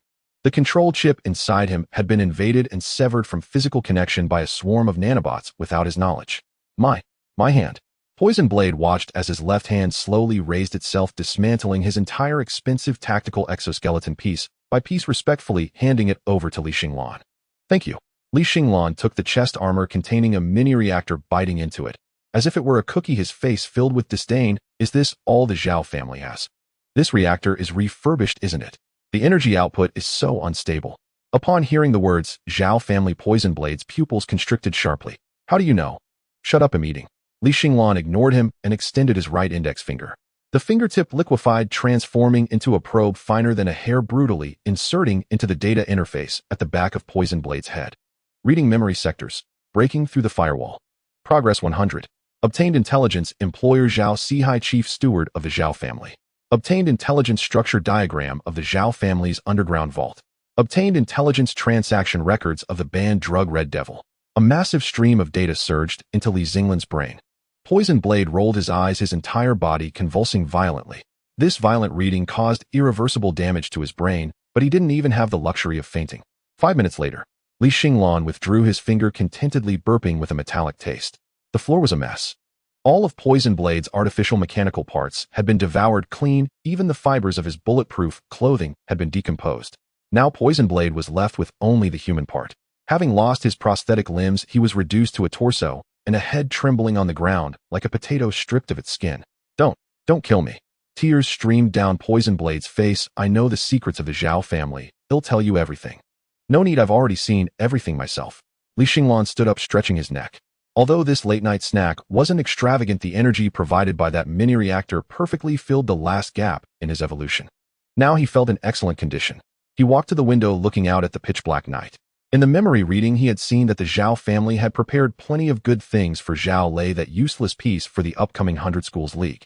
Not only were there banned high-purity stimulants, but also 2 pieces of miniature thermal weapons disguised as accessories obtained from the black market. They were determined to kill him in the arena. I originally just wanted to get first place and earn some scholarship money. Li Xinglan glanced back at the human stick on the ground, a cold smile appearing on his lips. Since you don't want to do it with dignity, then let me help you with that. 6 o'clock in the morning. Outside the Jianghua City police station. The on-duty officer had just opened the door when he saw a large black garbage bag placed on the steps. On the bag was an A4 paper with a few large words printed on it: wanted criminal Poison Blade, containing evidence of the Zhao family's hired killing, please collect. The officer was stunned and hurriedly opened the bag. Inside was a man stripped down to his underwear, with the wounds on his limbs perfectly cauterized by some high-temperature method, currently in a state of extreme shock. Hanging around his neck was a USB drive. Holy crap, is this really that a level wanted criminal Poison Blade? Several veteran officers rushed over upon hearing the commotion, comparing the photo on the terminal for a long while, and finally gasped in astonishment at the sight of the man with no limbs. Who did this? It's so cleanly done, not even a screw left. The Jianghua City Gymnasium roared with a sea of voices. As the city's largest martial arena, it was packed today with 30,000 spectators. Holographic display screens floated midair, scrolling highlights of elite martial candidates from schools across the region. Naturally, there was no footage of Li Xinglan. His martial examination recordings were classified as military S-level confidential, beyond the reach of media, and even the director of education lacked clearance to access them. To the audience, therefore, this so-called martial examination top scholar seemed less a prodigy than a privileged nominee. Li Xinglan stood in the preparation zone, utterly indifferent to the thunderous waves of cheers crashing around him. His gaze locked, glued, as if by unbreakable adhesive, onto the bulletproof glass case positioned dead center on the main stage. Inside rested 2 objects. One was a gaudy solid gold championship trophy, crass in design, yet undeniably weighty and gleaming. The other was a deep blue metallic block roughly the size of half a fist. Deep sea sunken silver, Li Xinglan's Adam's apple bobbed. Mined from the folded space-time of the Mariana Trench. 10 times denser than gold, with exceptional malleability and shape memory properties. Ding. High energy rare metal detected. Recommended consumption method: raw ingestion. Estimated yield unlock LV2. 5 liquid heavy armor schematic. Energy storage capacity increased by 15. Green data streams flooded his retinal interface, dissecting the sunken silver's molecular architecture down to the last atom. To Li Xinglan, it was no symbol of honor, but rather a slab of premium Wagyu beef radiating an intoxicating lethal aroma. Li Xinglan. A female reporter shoved her way to the front row, microphone thrust forward, trailed by a cameraman hefting heavy equipment. I'm with the Jianghua Daily. As this year's biggest dark horse, I notice you've been staring at the championship podium with such fervent intensity. Are you yearning for that ultimate accolade? The reporter brimmed with excitement. What prime material? A young genius aflame with ambition, the very fire of conquest blazing in his eyes. Li Xinglan withdrew his gaze, glanced at her, and replied earnestly, "Is that trophy 3 nines or 4 nines pure gold?" The reporter blinked. "Huh. The base looks copperplate. Not exactly honest craftsmanship." Li Xinglan sighed, shaking his head with mild disappointment, then pointed toward the sunken silver beside it. "But that stone. Solid. Looks chewy." The reporter stared, speechless. Conversation over. A ripple of snickers spread through the crowd. "Provincial bumpkin." Li Xinglan turned. A group of students in custom-fitted combat suits approached, led by an old acquaintance, Zhao Lei. In just a few days, he had undergone a startling transformation. He wore a sleek, dark red, lightweight exoskeleton. Faint glows pulsed along its joint circuits, visible traces of embedded spirit energy pathways. Such gear was prohibitively expensive, military-grade, near-deployment standard. That it had passed security screening into the arena spoke volumes about the Zhao family's influence. Beyond the exoskeleton, Zhao Lei's complexion was deeply unsettling, sunken eye sockets, flushed cheekbones, pupils unnaturally constricted. Li Xinglan twitched his nose. Beneath the sharp tang of costly alloys, he caught a nauseating whiff of synthetic chemicals. Red demon. He arched a brow. An illicit performance enhancer, one that burned away latent potential for fleeting neural acceleration. Its price? Irreversible ruin. So the old fox Zhao Sihai would push even his own nephew this far. Li Xinglan. Zhao Lei ground out the words, voice scraping from the depths of his throat. "Pray you don't draw me in round one, or I'll break every bone in your body inch by agonizing inch." Li Xinglan ignored the threat, and instead tapped twice on the chest plate of Zhao Lei's exoskeleton. Clack, clack. The tone rang crisp and clean. Titanium aluminum alloy laced with stardust. Decent hardness. Li Xinglan remarked, his gaze appraising the suit like takeout delivered to his door. "Don't soil this high-end gear. Remember to hand it over afterward." "You're asking for death." Zhao Lei lunged, only to be sharply rebuked by a referee's commanding shout, "Silence." "The match begins immediately." The PA system crackled. First bout, Li Xinglan of Jianghuai No. 3 Middle School versus Sun Jie of Yucai Middle School. The arena fell silent, then erupted in boos. Most were directed at Li Xinglan. After all, spectators had come for fiery duels, not to watch a money-obsessed contender drool over trophies. Li Xinglan ambled leisurely onto the ring. His opponent, Sun Jie, was a lanky figure gripping 2 short blades, a famed master of Yucai's lightning blade style, reputed to sprint 100 meters in under 10 seconds, his dual wielding a seamless, impenetrable whirlwind. Sun Jie sneered at Li Xinglan's bare hands. "Planning to fight me like this? Not even armed?" Li Xinglan sighed, slipped off his jacket, and folded it neatly beside the ring. It was expensive. Wang Gang would nag if it tore. "Running short on time. Time to eat." "No, time to fight," he said, rotating his wrists. "Arrogant fool." Sun Jie exploded forward, launching himself like a coiled spring. Fast, truly fast. The stands erupted in gasps. To ordinary eyes, Sun Jie vanished entirely, leaving only twin streaks of cold light spiraling relentlessly around Li Xinglan. Clang, clang, clang, clang, clang. A rapid-fire barrage of metallic clangs echoed. In 3 seconds flat, Sun Jie's twin blades struck 18 lethal blows across Li Xinglan's chest, back, and throat. Each cut aimed to kill. Sun Jie landed, sheathed his blades with theatrical flair, and turned his back, smirking with quiet confidence. Wait, something was wrong. Why no scream of agony? And why did his blades feel strangely light? Sun Jie looked down and nearly popped his eyeballs out. His 2 crank alloy combat blades, custom forged at great expense, were now grotesquely warped, their edges jagged and shattered like rusted saws. "That's it." A lazy voice drifted from behind. Sun Jie stiffened, then slowly pivoted. Li Xinglan stood motionless, hadn't shifted his feet a millimeter. He glanced down at his white t-shirt, frowning. Dozens of slashes marred the fabric, yet nothing more. Beneath the torn cloth, his pale skin bore not even a faint red mark. "This shirt cost 300 yuan, Li Xinglan grumbled. "You'll pay for it, right?" "Impossible." Sun Jie's composure shattered. "I'm a pre-cultivator peak. My blades can cleave steel. You cheated." "Cheated?" Li Xinglan smiled. "Armor." Beneath his skin, swarms of nanites surged joyfully. The kinetic energy from those 18 strikes had been fully absorbed by high-frequency oscillations in his epidermis and converted into minuscule electrical charge. Even a mosquito's leg offered sustenance, but this level of massage was barely enough to keep him awake. "Since you won't reimburse me, you'll have to settle in person." Li Xinglan had no intention of wasting more time. That deep-sea sunken silver still waited on the main stage. He raised his right hand and swung a single unhurried slap. No explosive surge of chi, no dazzling martial artistry. Just a plain, unadorned, devastating slap. Crack. Sun Jie didn't react in time. He flew sideways, as if struck by a speeding freight train. He traced a perfect parabolic arc, clearing the ring, soaring past the judge's table, and slammed headlong into the concrete wall 5 meters away, embedding himself completely. Stuck tight, no prying loose. Absolute silence gripped the arena. The commentator choked mid-sentence, his prepared phrase, a battle of equals, strangled before it could escape, nearly suffocating him. Li Xinglan lowered his hand, brushed non-existent dust from his palm, and turned to the stunned referee. Declare the result. Why the delay? I've got the next match to attend. The referee swallowed hard, glancing first at the human-shaped crater in the wall, then at Li Xinglan, untouched, unruffled. How on earth was he supposed to judge this? This wasn't martial arts. It was monster brawling. Yet trembling, he raised his arm. First bout. Li Xinglan wins.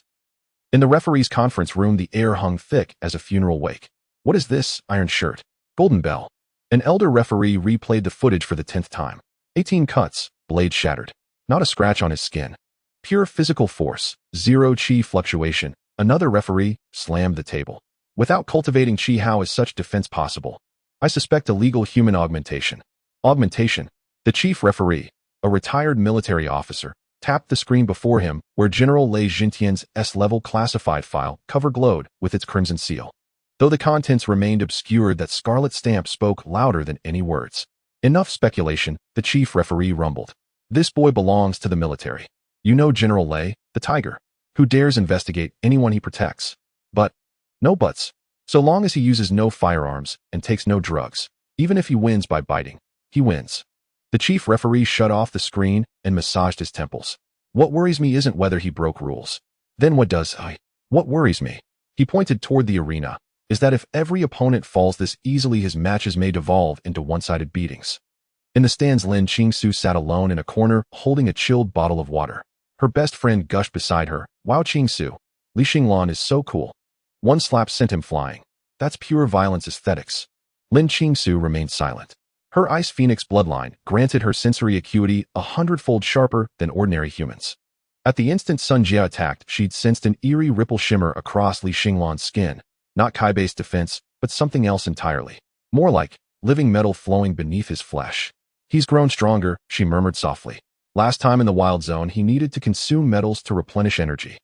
Now his entire body appeared weaponized. No longer human anatomy, but a precision-engineered killing machine draped in human skin. But her friend suddenly pointed downward. What's he doing now? Following her finger, they watched Li Xinglan, fresh off victory, skip the celebration zone and slip to the edge of the arena where spare alloy dumbbells rested on a rack. Li Xinglan glanced left and right, ensuring no eyes watched, then lifted a 50-kilogram dumbbell and squeezed it experimentally, as if testing its metallurgical integrity. Before dozens of witnesses, the solid iron weight buckled inward, bearing deep, unmistakable finger indentations. Carbon content too high, slightly gritty on the teeth. Li Xinglan shook his head, discarding the deformed dumbbell with visible disdain. The entire stadium stared dumbfounded. Was this truly the grip strength of a carbon-based life form? In the preparation zone, Zhao Lei's face had darkened to the shade of a scorched wok. His fingers clenched the alloy armrests of his seat until they groaned in protest. Monster, he whispered. No mere body-hardening art could achieve this. Afraid. A cold voice slithered into his ear. Zhao Lei flinched violently, turning to find a man in a black hooded sweatshirt standing silently behind him. Second uncle. This was the Zhao family's second steward, the true executor of tonight's operation. The first steward is deeply disappointed in you, the steward intoned. Poison blade failed and vanished without trace. Li Xinglan likely possesses evidence detrimental to the family. Then what do we do? Zhao Lei panicked. You cannot kill him in the ring, but he can be killed by you. The steward extended a syringe filled with viscous dark gold liquid, far more ominous than the earlier red demon. Laboratory prototype, Tyrant 2. The steward lowered his voice. Inject it and your strength triples. Pain vanishes entirely.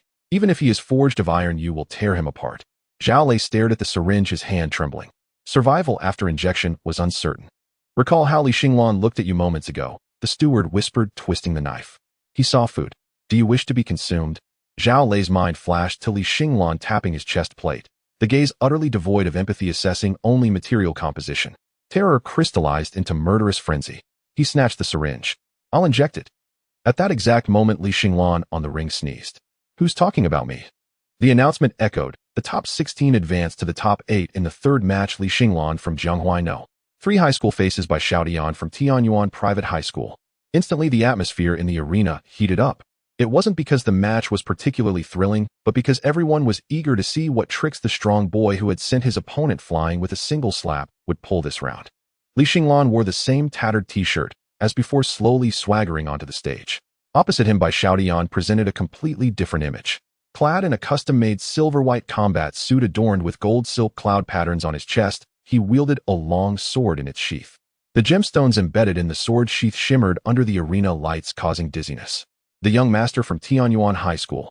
Someone recognized him. That's the only heir of the Bai family. I've heard that sword is a family heirloom, a crade alloy weapon called Flowing Cloud capable of cutting gold and jade effortlessly. Bai Xiaotian, upon hearing the discussions around him, raised his chin slightly.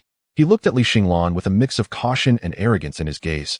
Li Xinglan, I've seen your matches. Your strength is indeed impressive, but against a weapon a mere mortal is just a target. My flowing cloud blade contains 3/1000 of meteorite iron. If you want to avoid losing an arm or a leg, it's not too late to concede now. Li Xinglan, who had been yawning, perked up at the mention of meteorite iron. His eyelids instantly lifted. In the depths of his pupils, a faint stream of data flickered. Scanning target item. Material analysis: high-carbon chromium steel base, mixed with trace amounts of vanadium and molybdenum. Detected radiation response from meteorite iron. Purity evaluation C. Consumption suggestion: crispy chicken flavor rich in rare trace elements, recommended as a dessert after meals. Li Xinglan's throat moved slightly. The energy consumed from the previous match had not been replenished, and the furnace in his belly felt uncomfortable from running empty. It was like a person who hadn't eaten for 2 days suddenly seeing a sizzling juicy steak confidently walk onto the dining table, even audaciously asking if you were afraid. This sword. Li Xinglan stared at the weapon, his gaze sincere. Is it genuine? I mean, is it real? Bai Xiaotian was taken aback by the question, then immediately furious. Of course. Anything from the Bai family is top-notch. That's good to hear. Li Xinglan nodded, his expression making Bai Xiaotian feel an inexplicable chill down his spine. Watch out. Flowing cloud slash. Bai Xiaotian stopped with the small talk and drew his sword from its sheath. A cold light flashed. The blade was long with a hint of ghostly blue cold light along its edge. As Bai Xiaotian moved, the air genuinely sliced through with several mist-like afterimages. He truly had martial arts skills. The Bai family had no shortage of money and employed renowned masters. This series of sword techniques was relentless, particularly targeting the lower routes and joints, making it quite cunning. Li Xinglan sidestepped to avoid the slash. Swish. A piece of fabric was torn from his clothing. Good sword, Li Xinglan praised. Indeed sharp. That was the unique cutting wind pressure of crade alloy. If it had struck an ordinary first-tier warrior, they would have already bled by now. Seeing his attack miss, Bai Xiaotian flicked his wrist, the sword blade curling back toward Li Xinglan's neck. Now you know how powerful it is. Too late. The blade light formed a net, instantly sealing off all of Li Xinglan's escape routes. Gasps filled the audience. It's over, he's been cornered. Going unarmed against a sharp blade, Li Xinglan has overreached. Just when the blade was less than 5 centimeters from Li Xinglan's neck, he moved. He did not retreat. His right hand extended. The movement was not fast, yet to Bai Xiaotian's eyes that hand seemed to predict all the landing points of the blade. Ding! A crisp metallic ringing sound echoed. The myriad blade lights instantly vanished. The scene seemed frozen. Li Xinglan had securely pinched the crade sword that could slice through steel with his index and middle fingers. Bai Xiaotian's face flushed red as he gripped the sword hilt desperately, trying to pull it back. Not a millimeter moved. Those 2 fingers were like hydraulic pincers, firmly locking the blade tip. Having meteorite iron truly makes a difference. The feel is unique. Li Xinglan observed the blade closely, even leaning in to sniff it. It has a bit of a minty scent. Seems like they used cryogenic liquid during the quenching process. You? Let go. Bai Xiaotian exerted all his strength, his feet scraping against the stage, producing smoke. I won't. Li Xinglan smirked as his stomach let out a timely growl. That was the low power warning from the energy core. Since takeout had been delivered right to his mouth, why would he return it? He slightly exerted pressure with his fingers. The nanobots beneath the skin instantly hardened, the structural strength soaring to 3 times that of titanium alloy. Crack. A sound that made one's teeth ache rang out. Bai Xiaotian felt the weight of his weapon lighten, and due to inertia, he staggered backwards several steps, landing on the ground. He stared blankly at the weapon in his hand. The flowing cloud blade, worth a fortune, which could slice through steel and represented the glory of the Bai family, was now shorter. About 5 centimeters of the blade tip was gone. It just broke. The entire arena fell silent. Then a more terrifying scene unfolded. Li Xinglan held the broken blade as if examining a potato chip. Then, under the gaze of 30,000 pairs of eyes, he tossed the blade tip into his mouth. Crunch. The sound of teeth biting metal captured by the high-fidelity microphones echoed clearly in every corner. That disturbing crunching noise made everyone feel a pang in their molars. A bit tough, Li Xinglan chewed while commenting, but the texture is decent. There's a slight taste of metal fatigue, but this piece of meteorite iron is indeed authentic. Gulp, he swallowed it down. Satisfied, Li Xinglan patted his belly, the energy bar rising a notch. Bai Xiaodian sat on the ground, his mouth agape enough to fit a light bulb. He looked at the broken sword in his hand, then at Li Xinglan, who was picking his teeth. His mentality completely collapsed. Wow! Bai Xiaodian cried out, right there, tears and snot streaming down. My sword. My dad will kill me. That was a family heirloom. You owe me a sword. Li Xinglan feigned innocence. You never said I couldn't eat it. Referee. Bai Xiaodian rolled and crawled toward the referee's seat, holding up the broken sword and lamenting, isn't this a foul? He ate my weapon. This match can't continue. The referee was dumbfounded. After so many years of officiating, he had seen fighters groin kicks, and even the use of lime powder. But having a competitor eat their weapon was truly a first. The head referee promptly flipped through the thick rulebook, his hands trembling. Several referees huddled together, urgently discussing. Rule 12 prohibits the use of firearms. Rule 35 prohibits the use of poison. Rule 48 prohibits attacking the referee. They flipped through the entire book, but found no rule stating prohibiting the consumption of opponent's equipment. After all, those who set the rules could never have imagined that a carbon-based life form would consider crate alloy as a snack. The head referee coughed twice, picked up the microphone, and announced with a complicated expression, ahem. After deliberation, Li Xinglan's actions fall within the reasonable range of physical combat. He has not violated any competition rules. The match continues. Reasonable. Bai Xiaodian looked at the half-blade in his hand, shouting in despair, is his mouth made of diamond? Is this reasonable, eh? Li Xinglan shrugged. If you're hungry, you can eat mine too. I have a few coins, want to give it a try, eh? I'm not fighting anymore. Bai Xiaodian threw the broken sword to the ground and ran off the stage in tears. He's a monster. I want to go home. I want to find my mom. Li Xinglan wins. As the referee announced the result, the audience erupted in a wave of astonished commotion capable of shaking the roof. What the heck? He won just like that. Is this the skill of the top scorer in the martial arts examination? That's some good teeth. I suddenly feel that Sun Jie, who was just knocked out, was quite lucky, or at least he remained intact and wasn't bitten into. Li Xinglan ignored the surrounding noise. He bent down to pick up the half of the broken sword that Bai Xiaodian had discarded, wiped off the dust on his clothes, and stuffed it into his pocket. Wasting is shameful. This half would be taken home for a late-night snack. In the shadows of the lounge, Zhao Lei stared intently at the replay on the screen. The scene froze at the moment Li Xinglan chewed on the sword blade. Those eyes, glowing green, held no trace of human emotion, only pure desire for material. Zhao Lei's hands trembled. It was not fear, but a blend of desperation and madness. He had originally thought that with this exoskeleton and previous special training, he would be able to put up a fight. But now it seemed like a joke. If crate alloy was like rice crust in Li Xinglan's mouth, how could his bones be harder than alloy? If he didn't fight for his life, he would be a dish on the table. He might even truly be eaten. Do you want to win? The voice of the second in charge slithered into his ears like a snake. Li Xinglan is now the focus of the entire arena. If you can incapacitate him here and stomp this iron-eating monster underfoot, who else? But you could be the future heir of the Zhao family. Zhao Lei's breath grew heavy, his eyes filled with red veins. He took out a dark golden syringe. Tyrant Type 2. Burning life to gain power beyond limits. Li Xinglan, you forced my hand. Zhao Lei sneered and abruptly jabbed the needle into his carotid artery. Injection. The dark golden liquid surged into his veins in an instant. Ugh. Zhao Lei let out a suppressed low growl. The veins on his neck bulged like worms, his originally black pupils instantly dilating, covered by a layer of murky blood color. That sensation felt like molten lava flowing into his body. Pain. But the power swelled. He felt his muscles tearing and reassembling, his bones cracking like popcorn. The expensive exoskeleton armor creaked and nearly embedded itself into his flesh. Next match, top 8. The air inside the gym felt sticky.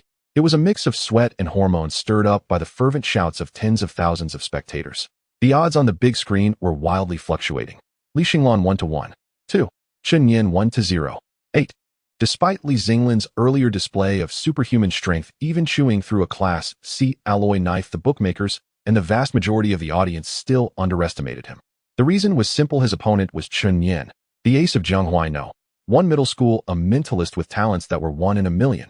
In the martial arts world, there is an ironclad rule: no matter how tough the body, it cannot surpass the mind. Mentalists can ignore physical defenses and directly attack the brain's nerves. For those who only know how to train their muscles, mentalists are the natural enemy, a dimensional strike. On the commentary stand, a guest shook his head, his tone filled with regret. Xinglan is indeed a raw gem, a promising candidate for physical sanctification. But his luck is too poor running into Chun Yin in the quarterfinals. Even a third-tier warrior would kneel before Chun Yin's mental stabs, let alone a freak like him, without any chi protection. Xinglan had his hands in his pockets, the unfinished broken knife still swinging inside. Opposite him stood a frail young boy. Chun Yin's face was pale, his eyes sunken, resembling a web-addicted youth who had been cultivating for years. Yet he was not standing on the ground, but hovering 10 centimeters above it. The telekinetic levitation that was full of flair drew screams from many girls in the audience. I dislike your gaze, Chun Yin spoke, his voice somewhat ethereal. You look at me as if I were a piece of non-recyclable trash. Xinglan nodded. Honestly, indeed. You have no flesh on you, your bones are frail, and you lack any decent metallic equipment. From a nutritional standpoint, you truly hold little value. The system was even too lazy to pop up an analysis box. For such a purely carbon-based organism lacking trace elements, the nanoswarms expressed no appetite. Chun Yin smiled a cold smile. The ignorant are fearless. Do you think you can run rampant just with brute strength? In the realm of the mind, your primitive physical power is as fragile as a piece of paper. He raised his hand, pointing his index finger at the center of Xinglan's brow. It's over. A hum. The air did not tremble, but all the spectators felt a wave of inexplicable nausea. A few girls in the front row with weaker constitutions even covered their chests and began to retch. It was the magnetic field disturbance caused by the overflow of mental power. In Xinglan's line of sight, however, the situation was entirely different. There was no invisible energy wave, only a line of red warning text popped up on his retina. Warning: an unidentified data stream is attempting to access. Source: external biological signal. Attack type: DDoS, flood attack, malicious script insertion. Attack target: central processing unit brain. The so-called mental attack in the logic of mechanical ascension was merely a bunch of junk data attempting to overload the server. Chun Yin's eyes widened, veins bulging on his forehead. Mental puncture. Boom. That mental storm, powerful enough to instantly incapacitate a first-tier warrior, transformed into an invisible drill and mercilessly pierced into Xinglan's mind. The entire venue fell silent. Everyone craned their necks, waiting for the invincible Iron Eater to clutch his head in agony, blood oozing from all 7 orifices. 1 second, 2 seconds, 3 seconds. Xinglan on the stage stood there, his expression somewhat dazed. Did it hit? Someone in the audience whispered. It definitely hit. Chun Yin's move can shatter the brain core of even a strange beast. That kid's brain matter is probably mush right now. Chun Yin thought the same. He confidently retracted his hand, preparing to turn and accept the cheers. Although this strike had consumed most of his mental power and left him a little dizzy, to maintain the demeanor of a master, he had to appear calm and unruffled. This is the gap. Chun Yin, with his back to Xinglan, spoke with an arrogant tone. The power of the body has its limits, but the mind. Ha Chu. A long, drowsy yawn interrupted Chun Yin's monologue. Chun Yin froze. He mechanically turned his head, his eyes nearly bulging out of their sockets. Xinglan was rubbing his eyes, looking as if he hadn't woken up, with 2 drops of physiological tears even squeezing out from the corners of his eyes. Are you done talking? Xinglan sniffed. Just now, for a moment, I suddenly felt a bit drowsy, as if I had connected to some kind of hypnotic frequency Bluetooth signal. System log: physical firewall activated. Processing result: 4,096 junk data packets intercepted, all moved to the recycle bin and crushed. Energy consumption 0.001. This is the absolute advantage of mechanical life. As long as Xinglan didn't want to know, unverified external signals could access his core logic library, trying to control him with mental power. The difficulty is no less than using an abacus to hack into a quantum computer. Impossible. Absolutely impossible. Chun Yin's mindset collapsed. His pale face instantly turned the color of liver, and he frantically grabbed his head. How could my mental puncture be ineffective? You have no chi protection. Your brain should be an unguarded wasteland. Who knows? Xinglan shrugged. Perhaps it's because what I have in my head is rather solid. This was indeed the truth. To protect the core chip, the inner wall of his skull was coated with a layer of high-density lead tungsten alloy specifically designed to shield against radiation and signal interference. I don't believe it. Go die again. Chun Yin went mad, exhausting all his mental power, blood tears streaming from his eyes, trying to launch another attack. Xinglan did not give him that chance. Since there was little nutritional value, there was no need to waste time. If the signal is poor, don't force it. It's a waste of bandwidth. Xinglan took a step forward. The ground showed no cracks, and there were no grandiose blasts of air. He simply walked up to Chun Yin without any fanfare. Chun Yin's telekinetic levitation malfunctioned the moment Li Xinglan approached, as if encountering strong magnetic interference. Snap! The noble mentalist fell to the ground like a kite with a broken string. Before he could react, a size 42 sports shoe rapidly enlarged in front of him. Bang! With a muffled sound, Li Xinglan controlled the force of the kick, like kicking aside a soda can blocking the road. Chun Yin slid across the ground for over 20 meters, accurately flying out from the edge of the ring and rolling next to the garbage bin in the contestants' passage. The world became quiet. The referee gaped, not even noticing that the whistle in his hand had fallen to the ground. The audience was utterly silent. Those who had bet on Li Xinglan's loss scattered their tickets everywhere. Is this a physical firewall? Someone in the audience murmured. Li Xinglan ignored the ghostly stares around him. He looked down at the tip of his shoe, frowning slightly. This gets dusty. Meanwhile, in the VIP preparation room underground in the gym. This was a rest area specially prepared for the privileged class, with excellent soundproofing that muffled the outside noise. Zhao Lei sat on a leather sofa, his upper body bare. The muscles on his body presented an abnormal purplish red color, with veins resembling black roots creeping on the surface of his skin, causing the surrounding skin to tremble with every heartbeat. That was the Tyrant 2 serum remodeling his body. The pain had long since numbed, replaced by a frenzied desire to shred everything. How do you feel? The second steward of the Zhao family stood nearby holding a silver metal box. Zhao Lei lifted his head, his eyes completely transformed into blood-red pupils dilating with only a pinpoint-sized black dot in the center. I want to kill him. Zhao Lei's voice sounded like sandpaper rubbing together. I want to crush his bones. Very good, maintain this anger. The second steward opened the metal box. Inside was not some divine weapon or supply. It was a black chip the size of a fingernail, flashing a dangerous red light. What is this? Zhao Lei asked instinctively, even though his rationality was nearly gone. This is a contingency plan. The second steward showed no expression, as if discussing an inconsequential matter. The family has suffered too much loss at that kid's hands. With the poison blade missing our stronghold taken, the head steward even suspects that the kid possesses our secret. Therefore, he must die in today's finals for the Zhao family to be at peace. Can this thing kill him? Zhao Lei stared at the chip. This is called Jade Shatter. The second steward picked up the chip and gently pressed it to the back of Zhao Lei's neck. Click. A micro-injector popped out, implanting the chip into Zhao Lei's spinal nerve center. A micro-high-explosive focused bomb. The power is not great, but within a 10-meter range it's enough to blow a main battle tank to pieces. Of course, we took some special shielding measures to pass pre-match security checks. Zhao Lei shivered all over and suddenly grabbed the second steward's wrist. You put a bomb in my body. If it explodes, I die too. You are a descendant of the Zhao family, and sacrificing for the family's glory is your duty. The second steward easily pried Zhao Lei's hand open, adjusting his collar. Moreover, as long as you can personally slay Li Xinglan in the ring, this bomb will not detonate. If you lose. He did not finish his sentence, but the meaning was clear. Win live. Lose, die together. That freak Li Xinglan can even eat Class C alloy. The second steward patted Zhao Lei's stiff cheek, but I haven't heard of anyone who can swallow an explosion. Zhao Lei gasped, his fear gradually replaced by madness. He had no choice. Since death was inevitable, it was better to bring someone down with him. I'm going. Zhao Lei stood up, his bones cracking, his height unnaturally increasing by 10 centimeters. I want him to turn into a pile of rotten meat in front of the entire city. The second steward watched Zhao Lei's retreating figure, a cold smile curling at the corner of his mouth. He picked up the communicator and whispered, the bait has been released. Prepare to activate Plan B. If Jade Shatter fails to kill Li Xinglan, let someone finish him off in the chaos. Half an hour later, the broadcast echoed throughout the venue again. Ladies and gentlemen, the most thrilling moment has finally arrived. On one side is this year's biggest dark horse, the iron glutton Li Xinglan, with his mysterious talents. On the other side is the genius from the aristocratic family, Zhao Lei, who vows to erase the shame. The spotlight instantly illuminated the two entrance areas. Li Xinglan walked out from the left corridor. Just as he intended to raise his hand to shield himself from the blinding light, the system's alarm suddenly exploded in his mind. This alarm was 10 times more urgent than when facing a mental attack. Warning. Extremely dangerous source approaching. High-energy explosive reaction detected. Location 30 meters directly ahead inside the target organism. Energy level sufficient to destroy 80 of the host's current structure. Li Xinglan paused his steps. He raised his head and looked toward the right corridor. Zhao Lei was striding towards him.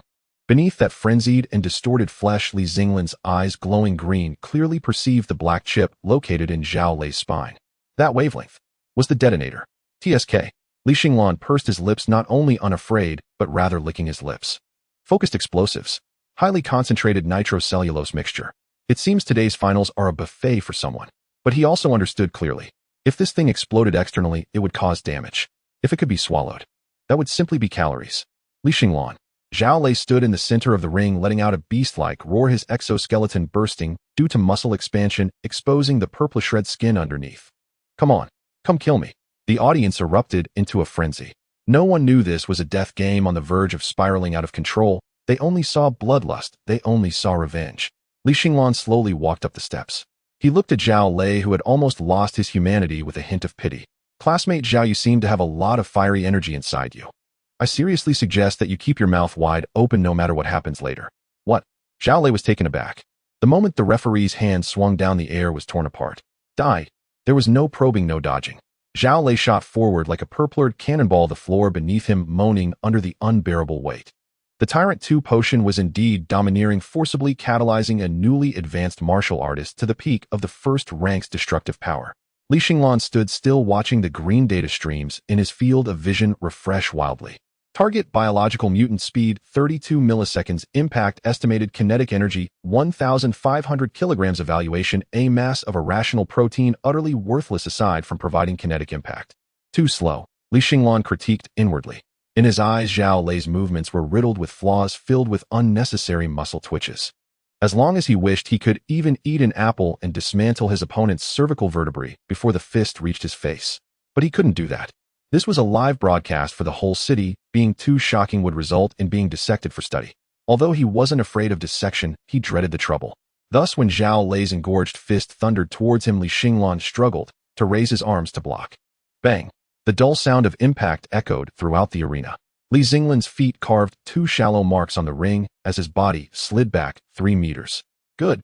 The spectators betting on Zhao Lei erupted into wild cheers. Kill him. Beat him to death. Zhao Lei's successful strike deepened the crimson hue in his eyes. The feeling of fist meeting flesh, though it felt like hitting iron, brought him a long-lost confidence. It's not over yet. Zhao Lei roared, his fists raining down like a storm. Each punch cut through the air with a whistling sound, and the specially made rubber surface of the ring was pockmarked by his feet.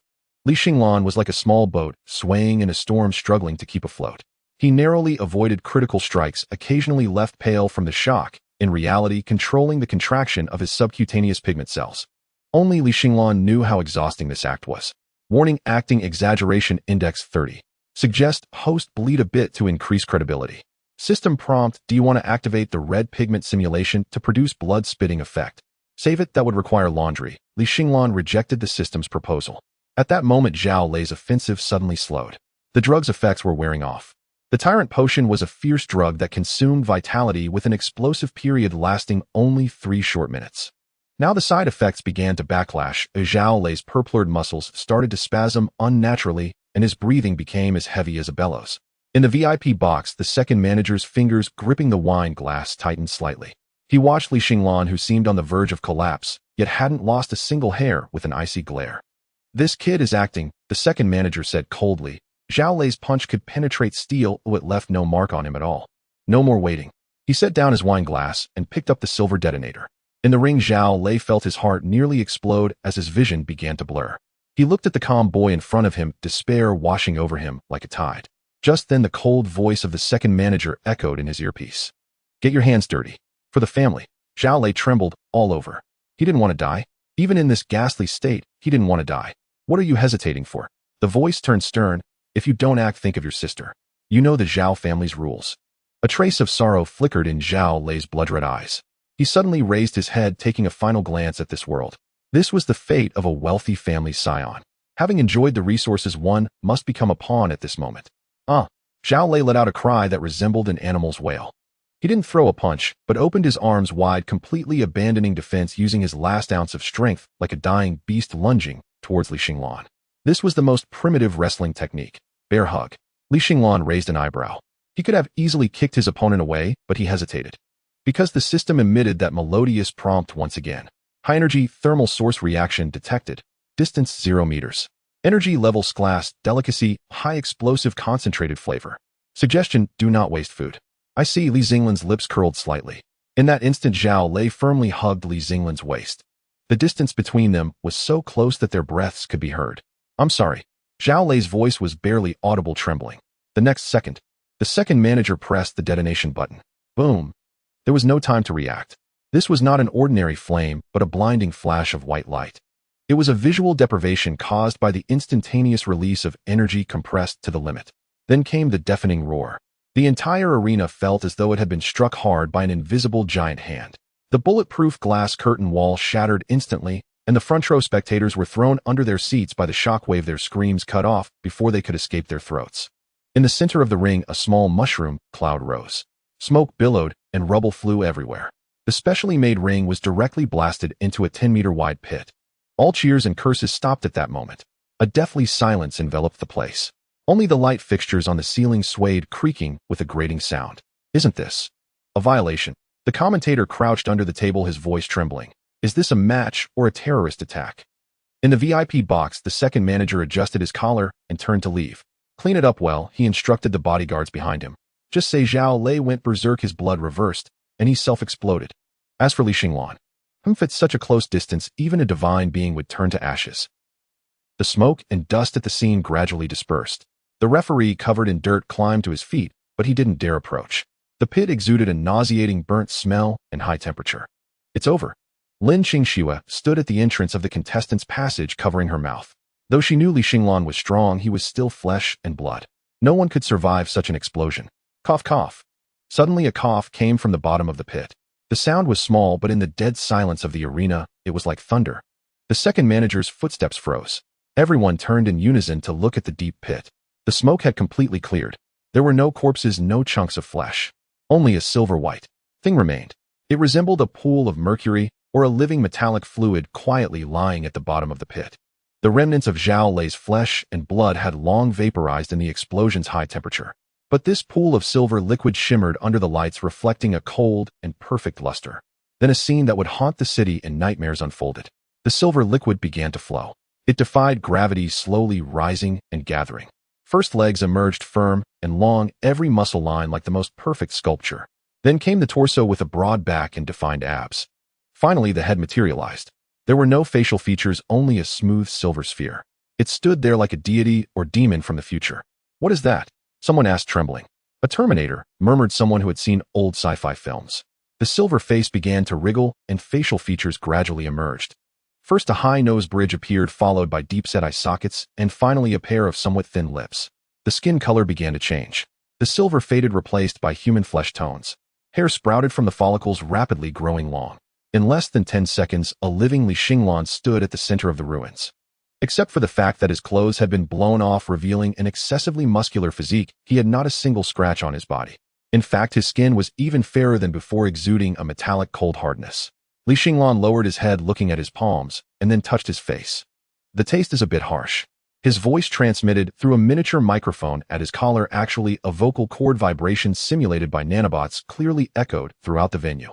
The gunpowder is too strong, and it's a bit salty. Li Xinglan raised his head, his emotionless eyes precisely locking onto the bulletproof glass of the VIP box from hundreds of meters away. His gaze penetrated the glass, piercing through the second manager's terrified pupils. The wine glass in the second manager's hand fell to the ground with a loud crash, shattering. Liquid. Memory metal. Lin Qingxue felt her worldview collapsing. She recalled the strange habits of Li Xinglan, eating iron and drinking oil. This is not a human. This is absolutely not a human. Li Xinglan did not care about the tens of thousands of terrified eyes around him. He only looked at his naked body with some distress. He had eaten too hastily earlier, forgetting to take off his clothes. They had all been blown away. Li Xinglan stood in the ruins, even smiling shyly as he casually grabbed a half-broken steel bar to cover his private parts. Although I won, could the organizers first find me a pair of pants? The venue remained dead silent. No one responded. Everyone was still reeling from the horror of watching Mercury turn into a living being. At this moment, all notions of a genius youth or a dark horse in martial arts became a joke. Everyone had only one thought in their minds: what the hell is this monster? Li Xinglan sighed, stuffing the steel bar into his mouth, biting down with a crunch. Forget it'll find it myself. He stepped forward, and the alloy floor rippled like water after he passed, automatically filling in the cracks. Not wearing pants, but he walked out with an imposing presence. A jagged tear gaped open in the stadium's dome. Sunlight streamed through, mingling with swirling dust motes to illuminate the vast charred crater at the center of the arena. Not a single voice broke the silence. Even breaths were deliberately hushed. Tens of thousands of eyes locked, unblinking, on the figure scrambling for his trousers at the crater's scorched bottom. The sight of molten metal reassembling itself had shattered the boundaries of human martial understanding and even defied the fundamental laws of biology. It was divine intervention, or perhaps some unfathomable technomagic. Li Xinglan casually tore down a smoldering advertisement banner and wrapped it tightly around his waist, knotting it firmly. The banner read, "Huiran Kidney Treasure. You're great, he's great too." The slogan landed squarely over his hip bone, a grotesque irony, but no one dared laugh. Barefoot, he stepped onto the searing alloy debris, his soles hissing softly against the heat. Nearby, a purplish-black mass twitched faintly. It was Zhao Lei. To be fair, the Zhao family's technology truly possessed formidable merit. That military-grade exoskeleton, slimmed down to mimic natural musculature, had in its final instant forcibly locked its life support systems and dorsal armor plates, absorbing the brunt of the rearward shockwave meant for Zhao Lei. Cough. Cough, cough. Zhao Lei spat black blood, forcing his eyelids apart. His body was a ruin. Third-degree burns ravaged his skin, muscles dissolved and snapped like rotten rope. He resembled nothing so much as a hairless dog dragged from a furnace and flung back into the world. Yet he lived. Through blurred vision, a pair of unervingly pale, slender feet halted before him. With agonizing effort, he tilted his head upward, his pupils contracting to needle-thin points. Li Xinglan stood gazing down. His face was unblemished, smooth, serene. Even his eyebrows remained perfectly intact. "You are you man or ghost?" Zhao Lei's voice grated like sandpaper on glass, thick with blood-flecked froth. Li Xinglan did not answer. He tilted his head slightly, his cold, lustrous eyes sweeping over Zhao Lei's broken form. Target status: full body comminuted fractures, 75 internal hemorrhaging, severe radiation poisoning. Cybernetic status: spinal implant detonator destroyed. Assessment: biological waste. The Zhao family's calculations were shrewd. Li Xinglan crouched low and extended a single finger, tapping lightly against the warped metallic chest plate. Directional blast. Focused high-yield charge. All energy channeled forward to maximize damage upon the opponent, while the exoskeleton preserved its user's life, however pitifully. His tone remained flat, devoid of emotion, like dissecting an elementary calculus problem. Pity. The charge yield remained overly conservative. Zhao Lei trembled violently, whether from pain or terror, he could not tell. He tried to recoil, but his limbs refused all command. Don't kill me." Survival instinct eclipsed familial pride. Tears and snot streamed down his face. Before this flawless and scathed monster, every shred of his vaunted genius crumbled into irretrievable dust. "Kill you." Li Xinglan shook his head. "Eliminating defective stock means disposing of the corpse. Too much trouble." Slowly he raised his right hand. Before the gaze of tens of thousands, his palm began to warp unnaturally. Skin fissured, not bleeding but erupting with silver-gray metallic fibers that proliferated and coiled with terrifying speed. His fingers thickened and elongated, interlocking teeth snapped forth from each knuckle. In the blink of an eye, that elegant human hand transformed into a colossal hydraulic-powered vice, cold, brutal, and monstrous. Cratch, VVVVRRR. A deep, resonant hum of hydraulic actuation echoed across the arena via the PA system. This exoskeleton may be ruined, but these hydraulic rods remain inconveniently intact. Li Xinglan spoke calmly as the massive metallic claw clamped onto the titanium support brace fused to Zhao Lei's thigh. No chi, no martial force. Only pure mechanical torque unleashed instantly. Skrara. A grating shriek of tortured metal pierced the air. That military-grade titanium lattice, engineered to bear tons, crumpled like a brittle waffle cone under Li Xinglan's grip, twisted and snapped outright. Bone shattered along with it. Zhao Lei arched backward like a dying shrimp, his eyes bulging from their sockets. But this was only the beginning. Cratch, cratch, cratch. Li Xinglan's expression never flickered, his movements precise, relentless, utterly mechanical. Left leg, right arm, left arm. Each closure of the hydraulic vice rang with the crisp, sickening snap of alloy fracturing and bone pulverizing. He did not kill Zhao Lei. He simply reduced every bone, enabling Zhao Lei to stand, and every expensive component of his exoskeleton to irreparable slag. For a martial artist, especially one born into aristocratic lineage, to become a drooling, bedridden husk was a fate infinitely more cruel than death. "Next time you wish to kill me, pack more explosives." Li Xinglan released the vice. His hand rippled like liquid mercury, reforming seamlessly into its original shape. He patted Zhao Lei's grotesquely contorted face, gentle, almost tender, as one might pat a dead dog. That yield wouldn't even suffice for a thermal-tightening facial treatment. With that he rose, never glancing back at the ruined heap on the ground. Only then did several white-coat medics dare scramble onto the stage, trembling uncontrollably. They stared at Li Xinglan as if he were a live nuclear warhead, circling wide around him to lift. Zhao lay terrified even to graze the hem of his garment.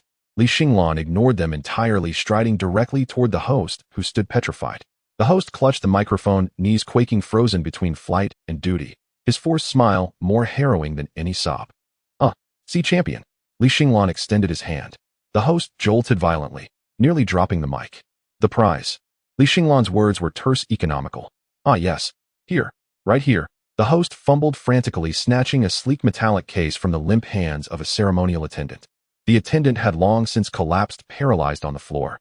Li Xinglan accepted the case, his fingertip brushed the latch. Microprobes extended, bypassing the lock with physical precision. Snap! The lid sprang open. Inside rested a fist-sized chunk of purplish-black, or its surface shimmering with starfield-like iridescence. High-energy mineral signature detected. Item name abyssal silver. Composition ultra-pure iridium, active radioactive isotopes, unidentified extraterrestrial matter. Assessment steer nutrient. Recommended preparation braised, i.e. direct ingestion. Li Xinglan's Adam's apple bobbed. His cells sang with ravenous hunger. The earlier detonation had spared his core, yet sustaining liquid metal morphology had devoured energy reserves beyond reckoning. At that moment, he was starving enough to devour an ox. If it were forged from iron, all the better. Snap! He closed the case and turned away without another word. Hey, Mr. Li. The host, driven by professional reflex, thrust the microphone forward. The entire city is watching. As champion, an unprecedented perfect score victor, surely you have a few words for the audience. Perhaps your cultivation secrets. Or... Li Xinglan paused. He turned, eyes locking onto the black microphone now hovering inches from his lips. Its metallic windscreen gleamed, copper coils and magnets within exuded an intoxicating scent of refined metal. Li Xinglan opened his mouth. Cratched. Before the eyes of hundreds of thousands, he bit cleanly through the microphone's front segment, chewed methodically, and swallowed. Taste is mediocre. Too much plastic aftertaste. He made a faint grimace of distaste, then addressed the remaining half, still wired to its handle. My message is simple: the Zhao family's compensation for psychological damages. I shall collect it personally. He tossed the severed half into a nearby trash bin, hoisted the case in one hand, and draped the kidney treasure banner over his shoulder like a makeshift sash, then leapt off the arena without looking back. The crowd parted instinctively, carving a broad, silent corridor. Whether hardened gamblers who'd cursed him most fiercely moments earlier, or haughty scions of noble houses who'd never deigned to glance sideways at commoners, all now held their breath, pressed tightly against the seating rows, desperate not to obstruct the path of this omen incarnate. Only when his silvery silhouette vanished into the shadows of the exit did the stadium exhale, yet still no sound stirred. From the VIP suite, a single sharp crack echoed, the shattering of a crystal tumbler. Night deepened over Jianghua City. Neon lights flickered on, but tonight's atmosphere hung unervingly still. Every public screen replayed the silver figure emerging from the inferno. Online forums erupted in chaos. Some claimed he was a bioengineered construct, others alien technology, still others ancient martial arts perfected to transcendent simplicity. Li Xinglan paid none of it mind. He sat atop a derelict skeletal skyscraper. Beneath him sprawled the glittering tapestry of the city. The priceless abyssal silver had already been half consumed as midnight sustenance. The remainder pulsed warmly within him, dissolving under the orchestration of his nanite swarm, channeling torrents of searing energy into his depleted core. Energy reserve 35. 40. As reserves climbed, the pallor receded from his face, replaced by a healthy flush. Rising, he swallowed the last mineral residue and fixed his gaze southeastward, toward the Zhao family estate, nestled in the affluent hills ringed by water and fortified with impenetrable security. Rumor held that its subterranean vault was cast from the hardest A-grade alloy known, 2 meters thick. 2 meters of A-grade alloy. Li Xinglan moistened his lips. Avarice gleamed in his eyes. To others, it was an insurmountable fortress. To a newly awakened liquid metal entity, still ravenous, still unsated, it was nothing more than a colossal layered energy bar, richly filled. Zhao Lei is crippled. The Zhao family will seal the incident and relocate assets. Li Xinglan adjusted a windbreaker pilfered from a street corner, pulling the collar high to obscure his lower face. Regrettably, they moved too slowly. If they refuse compensation, I shall retrieve it myself, principal and interest included. He launched himself into the void, his silhouette dissolving into the night like a colossal metallic bat gliding soundlessly toward the gilded estate. Tonight some would lose sleep. Others would lose everything. In the Zhao family estate at 2 in the morning, the once heavily guarded mansion was now brightly lit, yet chaotic like a marketplace. Servants were shoving valuable ornaments into vehicles while bodyguards exchanged blame over the walkie-talkies. The second steward paced in the living room, his leather shoes making heavy thuds on the carpet. He had just received 3 phone calls from the Education Bureau, the Martial Arts Association, and the military office. Each call conveyed a similar message: the Zhao family is finished. Chief Steward, we can't wait any longer. The second steward looked at Zhao Sihai on the sofa. That kid is not human. We need to move the items from the vault before the military officially intervenes. Zhao Sihai looked a decade older overnight. He listened to the chaotic sounds outside, his eyes cold and fierce. Zhao Lei was done for. The bomb he personally sent out had unleashed a monster that sent tremors throughout the city. To the vault, Zhao Sihai stood up, his voice hoarse. Take everything that can be carried. What cannot be taken, destroy it on the spot. Meanwhile, 30 meters below the estate, there was a secret drainage pipe constructed for flood control. The walls of the pipe were made of thick, high-strength concrete wrapped in a corrosion-resistant metal mesh. Li Xinglan was crouched at the end of the pipe, lightly touching the cold wall in front of him. Obstacle detected. Composition class A, alloy armor plate, lead tin composite layer, sensing electric grid. Thickness 1 meters. Evaluation, excellent texture due to a large amount of rare pressure-resistant metals mixed in. Its thermal properties are equivalent to 3 tons of special steel. Just in time, I haven't had dinner yet. Li Xinglan murmured to himself. His right palm split open and thousands of nanobots swarmed like a black mist slipping through the crevice in the wall. There was no explosion or the harsh sound of a cutting machine. The alloy wall, thick enough to withstand a nuclear blast, crumbled before the black mist like a sugar cube soaked in warm water. The nanobots, through high-frequency vibrations, severed the connections of the metal molecules at the atomic level, converting them into the most primitive energy particles that flowed back into Li Xinglan's body. Hiss! With a faint hissing sound, a round hole the height of a person was corroded into the tunter-thick armor plate. Li Xinglan bent down and slipped inside. What greeted him was a dazzling golden sight. The Zhao family's vault was absurdly large, the hundreds of square meters of space neatly piled with stacks of gold bars. In the temperature-controlled cabinet by the wall were expensive energy potions, various attribute beast crystal cores, and several custom weapons radiating precious light. To an ordinary person, this was wealth rivaling nations. To Li Xinglan, it was a vast buffet. He approached the stack of gold bars and casually picked up 2 pieces. These were heavy, nearly 50 pounds combined, yet in his hands they felt as light as wafers. Li Xinglan opened his mouth. Crunch. He sat atop the pile of gold bars and directly bit off a large chunk. Gold, being a soft metal with good ductility though not as chewy as deep-sea silver, excelled in purity and required no complex filtration processes. Energy reserve 45, 47, 49. The energy bar on his retina began to rise steadily, a bit sticky on the teeth.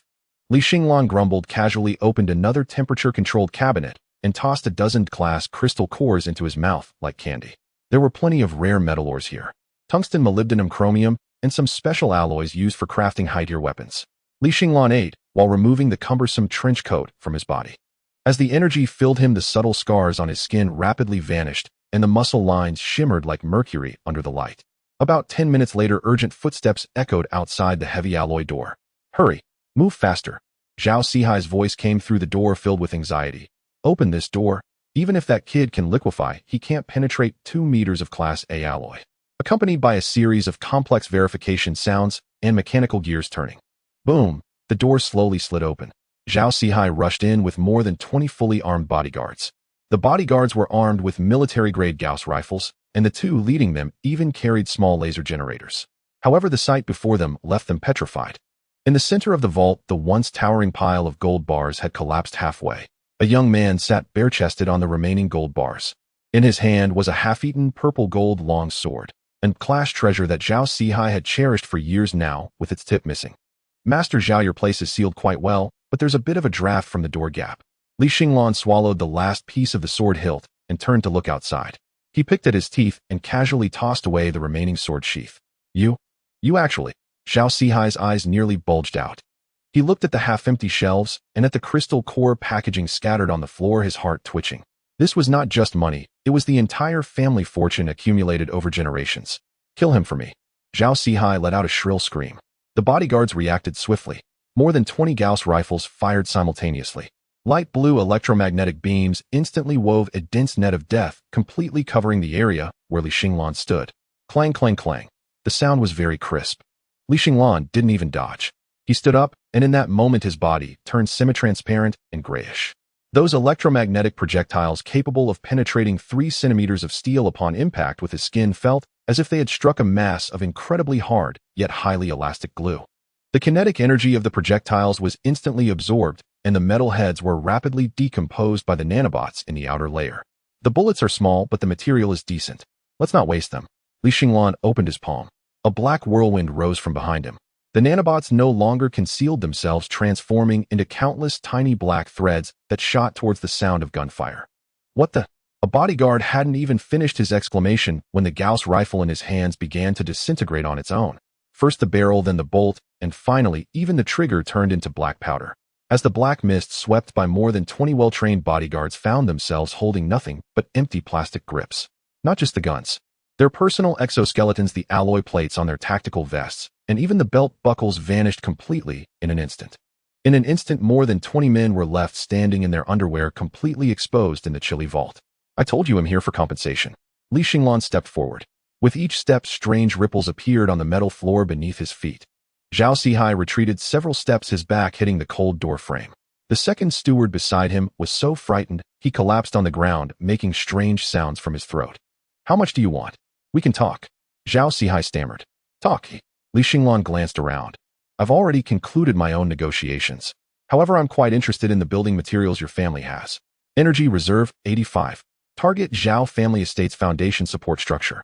Analysis: the estate uses a deep-buried reinforced concrete structure containing a large amount of high-quality construction steel.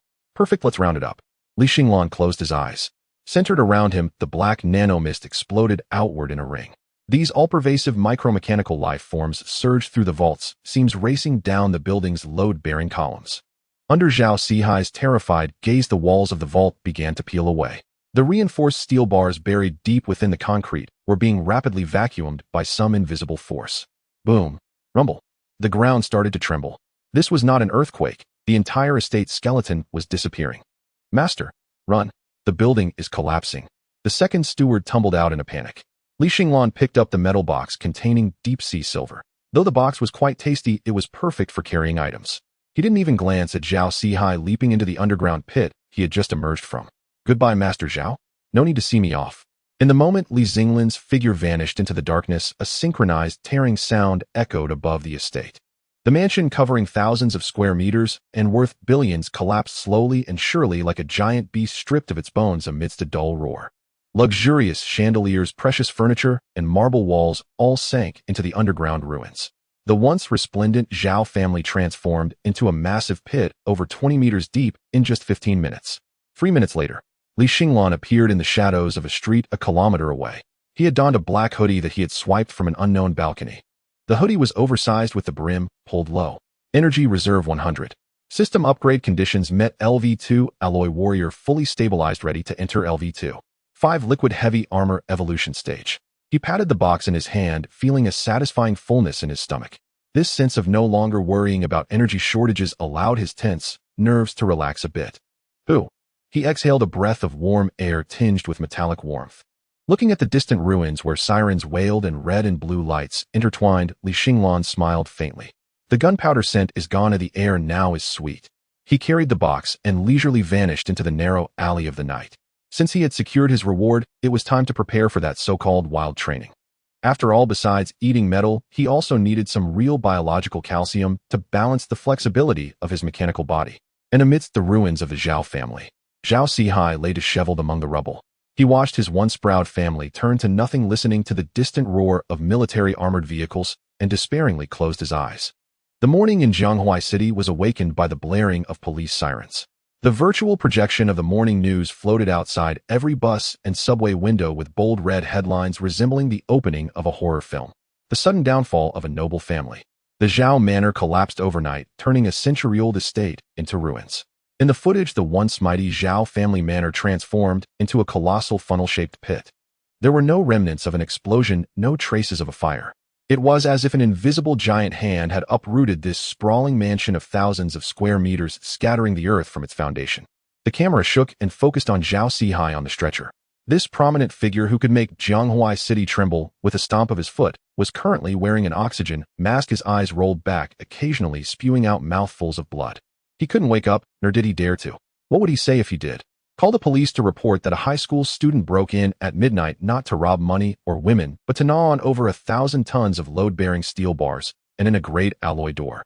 Getting a bed in a mental hospital might be harder than booking one in prison. The 7th Special Operations Brigade in the brigade commander's office. Lei Xingtian had his feet propped up on the desk, holding a freshly printed scene investigation report. Opposite him, a major staff officer was wiping the cold sweat from his forehead. Report, Commander. The technical department has conducted an investigation. The officer swallowed nervously. The metal element reaction within 20 meters of the Zhao Manor underground is 0. Lei Xingtian raised an eyebrow. 0. Yes, 0. The officer's voice trembled. Not only the steel bars, but even the iron nails in the soil, the copper pipes in the sewer, and even the gold bricks Zhao Sihai hid in his safe. All disappeared. The scene is as clean as if it had been washed by some high-tech particle weapon. Lei Xingtian remained silent, merely reaching into the drawer to pull out a cigar. He lit it, took a deep puff, and the smoke rings slowly dissipated in the air. Particle weapon nonsense. Lei Xingtian flicked the ash onto the expensive mahogany desk. That's just my troops having a good appetite. What's wrong with eating steel bars? During the growth phase, it's reasonable to consume more calcium supplements. Lei Xingtian tossed the report onto the desk, his tone assertive. The Zhao family has a shoddy construction. If the foundation wasn't solid, they deserve to collapse. The muscles on the officer's face twitched twice. Is eating the foundation of a manor called calcium supplement? Isn't that a bit too hardcore? So, how do we announce this to the public? The officer asked cautiously. After all, the commotion is too great, and the people. Geological disaster, Lei Xingtian replied, without lifting his eyelids. Just say, it was a localized collapse triggered by the diversion of an underground river. As for the Zhao family's losses, let them go cry to the insurance company. Also seal Zhao Sihai's mouth. I don't want to hear any rumors about man-eating monsters. Understood. The officer stood at attention and saluted, turning to leave. Wait. Lei Xingtian called him back, tapping his fingers on the desk. Additionally, in the name of the military, allocate a ton of high-energy compressed rations to Li Xinglan along with 10 boxes of a grade alloy scraps. Send it to his rented apartment. The officer was completely baffled. Commander, this. Lei Xingtian grinned, revealing a set of white teeth. Only by eating well will one have the strength to work. This kid can bring down the Zhao family, which shows his conversion rate is high. Such a humanoid war machine, we must raise him well. Inside an old rented apartment. The curtains were drawn tightly, blocking out the sunlight. Li Xinglan sat cross-legged on the bare bed, completely naked. If someone were to walk in at that moment, they would likely be frightened into calling emergency services. His skin was not flesh-colored, but displayed a strange translucent quality. Beneath the skin, where blue veins should be, brilliant golden liquid flowed. That was gold. Last night, he had consumed 200 kilograms of high-purity gold bricks in the Zhao family's treasury. This gold was not converted into energy reserves, but was transported by those nano-worker bees to every corner of his body, undergoing a precise renovation at the atomic level, constructing superconducting golden circuits. Gold in the eyes of many symbolizes wealth, but in mechanical logic it is an excellent conductor, highly ductile and chemically stable. Although Li Xinglan's previous bodily structure was solid, signal transmission still relied on analog neural signals, which would introduce microsecond-level delays during large-scale coordinated operations of nanoswarms. In a battle of experts, a microsecond could mean life or death. Now he was replacing all of his neural networks with nanogold threads. Buzz, a low hum resonated from within him. Li Xinglan suddenly opened his eyes. In that instant, it seemed as if golden lightning flashed deep within his pupils. The skin, which had appeared somewhat dull due to absorbing too many impurities, quickly regained its fairness, even more delicate than before, with a faint jade-like texture. The heat within his body vanished. In its place was a sense of clarity. This feeling was akin to replacing a dial-up internet connection at home with a 10 GB fiber optic line. The entire world seemed to slow down in his eyes. He raised his hand, and with a thought swish, his entire right arm instantly liquefied and reassembled into a golden arm blade within 1,000th of a second. The blade was no longer the rough gray alloy of before, but was adorned with intricate golden patterns. This was a manifestation of the exposed superconducting circuits, allowing energy to be transmitted to the blade without loss in an instant. Body modification complete. Current form, LV2. 5 liquid heavy armor golden superconductor version. Neural response speed increased 300. Energy transmission efficiency increased 150. New characteristics added: electromagnetic immunity beginner. Li Xinglan looked at these lines of data and nodded in satisfaction. Although he spent the night with diarrhea, due to the nanoswarm purging the residual carbon-based waste from his body during the gold purification process, everything was worth it. The head of the Zhao family is really a good person, Li Xinglan sighed, casually picking up the piece of deep-sea sunken silver from the bedside, taking a bite, as if it were an apple. Crunch. The crisp sound echoed in the empty room. This piece of invaluable scrade ore was now merely a dessert for him, used to reinforce the hardness of his newly upgraded armor. Just then the phone placed beside the pillow vibrated. It was a WeChat message from Wang Gang. Old Wang, damn. Xinglan, did you see the news? The Zhao family has collapsed. It really collapsed. Not a single hair was left. Old Wang, do you think this retribution came too quickly? Did some passing master find it unbearable and intervene to topple the Zhao family? Li Xinglan looked at the screen and replied with 2 words. Li Xinglan, maybe. Putting down his phone, he swallowed the last bite of silver and stood up to stretch his muscles. His bones emitted a series of crisp cracking sounds, deep and powerful, the sound of high-density alloys colliding. Now, with the Zhao family's troubles resolved, a bit of stock, a few high-level crystal cores borrowed from the treasury in his pocket, and his physical strength improved. Logically, it was time to take a break. But the system evidently disagreed. Warning: host's body strength has reached the threshold for the current stage. Detected that the energy core is in standby mode, unable to meet the LV 3-stage evolution requirements. Next stage evolution goal: energy matrix, in-body miniature nuclear fusion. Core missing, ignition device. Li Xinglan paused for a moment. Miniature nuclear fusion. That was the standard heart of a starship. Once achieved, he would truly be a humanoid nuclear reactor with nearly unlimited energy, never having to worry about running out of power during a fight. But the problem was ignition. Just as a hydrogen bomb requires an atomic bomb to detonate, creating an artificial sun within his body required more than just consuming iron and high-energy batteries. It needed a highly energetic spark to initiate the reaction. System suggests searching for materials. 1. Complete plasma sac of enscraved mutated thunder beast, extremely dangerous. 2. Ignition spark plug for fusion reactor, military controlled. 3. High-purity source energy crystal contraband. Li Xinglan frowned. The first option, enscraved exotic beast, was a monster capable of withstanding a nuclear bomb. Going now would be like delivering takeout. The second option was the military's lifeline. Although Lei Jintian was protective, if he were to openly request parts for a nuclear reactor, he would likely be sent straight to a military court. That left only the third option. Source energy crystal. This was a hybrid born from the fusion of old-world technology and the resurgence of spiritual energy, with extremely high energy density, but unstable, prone to explosions, classified as a level 1 contraband by the Federation. It couldn't be bought through regular channels, and while there were some in military warehouses, he couldn't access them. I can only go to that place. Li Xinglan walked to the window and opened a small gap. The sunlight was blinding, but he was looking at the deepest area in the shadows of the city.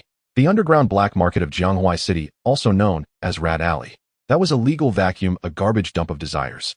As long as you had money or a life, you could buy anything there, including the spark that could blow a person to the skies. Li Xinglan patted his pocket. Yesterday in the Zhao family treasury, besides eating, he had also pocketed a few decent grade crystal cores. This item was hard currency and should fetch a good price in the black market. Buzz, the phone vibrated again. It was still Wang Gang. Old Wang, by the way, there was a same-city delivery, just now said it was sent by the military. Goodness, 20 big boxes. They filled my living room. Hurry over to move them. Li Xinglan's lips curled upward. Don't move yet. Li Xinglan muttered to himself, now I need to find myself a lighter. He grabbed an inconspicuous gray windbreaker and put it on, pulling the hood of his sweatshirt over his head, concealing his excessively handsome face.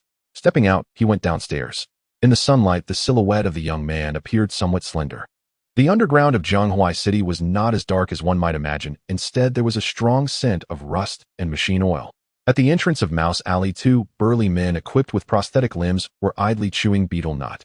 This was a place where the law did not reach, where rats in the sewers, fugitives, and black market vendors made their living. This place was not open to ordinary people. To enter, one either needed an acquaintance to guide them or had to prove they were tough enough. A heavy footfall broke the tranquility at the alley's entrance. Thud, thud, thud. The ground trembled slightly with the rhythm of the footsteps.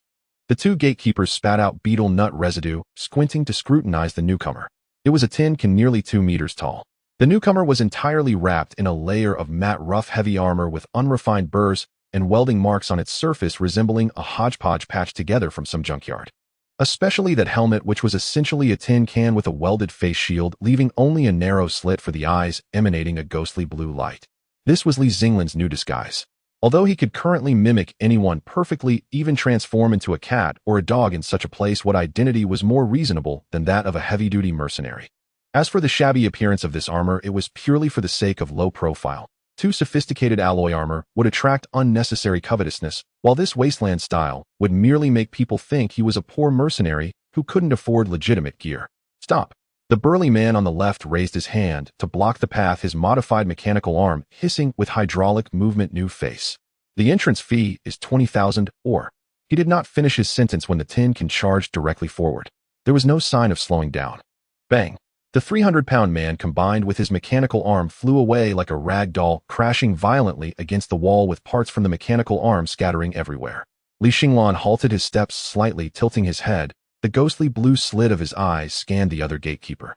Target strength level, cybernetic modification. Threat level low. Recommendation, don't waste time. There are no high-energy reactions here.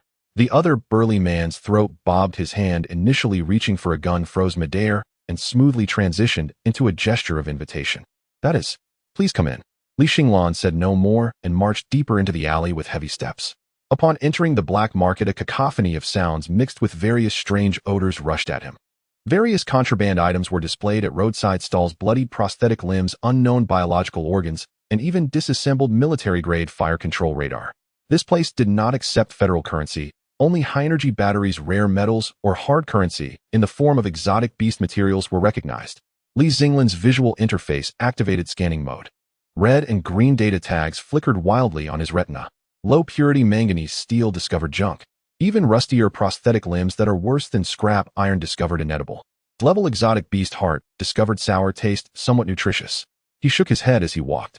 The merchandise here was too poor, let alone source energy crystals. Even high-purity alloys that sparked his appetite were rare. Until he reached the end of the alley.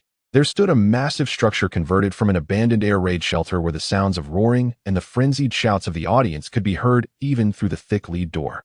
Underground black boxing. Xinglan gazed at the neon-lit sign at the entrance, Meat Grinder. According to the information Wang Gang had bragged about earlier, the organizers in such places usually had a stash of unmentionable good stuff, and the currency circulated here was the hardest. He felt the Blevel crystal cores he had taken from the Zhao family in his pocket. Sitting idly and waiting to be fed was not a solution. To obtain that extremely rare ignition material, one needed either money or fame to attract those with goods to come to him. Xinglan pushed open the heavy lead door. Boom! The massive sound wave instantly engulfed him. This was a circular arena surrounded by tiered stands where thousands of frenzied gamblers waved their tickets, their faces flushed and necks straining as they shouted. In the center of the arena was an octagonal cage surrounded by electrified iron mesh, the ground having long turned dark red. At this moment, a slaughter was taking place inside the cage. A half-beast, its body filled with tubes and grotesquely muscular, was gnawing at a human warrior. This was real, tearing blood splattering, a scene extremely appetizing for the exotic beasts. Tear him apart. Tear him apart. Someone in the audience excitedly threw down their beer cup. Xinglan headed straight for the registration desk. The person managing the counter was a bald man with a face full of flesh, counting money while holding a cigarette, glancing at the moving pile of scrap metal.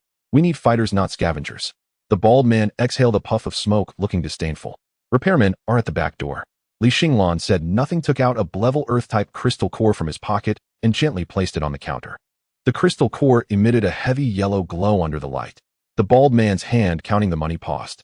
A Blevel crystal core worth several million on the market could be exchanged for a top-tier individual exoskeleton in this black market. I want to buy something. Xinglan's voice processed through the mask sounded like two pieces of iron scraping together, hoarse and cold. But I heard that some items can only be purchased by the champions here. The look of your build does seem quite formidable. The bald man's expression changed quickly, sweeping the crystal core into a drawer, replacing it with an oily smile. Want a box? No problem. Do you know the rules?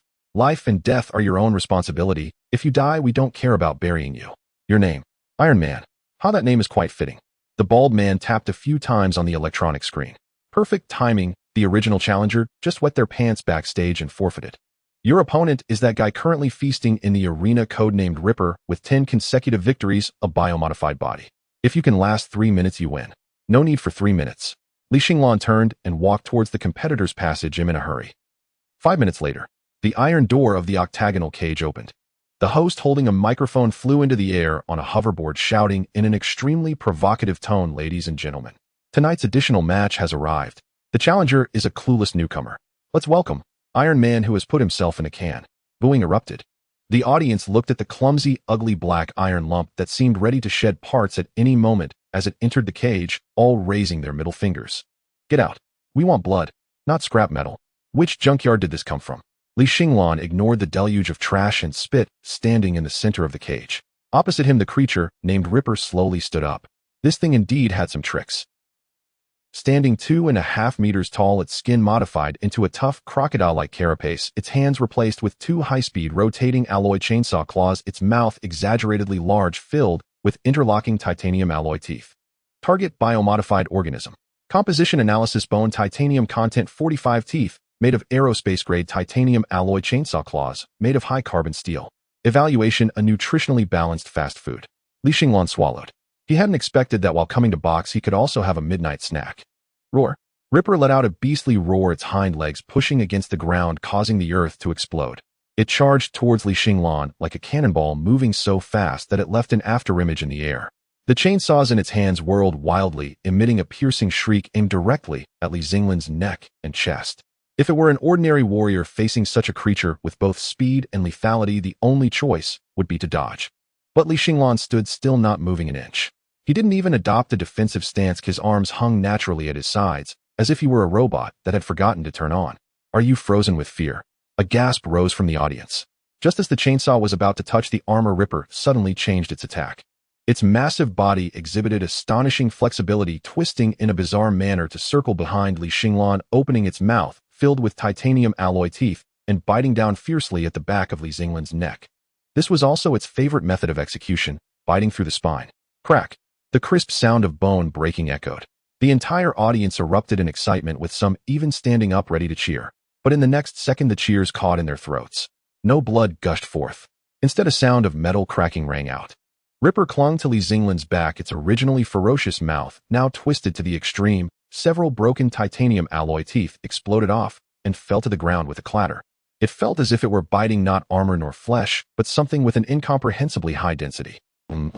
Ripper let out a confused whimper from its throat. Xinglan slowly turned around. The seemingly rough black armor surface left not a single tooth mark. Titanium alloy may have decent hardness, but it's too brittle. Xinglan raised a hand and dismissively patted the back of his neck. And you should see a dentist. Ripper, enraged, wildly swung its chainsaws towards Xinglan's chest. Sparks flew. The chainsaw, capable of cutting through a tank, seemed to hit diamond the moment it contacted Xinglan's chest armor. The teeth instantly shattered and flew off the chain, exploding due to overload. Xinglan remained completely motionless. He was waiting for the opponent to destroy all this worthless weaponry. Are you done playing? Xinglan looked at Ripper, now left with only two bare shafts, his tone flat. Ripper finally felt fear. It instinctively wanted to retreat, but the modified brain did not have an escape option. It howled, flailing its remaining arms, lunging once again. Xinglan sighed. Since you're so eager to serve up a dish, I won't hold back. He took a step forward. This seemingly heavy step crossed a distance of 2 meters in an instant. A black armored hand, without any flashy movements, firmly grasped Ripper's neck. Like holding a chick. Ripper's massive 2.5-meter body was lifted off the ground with one hand, its legs flailing helplessly in the air. Just now you bit me. Reciprocity. Xinglan's blue eyes glimmered beneath the mask. Under the gaze of thousands of terrified eyes, he did not throw a punch to crush the skull, nor did he tear the opponent in half. He made a gesture that baffled everyone. He brought the helmet mask, which looked like it was welded from scrap metal, close to Ripper's shoulder. Then he opened his mouth. Although it was through the mask, everyone seemed to hear a chilling sound of chewing. Crunch! Ripper let out an extremely shrill scream. The high-strength alloy armor used to secure its mechanical arm, along with the flesh and bones inside, was hard bitten away. Xinglan did not actually eat human flesh. His swarm of nanobots completed the selection upon contact, only consuming the alloy part and rejecting the flesh like spitting out bones. But to outsiders it looked like raw eating. This was even more monstrous than a monster. Ripper completely collapsed. It had fought in the black market for 3 years, had eaten people and killed exotic beasts, but had never seen an opponent who treated itself as a snack. It began to struggle, desperately seeking mercy. But Xinglan gave it no chance. It's too noisy. Xinglan's grip on its neck tightened slightly. Although he did not use the liquid heavy armor form, the strength of this body alone was enough to crush such a low-level modification. Bang! A dull thud. Ripper's massive body slammed to the ground like a broken sack, shaking the entire octagonal cage. Its head sank deep into the concrete, knocking it out on the spot. The entire arena fell silent. No one dared to speak, nor did anyone dare to cheer. This was not a fight. This was a dimensionality reduction strike. The mysterious figure in tattered armor seemed like someone casually swatting a fly by the roadside, without even changing their breathing rhythm. Xinglan stood in the center of the cage, surveying the surroundings. Is there anyone else? His hoarse voice resonated through the arena. If not, then let's settle the bill. Behind the one-way glass of the VIP box, a middle-aged man in a tang suit set down his teacup. He was the boss here, and one of the local emperors of Jianghua City's underground world, known as the Thousand-Handed Buddha. Interesting. The Thousand-Handed Buddha observed the figure who was bending down to pick up the broken chainsaw teeth from the ground. Those were good steel, not to be wasted, a glimmer of brilliance flashing in his eyes. This armor does not seem like something available on the market. That level of defense could not even be achieved by military-grade heavy exoskeletons. He gestured to the bodyguards behind him. Go please invite this Iron Man up for tea. The Thousand-Handed Buddha paused and added, be polite. Xinglan finished picking up the parts on the ground, glancing at the small increase in his energy bar on the retina, feeling somewhat dissatisfied. Even mosquito legs are meat. Just then the door of the octagonal cage opened. It was not the next challenger, but a man in a suit wearing white gloves. Mr. Iron Man. The man bowed respectfully. Our boss wishes to invite you up for a chat. Regarding those special items you wish to purchase, the boss said he might have goods that interest you. Xinglan's lips curled slightly beneath the mask. You see, this is the charm of physical persuasion. As long as the fist is hard enough, business will come knocking at your door. Lead the way. The well-dressed man held his please gesture frozen in midair, while Xinglan turned and walked straight towards the betting window beside him. Mr. Iron Man. The well-dressed man was taken aback. The boss is still waiting upstairs. Let him wait a moment. Xinglan's voice came through the heavy mask, muffled, yet carrying an undeniable mechanical tone. Tea can be refilled when it's cold, but opportunities to earn money once missed will not return. He walked up to the bulletproof glass window where the dealer was tossing the nameplate marked the Ripper into the trash, replacing it with the new tag Iron Man. The odds on the electronic screen were fluctuating wildly. Although the earlier performance of tearing apart the bioengineered human was indeed shocking, the house clearly did not intend to let a newcomer become too arrogant. The odds for the next match were peculiar. Iron Man vs. Hunter Squad, 3-headed win 1-5, death 1-1. 2 survive for over 60 seconds 1-2. Xinglan tapped the bulletproof glass with his knuckles, producing a crisp sound. Who do these odds look down upon? The dealer, a middle-aged man with a Mediterranean hairstyle, glanced up at the entirely black iron can and scoffed. Buddy, don't blame me for not warning you. That last match was merely a warm-up. What you faced was a unknown. The next match is caged beast fight against 3 genetically enhanced ghost leopards equipped with neurotoxin claws. The house is testing your mettle. In this place, newcomers usually face such targeted tests. Those who survive are called champions, while those who perish are mere fodder. Test my mettle. Xinglan's lips curled into a smirk beneath his mask. He reached into his pocket and placed the metal box he had taken from the Zhao family directly on the counter. All in. The dealer glanced at the box, his eyelids twitching. Inside were not credit points common in the black market nor high-energy batteries, but several gold bars and a few crystal cores of exotic beasts radiating a hazy glow. Roughly estimated this pile was worth at least 5 million. What? What do I bet? The dealer stuttered. Bet on my win. Xinglan tapped the table with his fingers. Additionally, I want to place a special bet. If I finish the fight within 10 seconds, what are the odds? The dealer looked at him as if he were crazy, quickly tapping a few keys on the keyboard to bring up the back-end data. 10 seconds. If you can take down the 3 ghost leopards in 10 seconds, they'll give you 1-20. But that's impossible. Even a second-tier warrior would find their speed troubling. Print it out. Xinglan interrupted, uninterested in hearing excuses. The dealer hurriedly printed out an electronic voucher, trembling as he handed it over. If he lost, this pile of hard currency would belong to the house, and he would earn a substantial commission. But if he won, the house would be left with nothing. Thanks. Xinglan grabbed the voucher and stuffed it into the gap in his armor, turning towards the octagonal cage. The well-dressed man stood to the side, his expression somewhat complicated. He whispered a few words into his earpiece, probably reporting this unexpected situation to the Thousand-Handed Buddha above. Inside the octagonal cage, the smell of blood was even stronger than before. The iron mesh lifted again, and the spotlights illuminated Xinglan's tattered black armor, making it appear particularly forlorn. The host skated on a board above, screaming, "Ladies and gentlemen, our Iron Man seems to have great confidence in himself. He has refused to rest and directly challenged tonight's hell mode. 3 heads. 3 heads from the depths of the wilderness, the ghost leopards. Roar." As the iron gate opened, 3 gray-white shadows darted into the arena like lightning. These were 3 giant leopards close to the size of a calf, but instead of muscular textures beneath their fur, they were covered with a layer of gray biological armor. Their limbs had been replaced with mechanically jointed legs, and their claws shimmered with an eerie purple light, sufficient to paralyze an elephant in an instant. Tear him apart. Bite open that iron can. The gamblers in the audience turned red with rage. Many of them had just lost money betting on Xinglan, and were eager to see that pile of scrap metal dismantled. Li Xinglan stood still, the data streams cascading down his retina. Target locked, genetically modified organism feline. Threat assessment low. Weakness analysis lumbar joint hydraulic lines of mechanical legs. Tactical planning full power harvest. 3 big cats. Li Xinglan murmured to himself. The 3 ghost leopards did not attack immediately, instead they spread out and formed a triangle to surround Li Xinglan. They crouched low, emitting low growls from their throats, and their modified infrared electronic eyes locked onto every joint of their prey. Just when the atmosphere on site reached its peak of tension, Li Xinglan moved. But he did not assume any defensive posture, instead he raised both arms. Click, click, click. The sound of metal grating made one's teeth ache.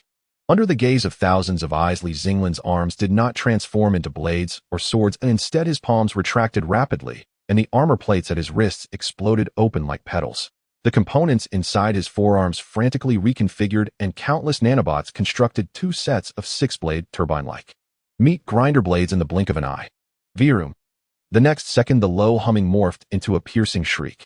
The 2 sets of blades began to spin, their rotational speed instantly exceeding 5,000 revolutions per minute, creating 2 visible white cyclones in the air. Come. Li Xinglan took a step forward. This single movement shattered the balance of the standoff.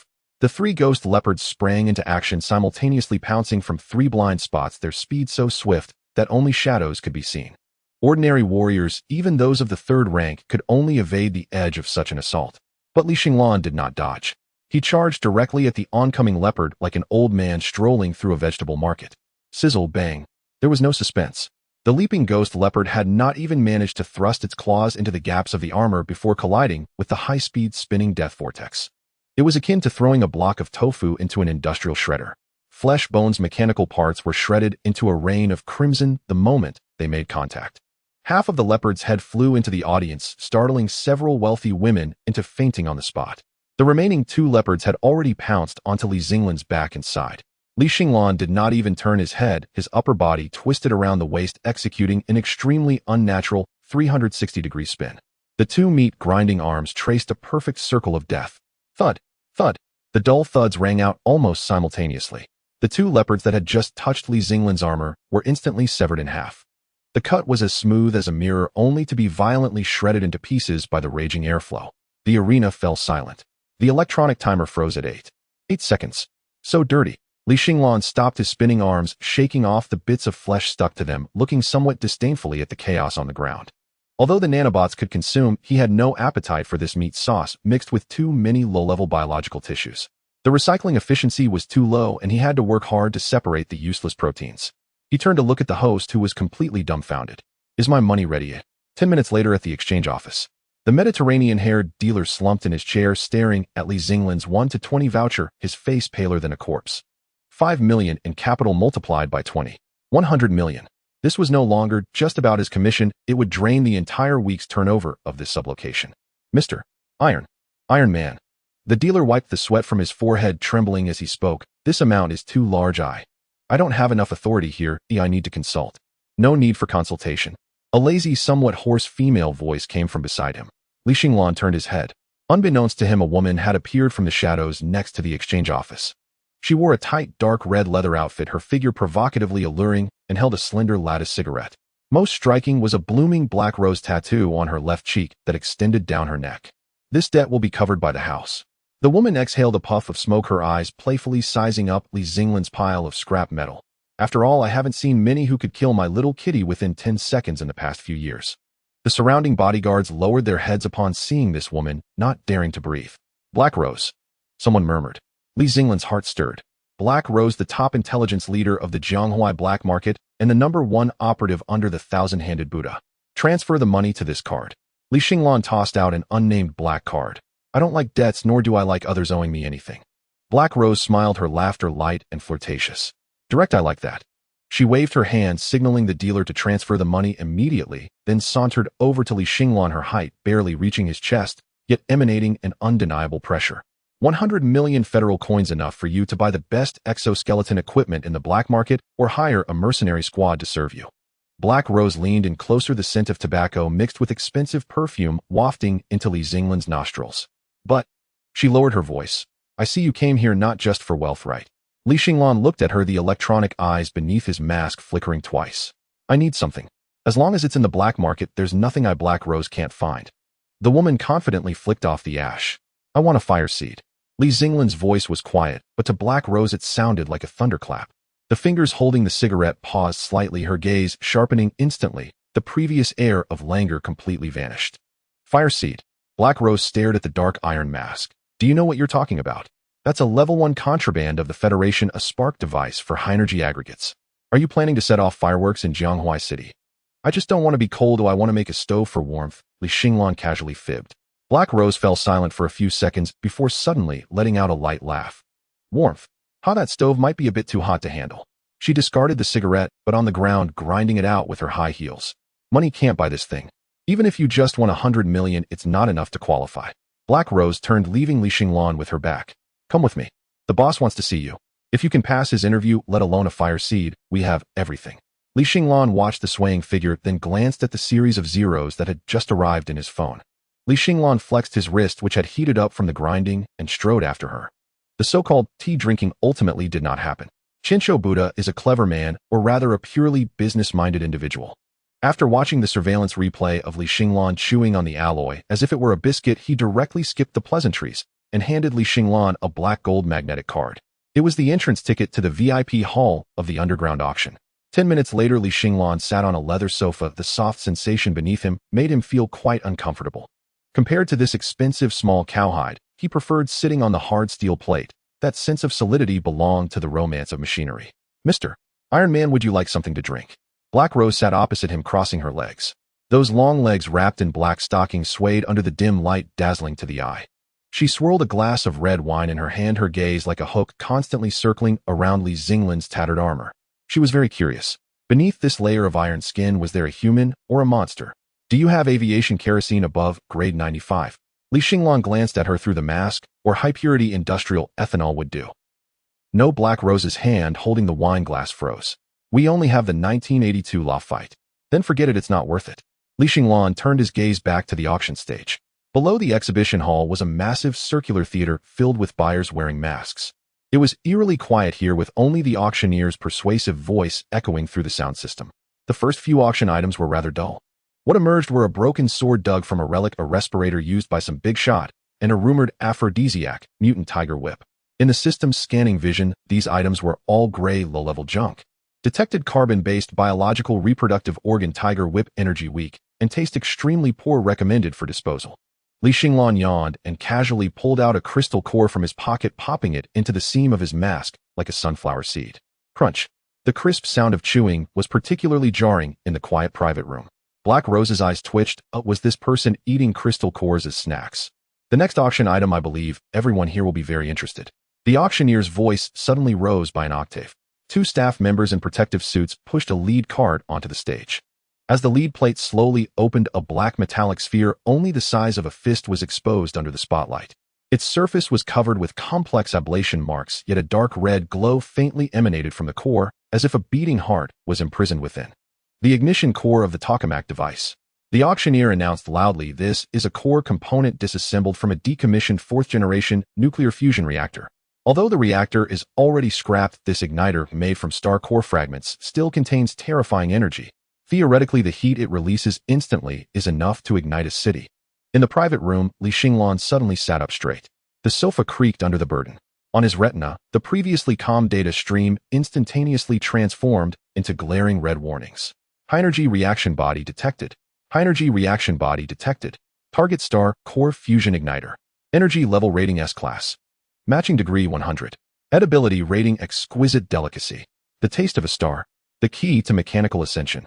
The system's voice even carried a hint of urgency, with an electrical sound. Eat it. Host. Right now? Immediately. Eat it. This is simply a bowl of atomic hot pot base, seasoned with extra spicy butter. Li Xinglan swallowed hard. That hunger originating from the depths of his cells made the nascent form of the nuclear reactor in his stomach tremble. The starting bid is 50 million federal coins. Each bid must not be less than 5 million. 55 million. Someone immediately raised a card. 60 million. 70 million. The price skyrocketed crazily. Although this item is a contraband for certain major forces, whether used for weapons research or modified into a super bomb, it is priceless. Li Xinglan pressed the bidding device in front of him. 100 million. His voice processed through a voice changer was deep and hoarse, directly raising the price to the next level. The room fell silent for a second. Black Rose glanced at him, in surprise. 100 million. You just won that money to buy this? Yes. Li Xinglan casually replied, his eyes fixed on the lead box. 110 million. A lazy voice came from the opposite VIP room 3. There sat a plump man, his fingers adorned with a multitude of gemstone rings with 2 alluring beauties in his arms. That's Tu Qianshan. Black Rose's expression changed slightly, lowering her voice. The biggest arms dealer in Jianghua City, it said. He has business dealings with several warlords in neighboring cities. This man is not to be trifled with. Li Xinglan did not care about who Tu Qianshan was. He only knew someone was trying to snatch his meal. 12 million. Li Xinglan pressed the button again. This was all the cash he had at the moment. 15 million. Tu Qianshan didn't even lift his head, carelessly raising his wine glass, as if he was not calling out money but a string of numbers. Li Xinglan's finger hovered over the button, unable to press down. Not enough money. This kind of poverty on a physical level made him feel as if his armor was growing cold. He turned to Black Rose. Do you accept bartering here? What are you looking at? Black Rose put down her wine glass. If it's ordinary items, the auction house won't accept them. Li Xinglan pulled up the metal box by his feet and opened it. Inside lay that piece of unfinished deep-sea silver weighing about 3 kilograms. S-class rare metal deep-sea silver. Li Xinglan's voice was calm. Market price is 30,000 per gram. There are 1,500 grams here. Valued at 40 million, is that enough? Black Rose's pupils constricted. Of course, she recognized this item. It was the main material for crafting master-level weapons. This madman actually carried such a treasure with him. That's enough. Black Rose hadn't finished speaking. Suddenly, Tu Qianshan across the way laughed. He pushed the women in his arms away, stood up, and looked over through the one-way glass. Although his face could not be seen clearly, his extremely disdainful gesture was very clear, thumbs down wobbling. 200 million. Tu Qianshan's voice spread throughout the venue. I must have this thing. No matter who bids, I will add 50 million. The crowd erupted in commotion. This is financial power. This is the confidence of arms dealers. Li Xinglan watched as the red number jumped to 200 million, slowly closing the metal box. 200 million for the first time. 200 million for the second time. The auctioneer was so excited his face was shaking. Li Xinglan leaned back against the sofa, his originally tense body relaxed. He fished out the last crystal core from his pocket and popped it into his mouth, crunching loudly. Giving up. Black Rose looked at him with a hint of regret. Well, compared to Tu Qianshan, there are hardly any people in Jianghua City who can win. That guy is filthy rich. 200 million for the third time. Sold. Congratulations to Boss 2 in the VIP room 3. The hammer fell. The transaction was completed. The igniter core, emitting an alluring red glow, was carefully covered with a lead plate by the staff and pushed away. Li Xinglan stood up and brushed the dust off his armor. Let's go. Where to? Black Rose was stunned. There's still the grand finale. To the backstage. Li Xinglan adjusted the armor on his wrist. Since I can't buy it through regular channels, I can only change the way I trade. Black Rose almost dropped her cigarette. She looked at this iron canister in disbelief. Are you crazy? This is a black market auction house. And the buyer is Tu Qianshan. He has 2 fourth-grade martial artists beside him and a fully armed mercenary team. What do you want to do? Li Xinglan walked to the door of the private room and paused. He turned back and glanced at Black Rose, the eerie blue lights on his mask flickering. I don't like it when others steal my things. Since he uses money to smash me without adhering to martial ethics, then I will use iron to smash him. After saying this, he pushed the door open. The heavy alloy boots thudded on the carpet, producing not a dull footstep sound, but a roaring noise, as if some metal gears were beginning to engage. Black Rose sat in place, watching that figure disappear around the corner. She suddenly shivered. After so many years in intelligence, she had seen ruthless people and madmen. But she had never encountered someone who spoke about robbery so justifiably. Madman. Black Rose murmured to herself, then quickly pulled out her communicator. Notify the boss the good show is about to happen. That Iron Man seems to want to overturn the table. In the underground parking lot of the auction house, a convoy consisting of 6 heavy armored off-road vehicles was slowly starting up.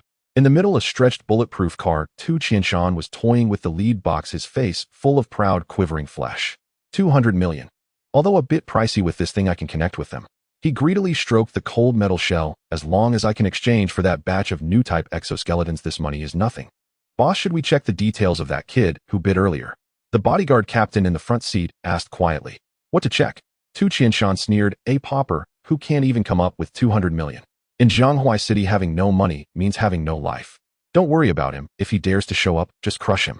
The convoy exited the exit and entered a secluded underground tunnel. This was the necessary route to leave the black market. The dim streetlights stretched the shadows long. Suddenly, the leading armored vehicle slammed on the brakes. The screeching sound echoed through the tunnel. What happened? Tu Qianshan's lead box almost flew out of his hand as he roared. Boss, there's someone up ahead. The bodyguard captain's voice trembled slightly. Tu Qianshan lowered the car window and leaned out to look. In the center of the tunnel stood a figure, a tin can covered in black and tattered. Is it him? Tu Qianshan recognized that iconic wasteland armor, immediately laughing in anger. Well, I didn't go looking for you yet you came knocking on my door. What do you want? The figure raised its head. From several meters away, Tu Qianshan seemed to see a pair of blue, ghostly flames. Then the Iron Man gently placed the metal box on the ground. Then he made a gesture. He bent down, pressing both hands against the ground. Virum, a heart-pounding vibration transmitted through the ground. It was not an earthquake. Instead, he was absorbing the speed bumps on the road. Those thick, cast iron speed bumps turned into black fluid and drilled into his body the moment his palms made contact. Energy replenished. Current form, LV2. 5 liquid heavy armor. Combat mode bandit.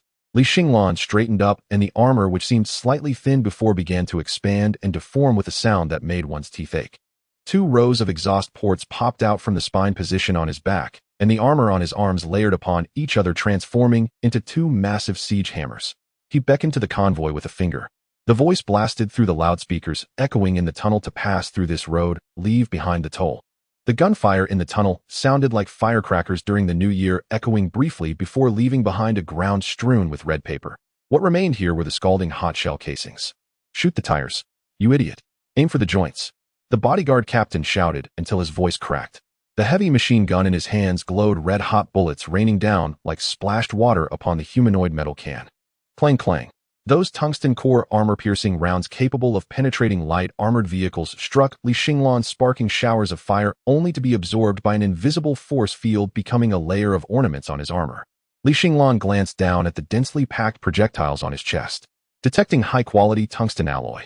Recycling in progress. Energy 0. 1. Thanks.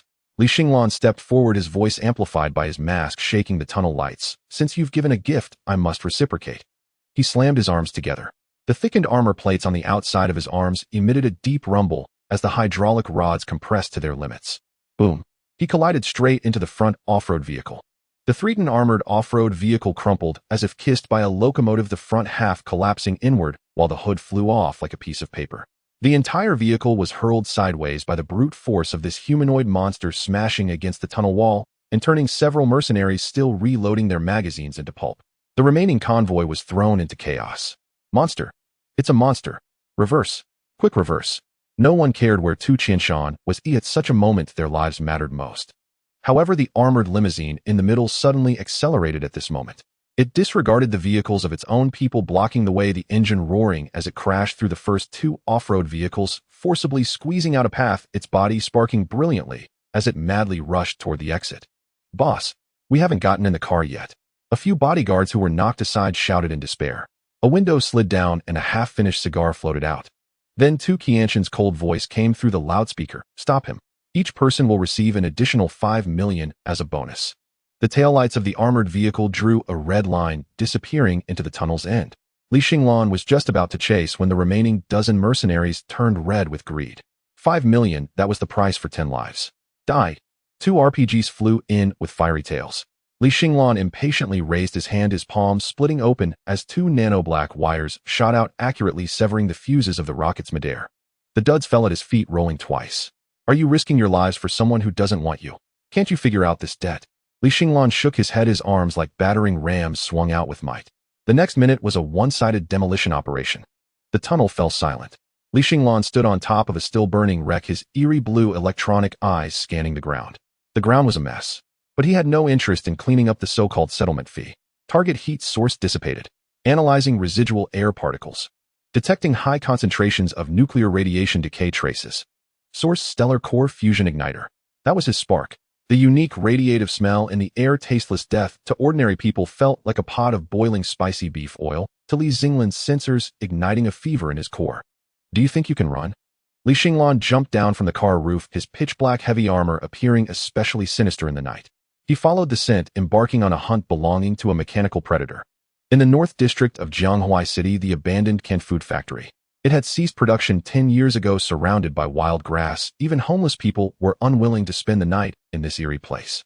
Tu Qianshan's armored vehicle crashed through the rusted iron gate, charging into the cold storage area at the back. The car door opened, and Tu Qianshan stumbled out clutching the lead box, his expensive suit soaked in sweat, making him look somewhat ridiculous. Two fourth-tier martial artist bodyguards closely followed behind him, vigilantly watching their surroundings. "Quick, seal the door," Tu Qianshan shouted at the white-coat personnel who came to greet him. "Activate the entire defense system. Don't skimp on power. Raise all the laser towers." "Boss, what happened?" The white-coat personnel adjusted his glasses, looking bewildered. "Don't ask. That madman is not human." Tu Qianshan panted heavily, and only when he stepped into the heavy underground laboratory door and heard the pressure lock behind him closing did his heart, which felt like it would jump out of his throat, settle back down slightly. This was his stronghold, his greatest secret. This place produced no canned goods, only nightmares. The lights in the laboratory were glaringly white. Huge glass cylinders were neatly arranged, filled with pale green nutrient solution. Yet what was submerged in this nutrient solution was enough to make any psychologically normal person vomit their overnight meal. In the left jar was a thing with a human torso but a lizard's head and claws. The right jar was even more absurd, having fused two wolf heads onto a robust man's shoulders, and that man was still twitching unconsciously. Subject 73, severe rejection reaction process. Subject 89, a gene fusion rate 45, possesses preliminary intelligence recommended for retention. The broadcast monotonously reported the experimental data. Countless failed specimens were tossed beside the incinerator in the corner, some still writhing, emitting a sound that was part human, part beast. This was the secret of Tu Qianshan's rise. He not only sold arms, but also this kind of biological weapon. Some perverted wealthy individuals who crave power would pay exorbitant prices for body modifications from him. "Boss, did you get the igniter?" A supervisor wearing a mask approached, his eyes fixated on the lead box in Tu Qianshan's hand. "With this, our thing can truly awaken." Tu Qianshan had not yet had a chance to speak. Boom! A loud sound came from above, followed by an ear-piercing alarm. "Warning! Defense door A has been breached. Warning! Laser towers offline. Outer armor plates damaged." The surveillance screens in the hall flickered twice, switching to the entrance. There were no troops nor any demolition experts. Only a dark figure squatting beside the alloy door. That guy was gnawing on half a tank door tough enough to withstand tank shells, casually sending pieces into his mouth, like a wafer cookie, crunching loudly. The surveillance even clearly picked up the sound of his chewing. "The alloy composition of this door is pretty good with chromium added, it's quite chewy." The figure on the screen lifted his head, his welded mask facing the camera. "Also, this place smells too strong. Don't you have a fresh air system?" Tu Qianshan nearly dropped the lead box. How did he get in? What about the laser net outside? What about the high-voltage electricity? Report to the boss." The technician in the surveillance room trembled. "Data shows that the previous high-voltage grid overloaded in an instant. Like it was drained by something." Drained. This monster absorbed tens of thousands of volts of high-voltage electricity. Before these people could react, the dark figure had already stood up. He gently brushed off the metal debris from his hands, then raised his fist toward the tightly sealed second blast door. It wasn't any flashy move. It was simply a surge of speed. The metal can transformed into a streak of black light, directly smashing through 3 layers of protective barriers. Boom! The laboratory door flew in as if a giant had stomped on a matchbox, crashing hard onto a jar filled with formalin. Glass shattered and the stitched abominations inside spilled everywhere, emitting a nauseating stench. Li Xinglan stepped into the pool of sticky liquid. He didn't even look at Tu Qianshan, his gaze sweeping over the numerous jars in the room, finally landing on the writhing, two-headed werewolf. Detecting carbon-based biological mutant. Evaluation inefficient, chaotic, lacking aesthetic appeal. It looks like 2 chunks of moldy meat forcibly glued together. Appetite none. This kind of trash would definitely cause diarrhea if eaten. Disgusting. Li Xinglan's voice held no fluctuation, but everyone could hear the revulsion within. "You took a perfectly good human body and turned it into this unbroadcastable monstrosity. Do you think it's artistic?" Tu Qianshan stared hard at Li Xinglan. The fear he had felt upon first seeing him gradually faded upon seeing the masterpieces in this room. What replaced it was a near-morbid excitement. This was simply the most perfect material. A body that could devour metal, liquefy, and reorganize, withstand heavy firepower. If it were purely mechanical, it would be fine, but this fellow clearly possessed human consciousness and biological reactions. If he could dissect him.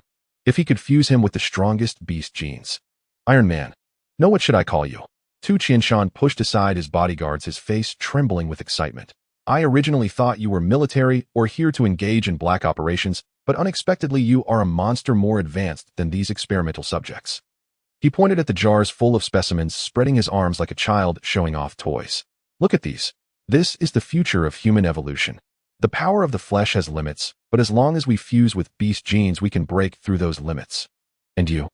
Tu Qianshan eagerly licked his lips. You are a gift from the heavens. I want your bodily structure. Li Xinglan tilted his head. You want my body. What about my spark? Spark. Tu Qianshan tossed the lead box to the supervisor beside him, sneering. That kind of thing is only worthy of the living. As for you, once you're on the operating table, I will give you the best anesthetic. He suddenly pressed a red button on the control panel. Come out, darling. That's your dinner. With the sound of hydraulic valves releasing pressure. At the deepest part of the laboratory, a massive black wall slowly rose. A terrifying aura instantly enveloped the entire space. It was pure brutality mixed with the scent of blood and decay. Thud. The ground trembled. A giant foot stepped out. It was a giant at least 3 meters tall. No, to be precise, it was a mountain of flesh assembled from countless corpses. Its left arm was a stout gorilla arm, while the right arm had mutated into a mantis-like bone blade. Embedded in its chest were 3 hearts from different beasts beating vigorously, each pulse pumping dark green liquid throughout its body. The most terrifying part was its head. There was no skull, only a translucent brain membrane beneath, which lay a neural network interweaving the brain and chips. Let me introduce you. Tu Qianshan stepped back a few paces, hiding behind the bulletproof glass and laughing maniacally. This is Tyrant No. 1. It has fused the best genes from 10 different beasts, peak 4th-tier combat power, pain sensation shield, and infinite regeneration. In front of it, your metal armor is just a tin can that can be crushed easily. The tyrant let out a murky roar from its throat.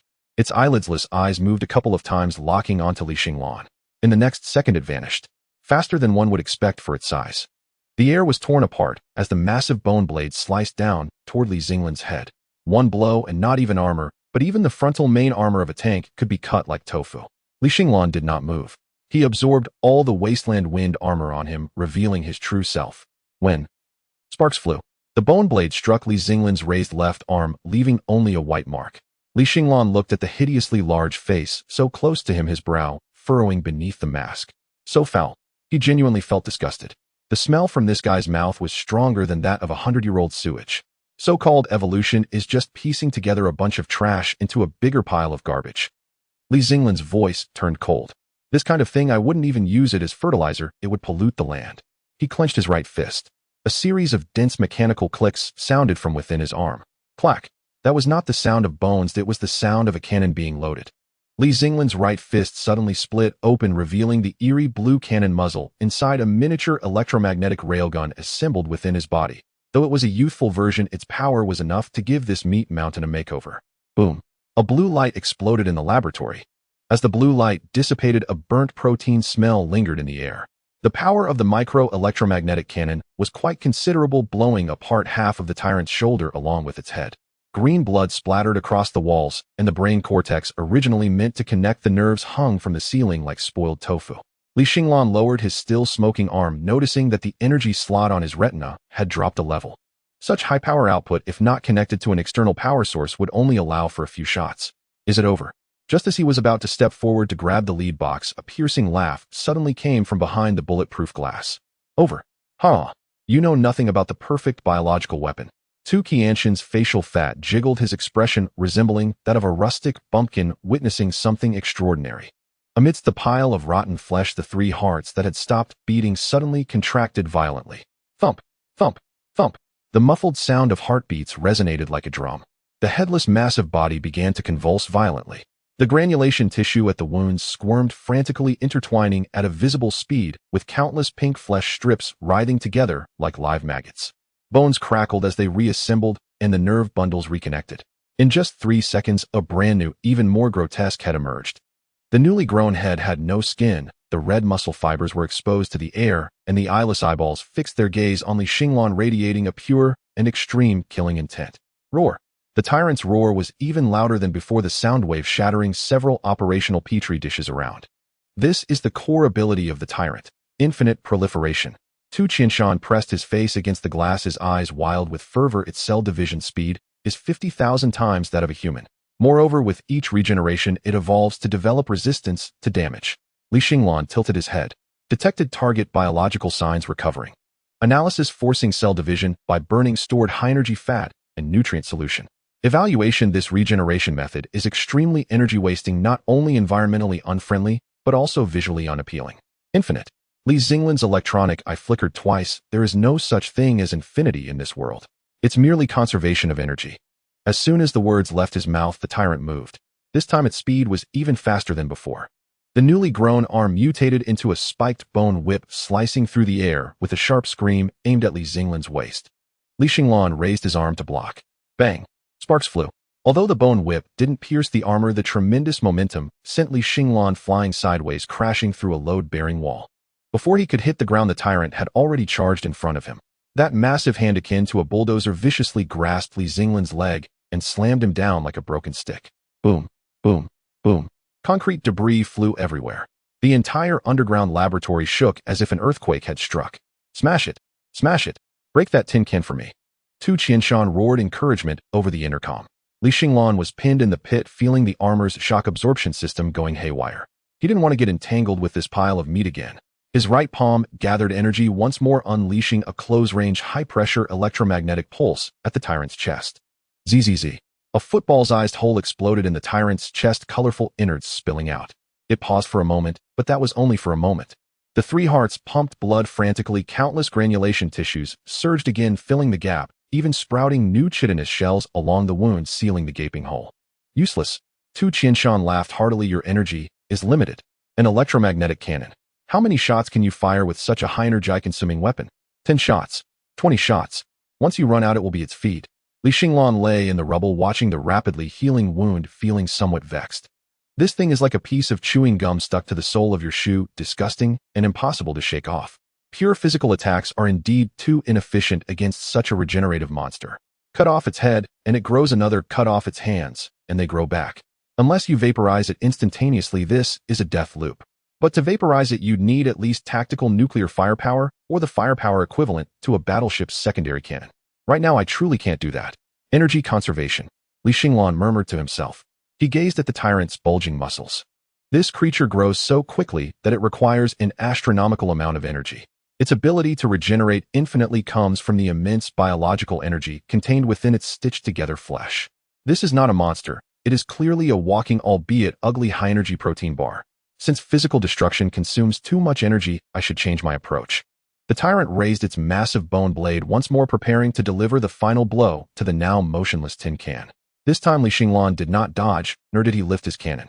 Instead, he spread his arms wide, a gesture resembling an embrace for an old friend not seen for years. The bone blade pierced through Xinglan's abdominal armor without hindrance. Xinglan was impaled on the blade. I've won.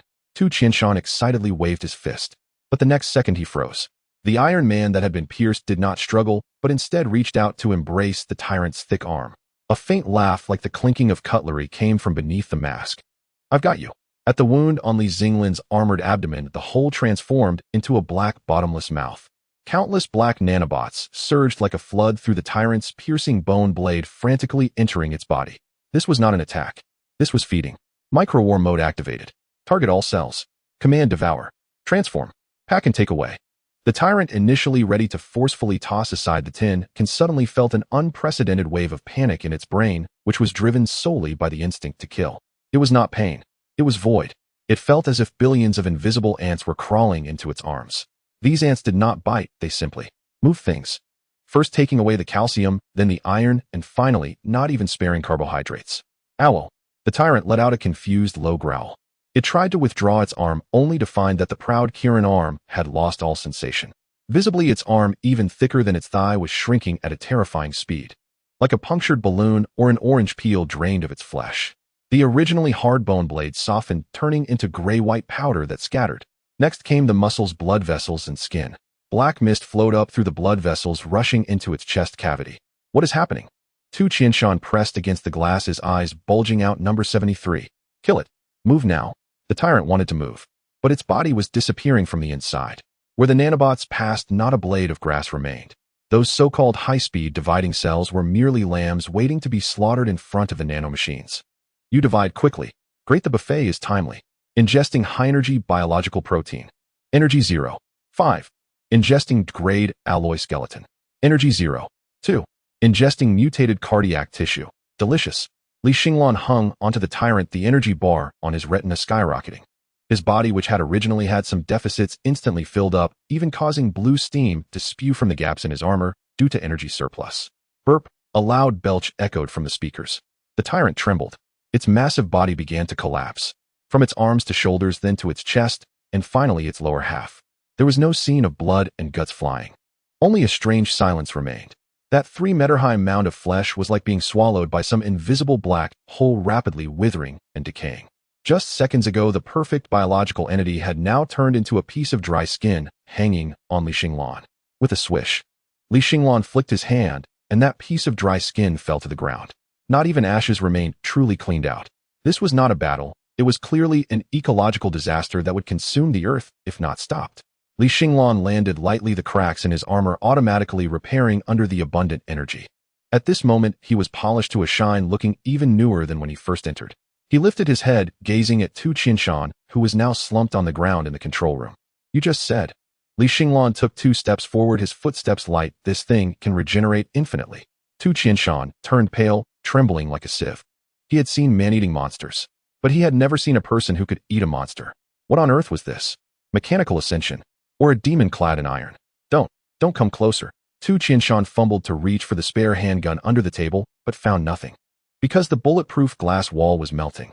Li Xinglan's finger pressed against the glass, and the black nanofluid was decomposing this high-strength special glass into silicon elements, then disposing of it. With a swish, the entire wall turned to sand and spilled onto the ground. Li Xinglan walked into the control room, the lingering bloody scent, actually the residual smell from the pile of rotten meat, nearly choking Tu Qinshan. I have money. I have a lot of money." Tu Qinshan knelt on the ground, hastily stripping off all his gemstone rings and tremblingly handing them over. 200 million. No, 1 billion. As long as you don't kill me, my entire vault is yours. Li Xinglan did not accept the rings. He had no interest in these low-level carbon element carriers that could only act as conductors. His gaze passed over Tu Qinshan, landing on the lead box that had fallen to the ground. Inside, it contained the scent that could drive every mechanical life mad. Money is just a number. Li Xinglan bent down to pick up the lead box, his fingers gently rubbing the cold surface, feeling the violently beating heart inside. "In comparison, I prefer this ember." He turned around, looking at the shivering Tu Qinshan, the blue light on his mask dimly glowing. "By the way, since you like doing biological research so much, do you know if a person's spine can regrow if removed without anesthesia?" "Just kidding." Tu Qianshan's pupils shrank to the size of pinheads, and his pants were instantly soaked. "I'm just joking with you." Li Xinglan tucked the lead box away into the hidden compartment of his armor, his tone light. "After all, I have no appetite for overly greasy things." Saying this, he raised his hand like a blade. But this time it was not to eat, but rather to clean up the trash. The control room fell into complete silence. 5 minutes later, the materials were ready. Energy was full. Next, it was time to find a place without interruptions to truly turn the unignited reactor within him into a mini-sun. Mechanical ascension. Li Xinglan looked up at the starry sky. Let it begin tonight. The underground laboratory was eerily quiet, with only the occasional sound of wind from the ventilation ducts and the buzzing of the still-functioning instruments. Tu Qinshan was already cold, and along with him his ambition to dominate the underground world had turned to dust. Li Xinglan found a relatively clean corner to sit down. The lead box in his hand felt heavy. Opening the lid, the walnut-sized star core igniter lay quietly inside, its dark red aura pulsating like breathing, the surrounding air slightly distorting due to the high temperature. High-energy conglomerate core detected. Danger assessment extremely high. System suggestion: the host's current body strength is LV2. 5. The forced fusion success rate is 14. 3. It is advised to seek auxiliary cooling equipment and high-strength stabilizers before attempting again. 14%.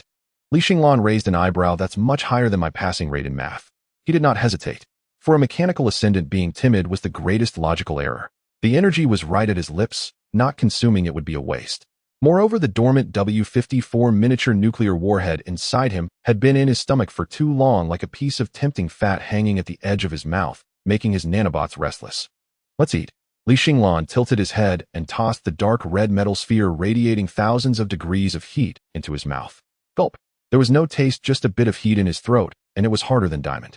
The moment it slid down his esophagus, Li Xinglan felt as if he had swallowed a detonating grenade. Boom. The terrifying heat exploded within him. This wasn't a mere burning flame, it was a particle-level upheaval.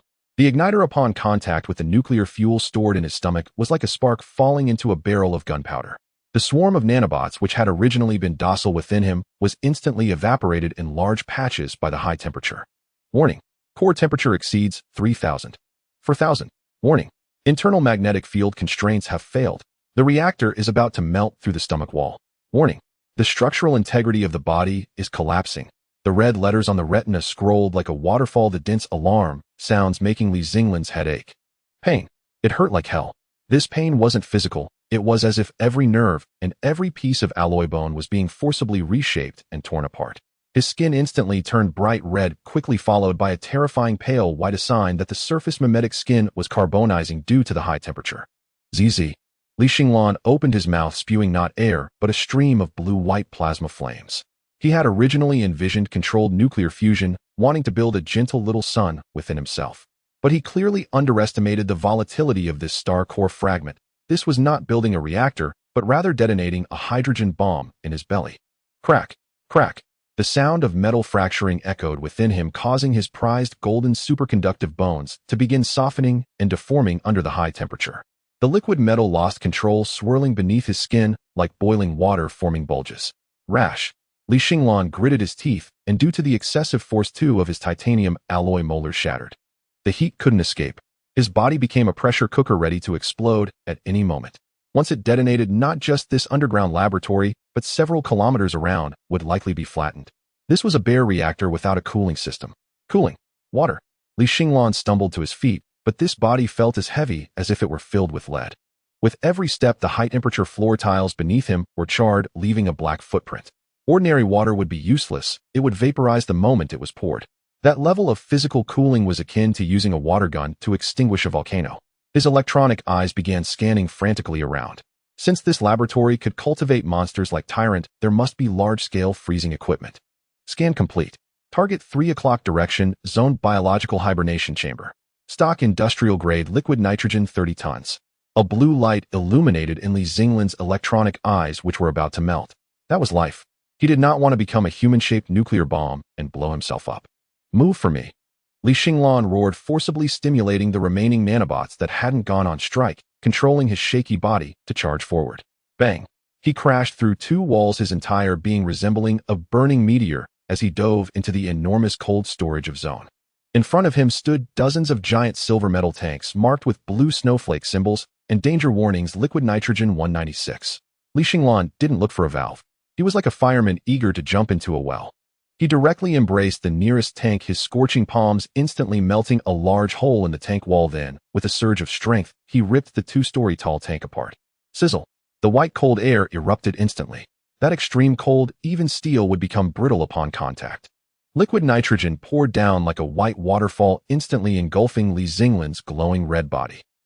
Extreme heat meets extreme cold. The laboratory was filled with a metallic shriek, even more piercing than the tyrant's roar just now.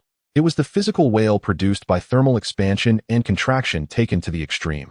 A massive amount of white mist instantly filled the entire underground space, visibility dropping to 0. In the mist, one could only see a flickering red light, while the surrounding liquid nitrogen boiled violently, making bubbling sounds.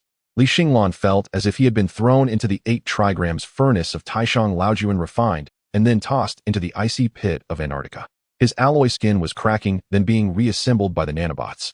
The restless sun within him, under the suppression of the terrifying external cold, finally had to withdraw its brilliance. The magnetic field was reestablished. The energy circuit began to close.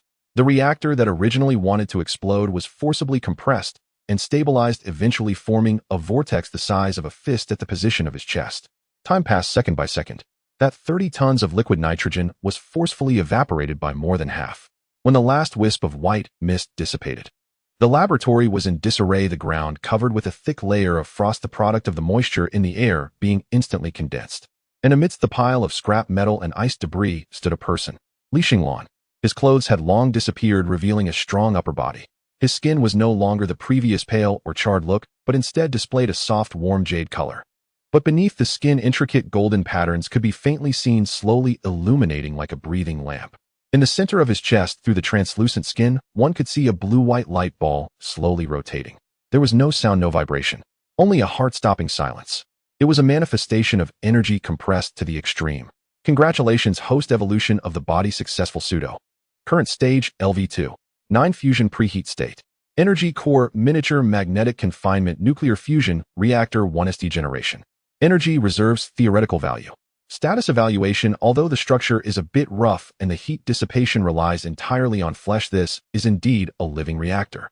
As long as you don't push the power to 101 go, this is infinite energy. Xinglan slowly opened his eyes. His formerly deep blue pupils had turned pure platinum. He raised his hand, gently clenched his fist. A loud bang echoed in the air as the high temperature instantly ionized the air in his palm. Is this what it feels like to not worry about electricity bills? Xinglan took a deep breath of the ozone-filled air, his lips curling up to his ears. In the past, during fights, he had to calculate the consumption of every round of ammunition, even scavenging on the battlefield to recover. Those days were like using a phone with only 5 battery, feeling anxious about everything. Now, he felt like he could fire 100 electromagnetic cannonballs in one breath, and even provide heating for the entire city. Although the system determined it was a pseudo-fusion state, and the strength of his bones and output power hadn't reached the true LV-3 Starship unit standard, this heart had already separated him from all carbon-based life. Goo! A strange sound came from his stomach. It wasn't hunger but fullness.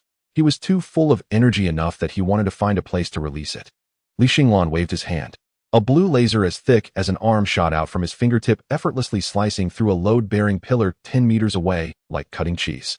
The cut was smooth as a mirror, even glowing red. This firepower.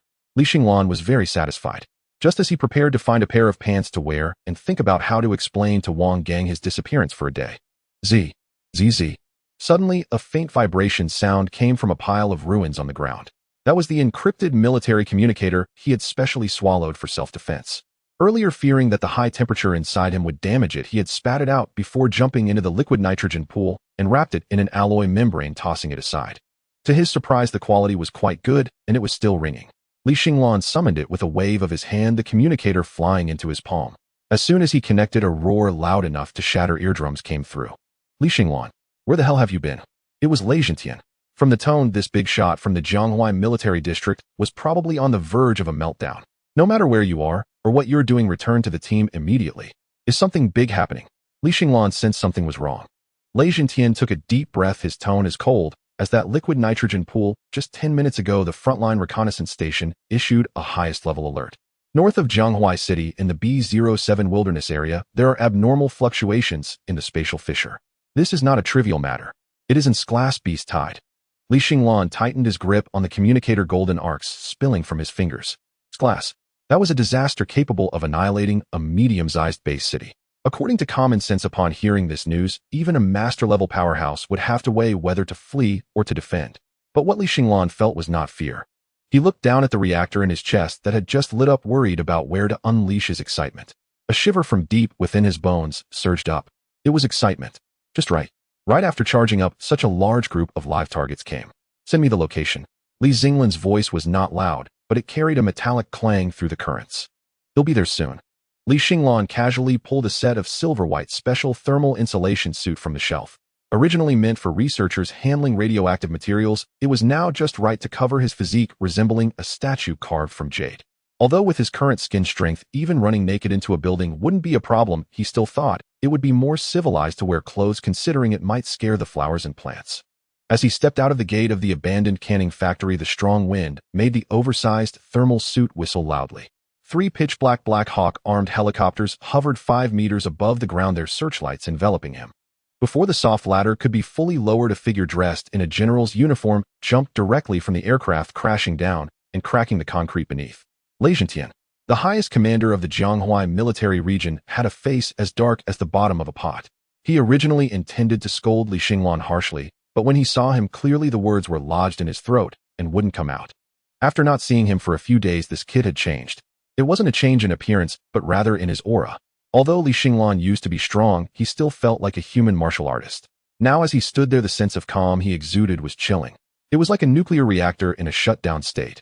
Cold on the outside, yet its core radiated an intimidating presence. Get on the plane. Zhentian took a deep breath, suppressing the inexplicable anxiety. He'll explain on the way. Xinglan said nothing, grabbing the landing gear with one hand and flipping himself into the cabin with ease.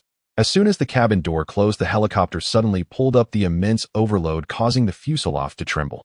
The situation is dire.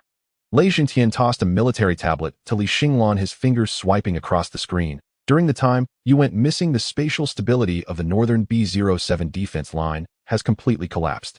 The screen displayed a real-time satellite cloud map. The area, which should have been a gray-brown wasteland, was now covered by a large patch of deep black. That wasn't storm clouds, it was a beast tide. Clusters of red dots were spreading south, wildly resembling festering wounds. An S-class beast tide.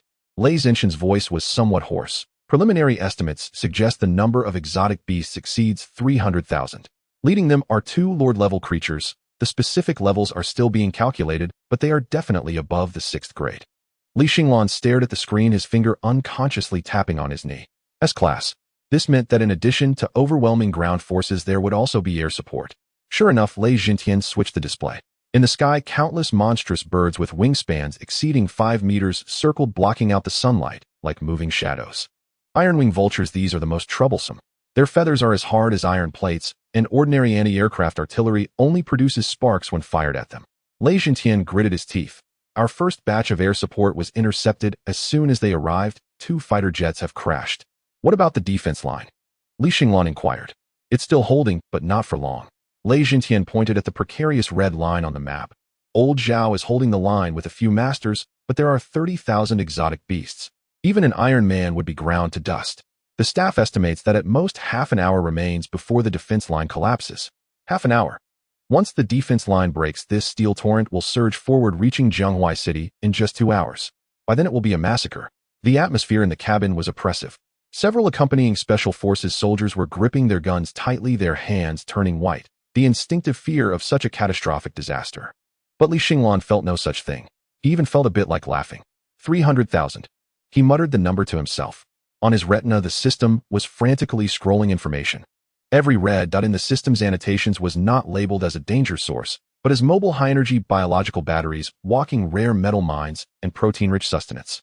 The fusion reactor that had just settled in his body seemed to sense its owner's emotions, beginning to hum restlessly. Hungry. Just now he had only suppressed the reactor with liquid nitrogen and hadn't truly replenished enough material to maintain its high-power operation.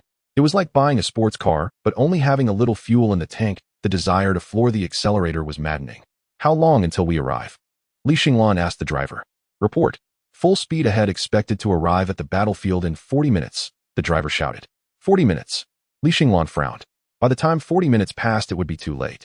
Those exotic beasts would surely disperse to hunt down the fleeing soldiers, and it would be difficult to find such a dense buffet again. Eating should be done while it's hot. That's the principle. Too slow. Li Xinglan shook his head and stood up. What are you doing? Lei Jintian was taken aback. Sit down.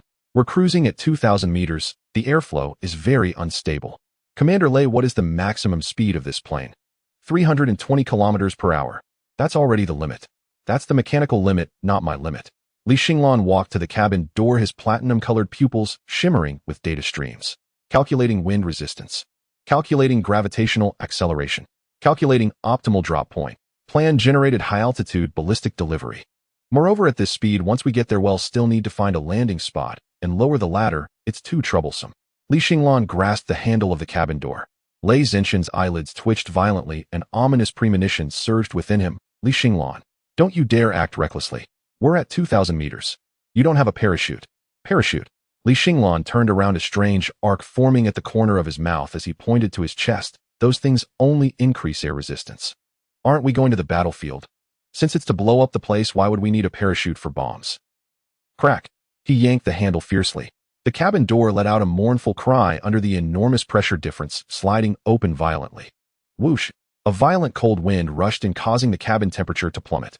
The imbalance in air pressure forced several special forces soldiers to grip the handrails tightly to avoid being sucked out. Are you insane? Lei Jintian shouted, his voice cracking. Li Xinglan ignored him. He stood at the cabin door, facing the fierce wind that could peel skin off. The reactor inside him began to remove its restrictions. Buzz, a visible wave of heat erupted from his body. That was real heat. The special thermal insulation suit on him, capable of withstanding temperatures of 1,000 degrees, began to smoke, with the edges rapidly turning black and curling. The area around his chest emitted a blue-white glow so bright it was blinding. He was preheating the reactor. If before he was in standby mode, now this humanoid weapon was conducting violent overclocking. Help me tell the brothers on the front line. Li Xinglan's voice was terrifyingly clear amidst the storm, as if he had a built-in loudspeaker. Tell them to open a gap in the defense line. Why? Because Li Xinglan's body glowed like a red-hot iron, and the surrounding air distorted due to the high temperature. I'm about to feast. Before his words fell, he exerted force with his legs. Thud! The several-ton armed helicopter sank sharply under the force, triggering alarms. And Li Xinglan had already transformed into a streak of light, vanishing outside the cabin door. No gliding, no adjusting his posture.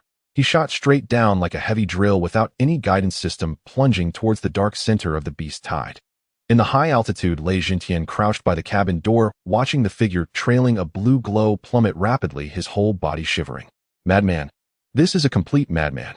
He grabbed the communicator, shouting into the still flickering red frequency, Old Zhao. This is Lei Jintian.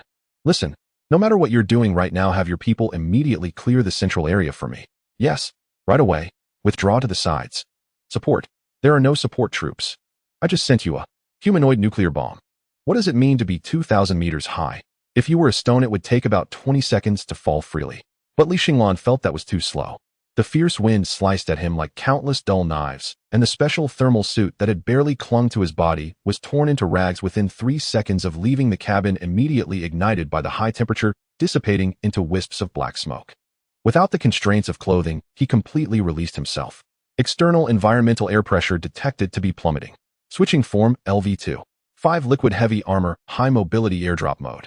His skin, which had originally appeared jade-like, was suddenly covered by layers of black and gold liquid metal. They spread like sentient asphalt, quickly enveloping his entire body, not only concealing the muscles that could make a fitness instructor feel ashamed, but also automatically optimizing the aerodynamics within milliseconds. The edges were smoothed out, and the streamlined armor surface was so smooth that even the wind couldn't cling to it. Now he looked like a heavy warhead painted in black and gold. Newton's laws always seem a bit conservative at times like this, Li Xinglan muttered under his mask. Through the holographic retina, he gazed down at the beast tide below, which resembled a moldy pancake with a dense red locking frame that made his fear of crowded spaces flare up. Or perhaps it was gluttony. In his chest, the miniature fusion reactor that had recently settled in emitted a deep humming sound. It was hungry. It wanted to unleash. Don't worry, you'll take you to the buffet soon, Li Xinglan thought. Command confirmed. Vector propulsion engine activated. Output power limit release 10. Suddenly a row of shark gill-like heat dissipation grills cracked open on the back of his heavy armor's calves and the soles of his feet. Immediately after, an extremely bright azure light gathered at the nozzle. Boom. No longer a free fall. A massive thrust instantly acted on his feet. If it weren't for the fact that all of his bones had been replaced with nanogold silk and superconducting alloys, the instantaneous overload alone would have crushed an ordinary person's spine into powder. The high-pressure plasma stream whipped through the thin air like a blue long whip. Speed skyrocketed. 340 meters per second. 680 meters per second. The sound barrier. What was that? A white umbrella-like cloud suddenly exploded in the sky. That was the shock wave cloud produced when he broke the sound barrier in an instant. Before the massive sound of the explosion could even reach him, Li Xinglan had already transformed himself into a self-propelled intercontinental missile, trailing a long blue tail flame, charging at the thick layer of cloud at a terrifying speed of 3 Mach. 1,500 meters. The area below the clouds was not empty. A group of iron-wing vultures with wingspans exceeding 5 meters were circling. These beasts were the sky overlords of the class wilderness area, their feathers mutated to a hardness comparable to inferior steel, and their claws were capable of easily tearing through the tops of tanks. They had originally been searching for isolated human casualties on the ground when they suddenly sensed the terrifying heat source overhead. Gah! The lead vulture emitted a sharp screech. Its walnut-sized brain couldn't comprehend what a hypersonic weapon was. In its instinctual understanding, this was likely a large glowing bird that had intruded into its territory. Dozens of iron-wing vultures instantly surged upwards, densely forming a gray-black wall of flesh, attempting to intercept this unexpected visitor from the sky. If it had been an ordinary fighter jet, even a 5th-generation one would have to urgently evade such a suicidal bird strike attack.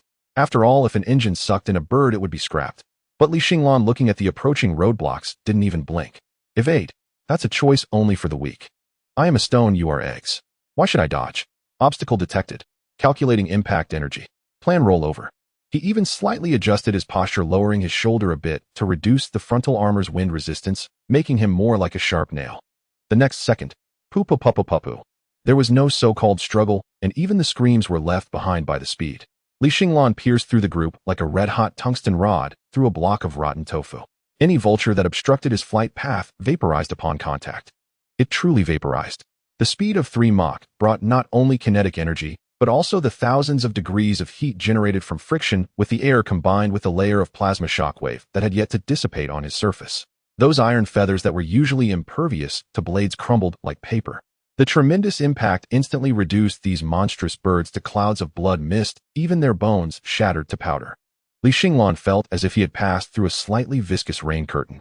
The armor surface automatically activated self-cleaning mode, instantly evaporating the blood that had splattered on him. Iron content too low, flavor poor, he remarked casually during the high-speed descent. Passing through the flock of birds, his vision opened up. The B-07 defense line, battered and bruised, and the overwhelming black beast tide were now within reach. B-07 defense line command post. It was almost turning into a meat grinder. The beast corpses piled outside the city walls were nearly level with the ramparts, and the beasts behind were climbing over their fallen comrades, surging upwards like a black tide. The barrels of heavy machine guns had turned red from firing and were replaced. If they couldn't be changed in time, they were doused with water.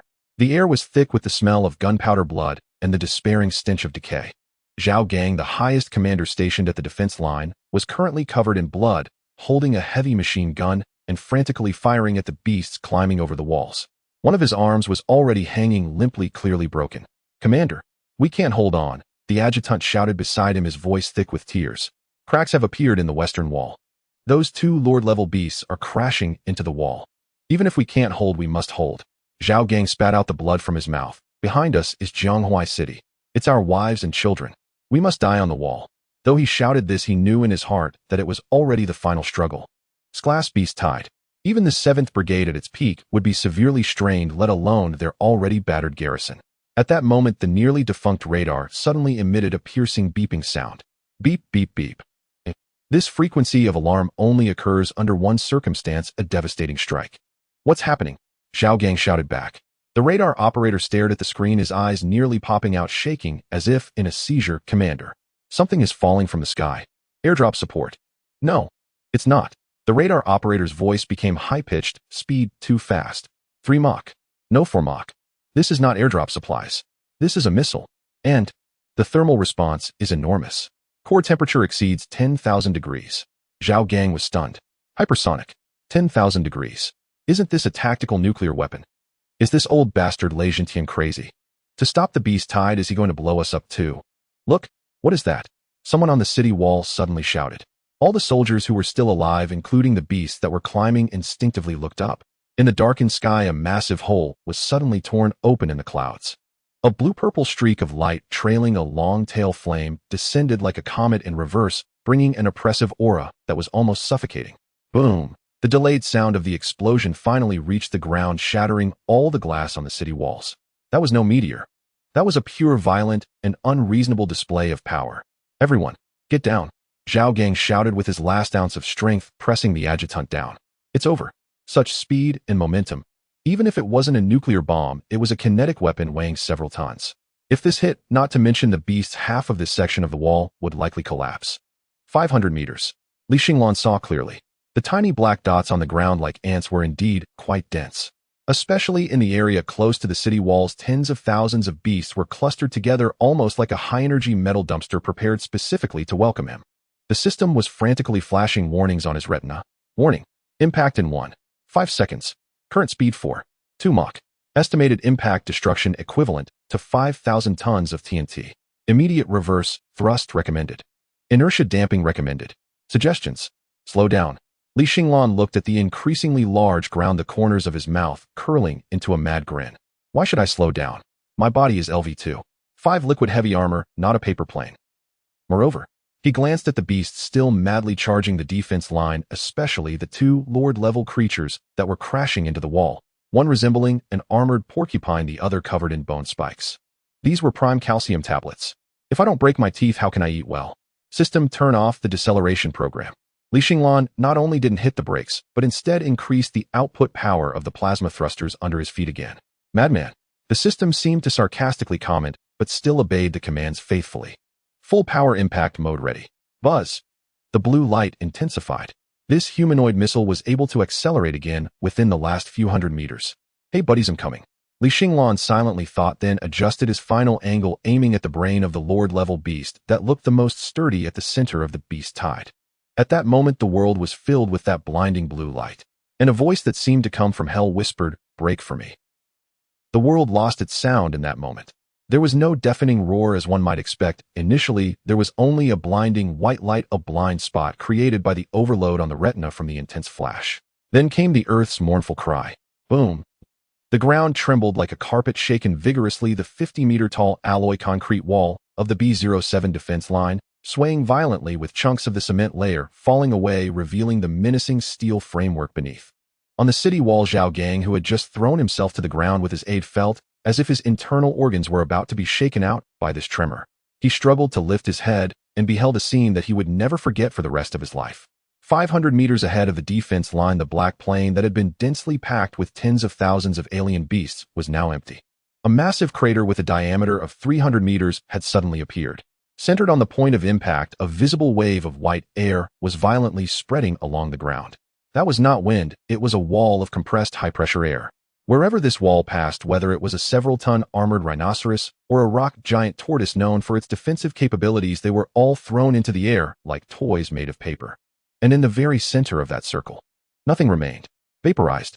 Thousands of low-tier alien beasts didn't even have time to scream before being directly decomposed into their most basic particles by the impact equivalent to 5,000 tons of TNT. A mushroom cloud mixed with red blood mist and black dust slowly rose, obscuring half the sky. Cough, cough. Cough, cough. Zhao Gang spat out a mouthful of blood-tainted saliva, his ears ringing with a sharp tinnitus. He stared blankly at the massive, deep pit ahead, his mind consumed by a single thought. That lunatic Lei Zhentian really threw a nuclear bomb at his own doorstep. Commander! Commander! The aide crawled out from a pile of rubble, his face pale. Is the radiation? Are we doomed? Shut up. Zhao Gang fixed his gaze on the still settling dust cloud. If it were a nuclear bomb, we would have already turned to ash. While it wasn't a nuclear bomb, its power was no different. An extremely eerie silence fell over the battlefield. Both the humans on the city walls and the alien beasts in the rear who were about to charge were left dumbfounded by this earth-shattering strike. The previously thunderous roars of beasts faded into silence, replaced by a series of irritating, sizzling sounds. Center of the dust cloud. The temperature here was frighteningly high. The soil and rocks on the ground had vanished, replaced by a layer of still-flowing dark red glass-like crystalline material. That was the mark left by the superheated melting of the crust's surface. In this hellish central crystal, a figure was slowly pulling itself out from underground. It was a true extraction. Li Xinglan's half-body was embedded in the underground rock layer. He exhaled a breath mixed with mud and sand, both hands bracing against the still glowing ground, pushing with all his might. With a loud crash, the surrounding, already vitrified rock shattered. At this moment, Li Xinglan certainly didn't look much like a human. His body was clad in black gold armor, which due to the terrifying friction heat from earlier now appeared semi-transparent and dark red, resembling a piece of iron freshly pulled from the forge. From the crevices of the armor, white steam continuously burst forth, a sign that the system was performing forced cooling. Impact energy release complete. Current body temperature 1800 C. Cooling system operating at full power. Landing score S great. If the ecological destruction of the ground is disregarded, this was a perfect airdrop. Due to the excessively rough landing posture, foot armor loss at 3. It is recommended not to use feet as drill bits next time. A bit hard on the shoes. Li Xinglan glanced down at his somewhat deformed metal boots and slightly moved his ankle. The nanobots surged, repairing the damaged areas within seconds. He raised his head, his gaze cutting through the thinning dust, surveying the surroundings. It had to be said that this position was truly well chosen. Although the recent big drop had cleared out the innermost circle of alien beasts, the edge of the crater was still densely packed with survivors. Especially directly in front, a group of large creatures resembling a combination of mantises and centipedes waved their characteristic scythe-like forelimbs, emitting uneasy hisses at him. Steel blade scythe bugs. These alien beasts were the infantry backbone of the insect tribe. Although individually they only possessed second-grade strength, they excelled in numbers, and their forelimbs, made of high-strength biological chitin, were as sharp as crayed alloy knives capable of slicing through armored vehicles. At this moment, there were at least 2,000 to 3,000 steel blade scythe bugs surrounding the edge of the deep pit. Their simple compound eyes were filled with confusion. Instinctively, they should have charged forward to tear this red bipedal beast to shreds. But biological instincts were screaming in alarm. What stood in that pit was not prey, but a predator that was superior and more dangerous than them. Hiss! Finally, a slightly larger leader among the bugs let out a sharp cry. The security brought by numbers overwhelmed their fear. The swarm of scythe bugs surged. They came rushing down the slope of the deep pit like a black tide. Thousands of sharp bone-like scythes glinted in the air, and the sound of their dense chitin striking the ground sent chills down one's spine. On the city wall, Zhao Gang's heart leapt to his throat. Who was that? Who was that red fellow? He yelled through his binoculars. Is that a person? Unarmed. He has no gun, the aide screamed. So many scythe bugs. Even a grandmaster would be minced into meat paste.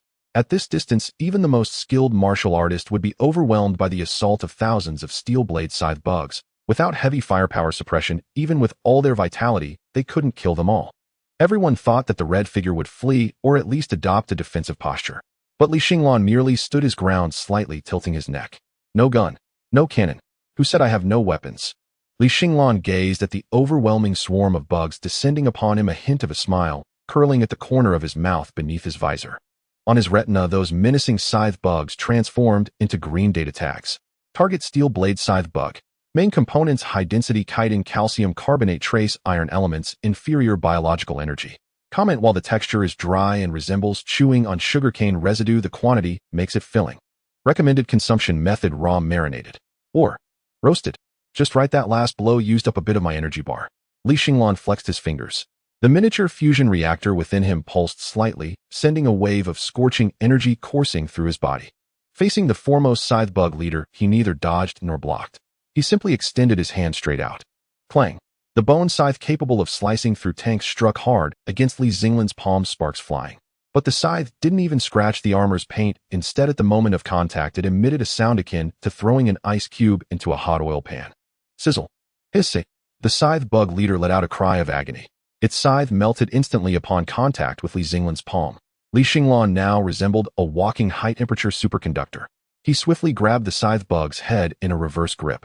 No fancy moves. Finger strength. Crack. The hard bug head shattered in his grip like a brittle walnut. Immediately, countless black nanobots surged from his fingertips, instantly covering the massive bug corpse. In just 1 second, that tumtor-long scythe bug collapsed like a piece of dried wood from which all moisture had been sucked out, quickly crumbling into a pile of gray-white powder. Recycling trace metal elements.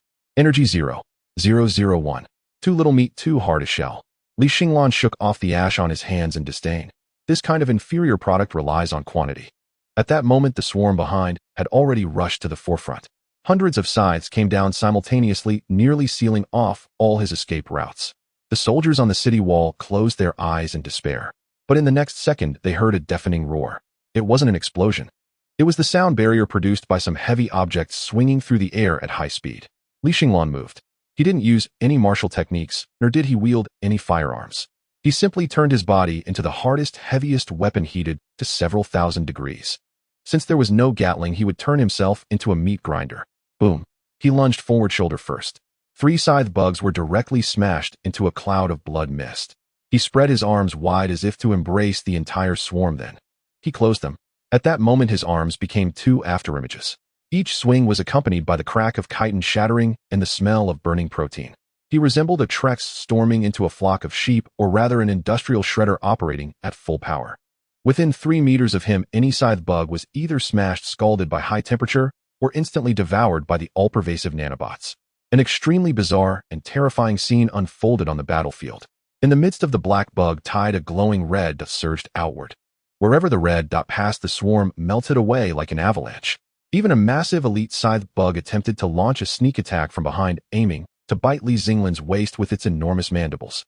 However, Li Xinglan grabbed one of its hind legs in response, using the half-done bug as a meteor hammer. Whoosh, whoosh, whoosh. The huge bug corpse spun around and smashed into the swarm. Each impact could take out a large group. Once the meteor hammer in his hand was smashed to bits, he simply grabbed another one at random. What kind of fighting style is this? On the city wall, the aide nearly crushed his binoculars, his mouth agape enough to fit an egg inside. This is even more beast-like than the beasts. Zhao Gang was equally dumbfounded. After so many years in the army, he had seen people chop with knives, sweep with guns, and even kill with chi blood. But he had never seen someone treating thousands of alien beasts like a buffet. Look at that red fellow. He wasn't fighting at all. He was clearly feasting. He saw Li Xinglan tear off a scythe bug's forelimb, not caring that green acidic fluid was still dripping from it, and pressed it against himself. The nanomaterial of the armor writhed, and that sharp forelimb vanished instantly, becoming a part of his botus nourishment. The taste is average, a bit sour. Li Xinglan casually discarded the waste, crushing another bug that tried to grab his leg with a stomp. In just 2 minutes, the bottom of the 300-meter-wide deep pit had been cleared. Thousands of steel blade scythe bugs left no decent corpses behind. The ground was covered only in a thick layer of gray-white bone powder. The once ferocious swarm had been frightened. The remaining few hundred scythe bugs, even with their basic instincts, were now completely terrified by this one-sided massacre. They hissed and began to retreat. This red monster was impossible to kill, impossible to bite, and it even consumed them. Li Xinglan stood amidst the pile of bone powder, the red glow on him dimming slightly, a sign that the cooling had completed. He smacked his lips, feeling somewhat unsatisfied, and looked past these already terrified little bugs towards the distance. Their 2 Lord-class alien beasts the size of mountains had ceased their assault on the city wall, turning their massive heads to stare intently in this direction. One was a heavily armored porcupine, the other a giant beast covered in bone spikes. In Li Xinglan's platinum electronic eyes, the red targeting frame instantly locked onto these 2 creatures. Target: iron-armored porcupine, Lord class, initial stage. Target: cracked earthbone demon, Lord class, intermediate stage. Comment: premium ingredients. Rich in rare metal elements with extremely high bone density and abundant core energy. The appetizer is finished. Li Xinglan raised his hand and beckoned towards the 2 Lord-class alien beasts, his voice through the amplifier carrying a chilling cheerfulness. Now it's time for the main course. Before his words fell, the ground beneath him erupted once more. That figure, which had just calmed down, transformed into a red flash again, ignoring the several hundred meters of distance, charging directly at the largest cracked earthbone demon. My apologies. In the fierce wind, Li Xinglan's voice echoed from afar. I need to borrow those bones of yours to supplement my calcium. Zhao Gang wiped the cold sweat from his face and turned to shout at the communication soldier. What are you still stunned for? Get all the searchlights over here. Illuminate this esteemed guest for us. Tell everyone. That is our reinforcements. The black tide truly surged down, not as a metaphor, but as a physical reality. Thousands of steel-bladed locusts crowded together, their compound eyes flickering with a bloodthirsty red light. They required no tactics or coordination. Sheer numbers were sufficient to flatten any obstacle in their path. The air was thick with a nauseating sour stench, the digestive fluids dripping from the mandibles of the swarm, mingling with the metallic scent of dry earth. Accompanied by a harmonious chorus of hisses, the first wave of attack struck. Hundreds of sharp, bone-like sickles, driven by the gravitational acceleration from the pit walls, mercilessly chopped down upon the red figure. The searchlight on the city wall illuminated this scene in a ghastly white. Zhao Gang's hand trembled, nearly dropping the binoculars. With such a density of attacks, it was not just flesh and blood that would be annihilated. Even a section of the city wall could be ground into dumpling filling in an instant. Clang, clang. Instead of the expected sound of flesh being torn apart, there was a cacophony resembling the continuous hammering of a factory forge. Sparks flew up to 3 meters high. The elite locust at the forefront widened its green bean's eyes, compound eyes falling into the greatest confusion of its insect life. Its proud, even capable of slicing through armored transport vehicles, forelimb sickle was now stuck on the shoulder of this bipedal creature. More precisely, it was shattered. The sharp bone blade struck like it was hitting a diamond plate, the fracture uneven, while the layer of black gold armor on the opponent's shoulder remained unscathed, not even leaving a white mark. Zhao Gang clearly saw through the binoculars that the red figure didn't even flinch. In fact, it tilted its head slightly. Li Xinglan was currently analyzing data. On his retina, a flurry of collision alerts flooded the screen, but he simply dismissed the minuscule red pop-up the size of a fingernail. Armor damage 0. 0 kinetic energy absorption 32 assessment. Is this what you call scratching an itch? The force is even less than what old Wong downstairs uses for his massages. Too light. Li Xinglan's voice came through the amplifier, tinged with a metallic dissatisfaction. He suddenly raised his hand. The motion was not fast, but to the elite locust that hand seemed like a steel claw, utterly unavoidable. Snap! The locust didn't even have time to retreat before Li Xinglan seized its neck. If one could call the joint of such an arthropod a neck. Li Xinglan lifted it up to his visor. His platinum electronic eyes flashed with a blue light, scanning it thoroughly. Analyzing target composition. Target steel-bladed locust elite individual. Skeletal composition high-strength chitin 6-0, iron elements, 3-5 trace, chromium manganese, alloy 5. Assessment. Although there are quite a few impurities, the taste is likely akin to aged rusty compressed biscuits, yet it boasts rich trace elements and is abundant in quantity. Suggestion: head can be consumed. Crisp and crunchy. Iron content is acceptable. Li Xinglan nodded, extending his other hand to grasp the remaining half of the locust's sickle forelimb that had not yet broken off. With a forceful twist, crack, that bone sickle thicker than an adult's thigh was snapped off as effortlessly as breaking sugarcane. The locust let out a heart-wrenching scream, its 6 legs flailing wildly in the air, but in Li Xinglan's hydraulic grip, such struggles appeared somewhat comical. Then, under the watchful gaze of thousands of eyes, including those of the humans on the city wall and the beasts in the pit, Li Xinglan made a move that instinctively felt dissonant to all living beings. He opened the feeding port beneath his visor. It was not a human mouth, but a high-speed rotating serrated crushing chamber. He stuffed the bone sickle still drenched in green blood inside. Crunch, crunch, crunch. The sickening sound of chewing was amplified through the amplifier, echoing across the eerily silent battlefield. The taste is a bit bitter, Li Xinglan mumbled indistinctly while chewing. The calcium content is good, but it does get a bit gritty. Next time I should smooth out these spiky parts before eating. Gulp. He swallowed. Recovering iron elements. Body repair fluid reserves 0. 1. The locust held in his hand stopped screaming. Its simple brain likely could not process the profound and terrifying information of being devoured by its prey, causing its system to crash. The surrounding circle of locusts, which had been frantically slashing, also paused for a moment. This was the suppressive power of a predator. No matter what rank of beast you are, when you realize your attacks can't even breach the opponent's defense while the opponent can chew you like a snack, fear becomes the only physiological response. What are you dawdling for? Li Xinglan swallowed the last bite, casually crushed the now paralyzed locust in his hand. The black nanobots surged out swiftly, draining the remaining metal elements from the corpse, leaving only a limp skin on the ground. He rolled his neck, emitting a series of metallic creaks. Since it's a buffet, I shouldn't have to catch them one by one. Virum. The armor on his hands suddenly transformed. The originally heavy siege hammer shape began to elongate and thin, the edges glowing with a dangerous, high-frequency, oscillating blue light. 2 1-meter-long black-gold arm blades sprang out, and due to the high vibration frequency, the air around the blades emitted a sharp, whistling sound. Let's get to work. Li Xinglan pushed off the ground. This time it was not about passively taking hits. The red figure charged into the black tide of locusts like a red-hot harvester crashing into a wheat field. Swish, swish, swish. The trajectory of his strikes was indistinguishable. Wherever he passed, those incredibly hard, chitinous exoskeletons broke apart neatly, as if they were tofu. It wasn't merely a slaughter. A more terrifying scene unfolded. With every swing, a large cloud of black mist accompanied it. Those were billions of nanobots. They acted like greedy locusts burrowing into the beast's body as soon as they touched a wound. Wherever they went, iron elements were stripped away, calcium extracted, and even the slightest energetic biological tissue was packed away. A locust had just had its legs severed before it could scream. The wound turned grayish-white, the necrotic tissue having lost all metallic support. Immediately after, this grayish-white color rapidly spread throughout its body. In just 2 seconds, the once ferocious beast wielding a sickle transformed into a pile of desiccated bones crumbling to the ground. The soldiers on the city wall felt their scalps tingle. Is this even a battle? The officer felt his throat dry. This is clearly a demolition squad at work, not even leaving a single rebar. In the center of the battlefield, Li Xinglan had gone mad with killing.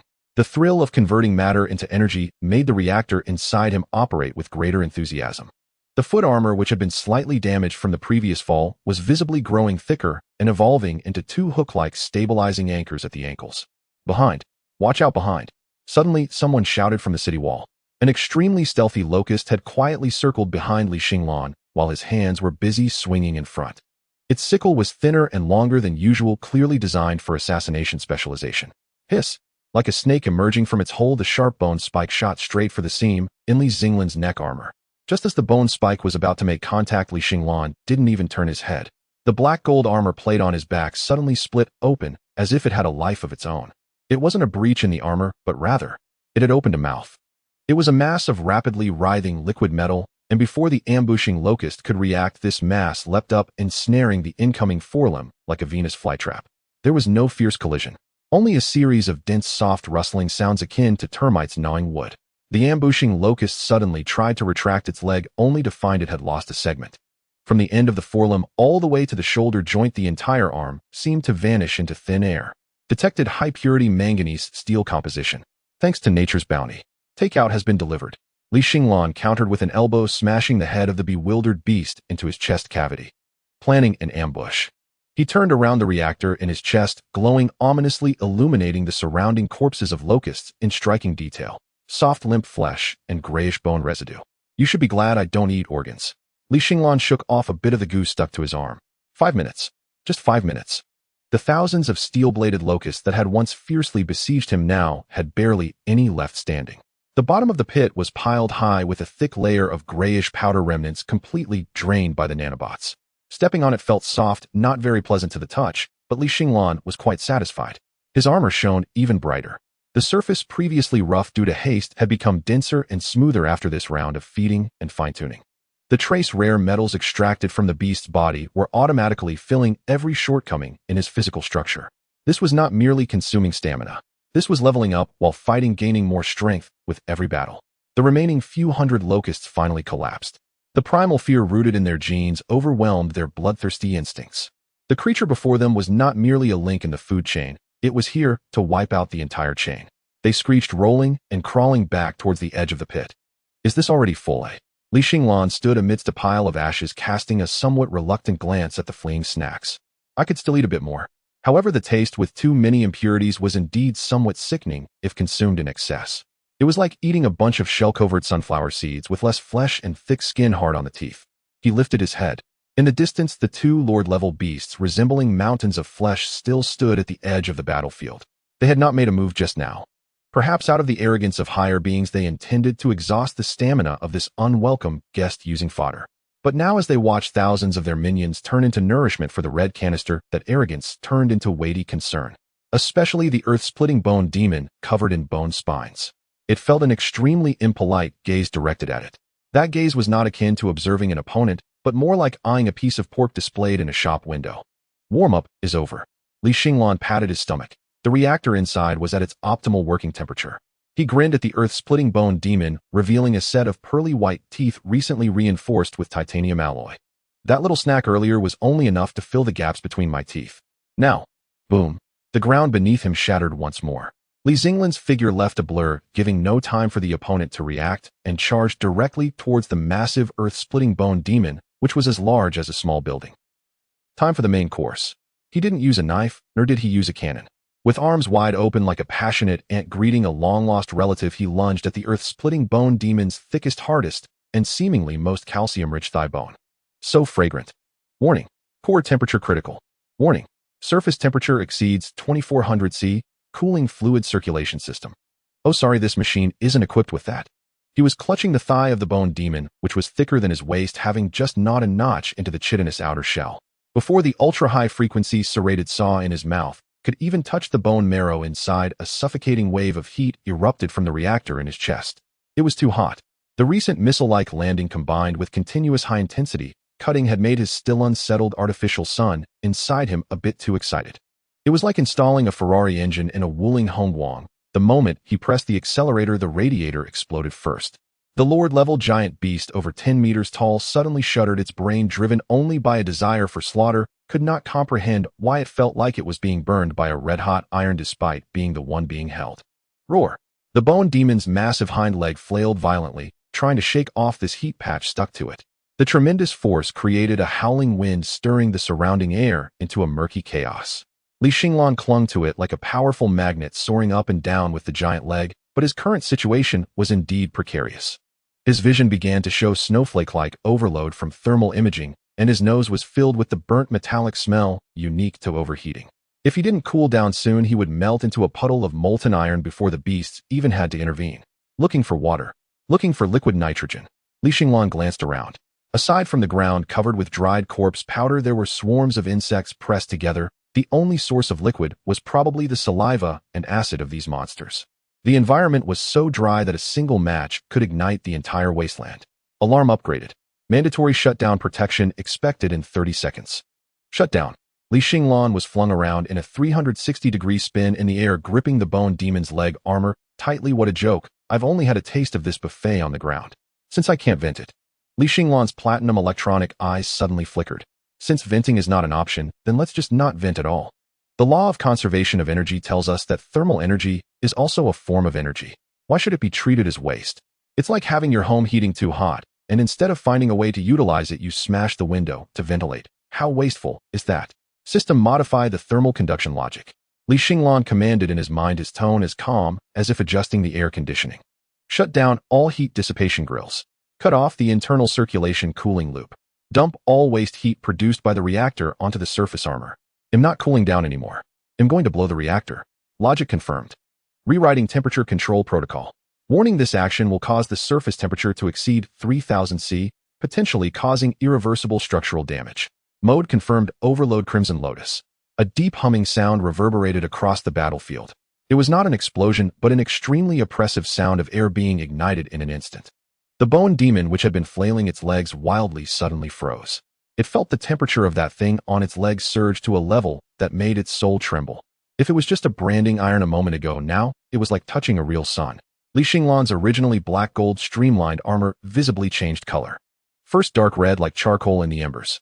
Next orange-red reminiscent of flowing magma. Finally it turned into a dazzling, almost blinding pure white. The surrounding air warped visibly due to the terrifying high temperature, forming a transparent thermal wave shield. The ground beneath him instantaneously turned to glass, and the previously dry soil was burned into flowing magma. Since you all like to come closer. Xinglan released his grip on the bone demon's thigh, and his whole body landed as lightly as a glowing light bulb. The spot he had held onto left a deep, charred, human-shaped indentation on the incredibly hard bone armor, with smoke still rising from the edges, emitting a nauseating smell of cooked flesh. Then none of you can leave. Xinglan raised his head, his whole being like a blooming crimson lotus in purgatory. He took a step forward. Sizzle. A few oblivious steel blade scythe bugs rushed into his 2-meter radius, and before they could even touch his clothing, their chitinous shells began to smoke and curl. High-temperature radiation. No contact is needed. The thermal radiation alone is enough to ignite these creatures' chitinous exoskeletons. The bugs shrieked, attempting to retreat, but their legs had already carbonized, producing a crispy sound reminiscent of crushing burnt cookies. Thud. Several fireballs fell to the ground, struggling for a moment before turning into a pile of ashes. Not bad efficiency. Xinglan looked at his hands. His hands now gleamed bright white, and any dust that settled on them vaporized instantly, making a crisp, crackling sound. This is the Crimson Lotus mode. Since the defensive power has overflowed, let's turn defense into offense. Who says tanks can't have a scalding effect? Hiss. The insect swarm, although not very intelligent, instinctively wanted to flee from this source of high temperature due to their innate fear of fire. The black tide recoiled as if it had encountered a red-hot iron plate. Why are you running? Xinglan exerted force under his feet. At that moment, the soldiers on the battlefield witnessed an extremely absurd scene. In the midst of the dark beast tide, a moving eraser appeared. Wherever that bright white light point went, the darkness was instantly erased, leaving behind a gray-white, still smoking path of ashes. He swaggered towards the bone demon that had just flung him off. No charge, just a leisurely stroll. All obstacles in his path, whether insects or corpses, were physically purified the moment he passed by. Team Lin, look quickly.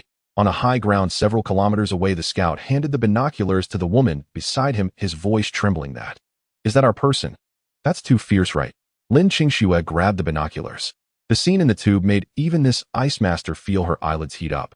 The thermal imaging device showed a stark white area with the central figure outlined in a deep red resembling a bug. This guy, Lin Qingxue gasped, feeling her teeth ache. Did he put himself in a microwave? She had personally witnessed Xinglan eating iron and gold, but turning himself into a human furnace to scorch beasts was a mindset that carbon-based beings simply couldn't comprehend. In the center of the battlefield, the bone demon panicked. It was a Lord-level beast with considerable intelligence. It could sense the terrifying energy contained within this little figure before it. Run. That fear originating from the depths of its genes overwhelmed its dignity as a predator. This thing was simply impossible to fight. A bite would scald its mouth, a step would burn its feet. This giant beast, like a small mountain, turned to flee deeper into the tide of beasts. Weren't you just acting so tough? Xinglan's voice, distorted by the high-temperature air, had an electronic sound effect. He found walking too slow. The ground beneath him suddenly exploded into a burst of flames. He shot forward like a white meteor, instantly crossing dozens of meters to land directly on the broad back of the bone demon. Sizzle. This was a solid sitting down. The thick bone plate on the bone demon's back, capable of withstanding heavy artillery fire, melted into a sticky liquid the moment Xinglan made contact, as if butter met a hot knife. Roar. The scream reverberated, shaking the glass several kilometers away. The agony of having its marrow burned through drove this giant beast insane, trampling its surrounding minions into a meat paste. At this moment, Xinglan felt exhilarating. The explosive heat within him finally found an outlet. He plunged his hands into the softened bones, feeling not disgust, but like he had plunged his hands into a warm blanket. Slurp. The nano swarm, cloaked by the high temperature, frantically devoured the liquefied bone essence, ingesting high-purity liquid calcium, ingesting active bone collagen, ingesting rare metal elements. Core temperature dropped to 1800 C. Is this the so-called thermal therapy? As this lord-level beast was about to be crushed under him, the nearby armored porcupine finally couldn't hold back. It understood the principle of if the lips are gone, the teeth are cold. The porcupine raised all its steel quills, charging forward like a heavy tank, trying to knock this scalding light from its companion's back. Xinglan didn't even turn his head. He merely jumped off the bone demon's back the instant the porcupine was about to collide with him. He flipped in midair, his saws facing down, and stomped heavily downwards towards the ground, also toward the dense swarm of insects and the charging porcupine. Skill unlocked: heat energy pulse heat wave. At this point, forget about skill names, it's purely about releasing heat explosively. Boom! A crimson ring of flame instantly erupted from the point where Xinglan landed. There was no explosive shockwave, just the instantaneous release of thermal energy. Within a 50-meter radius, the moisture in the air was instantly vaporized. All the steel blade scythe bugs froze in place, maintaining their original posture. The next second, poof, they crumbled into piles of black ash as if their souls had been sucked out. In the blink of an eye, this area was completely cleared, leaving no complete corpse behind. The charging armored porcupine, although tough-skinned and not dead, was in a dire state. Its once proud steel quills now drooped limply like overcooked noodles, transforming its majestic appearance into that of a drenched chicken. It screeched to a halt, fearfully staring at the white figure standing in the center of the charred earth, its throat emitting a panting sound. Xinglan stood there, the bright white glow on his body gradually receding, returning to the original dark red ember state. The reactor in his chest finally stopped alarming, operating smoothly like a seasoned driver. Huff! He exhaled a puff of white vapor, the ultra-high temperature waste gas just expelled from his lungs. Looking at the clean isolation zone around him and the two lord-level beasts that had been scared silly, Xinglan rolled his neck, feeling completely refreshed. This heat dissipation efficiency. He glanced at the data statistics on his retinal display. Kill count 842. Energy recovery rate 85. Body status: this is what it means to be both healthy and eco-friendly. Not bad. Xinglan cast an extremely warm smile at the shivering bone demon and the porcupine beside it, whose fur had been singed. Just right. He patted his still warm belly. That was a teppanyaki. Next, his gaze fell on the armored porcupine, which appeared denser and more chewy. It's time to try some grilled pork chops. The scene was exceedingly awkward. Logically speaking, an shrank beast tide capable of flattening a medium-sized city should evoke despair, bloodshed, and humans trembling before a torrent of steel. But now the situation had reversed. The ground-splitting bone demon, scorched and steaming, was the first to collapse. Although it was a mindless beast, the instinct to avoid harm is hardwired in all creatures. The glowing biped before it was not only hard as rock, but also exuded an absurdly high temperature. Most ridiculous of all was the look it cast upon itself. Not as an enemy, but like a piece of freshly cooked pork belly. Ow! The bone demon let out a low growl and actually began to back away, tail tucked between its legs. The moment the leader faltered, the legion of steel-blade locusts went into a complete rout. The once impenetrable encirclement crumbled in an instant, with thousands of insects rushing away from the human-shaped furnace, even causing a severe stampede. This was no beast tide attacking a city, it was clearly a collective escape of buffet ingredients. Hey, are they just leaving like this? Xinglan watched the moving calories speeding away, his brows knitting together beneath his mask. That previous thermal therapy was enjoyable, but his nodiatormed microfusion reactor was a gold-sucking beast. Like a high-displacement sports car, it felt great to push the pedal, but the gas tank ran low quickly. Currently, his energy reserves were barely adequate. If these beasts scattered, where would he find such high-density metal supplies? Waste was a significant crime, especially the waste of such takeout delivered to his doorstep. Since you're here, isn't it unreasonable not to leave something behind?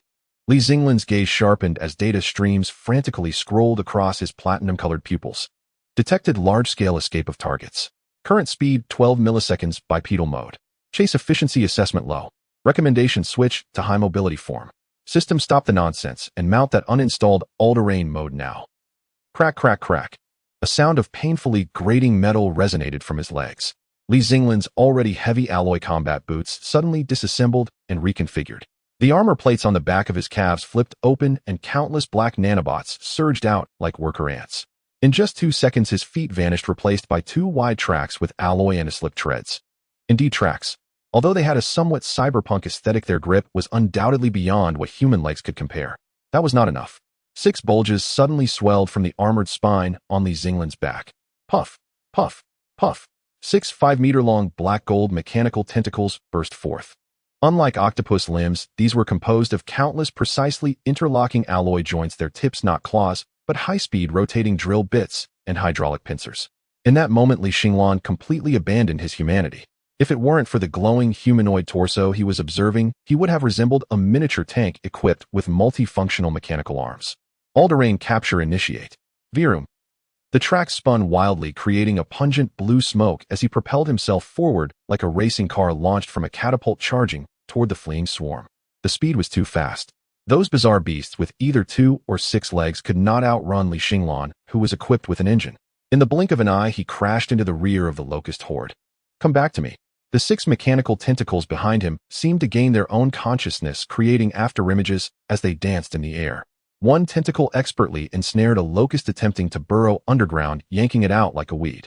The hydraulic pincers tightened suddenly, and with a squelch the poor insect was abruptly severed in half. But that was not the end. The nanobots on the surface of the tentacles instantly sprang into action, resembling a swarm of greedy piranhas, extracting every last trace of iron and calcium from the locust carcass in mere milliseconds, then discarding the remaining skin like trash. Capture, crush, extract, discard. This flow was as smooth as a Foxconn assembly line.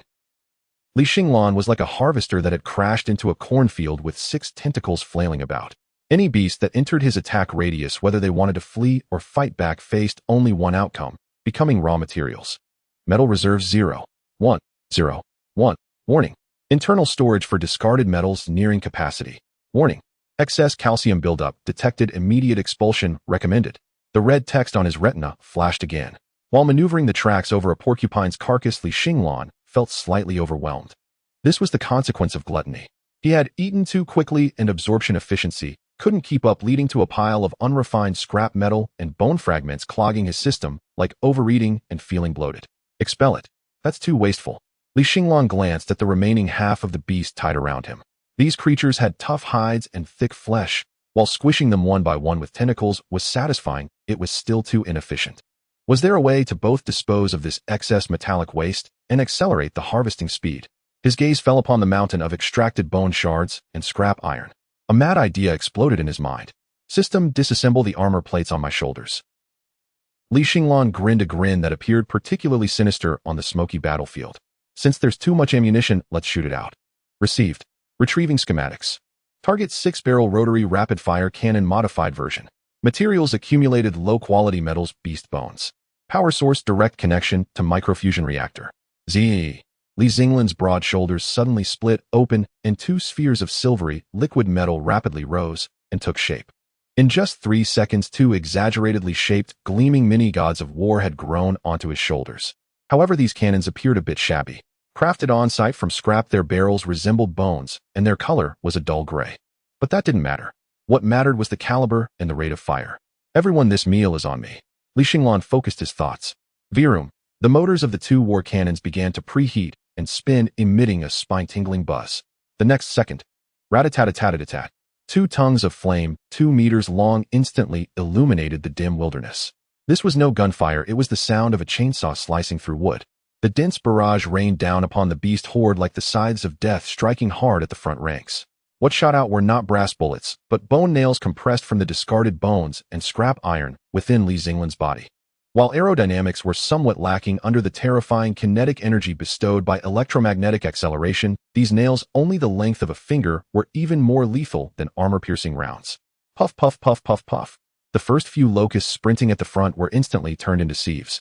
Bone fragments flew and green blood splattered. This retaliatory tactic was utterly shameless. I kill you using your bones as bullets, then go on to kill your entire family. Awesome. Li Xinglan laughed maniacally as he fired away, pushing forward. The war cannons on his shoulders roared, and the tentacles behind him frantically gathered debris from the ground to stuff into his body, while the tracks crushed everything in their path. Kill monsters, obtain materials. Materials enter his belly, compressed into bullets. Bullets are fired, killing more monsters. This was a perfect cycle. This was the perpetual motion machine of the battlefield. Roar, eh. The ground-splitting bone demon, which had barely managed to escape a few hundred meters, turned back to take a look, nearly popping its eyes out. What the hell was that? Just a moment ago, it was a melee fighter, and in the blink of an eye it had transformed into a mobile artillery platform. Moreover, its firepower density was more terrifying than that of a regular human army. With a firing rate of 6,000 rounds per minute, it carved a bloody path through the beast's tide. Xinglan offered them no time to think. He was like an out-of-control, heavy-armored train forcibly cutting through the encirclement of tens of thousands of otherworldly beasts, creating a bloody route to the gap in the B-07 defense line. Behind him lay a death corridor 50 meters wide, littered with shredded flesh and metal debris. At the end of this corridor, at the breach in the defense line. Reload. Reload quickly. A small squad of only a dozen Special Forces soldiers was desperately pinned against a broken infantry fighting vehicle. They were a suicide squad sent to scout the movements of Lord-level beasts, but they had been caught off guard by this wave of beast tide the moment they stepped outside. Surrounding them were not the fragile locusts, but 5 heavily armored rhinoceroses known for their defensive capabilities. These drank beasts had tough hides and thick flesh. Regular rifles left no mark at all, and only anti-tank rocket launchers could inflict damage. Unfortunately, their rocket launchers had long since run dry. "Captain, we're out of bullets." A young soldier desperately pulled the trigger, only to hear the empty click of a firing pin.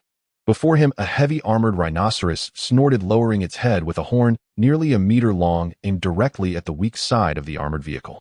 If that hit, all 10 of them would be turned into meat paste. "Fix bayonets." The captain, a weathered veteran with a face full of stubble, discarded his empty rifle and drew the alloy dagger from his leg, his gaze resolute. "Even if I die, I will break at least 2 of its teeth." Roar! The rhinoceros charged. The earth trembled. The soldiers closed their eyes, bracing for the final impact. However, the anticipated agony did not come. Instead, a tremendous muffled sound like a meteor crashing down echoed above them. Boom! The entire infantry fighting vehicle felt as though it had been stomped by a giant, its suspension system crying out as the vehicle sank, the chassis even scraping against the ground. Next came a scorching heat wave sweeping down from the roof of the vehicle. What happened? The captain suddenly opened his eyes. He saw that the heavy armored rhinoceros, which had been charging moments ago, now skidded to a halt, its hooves carving deep grooves into the ground, terrified, stopping less than 2 meters from the vehicle. It wasn't that it didn't want to charge, but rather it was afraid to, because it had seen the thing on top of the vehicle. Following the rhinoceros's line of sight, the captain struggled to lift his head. On top of the somewhat deformed vehicle, a black silhouette was crouched. He was half squatting with 2 Stillard smoking tube-like weapons slung over his shoulders, and 6 menacing mechanical tentacles spread open behind him like a peacock's tail, each gripping a twitching carcass of another worldly beast. The most eye-catching were his feet. Those metal boots, or rather some kind of tread structure, had melted through the vehicle's armor plate due to the heat deep into it, leaving behind 2 charred footprints. Zzz. The black figure slowly straightened. The blue and white glow on his chest was blinding, illuminating the surrounding heavy-armored rhinoceroses. Xinglan looked down at the group of soldiers below, who were already terrified to the point of paralysis. His mask automatically popped open, revealing a youthful, handsome face, still bearing a hint of student-like innocence, though his platinum eyes still retained the wildness from earlier carnage. "Excuse me, could you make way?" Xinglan pointed toward the bloody path he had just carved, his tone as casual as if he were asking a street vendor for a light. "By the way, do you still need this vehicle? If not, I could eat it just to replenish the ammo I just shot out." The soldiers gaped, their minds blank. What kind of deity was this? Don't be afraid." Xinglan seemed to realize that his current appearance was a bit too villainous, and he tried to make his smile appear more benign, though it was counterproductive given the blood-dripping tentacles behind him. He patted the shoulder of the young soldier who was nearly wetting his pants, albeit through the vehicle's roof. "Reinforcements have arrived, although it's just 1 person, I think." Xinglan turned around, looking at the trembling, heavy-armored rhinoceroses, the war cannons on his shoulders beginning to spin once more, emitting a deadly hum. "It should be enough." The alloy steel plate on the roof of the vehicle crackled with a crisp sound due to the high temperature. The figure crouched on the car roof slowly stood up, the black gold armor, towering over 2 meters, glinted with a chilling light under the spotlight, with only the blue-white fusion core in its chest pulsating restlessly like a confined star.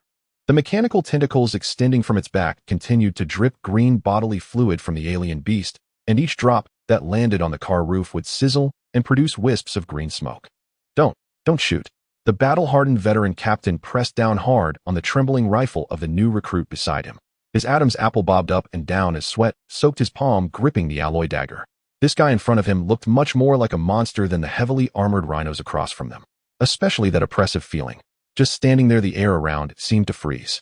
It was an aura belonging to a top predator, needing no roar or show of teeth, just that indifferent gaze was enough to make biological instincts feel suffocated. You say, your reinforcements. The captain felt his voice dry like he was swallowing sand. Doesn't it look like it? Li Xinglan tilted his head. As he moved the two bone-based flamethrowers on his shoulders, which had just stopped spinning and were still radiating intense heat, emitted a crisp sound. The swarm of nanobots surged, and the two makeshift weapons crafted from alien bones and scrap metal quickly disassembled, transforming into a silvery gray fluid and retracting into his body. Although it might look a bit avant-garde, I truly possess a legal household registration in Zhanghua City. Li Xinglan pointed at his chin visible beneath the mask. Besides, my college entrance examination health check was rated level. What the hell does a college entrance examination health check have to do with this? Before the captain could retort, the ground suddenly shook violently. Boom, boom, boom. The three originally frightened armored rhinos snapped back to attention. Known for their defensive and charging power as level alien beasts, their brains were only as big as walnuts, and their sense of fear came quickly but dissipated just as fast. When they realized that the terrifying heat source was cooling down and that the red monster had retracted its fire-spewing tubes, their primal instincts seized control once more. Roar! The largest rhino leader let out a roar, its hooves scraping the ground, kicking up large clouds of dust. The 1-meter-long metallocid horn pointed directly at the infantry fighting vehicle, charging forward with the momentum of a heavy tank poised to annihilate everything. Just 2 seconds. This already broken-down vehicle, along with the people on it, would be turned into a mixture of scrap metal and minced meat. Get out of the way. The captain's pupils constricted sharply as he screamed, his voice breaking. That's an armored rhino. Its impact can crush walls. Don't stand firm. Jump off the vehicle. An alien beast of this level cannot be stopped by human flesh. Even a third-tier warrior would have to dodge its might. Several soldiers instinctively tried to roll off the top of the vehicle, but Li Xinglan remained still. He even had the leisure to look down at the dent he had made with his foot. Dodge. Li Xinglan's lips curled into a smirk, a hint of mocking data flickering in his platinum eyes. The word evade does not exist in my dictionary. What exists is whether the firepower is sufficient. System allocate resources. Target right arm. Command structural reorganization. Loading plan. Tyrant siege hammer hydraulic enhanced version. Buzz. A sound of metal grinding that made one's teeth ache instantly drowned out the roar of the rhino. Under the terrified gaze of the soldiers, Li Xinglan's entire right arm swelled like a balloon, not just growing larger. Countless nanobots were frantically stacking and interlocking. The calcium and iron elements provided by the thousands of steel blade locusts he had just consumed, combined with the high-strength skeletal essence he had previously borrowed from the earth-splitting bone demon, were all mobilized at this moment. The black armor plates bulged layer upon layer, and several thick hydraulic rods inside emitted a humming sound of charging. In just 0.5 seconds, Li Xinglan's right hand disappeared, replaced by a terrifying giant fist over a meter in diameter, resembling a pile driver. The surface of the fist was covered with jagged barbs, each vibrating at high frequency. Come. Li Xinglan took a deep breath, and the fusion reactor within his body suddenly transferred a massive amount of energy to his right arm. The air around that giant fist was instantly compressed, producing a loud bang. At that moment, the armored rhino had already charged to the front. The sharp horn was less than half a meter from Li Xinglan's chest, and the foul hot breath almost sprayed onto his visor. Now's the time. No flashy techniques. No complicated moves. Li Xinglan didn't even take a horse stance. He merely utilized the twisting force from his waist to swing the half-done mechanical giant arm down like a hammer, smashing it directly onto the rhino's forehead. Kneel before me. Boom. A tremendous sound. It was not the sound of flesh colliding, but the thunderous crash of two high-speed trains colliding head-on. Time seemed to freeze at that moment. The captain's mouth dropped open as he watched the once mighty armored rhino, its head known to be able to puncture steel plates, explode at the moment it contacted that black giant fist. Yes, it exploded, like a watermelon struck by a hammer. The terrifying kinetic energy completely disregarded that thick layer of keratin armor, instantly penetrating the skull, shattering the brain, and then transferring the remaining force throughout its body. Puff! A rain of blood fell. The several-ton beast didn't even have time to scream. Its entire front half was turned into a blur of flesh. Then the massive recoil exploded. The infantry fighting vehicle beneath Li Xinglan let out a mournful wail. The roof armor completely collapsed, and the axles of all four wheels broke simultaneously. But that was not the end. Taking advantage of the inertia from the punch, Li Xinglan did not pull back. His body spun through the air in a physics-defying rapid rotation, the giant siege hammer sweeping horizontally toward the other two rhinos that were charging up behind. Home run. Bang. Bang. Two dull thuds echoed almost simultaneously. The two tank-like armored rhinos were sent flying like golf balls struck by a club, unable to resist. Their massive bodies traced a parabolic arc in the air accompanied by the sound of crushed bones crashing heavily into a pile of rubble dozens of meters away. They twitched a couple of times upon landing and then lay still. Silence. A dead silence. The gunfire inside and outside the defense line seemed to be cut off at that moment. Whether it was the soldiers on the roof, or Zhao Gang who was observing from the city wall in the distance, or the alien beasts that were originally waiting for an opportunity, they were all stunned by this scene full of violent aesthetics. Just one punch. Merely one punch. Instantly killing 3 level armored alien beasts. This wasn't a fight, this was demolition. Huff. Li Xinglan slowly exhaled a breath of white vapor, and the massive siege hammer arm began to emit a hissing sound as it released pressure. The black nanobots dissipated like a receding tide. The giant arm quickly shrank back to a robust, yet still seemingly normal human arm. He shook off the splattered brain matter on his hand with some disgust, and wiped it on the armor. Then under the dazed stares of everyone he jumped off the roof, and walked over to the rhino corpse with its head exploded. What was he doing? Was he looking for loot? The captain swallowed hard about to say thank you, but saw Li Xinglan bend down and pick up the severed rhino horn from the ground. The horn was as thick as a thigh, the hardest part of the armored rhino, an excellent material for making alloy weapons. Li Xinglan weighed the broken horn in his hand, then his chin beneath the mask split open, revealing his serrated feeding mouth once more. Crunch. He took a bite. It was as easy as biting into a carrot. Creak. Creak.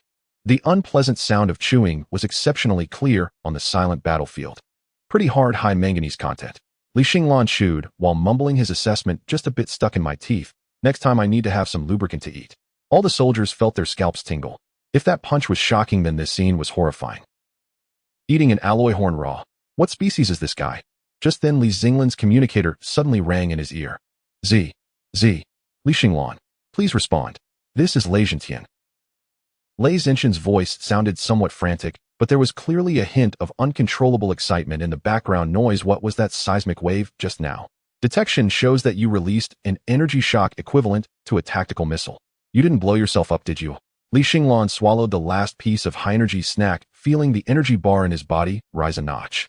He leisurely pressed down on the earpiece, his voice steady, as if he had just finished shopping at the market. Report to the brigade commander. The insect swarm in Area E has been cleared, and I casually dealt with a few small wild boars in the way. Furthermore, Li Xinglan raised his head, his platinum electronic eyes piercing through the billowing smoke, looking toward the deepest part of the beast's tide. Their 2 suffocatingly terrifying auras were rising. They were 2 level lord creatures, the earth-splitting bone demon and the armored porcupine, both of which were roaring madly. Their minions had been slaughtered, and as king such provocation was absolutely intolerable. The appetizer at this Aleocaniate buffet was decent, but the portion was a bit small, not enough to fill the gaps in my teeth. Li Xinglan licked his lips, revealing a white grin. So I'm applying to delve deeper into the core area. I seem to smell the scent of the main course. The communicator fell silent for 2 seconds. Then came Lei Zhentian's gritted teeth voice. Main course. That's Ins-level beast king. You want to take on 2 lords by yourself?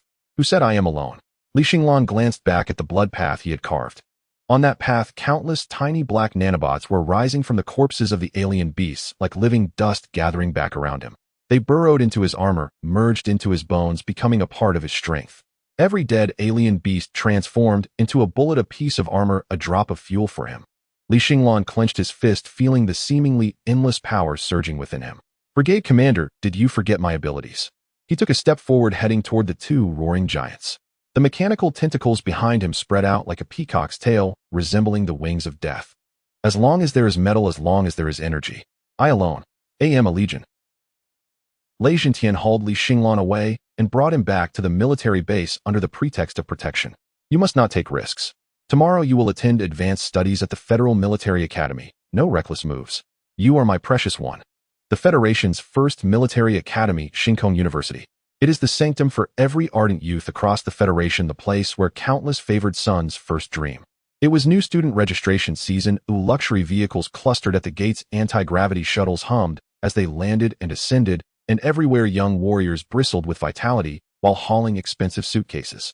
A dark green military transport vehicle stood incongruously before the school gate, engine still running. Its rear door opened, and as if discarding refuse, someone was dumped out.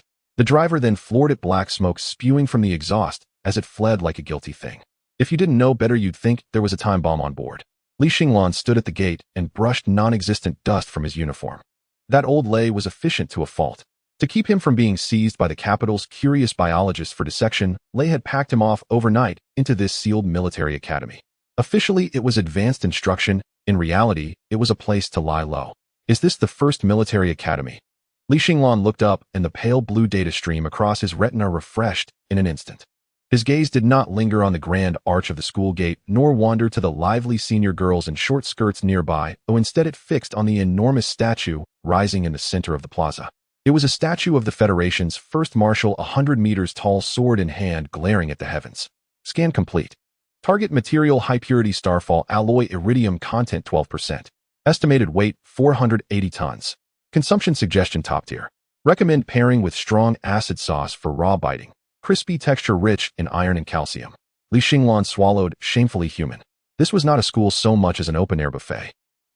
If his reason had not persisted, and if he had not been circumscribed by the several hundred security robots on duty around the statue, he might already have been atop the head, gnawing at that most delectable alloy helmet. "Hey, you in the way, move," came an impatient horn from behind. A flashy red convertible hovercar stopped at his back. At the wheel sat a blond youth in sunglasses, disdain written on his face as he looked at Li Xinglan's plain training uniform.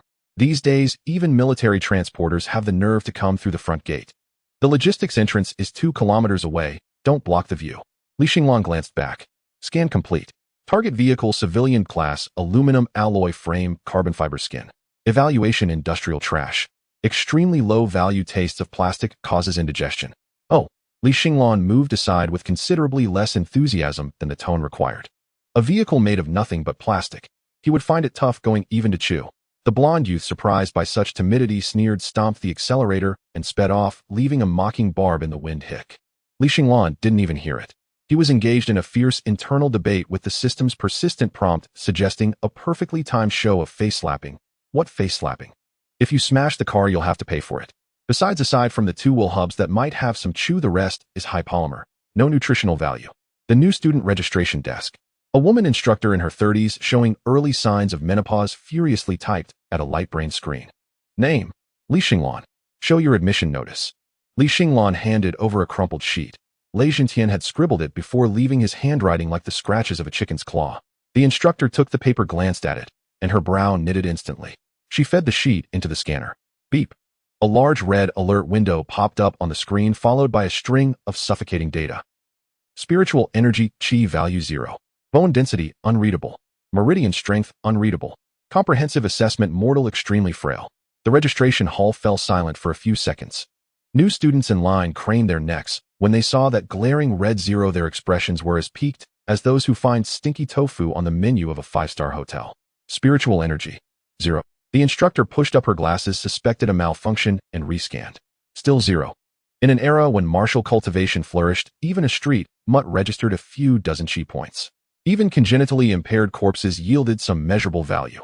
0 meant there was no biological energy flow in this body whatsoever. Of course there wasn't. Li Xinglan's current body had long ceased to be carbon-based. It belonged to nuclear fusion reactors and liquid metal nanotech. A conventional chi detector detecting anything would be a miracle. How did you sneak in? The instructor's tone sharpened. This is a place to cultivate martial masters, not a retirement home.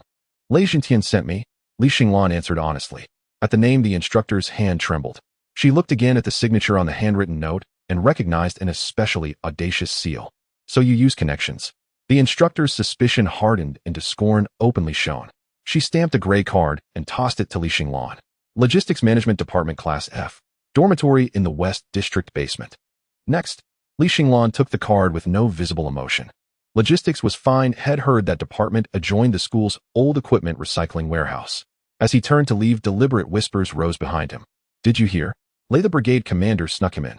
The hero who held the Jianghuai City defensive line. How could he have such a useless relative? Probably an illegitimate child.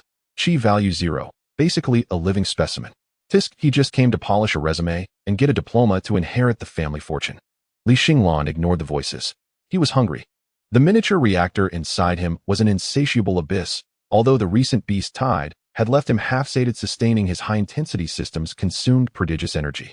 The first canteen of Xinglan University claimed the Federation's finest provisions, a grade beast meat in abundance, and an array of high-energy nutrient fluids for free. It was mealtime, and the canteen clamored with voices. Li Xinglan carried a stainless tray before the buffet, braised crimson flame tiger ribs, steamed deep-sea bluefin stir-fried dragon tendons. He paused in contemplation. Those dishes were indeed nourishing, but for humans. For him, a plate of meat's energy paled beside the energy his tray itself could offer. Student, that's the last of the tiger ribs. Do you want it? The woman ladling food asked as he stood motionless. No thank you. Li Xinglan shook his head, and then performed an action the woman would never forget. He picked up the steel tongs beside him, tested their hardness against his teeth, and, crack, a crisp metallic fracture. He bit off half the thick-handled tong.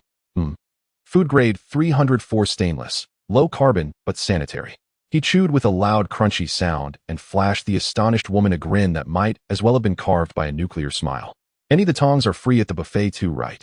The woman's ladle clattered into the soup vat. 10 or so tables around the serving window fell into a stunned silence. Everyone froze, chopsticks suspended, staring at the man eating cutlery as if he were an alien. Did I see that? He's eating tongs. Is this some new hard qigong training? No way. He's crazy, definitely a lunatic. Li Xinglan ignored the odd stares, carrying the now mutilated tray, now missing a chunk, and found a secluded corner to sit. He was about to set his sights on a sturdy-looking spoon when someone sat opposite. A cool, fragrant breeze brushed him. Are you really going to eat that? A familiar voice asked. Li Xinglan looked up to see a face of extreme, almost forbidding beauty. Silver-white hair, tied casually at the nape, eyes the color of deep blue, threaded with a hint of helplessness. Lin Qingxue, the ice affinity ability user, had seen on the battlefield. She was a fellow freshman and in class talent specially admitted, immediately crowned the new campus belle upon entry. With her taking the seat opposite, every male gaze in the canteen snapped to them. If looks could kill, Li Xinglan would already have been carved into pieces. Oh, it's you. Li Xinglan swallowed the half-spoon, belched, and said, what else? The meat over there is too soft, no chew. Lin Qingxue watched the metallic crumbs at his mouth and twitched. She had seen him become a humanoid war machine on the battlefield, slaughtering beast tides, and had watched him bite through tank armor. But this was a school canteen. Could he not exercise some restraint? These are compressed high-energy biscuits. She sighed and produced 2 brick-hard military rations from her pocket, pushing them across. These are quite hard. You should be able to handle them. Thanks. Li Xinglan grabbed one, without ceremony, not even tearing the packaging, and bit a huge half off. Lin, the campus belle, who is this? A mocking voice cut in. The blonde from the gate, the one who'd driven the red convertible, approached with a tray, eyes full of ill will as he stared at Li Xinglan. His followers trailed like sycophants. Wang Xiao, that's the 0 Kivalu waste lay, sent in as a special admit. One flunky supplied eagerly. Wang Tianbai, young master of the Wang Consortium and ranked among the top 10 talents of the intake, smiled with a smile that did not reach his eyes. Brother, you sure have an appetite. But is this place one you belong? If you're sensible, crack. Li Xinglan bit another chunk from his steel tray, tearing off a large blade-sharp edge. Masticating metal with teeth-grating friction, sounds. He lifted his head. His platinum-colored eyes, devoid of feeling, gave Wang Tianbai a casual once-over. Detected trace gold element reaction. Target wrist. Item limited edition platinum mechanical watch. Suggestion: snatch and eat it. Wang Tianbai felt his wrist grow suddenly cold beneath that gaze, as if a top predator were scrutinizing his limb. His watch. What are you after? Wang Tianbai instinctively stepped back. Nice watch, Li Xinglan said earnestly. High gold content. You. Wang Tianbai opened his mouth to explode when the canteen door was kicked open with a thunderous crash. The heavy solid wooden door flew inward and smashed against the wall, splintering into fragments. A bear of a man strode in. He wore a black instructor's uniform, half his face obscured by a metal mask. Most striking was his right arm, a full prosthesis of unknown black metal, its joints threaded with a dim red energy conduit. Shut the hell up. His roar was like thunder from clear skies. Immediately, a terrifying Cayenne vitality pressure swept the hall. It was the presence of a master-level powerhouse. Within the enclosed canteen, the pressure amplified manifold. Those who had stood to watch suddenly felt their knees go weak, as if they bore a mountain. One by one they fell into chairs, pale and gasping. Even Wang Tianbai, who had some pedigree, had to brace himself on the table, sweating and unable to lift his head. This was the traditional first lesson, the show of force. The devil instructor, nicknamed Iron Hand, swept the room with cold disdain at the rookie's performance. A lot of trash. Can't even handle a little pressure. How do you expect to go to war? Wherever his gaze fell, no one dared meet it. Until his line of sight rested on a table in the corner. 2 people sat there. Lin Qingxue, though a little pale, sat upright, exactly as expected of its class seed candidate. But that was not what mattered. What mattered was the boy sitting opposite her. The lad in the cheapest training uniform calmly held half a mangled stainless tray, chewing as if nothing were wrong, and watched the instructor. More precisely, he stared at the instructor's mechanical right arm. The look was strange, at once greedy, desirous, and faintly contemptuous. My Iron Hand raised an eyebrow and increased the pressure. Nearby students already began to roll their eyes. Even Lin Kings's forehead beaded with cold sweat. But the boy remained unmoved, even using the tray's jagged corner to pick his teeth. Fear. It did not exist. Li Xinglan's mind was filled with streaming analytical data from his system. Detection T9000 military alloy prosthetic limb found. Core power source micro arc reactor basic. Material ratings class. Taste prediction peerless delicacy. The hydraulic drive rod gleams like a honey-dipped chocolate bar. The energy conduction tubes promise molten candy centers. Host hesitate no longer. Take a bite. Just one bite. Li Xinglan wiped the drool that would not be suppressed from the corner of his mouth. He felt none of the so-called chi pressure. That pressure preyed upon biological nervous systems, biological instinctive fear. Sorry, he thought, I am a mechanical ascendant. My nerves are fiber optics, my brain a supercomputer, my heart a reactor. Trying to scare a humanoid war machine with biotic terror was like reciting scripture to a stone. In the deathly quiet, Li Xinglan finally spoke. He pointed at the instructor's terrifying prosthetic arm with the earnestness of a curious schoolboy. Instructor, could that arm be removed, so I can lick it? Just once. Silence filled the hall. Iron Hand's perpetually iron face for the first time showed an expression like an overloaded CPU. Is this kid insane? The mechanical left hand of Taisho, which seemed capable of crushing alloys, instinctively covered his mechanical right arm.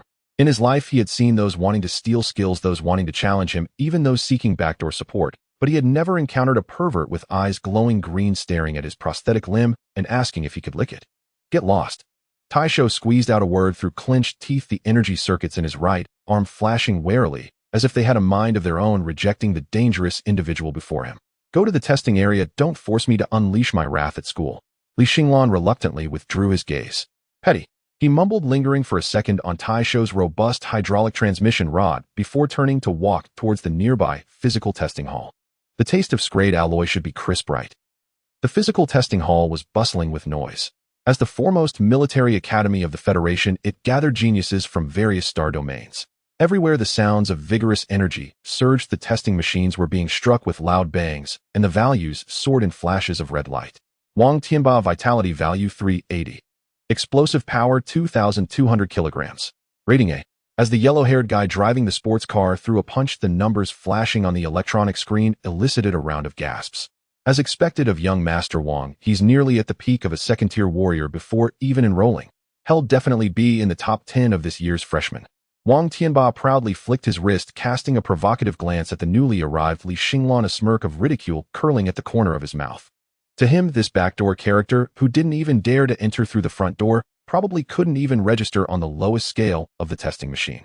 Next, Li Xinglan. The recording instructor, a balding man, impatiently tapped the table. He couldn't afford to offend anyone sent in by Commander Lei, but if the results were poor, he still had to follow protocol and toss them into the remedial class. Li Xinglan approached the massive alloy punching target. The machine, made of high-strength memory metal, could withstand a full-force strike from a fifth-tier master, currently emitting a faint glow. Scanning target, generation 1 strength testing device, old model. Material, crade manganese steel alloy. Suggestion, don't hit too hard, this thing can't take it. Li Xinglan felt a headache coming on. The miniature fusion reactor within him was currently in a low-power standby state, and if he forcibly activated the energy, the resulting nuclear reaction fluctuations would surely trigger the radiation alarms throughout the school. If he relied solely on physical strength. Hurry up. What are you stalling for? Haven't you eaten? The students behind him began to jeer. All right. Li Xinglan sighed. Then he would exert a little force, just enough to make a point. Unlike others who assumed horse stances, circulated their chi, or built up power, he didn't roar to gather courage. He simply raised his right hand casually, as if to slap a watermelon in a supermarket, and then, that fist, which even looked somewhat limp, lightly pressed against the center of the alloy target. Within him, the hydraulic drive completed a microsecond burst. Boom. A muffled sound. It didn't sound like a fist striking flesh or metal colliding, it was more akin to a high-explosive bomb detonating within a sealed container. The once noisy hall fell into instant silence. Everyone's eyes widened as they stared at the testing machine. The numbers on the screen didn't wildly fluctuate, not even the bright red 0 changed. However, the memory metal target, which was supposed to withstand impacts, unexpectedly sank in deeply and smoothly, like a piece of chocolate melted by high temperatures, leaving a clear fist imprint half a foot deep. Immediately after, there was a sizzling sound. Bang. A wisp of black smoke erupted from the circuit board behind the testing machine, sparks flying in all directions as a burnt smell quickly filled the air. What the? The balding instructor dropped his electronic pen on the ground. As there were no fluctuations in vitality energy detected, the testing machine's sensor deemed this attack as invalid input, causing the subsequent physical pressure module to overload, instantly resulting in a logic crash and physical failure. Why are there no readings? Xinglan withdrew his fist, looking at the still smoking machine with an innocent expression. Instructor, shouldn't your school's equipment be maintained? Why did it break on contact? The balding instructor's mouth twitched violently. Break. This was an alloy target capable of withstanding tons of impact. He suspiciously scrutinized Xinglan, holding that examination report showing a vitality value of 0. If it were a higher-tier martial artist, it would be normal to blow up the machine with a punch. But this kid had not a trace of energy fluctuations on him, purely brute force. That didn't make sense. How could pure brute force deform memory metal into such a fluid state due to molecular structure collapse? There was only one conclusion. The machine is old and worn out. The internal circuits have short-circuited. The balding instructor quickly reached a conclusion. To cover up the school's neglect of equipment maintenance, he waved his hand dismissively. Since there's no vitality reading, the strength test is void. Based on the basic information, Xinglan assigned to Class F. Class F, full name Logistics Support and Miscellaneous Skills Class, commonly referred to as the garbage recycling station. Laughter erupted around him. As expected, a waste, even the machine rejects him. It short-circuited immediately. Wang Tianba laughed so hard he nearly fell over. Class F, that's where you'll end up raising pigs and growing vegetables, right? Huh. Xinglan was quite satisfied with this outcome. The logistics class was great. It was close to the cafeteria near the junk warehouse, and he heard that there were fewer classes, making it convenient for him to get some extra meals. In the West District on the second underground floor, this was the exclusive dormitory area for Class F, the air filled with a musty smell that had not seen sunlight for years. Xinglan pushed open the door to room 404. The room was spacious but crammed with various messy, expensive boxes. A chubby boy dressed in a limited edition silk pajamas stood with his back to the door at a table cluttered with parts, cradling an exaggerated 6-barrel Gatling gun, mumbling to himself. Baby, I spent $2 million to get this Thor barrel from the black market, fully titanium alloy forged. Look at this shine, this feel. Hearing the door open, the chubby boy abruptly turned around. Oh, a newcomer. The chubby boy looked Xinglan up and down, seeing the meager canvas bag with only a few changes of clothes. A sense of superiority immediately appeared on his face, characteristic of a wealthy kid. Let me introduce myself. This young master is Qian. Qian patted the heavy Gatling in his hands, making the barrel spin with a crisp metallic clatter. My family is in the rare metal mining business. Since we share a dorm, that's fate. If anyone bullies you in the future, just report my name. As long as they're not a master of the vitality realm, my Thor can turn them into a sieve. This is the typical attitude of, even though I'm in Class F, I'm still rich. Xinglan remained silent. His gaze was glued to the Gatling. Scanning target, Thor individual heavy machine gun custom version. Barrel material TC, 4 titanium alloy. Purity 99. 8. Evaluation premium ingredient. Crispy texture, no odor, rich and high-strength trace elements, recommended for raw consumption. Gulp. Xinglan threw the canvas bag onto the bed and walked straight over. Hey, what are you doing? Qian was startled by the look in his eyes, which seemed to see a stunning beauty. No, it was as if he had seen an exquisite roasted chicken, instinctively clutching his gun tighter. Just looking, no touching. This is coated with a nanoprotective layer. If you dirty it, you can't afford to compensate. Your gun. Xinglan leaned in, taking a deep breath. It was the aroma of premium gun oil mixed with high-purity metal, a deadly temptation for a mechanical ascender who had just exhausted his energy on punching. Do you have any spare barrels? Xinglan pointed at a replacement barrel placed on the table.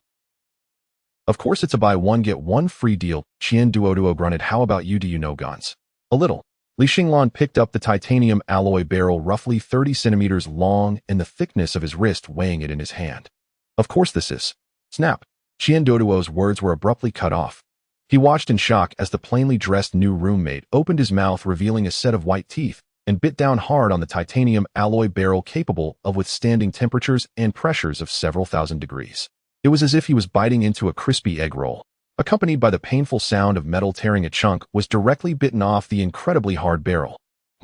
Xinglan closed his eyes, producing crunching sounds as he chewed, a look of enjoyment on his face. The texture is a bit tough, but the taste of titanium is just right. If it were a barrel that had undergone thousands of shots and heat treatments, the flavor should be even richer. Qian dropped the Gatling with a loud clang on his toes. But he felt no pain. All he felt was a chill surging from his soles to the top of his head. You. You. Qian Duo trembled, pointing at Li Xinglan, shrinking into the corner like he had seen a ghost. You ate it. Don't be so stingy. I saw you couldn't even install it, so I helped you dispose of some industrial waste. Li Xinglan stuffed the remaining half of the barrel into his mouth in a few bites, swallowing it down like a biscuit stick, then burped, the metallic taste lingering in his mouth as he gazed longingly at the main body of the Gatling on the floor. That, bro. Big shot. Ancestor. Qian Duodua, even if he was slow, finally reacted. This was no ordinary poor roommate. This was a monster in human skin. He scrambled over, hugging the Gatling tightly, nearly in tears. You can't eat this. This is my self-defense weapon. It's my lifeline. Li Xinglan clicked his tongue regretfully. All right, a gentleman does not take away another's favorite. But the security level of this dorm is too low. The walls are just ordinary reinforced concrete, not even able to withstand an RPG round. What if a beast tide breaks out in the middle of the night? Or if someone throws an aluminum thermite grenade in here? Qian Duo huddled in the corner, shivering. Big brother, this is the heart of the Federation's top military academy. How could there possibly be a beast tide? Are you suffering from paranoid delusions? However, the next 2 hours completely refreshed Qian Duo's worldview. He watched as the Iron Eater stripped all the anti-theft railings from the balcony with his bare hands. Then a black liquid seemed to flow from those hands, actually a swarm of nanobots quickly decomposing and reassembling the originally twisted steel pipes. Next, the old air conditioning unit, which Qian Duo regarded as scrap, was disassembled as well. The compressor, copper pipes, fan blades. All the metal components were molded and deformed like clay in Li Xinglan's hands. Zzz, accompanied by a low electromagnetic hum. The originally empty balcony now sported a menacing, fully automatic sentry gun. Although due to material limitations it looked a bit crude, and even the main structure was still the shell of the air conditioning unit, the barrel recast from the anti-theft window steel pipes emitted a chilling gleam. Done. Li Xinglan dusted off the rust from his hands. Though the caliber is a bit small, the firing rate is estimated to be around 2,000 rounds per minute. It should suffice. He connected to the internal fire control radar and set up the automatic target acquisition program. The infrared sensor on the top of the turret lit up red slowly, turning, locking onto a stray cat passing by below. The cat, startled, shot up into the treetops with a loud meow. Qian Duo was dumbstruck. He looked at the Gatling he had spent 2 million on, then at the automatic turret made from scrap air conditioning parts and anti-theft windows on the balcony. Suddenly he felt that the weapon in his hands was just a fire stick. Bro. Qian Duo's voice trembled. Are we going to war? Better safe than sorry. Li Xinglan sat on the bare wooden bed, his brow still furrowed, showing no signs of relaxation. He glanced at the balcony with just one cannon. Then he looked at the flimsy wooden door. A deep sense of unease enveloped him. No way. Li Xinglan shook his head. That anxiety seeping from his bones made him restless. With only one closed defense cannon, the fire coverage is too narrow. What if the enemy strikes from the air? What if heavy armored units rush in? I have a serious fear of firepower inadequacy. He stood up and walked to the window. Night had fallen. The starry sky university was shrouded in brilliant lights, looking peaceful and serene. Yet in Li Xinglan's eyes the world was filled with highlighted threat sources. The only way to alleviate this anxiety was to increase the caliber, increase the armor, and increase the food reserves. His gaze passed through the night over several teaching buildings, finally landing in the center of the square. There stood the towering statue of the first marshal, over 100 meters tall. That was the premium ingredient he had set his sights on upon entering the school during the day. High-purity star-fallen alloy. Due to being in a monitored blind spot and the night security patrol interval being 15 minutes. Suggestion: only eat less critical parts such as toes. Li Xinglan's Adam's apple bobbed. The boots of that statue looked really sturdy with an iridium content of 12. It was excellent material for upgrading the reactor shielding. Are you going out? Qian Duo, looking at the suddenly dangerous expression on Li Xinglan's face, instinctively hid the unopened box of titanium alloy screws behind him. Li Xinglan opened the dorm door, his figure instantly disappearing into the dim corridor, leaving behind a statement that left Qian Duo puzzled.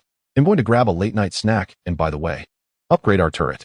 The mornings at Xinglan University usually begin with passionate slogans and the sound of vigorous exercises, but today the atmosphere feels a bit strange.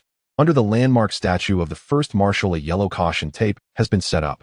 The once majestic marshal holding a long sword and guiding humanity's future now appears rather shabby.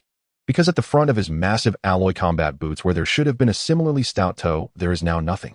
The cut is as smooth as a mirror, as if it had been meticulously sliced with a molecular scalpel, leaving not a single metal fragment behind. Have you heard? The security office checked the surveillance footage and said that the cameras went black for 3 minutes in the middle of the night. This is special alloy infused with meteorite iron. Even a 5th-tier master with a divine weapon would take a long time to chop it right. And now it's just gone. I think it was done by some new type of corrosive beast. Xinglan, carrying a shoulder bag, passed through the crowd with an indifferent expression, casually letting out a burp with a hint of metallic aftertaste. Energy reserve 42, machine status good. Iridium element replenished, reactor shielding reinforced. Evaluation: the taste is indeed good, but it's a bit hard on the teeth. Next time it's recommended to dip it in some lubricant. He patted his stomach. Although last night's midnight snack wasn't large in quantity, its purity was remarkable. That big toe, though it looked rough, was made of high-density meteorite iron for weight balance when it was cast. Xinglan, bro, wait for me. A voice called from behind. Qian Duodua, with 2 enormous dark circles under his eyes, looked at Li Xinglan with a mix of awe and fear.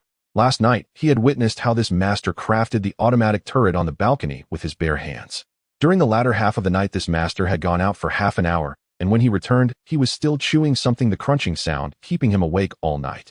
This statue, could it be you? Qian Duoduo whispered, pointing at the bald, cut, his face trembling. What statue? I don't know, don't talk nonsense, or he'll sue you for defamation. Li Xinglan interrupted him expressionlessly. I was sleeping in the dorm last night. Do you have any evidence? Qian Duodua. Even if I have evidence, I wouldn't dare say it. I'm afraid of being eaten as a midnight snack. The classroom for Class F is located in an underground training hall in the Western District. Though it is called a classroom, it is actually more like a training room transformed from an abandoned warehouse. It gathers a group of the most hopeless students in the school, either related to low vitality values or obsessed with mechanical objects with extremely poor martial arts talent. Today's class is Ancient Martial Combat Theory, taught by a guest professor, Hong Shan. This old man is a typical retro type, dressed in a gray long gown with his white hair meticulously combed. Although he is only at the pinnacle of the 4th tier, he is quite famous in theoretical circles, especially despising the erosion of modern technology on martial arts. Bang! Hong Shan slammed the pointer on the podium, sending chalk dust flying. Look at your disgraceful state. He pointed at a few students in the front row who were polishing thermal handguns, his beard bristling with anger. Martial artists cultivate themselves. It's about willpower that breaks human limits. What use is fiddling with these metal lumps all day? Huh. Once you are on the battlefield, if you encounter an electromagnetic pulse or run out of ammunition, the things in your hands are just sticks. The students below were sparsely seated, most of them playing with their light brains or dozing off. They had heard this rhetoric 800 times, and their ears had grown calluses. Qian Duoduo was curled up in the corner, fiddling with a few precision parts, and he couldn't help but curl his lips at the words. And that one. Hong Shan suddenly turned his attention, pointing at Li Xinglan in the last row, who was meditating, actually fine-tuning the nanoswarms within his body. You come to class without a textbook and don't even take notes. Are you here to sleepwalk? Hong Shan had long been displeased with this zero vitality value-related student, and hearing that he was even pushed in by Lei Jintian made him feel this was an insult to the sacred martial arts. Li Xinglan opened his eyes, a hint of confusion flashing in his platinum-colored gaze. Professor, I'm listening. Listening. Then let me ask you, if you encounter 3 gale wolves up close and your gun jams, how would you utilize the silk binding hand to escape? Hong Shan sneered.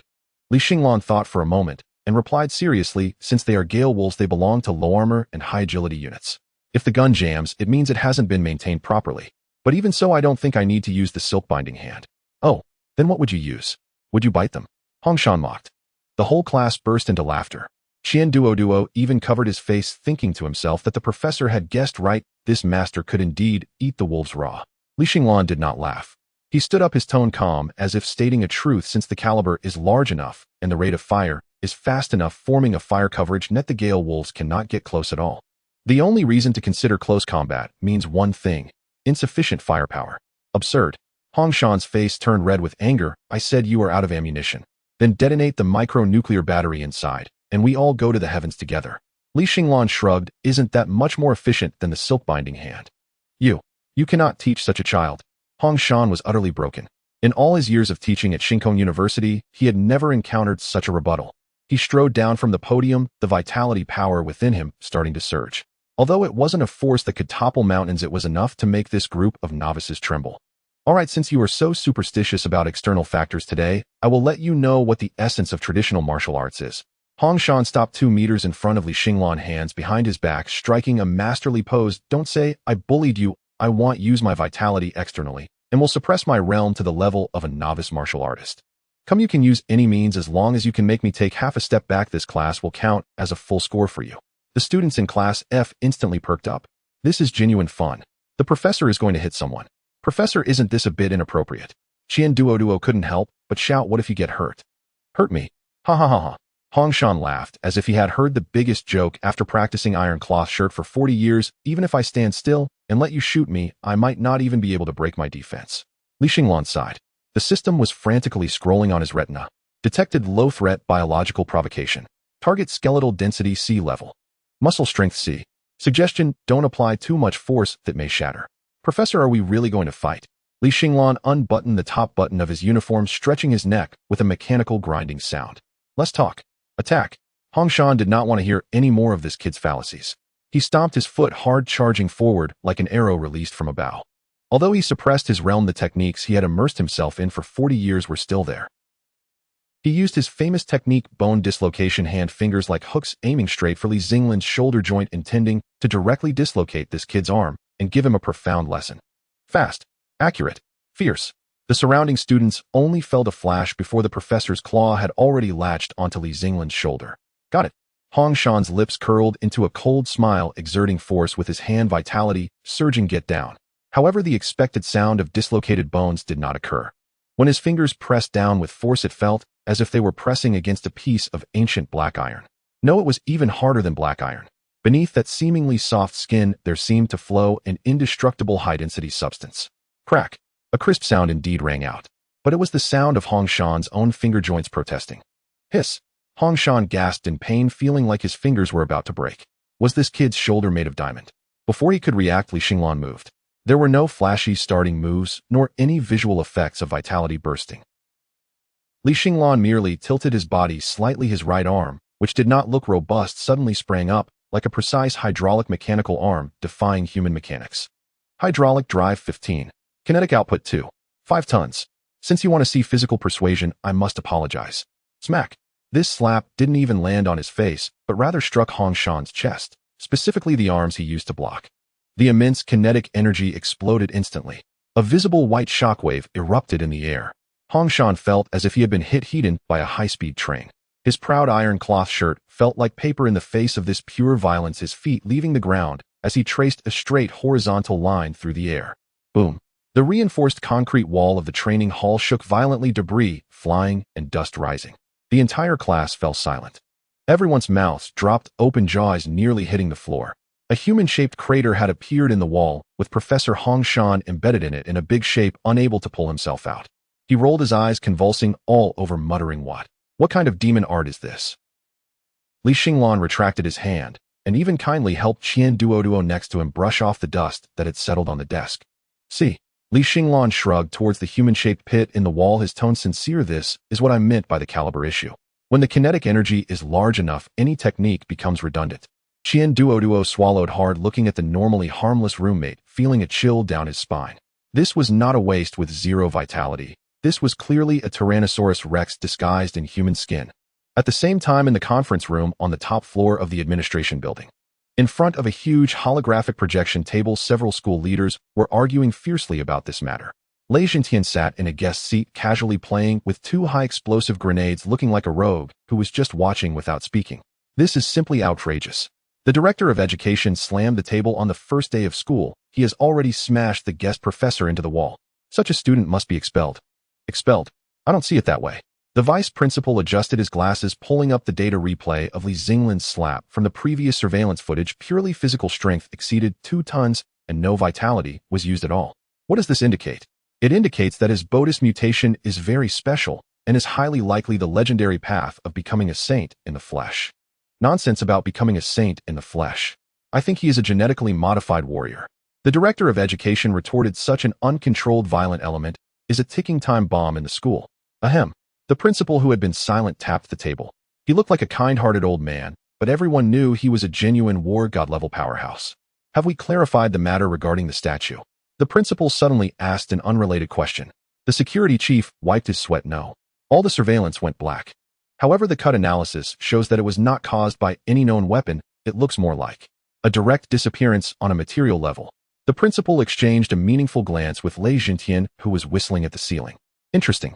The principal smiled, and for a moment the atmosphere in the conference room seemed to lighten. Since everyone disputes so much, let's follow the old rules.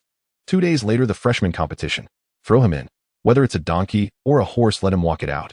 But in this year's freshman, there is Wang Tianba from the Wang family and Lin Qingsnow from the special enrollment, although this kid's strength is strange in the virtual reality battlefield. That makes it even more interesting. The principal gently tapped a spot on the holographic screen, and the rules document for this competition popped up. He drew a red line in the rule restrictions section and added 4 words: means unrestricted.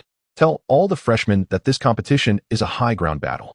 The use of any means is allowed, including but not limited to traps, poisoning, firearms, and even devouring. In the classroom of Class F, Li Xinglan's light brain vibrated. School-wide announcement: freshman competition rules updated. Mode: fully simulated virtual reality high ground battle. Map: abandoned city, including high-risk radiation zones. Special rules: this competition cancels the prohibited items restrictions and allows the use of any equipment and means brought into the venue. Everything for victory. Looking at the fresh red means unrestricted on the light brain screen, Li Xinglan's electronic eyes, which had dimmed a bit from not eating enough earlier, instantly brightened. Means unrestricted. Can the data streams in virtual reality be consumed? Who knows? But since it's an abandoned city map, there must be plenty of scrap metal and construction debris, right? Duo. Li Xinglan turned his head, looking at the still trembling Qian Duodua, revealing a smile that felt like a breath of spring. Do you still have stocks of those Gatling bullets? Qian Duoduo flinched, instinctively covering his pocket. Bro, that's a virtual competition. Real equipment needs data mapping to be brought in. I know. Help me prepare 2 tons. No 5 tons of scrap metal. If that's not possible, scrap cars will do. I need to stock up. This competition. Li Xinglan looked at the statue, missing its big toe outside the window, murmuring it might be a bit hard on the teeth. On the training ground behind the Starry Sky University, thousands of simulation pods, filled with light blue nutrient solution, were neatly arranged. With a muffled bang, the lids of the pods closed in perfect unison. Li Xinglan lay in the cold simulation liquid, his consciousness instantly enveloped by data streams. The last line of prompts flashing across his retina read: mapping of the underlying material model in progress. 100. Virtual reality loading successful. As his vision regained clarity, a strong smell of rust and gunpowder invaded his nostrils. This was an abandoned ruined city. The leaning skyscrapers resembled rotten teeth jutting from the ground, while rusted junk cars lay scattered across the streets. A faint yellow haze filled the air, the result of high-risk radioactive dust. Xinglan, bro, where are you? A trembling voice came from behind. Li Xinglan turned around and saw Qian Duoduo struggling to emerge from a thicket, carrying a hefty Gatling gun on his back. His tactical uniform was covered in dust, and he was gripping a high-explosive grenade tightly in his hand, as if he were going to embed the safety pin into his flesh. What's the rush? I'm right behind you. Li Xinglan didn't immediately seek cover or check the map like the other freshmen. He simply squatted down and pressed his palm against the cracked asphalt road. Although this was a virtual world, the computational power of Starry Sky University was evidently terrifying. The sensations transmitted to his fingertips were delicate and real. Even the rough texture of the gravel was simulated perfectly. Most importantly, there was metal everywhere. Water pipes buried underground, toppled utility poles by the roadside, and heaps of scrap metal in the distant factory ruins. Xinglan, bro, let's hurry. I just glanced at the public channel, and those monsters from Class S are already charging towards the central high ground. Qian Duoduo pointed at the towering television tower in the distance, which was the target stronghold of this competition. I just saw Wang Tianba. That bastard brought a dozen people with him. When his chi surged, you could see the red glow from 2 kilometers away. Our position is too remote. Once they occupy the high ground and set up heavy artillery, we'll be sitting ducks. Li Xinglan did not respond, but instead found a relatively flat concrete block and casually sat down. He pulled out a folding knife from his pocket and gently sliced open his left palm. You go ahead, we'll rest here for a bit. Rest? Qian Duoduo's eyes nearly popped out. Bro, this is the big competition. It affects the resource allocation and mentor selection for the next year, and you're just slacking here. At that moment, in the giant live broadcast plaza within Starry Sky University, the massive holographic screen was divided into thousands of small windows broadcasting the dynamics of each contestant in real time. Look, Lin Qingxue from Class S has already advanced into Zone D. That ice-based technique is truly tyrannical. Wherever she goes, the beasts turn into ice sculptures. The commentator, a senior from the 3rd year, was passionately pointing at the screen. And then there's Wang Tianba. His explosive strength has likely reached the threshold of a 2nd-grade martial artist. That class beast, the iron-horned bull, couldn't even withstand a punch from him. Cheers erupted from the audience. Suddenly, someone pointed at a window in the far corner of the screen and shouted, "What's going on over there?" That freshman in Zone H7. What is he doing just sitting there? The camera zoomed in sharply. In the frame, Li Xinglan was sitting on a pile of ruins meditating with his eyes closed while Qian Duoduo, beside him, anxiously tugged at his ears, resembling an ant on a hot pan. Isn't that from Class F? The special recruit with 0 chi value. This is hilarious, though I thought they sent in a tough character, but he just gave up the struggle upon entering. Although the edge of this map has a low danger level, the poison circle will shrink in 15 minutes. If he sits there meditating, when the swarm of beasts comes, there won't be a single bone left of him. The headmaster was watching the screen from the podium, his face as dark as the bottom of a pot, and he turned to look at Lei Zhentian. Is this the student you said could change the situation? Is he acting as bait for the beasts? Lei Zhentian said nothing. He was puzzled. But he knew Li Xinglan. That kid would lick the floor of his office, definitely not someone who would suffer losses. Let's just watch it. Will you hurry up and reincarnate? Lei Zhentian rolled his eyes and continued to stare at the screen. In the virtual ruins, Li Xinglan cut open his palm. What flowed out was not bright red blood, but a dark crimson viscous liquid shimmering with a subtle metallic luster.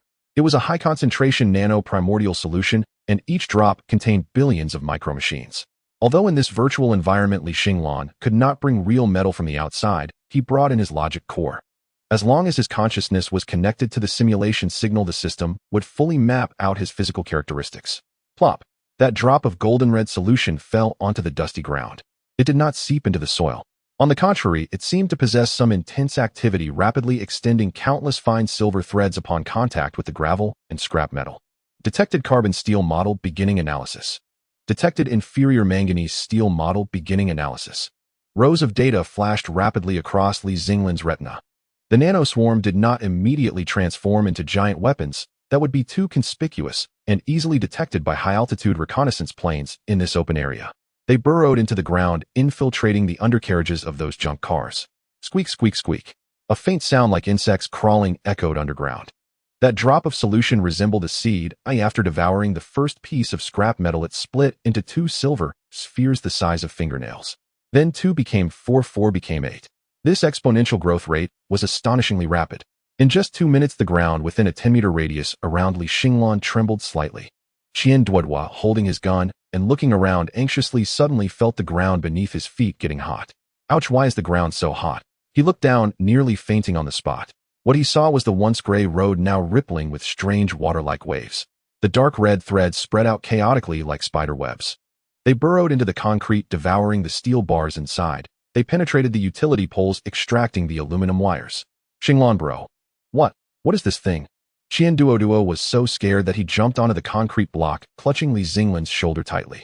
Don't shout, they are working. Li Xinglan still had his eyes closed, but his mind was connected to the vast network beneath the ground. Hundreds, thousands, and eventually tens of thousands of nano-worker bees. They wove a massive neural network underground, and all the terrain structures, enemy positions, and even airflow rates within a 1-kilometer radius were visualized in Li Xinglan's mind. The supply speed is still too slow, Li Xinglan murmured, feeling the hunger of this body. Although the metal elements in the virtual environment were data, these data models could also be transformed into materials for constructing armaments by the nanoswarm. He exerted force again, and the nano-primordial liquid in his palm flowed out like tap water without cost. In the outside world, the commentator suddenly choked. Wait. Director switched the camera to zone H7. Hurry. All the screen images instantly shifted. There in the abandoned factory area where Li Xinglan was located, an unreasonable change was occurring. The previously dilapidated walls were now slowly disappearing.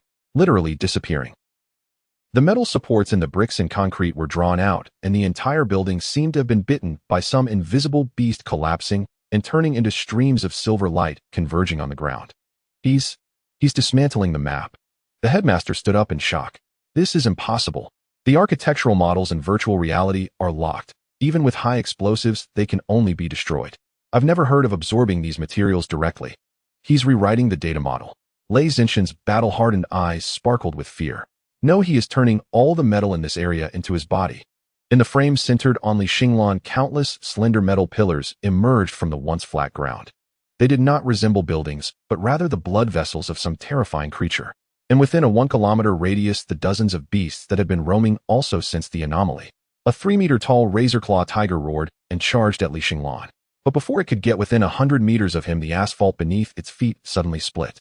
Several sharp alloy spikes shot out from the ground, without warning, piercing the fierce tiger in midair with a plop.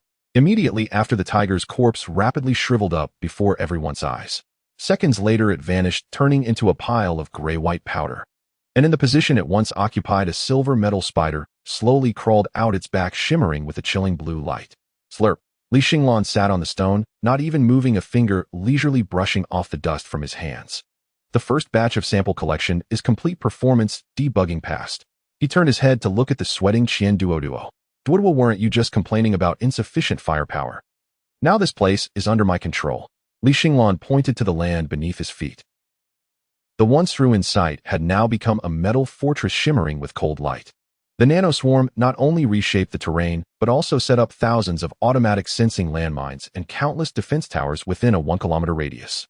Warning! Warning! A large number of high-energy units are approaching Zone H7. Qian Duoduo's light brain emitted a sharp alarm. Clearly the huge commotion here and the extremely conspicuous metal reaction had drawn the attention of other contestants. Xinglan bro, that's Wang Tianba people. And it seems Lin Qingxue and the others have also been attracted here.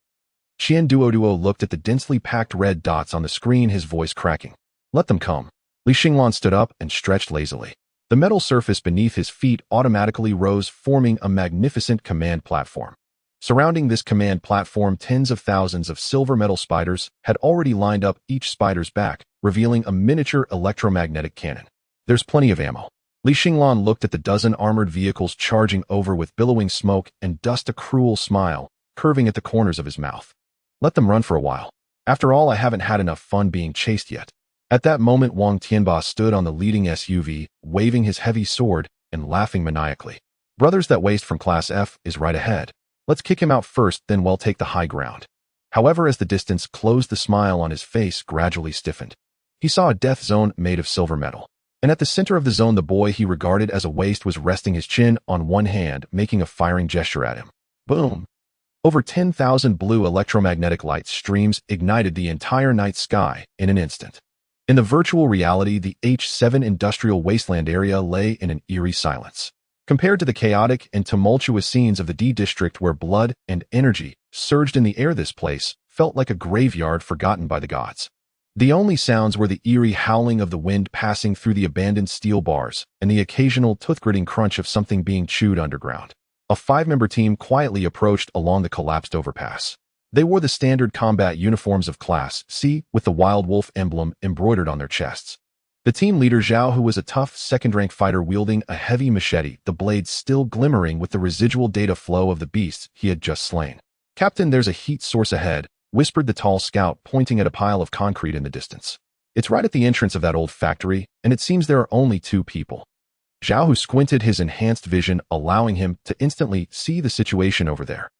One guy in Class F training gear was sitting on a stone stump meditating, while beside him a fat man squatted shivering and holding a Gatling gun, looking ready to wet himself at any moment. Lucky us, Zhao, who licked his lips, revealing a cruel smile. It's that zero blood value connection and that useless young master from the Qian family. That's Qian Duoduo's Gatling gun. Be careful, the tall scout reminded. What are we afraid of? By the time that clunky thing warms up, my knife will be at his throat. Zhao, who waved his hand, giving a tactical signal. Spread out and encircle them. Quick and decisive, don't let that pack of mad dogs from Class S get ahead. The 5-member team dispersed like a pack of wolves on a hunt, silently advancing using the ruins for cover. 300 meters, 200 meters, 100 meters. Everything was going incredibly smoothly. The target, named Li Xinglan, remained motionless, as if asleep. Qian Duoduo was even facing away from them, staring blankly at the air, completely oblivious to the grim reaper approaching. Moved! Zhao, who shouted, no longer hiding their presence. Boom! The blood energy erupted and 5 figures simultaneously sprang from behind the cover. Zhao, who led the charge, his machete slicing through the air with a fierce whistle, aiming directly for Li Xinglan's right shoulder. Though it was a simulated match and killing was not allowed, disarming him to render him incapable of fighting was well within the rules. Get down. The blade was less than 5 meters from Li Xinglan. Hearing the shout, Qian Duoduo nearly dropped the Gatling gun in his hands, and when he turned to see 5 muscular men charging at him, he let out a terrified scream. Xinglan, brother. Someone is stealing the tower. Li Xinglan didn't even lift his eyelids. He merely moved his index finger, gently resting on his knee, as if tapping on a non-existent keyboard. Buzz! An unexpected change occurred. The solid concrete surface beneath Zhao, who suddenly collapsed without warning. It wasn't a landslide of soil and rocks, but rather the entire ground instantaneously softened like melting wax, transforming into a silvery gray, fluid swamp. Zhao, who charging at the forefront, had no time to brake and his feet sank directly into the ground, instantly submerging to his knees. What the hell? Earth-based ability. Zhao, who was horrified, channeling his blood energy to his legs in an attempt to pull free. But the next moment something terrifying happened that made his scalp tingle. The swamp came alive. Countless mechanical spiders the size of fists and glimmering with cold silver light erupted from the ground like a disturbed hornet's nest. They didn't attack Zhao body, but like piranhas smelling blood, they rushed toward the alloy battle knife in his hand. Crunch, crunch, crunch. The sound of metal shattering was painfully jarring to the ears. Zhao felt a sudden lightness in his hand. The machete, which had cost his family over 100,000 federal coins to exchange and was mapped as a crate alloy for this competition, was being gnawed at, leaving dozens of nicks in the blink of an eye. Over a dozen mechanical spiders clung to the knife, their razor-sharp mouthparts darting up and down, the hard alloy crumbling in their mouths like crispy wafers. Damn, my knife. Zhao didn't have time to feel heartbroken before something even more terrifying happened. This swarm of mechanical spiders clearly hadn't had their fill. They climbed up Zhao arm, lunging for his forearm, chest armor, and even the metal buckle on his belt. ZZZ. The special fiber-woven combat suit was torn apart, and the alloy plates inside vanished instantly. Not just him, but the 4 teammates who followed closely behind also encountered the same nightmare. The silver tide erupting from the ground completely engulfed them. This wasn't a battle, it was pure plunder. Don't bite there. That's the zipper. My combat boots. Damn it, my combat boots are gone. What the hell are these monsters? Help! The once fierce ambush scene instantly transformed into a large-scale sight of screams. In just 3 seconds. It truly was only 3 seconds. When the chilling sound of crunching finally ceased, Zhao and his team stood frozen in place. A gust of wind blew and the group felt a chill. They were left with nothing but the mandatory 4-piece underwear that the system retained for modesty, standing bare-chested and barefoot in the ruins, disheveled in the wind. And at their feet, those hundreds of mechanical spiders, having devoured a large amount of high-purity metal, visibly swelled in size. Their backs cracked open, revealing dark red microreactors inside, emitting a series of satisfied humming sounds after their feast. Ding. Plundered crate alloy 320 kilograms. Conversion starting. Unit evolution nano collector self-destructing worker B, LV1. Xinglan finally opened his eyes. There was no fluctuation of emotion in his platinum-colored gaze, as if what had just occurred was not a battle, but a mundane resource recovery operation. Are we still fighting? He looked at Zhao, who was left in nothing but his underwear, and spoke calmly. Although calcium can also be extracted from the human body, I find it troublesome and the taste is poor. Zhao looked down at his naked body, then at the group of mechanical monsters below that were eyeing him, seemingly assessing the density of his bones. A feeling known as social death instantly overwhelmed his fear. I surrender. Zhao let out a wretched howl, slamming down the retreat button on his holographic device, disappearing in a flash of white light. Seeing this, the other 4 team members hurriedly chose to retreat, afraid that if they were a second late, they would be devoured by the monsters. Defeated class, C team points 500. Current ranking 342. Is this winning? Qian Duodua, clutching the Gatling gun, had his mouth agape, as if he could fit a light bulb inside. He hadn't even opened his insurance. Xinglan ignored him and waved his hand toward the ground. The satiated mechanical spiders rapidly divided. 1 became 2, 2 became 4. The original scale of hundreds surged to 2,000 in an instant after devouring 5 full sets of powered armor. A dark cloud of silver insects began to spread outwards, the unsettling rustling sound akin to the footsteps of death. At this moment, in the spectator square of Starry Sky University, tens of thousands of teachers and students watched the enormous live broadcast screen, falling into a deathly silence. What had just unfolded was overwhelmingly shocking. In other live streams, students were engaged in fierce fistfights, and even the clashes of abilities had back-and-forth exchanges. But here in the H7 district, the scene had shifted dramatically, as if the channel had been switched. There were no earth-shattering martial skills or blood-pumping shouts. Only a swarm of mechanical insects, which could give one goosebumps even through the screen, had stripped 5 fully equipped men down to their underwear in an instant. Is this a martial arts competition? Finally, someone couldn't help but curse. Isn't this like playing a real-time strategy game? And one where cheat codes were enabled? Is this what they mean by no limits to methods? This is just outrageous. What's the principle behind that, Spider? How did this data model pass system scrutiny? On the podium, the face of the head of education twitched wildly, his hand shaking as he pointed at the screen. Lei Zhentian, is this the kind of soldier you brought? This method is simply an insult to decency, an affront to martial arts. Decency. Lei Zhentian sat in his leather chair, his eyes fixed on the endlessly splitting swarm on the screen, a glint of fanaticism flashing in his gaze. On the battlefield there are only the dead, and the living. Oh, where does decency come from? The president, who had been silent, suddenly sat up straight, his aged fingers lightly tapping on the armrest. Director, don't you see? The president's voice was low, but made the surrounding arguing instructors fall silent. He pointed at the holographic tactical map. At the edge of the map, the small red dot representing the H7 district was now spreading uncontrollably, like a virulent virus rapidly extending outward at an astonishing speed. Each meter the red boundary advanced meant that all resources in that area, scrap metal roadblocks, even abandoned cars, were being converted into that student's combat power. This kid doesn't need supplies, doesn't require logistics. The president took a deep breath, his expression turning unusually serious. He is fighting to sustain his fight. As long as he is given enough time and metal, he alone could devour the entire map. This is no longer a competition. An old professor responsible for strategy courses took off his glasses, wiped the cold sweat from his forehead, and muttered to himself. This is clearly a hive of insectoids hatching in the virtual reality at the edge of the H7 district. Boom! The ground trembled more violently, and the dust rising in the distance resembled a giant yellow dragon sweeping towards this way. It was Wang Tianba convoy. Dozens of modified heavy off-road vehicles roared through the ruins with heavy machine guns mounted on the rooftops, pointing straight ahead.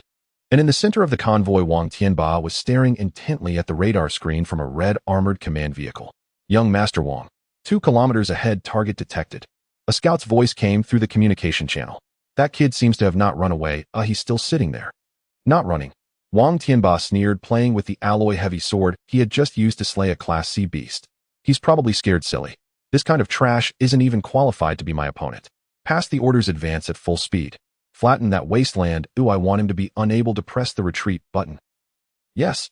The engines of the convoy roared, speeding up once again. Meanwhile, deep within the ruins, Xinglan sat on the makeshift metal throne. Though it was called a throne, it was actually a command tower hastily assembled from countless hydraulic pipes and armor plates. In his view, the red dots representing the enemies were surging like a tide. Yet he felt no panic. On the contrary, he sensed that the virtual mapping of the miniature reactor inside him was beginning to tremble with excitement at the approaching feast. Detected large quantities of high-purity mobile metal sources. Quantity 15 vehicles. Estimated metal content 45 tons. Evaluation luxury buffet has arrived. Duo. Xinglan looked at Qian Duodua, who was sweating while gripping the Gatling gun, a faint, inscrutable smile curling at his lips. What's wrong, brother? Shouldn't we retreat? They have armored vehicles. Qian Duodua was nearly in tears with anxiety. Retreat? Why should we retreat? Xinglan raised his right hand where a queen spider, noticeably larger than the others, was slowly crawling. Don't you think this delivery is quite timely? He snapped his fingers lightly. Little ones, it's time to eat. With that command, the ground within a kilometer radius instantly boiled. It wasn't a dust storm.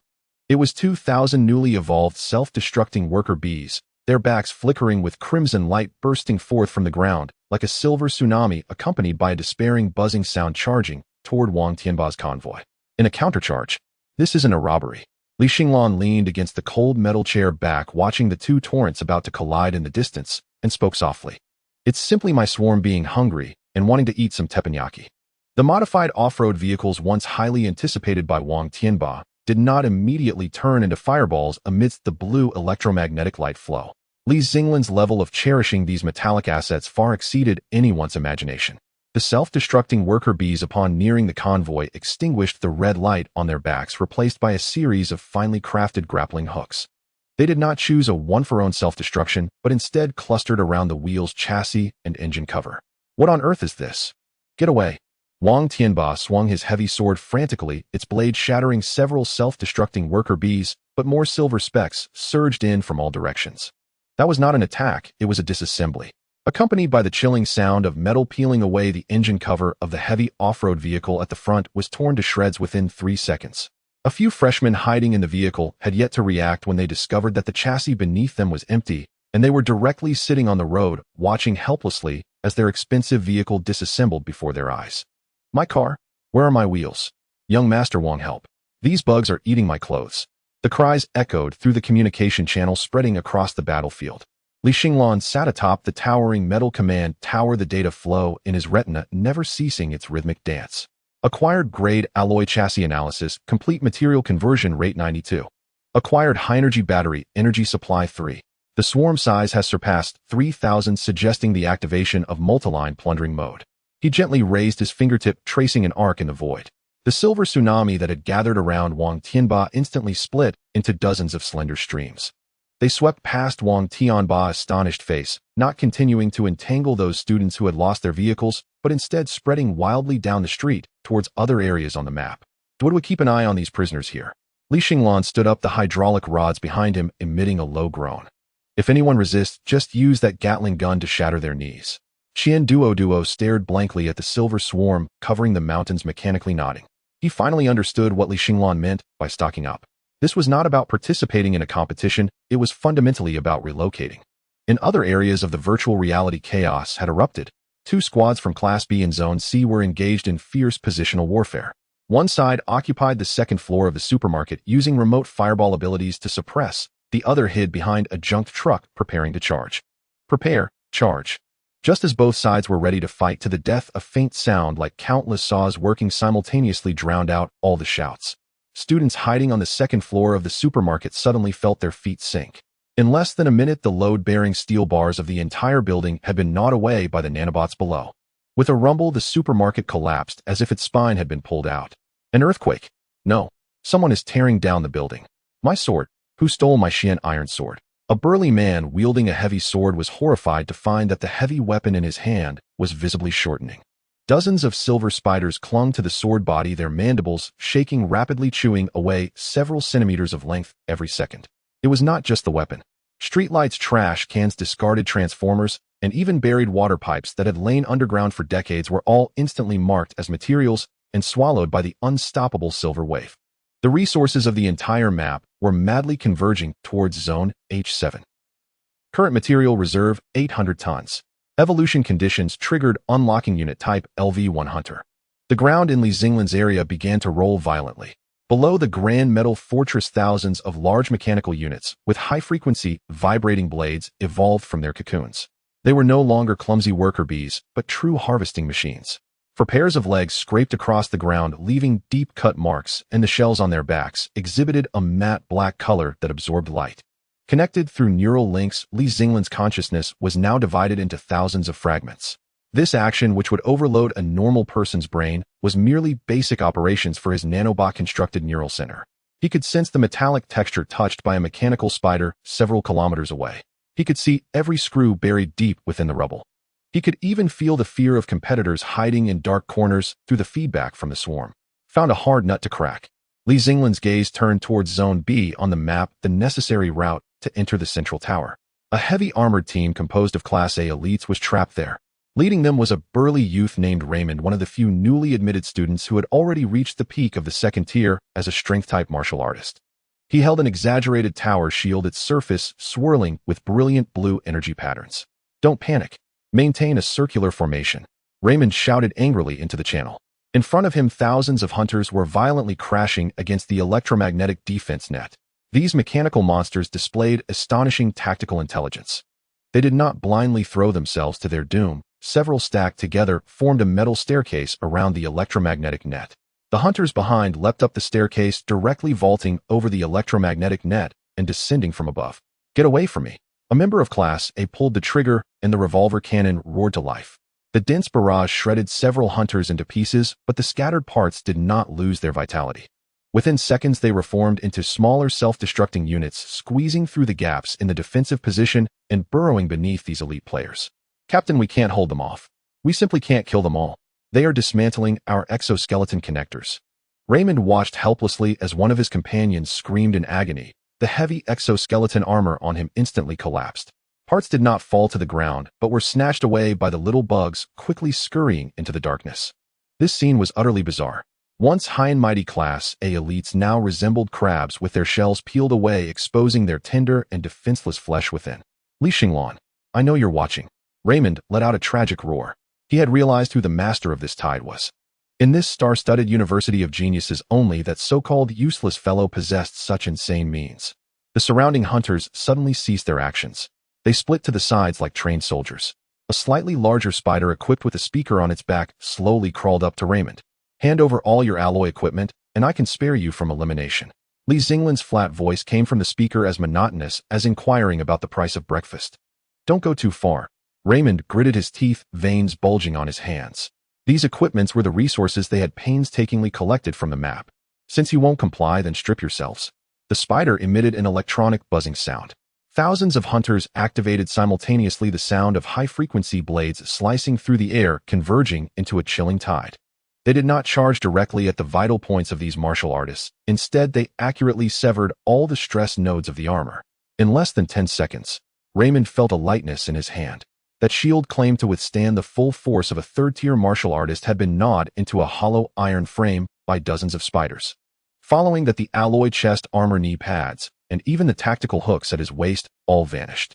The once dashing heavy armored team now found 5 people standing side by side at the wall's base. Each person was left with only their last pair of shorts. In this desolate ruin, as the evening breeze blew, the group shivered in unison. Take the points, just. Don't strip me of everything. Raymond closed his eyes, his tone filled with a deep sense of helplessness. He felt that after practicing martial arts for over a decade, he had become a joke before these damned bugs. This was an unequal dimensional strike. In the H7 industrial area around Xinglan's throne, the once deserted factory area had completely transformed. The uneven ruins had been cleared away, replaced by a metallic floor as smooth as a mirror. For 30-meter-tall heavy antimatter towers rose from the ground, assembled by Xinglan, using recycled vehicle engines and scrap metal. Tens of thousands of mechanical bugs were taking off and landing here. Some were transporting supplies, others were self-repairing, and still others were patrolling. This place was no longer part of the virtual map, but a frantically beating mechanical heart. Xinglan stood at the highest point, overlooking the entire map. In his perception, the light points representing the enemies were continuously disappearing, those pitiful souls forced out of the competition by his swarm. On the leaderboard, his name was rapidly climbing at a rocket-like speed from several hundred places away. Current ranking 2. Point source: plundering materials, defeating competitors, occupying territory. The only one above him was left. Lin Xingxue. At this moment, she had reached the top of the central tower, using an extreme ice field to turn most of the high ground into frozen earth. But this was meaningless.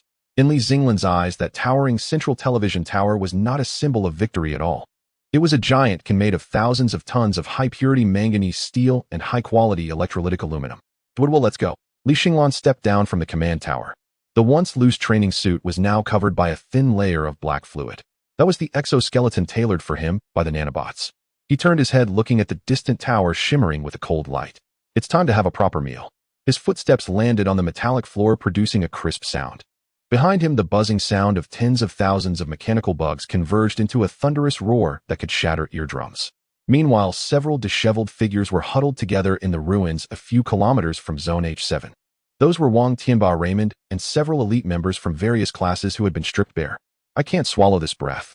Wang Tianba stood barefoot on the stones, his eyes filled with resentment. How dare he, an F-class student, treat us like point fodder? Raymond replied coldly, what do you want to do?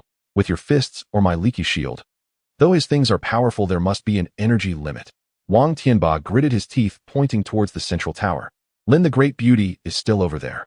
As long as we spread the news from here and join forces with the remaining people, I don't believe he can consume the entire school. Raymond fell silent for a moment, looking up at the completely changed sky. There, a silver cloud was slowly drifting towards the central high ground. That was Xinglan's Air Force formation. Join forces. Raymond let out a bitter laugh, glancing down at his last pair of shorts. Do you think anyone still dares to meet his gaze? Just then, the ground of the entire map trembled again. This tremor was no longer limited to a specific area, but felt as if some enormous creature was awakening beneath the surface. Xinglan's expansion had already touched the underlying code of the virtual reality. An alarm echoed sharply in the ears of all surviving students. Warning: material loss rate on the map exceeds 40. Warning: illegal data proliferation detected, increasing risk of regional collapse.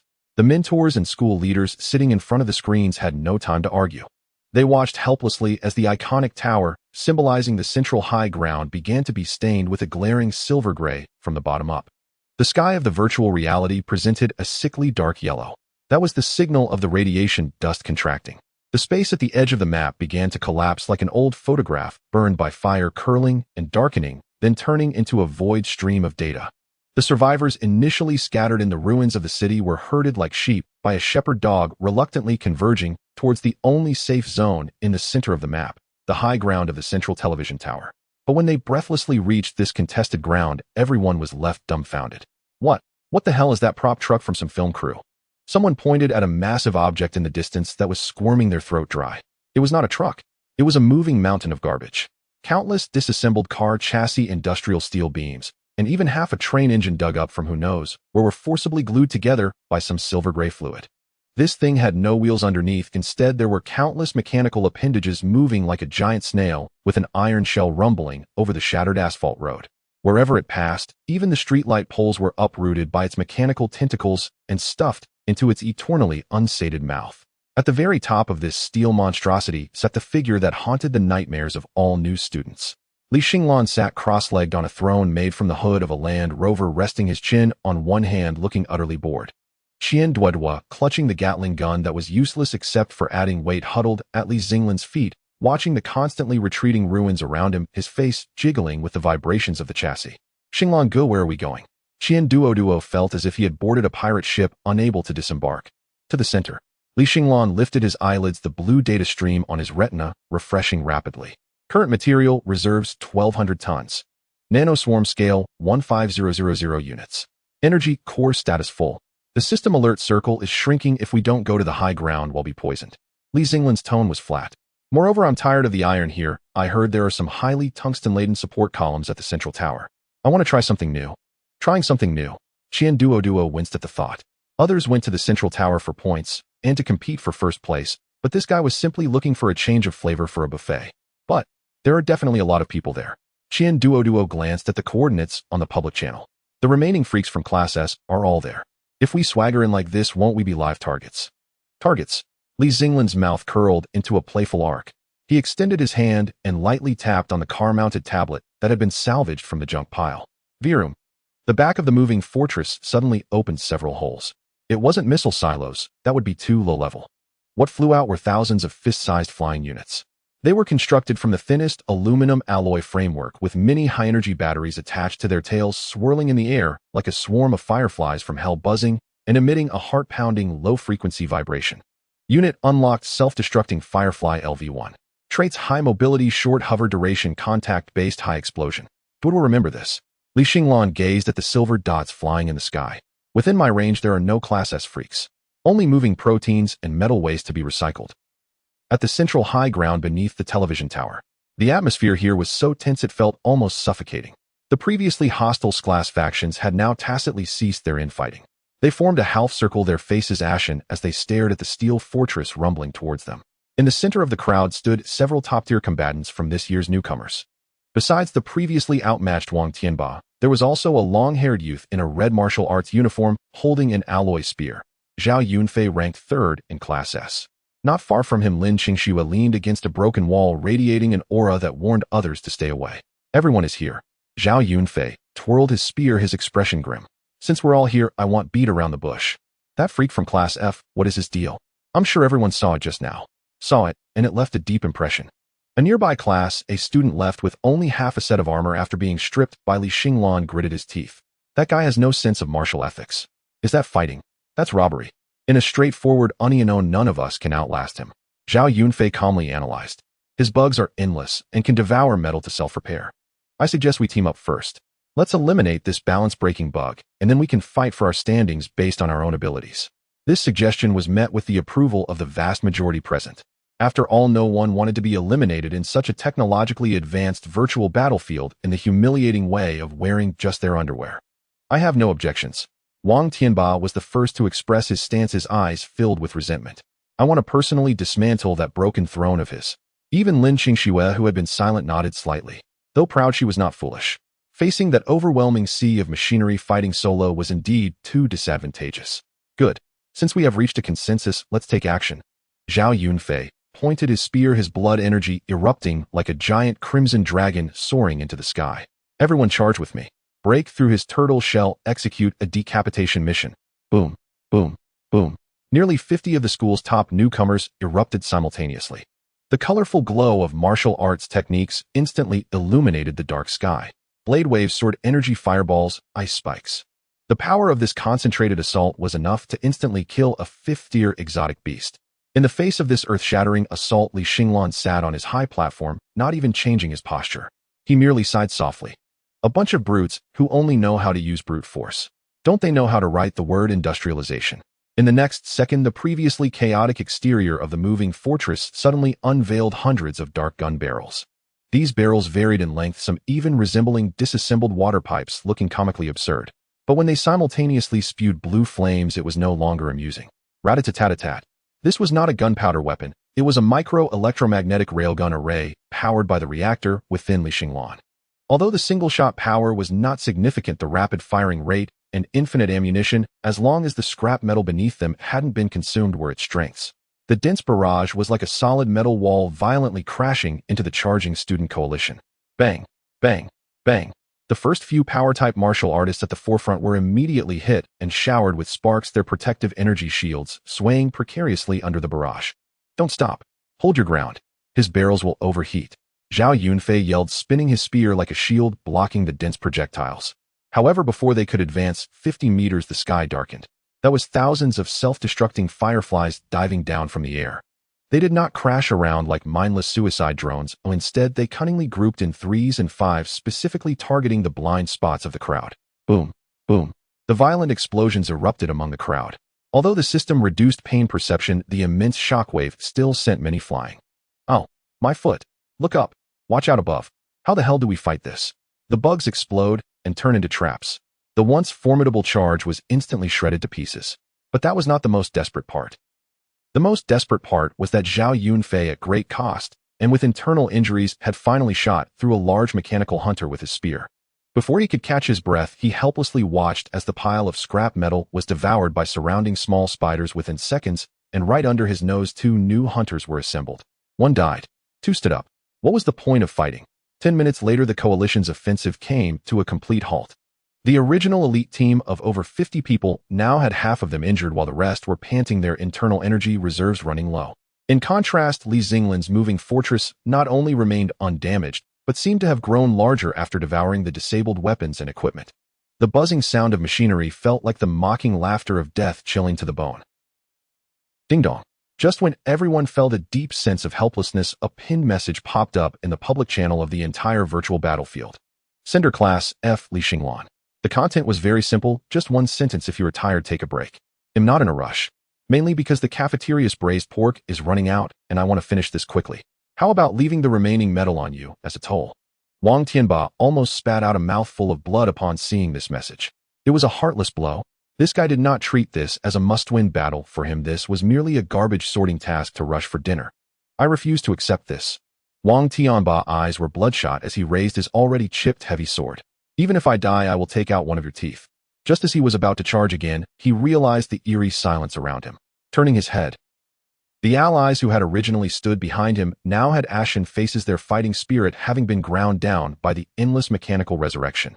Even Zhao Yunfei, the strongest among them, was now leaning on his spear, gazing at the sea of silver bugs with a bitter smile. We can't win. Zhao Yunfei shook his head. This isn't a martial arts competition. This is him teaching us a lesson. A lesson called despair. Xinglan seemed to have heard the commotion from this side. He stood up from his throne, stretching lazily, the black liquid armor on him rising and falling like breathing. Since he won't surrender, then there's nothing left to discuss. He raised his hand, pointing to the towering central television tower nearby. Dwodwa, activate the main cannon. We are going to dismantle the tower. Under the terrified gaze of everyone, the front end of the moving fortress, originally just for excavation, suddenly split open, revealing a fusion reactor nozzle glowing with dangerous red light. In the central square of Xinglan University, tens of thousands of students and spectators from all sides crowded in front of the massive holographic screen, the noise here capable of shaking the clouds. Initially, the focus of the competition at the beginning was spread across thousands of live streaming windows where discussions revolved around who had the more agile footwork and whose blood energy surged more robustly. However, now all those small windows were pushed to the edges. In the center, the largest screen displayed only one person, Xinglan. To be precise, it was the mechanical factory rapidly expanding, devouring, and reorganizing beneath Xinglan's feet. Did I just see that right? Did he just hollow out the southern foundation of the central television tower? A sophomore rubbed his eyes, his voice trembling. I just saw his silver bugs drilling in, and a few seconds later the tower visibly swayed. Then more than a dozen 2-meter-tall heavy artillery towers appeared in his team. This doesn't look right. The school flower from Lin University is still freezing the battlefield, and Zhao Yunfei is still practicing his marksmanship. What is this guy doing? Is he climbing the technology tree? A wave of existential doubt erupted among the crowd. People were accustomed to the image of martial artists exchanging blows, their energies colliding. This cold industrial metal expansion gave everyone the illusion of watching a live broadcast of an interstellar battle. The three professional commentators at the commentary desk fell into long silence. The commentator, known for his sharp tongue, was gaping, oblivious to the papers falling from his hands. Dear viewers, although I am a professional commentator, I currently cannot find suitable words to describe the performance of the H7 district contestant. Li Xinglan is currently mass-producing units. He leaned closer to the screen, pointing at the rapidly moving blue streaks. If my data analysis system isn't malfunctioning during the last 3 minutes, Li Xinglan completed the second iteration of attack and defense technology by recycling the damaged mechanical debris from the front lines. The legs of those mechanical spiders have already evolved into armor-piercing, high-frequency, oscillating blades. This isn't a freshman competition, this is technological domination. The school administrative staff seated in the main viewing area looked increasingly grim. The director suddenly slammed the armrest, causing the teacups to rattle. This is absurd. The competition is meant to select outstanding martial arts talents. What is he doing? He is exploiting system loopholes for illegal expansion. Turn around and check the back-end code. Is someone giving him a backdoor? Such a level of creation is not something that a freshman should be able to master. I suggest we immediately halt the competition and conduct a separate isolation review of Li Xinglan. Several instructors from traditional martial arts departments nodded in agreement. The students they brought out were currently being chased around the map by those silver mechanical creatures. Some students eager to showcase their best martial skills found their alloy long swords turned to scrap metal before they could even assume their stances. Who could withstand this? This was no longer a battle, it was a desecration of the spirit of martial arts.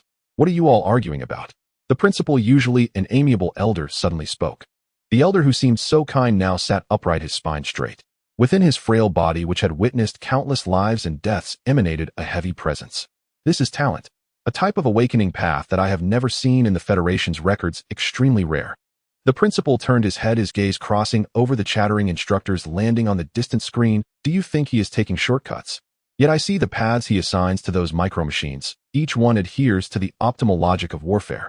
This level of micromanagement is something even the top tactical masters might struggle to achieve. The competition continues. I want to see where his limits lie.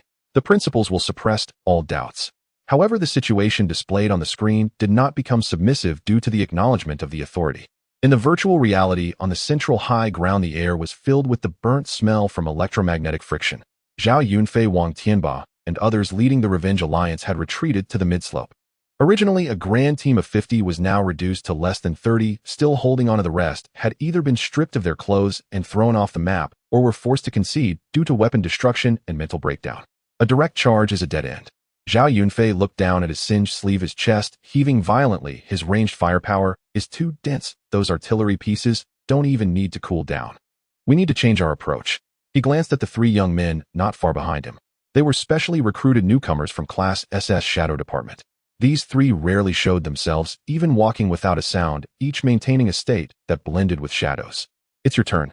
Wang Tianba gritted his teeth, staring at the shadow on the mountaintop with his legs crossed, his tone cold. No matter how powerful his summoned creatures are, his body must be weak. Otherwise, why would he remain seated and unmoving? As long as you can stealthily approach and deliver a fatal blow, those bugs will instantly incapacitate due to a loss of core commands. The three Shadow Department assassins exchanged glances. They did not respond, merely swaying slightly. Three living beings simply vanished before everyone's eyes. This was not invisibility, rather it was accomplished through high-frequency refraction of light and extreme convergence of blood energy, allowing themselves to disappear from human perception. The audience outside the screen also held their breath. The director expertly switched to a thermal imaging perspective. Three faint purple humanoid energy forms were seen gliding close to the rubble and shadows of ruins, maintaining a high speed as they approached the mountaintop. They bypassed the densely packed patrol machines on the perimeter, avoiding all infrared probe scans. They were only 50 meters away from Li Xinglan. Closer, they have entered the offensive range. In the audience, many felt a pang of anxiety for Li Xinglan. In the minds of most, those who engage in mechanical flows must inevitably be physically weak. Once faced with a martial arts assassin of equal level, even a second could determine life or death. 30 meters, 20 meters, 10 meters. Li Xinglan seemed to still be watching the battlefield on the other side, even reaching out to communicate with Qian Duo beside him. Now, three cold flashes of light erupted without warning behind Li Xinglan. The Shadow Department assassin struck. They respectively locked onto the back of Li Xinglan's head, his spine, and his heart. This was a lethal momentum, causing even the air to ripple. Got him. Wang Tianba clenched his fists, and in extreme excitement, he stood up from behind cover. However, Li Xinglan's body did not pierce through as everyone imagined. At the very moment the assassin's daggers brushed his clothing, he mysteriously shifted half an inch. Just half an inch. 3 sharp daggers grazed his tactical uniform, sparking a few electric sparks. Too slow. Li Xinglan did not turn around, but his deep and steady voice clearly reached the ears of the 3 assassins. The 3 were horrified to discover that Li Xinglan's right hand had already lifted at that moment. His 5 fingers spread wide, directly facing their faces. High threat unit detected. Main body defense mechanism activated. Energy circuit restructured, output power set 30. At the center of Li Xinglan's palm, a pitch-black circular hole rapidly formed beneath his previously smooth skin. A deep blue energy glow frantically gathered within the hole. The frequency of that energy fluctuation made the 3 Shadow Department assassins feel that they were not facing a person but a star about to explode. Boom. 3 dazzling laser beams erupted at close range. This was not an ordinary energy shock. It was a pure mixture of high thermal energy and physical kinetic energy. The 3 assassins, still maintaining their shadow state, did not even have time to scream before being blasted off the ground by the massive shockwave. Their proud defensive blood energy completely collapsed the moment it came into contact with the laser. 3 beams of white light almost lit up simultaneously. That was the system's judgment of receiving fatal damage, forcing them out of the map. Before the large screen, the audience fell silent once more, having thought the protagonist was merely a good-for-nothing relying on summoned creatures, only to find his main body raising a hand to unleash 3 palm cannons. This stark contrast in strength sent a chilling wave through those students who had been shouting for a decapitation. Is there anyone else who wishes to come? Li Xinglan stood up, brushing the dust off his pants. His gaze turned towards the students on the mountainside, still hesitating, his platinum-colored eyes glinting with a cold light. Since you all are not moving, I will help you move. He raised his right hand, making a sudden grabbing motion in the air. All units, combine. With this command, the entire central high ground, all mechanical creations within a 3-kilometer radius ceased all attacks. Those mechanical spiders, hunters, and self-destructing drones, as if receiving some sort of high-density summoning signal, began frantically converging towards the mountaintop. A silver tide flowed across the ground. Thousands of metal parts flew through the air, locking together. The sound of gears turning coalesced into a low rumble. Under the astonished gaze of all, a massive mechanical python over 100 meters long spiraled up from the heap of scrap iron. Each scale of the python was composed of a miniature self-destruct unit, and its enormous head was a fusion cannon-grade propulsion device. The python lowered its head, overlooking the competitors below, who were as insignificant as ants. Its 2 compound eyes glowed red, and that overwhelming mechanical pressure caused the entire map's data to start fluctuating violently. Lin Xingxue gripped her ice sword tightly, looking up at the steel beast that blotted out the sky, a sense of helpless emptiness appearing deep within her gaze. How are we supposed to fight this? Li Xinglan stood atop the giant python, looking down as if he were a deity judging all beings. The competition should come to an end. My voice will echo throughout this entire map, he declared through the python's loudspeaker system. I will give you 3 seconds to choose a dignified posture to exit. 3, 2. As Li Xinglan prepared to close his palms, suddenly a glaring red warning light illuminated his retina. Detected illegal external interference. Map space stability has dropped below 10. Unknown virus sequence detected attempting to seize system control. Li Xinglan's facial muscles tightened slightly. This was not a test arranged by the school. Someone in the real world had hacked into this military academy's top-tier simulator. At that very moment, the imposing mechanical python in the sky suddenly seemed to lose control, its body starting to twist violently, emitting a sound reminiscent of metal tearing. Brother Xinglan, help! My simulation pod won't open. Qian Duoduo's desperate scream echoed in the channel. Li Xinglan looked down at his feet. The once virtual silver metal was now tainted with a strange, foul-smelling dark green. Warning: 35 data packet loss. Logic correction module offline.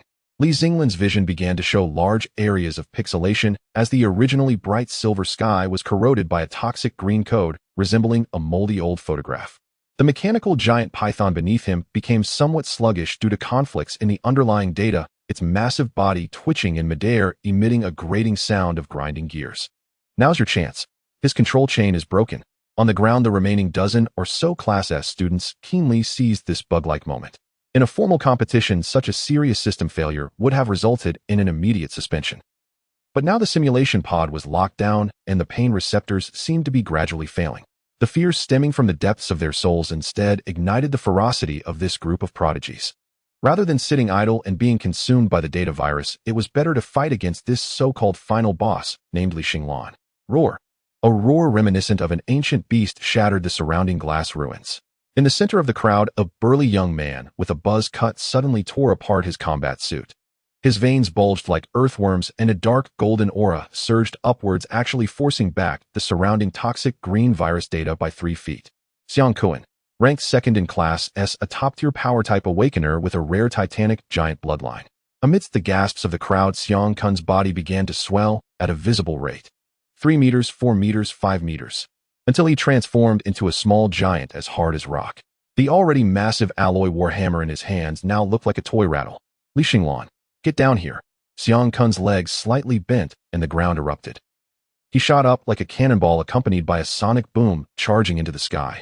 The warhammer in his hand, carrying a world-destroying momentum, came crashing down on the giant python's massive head.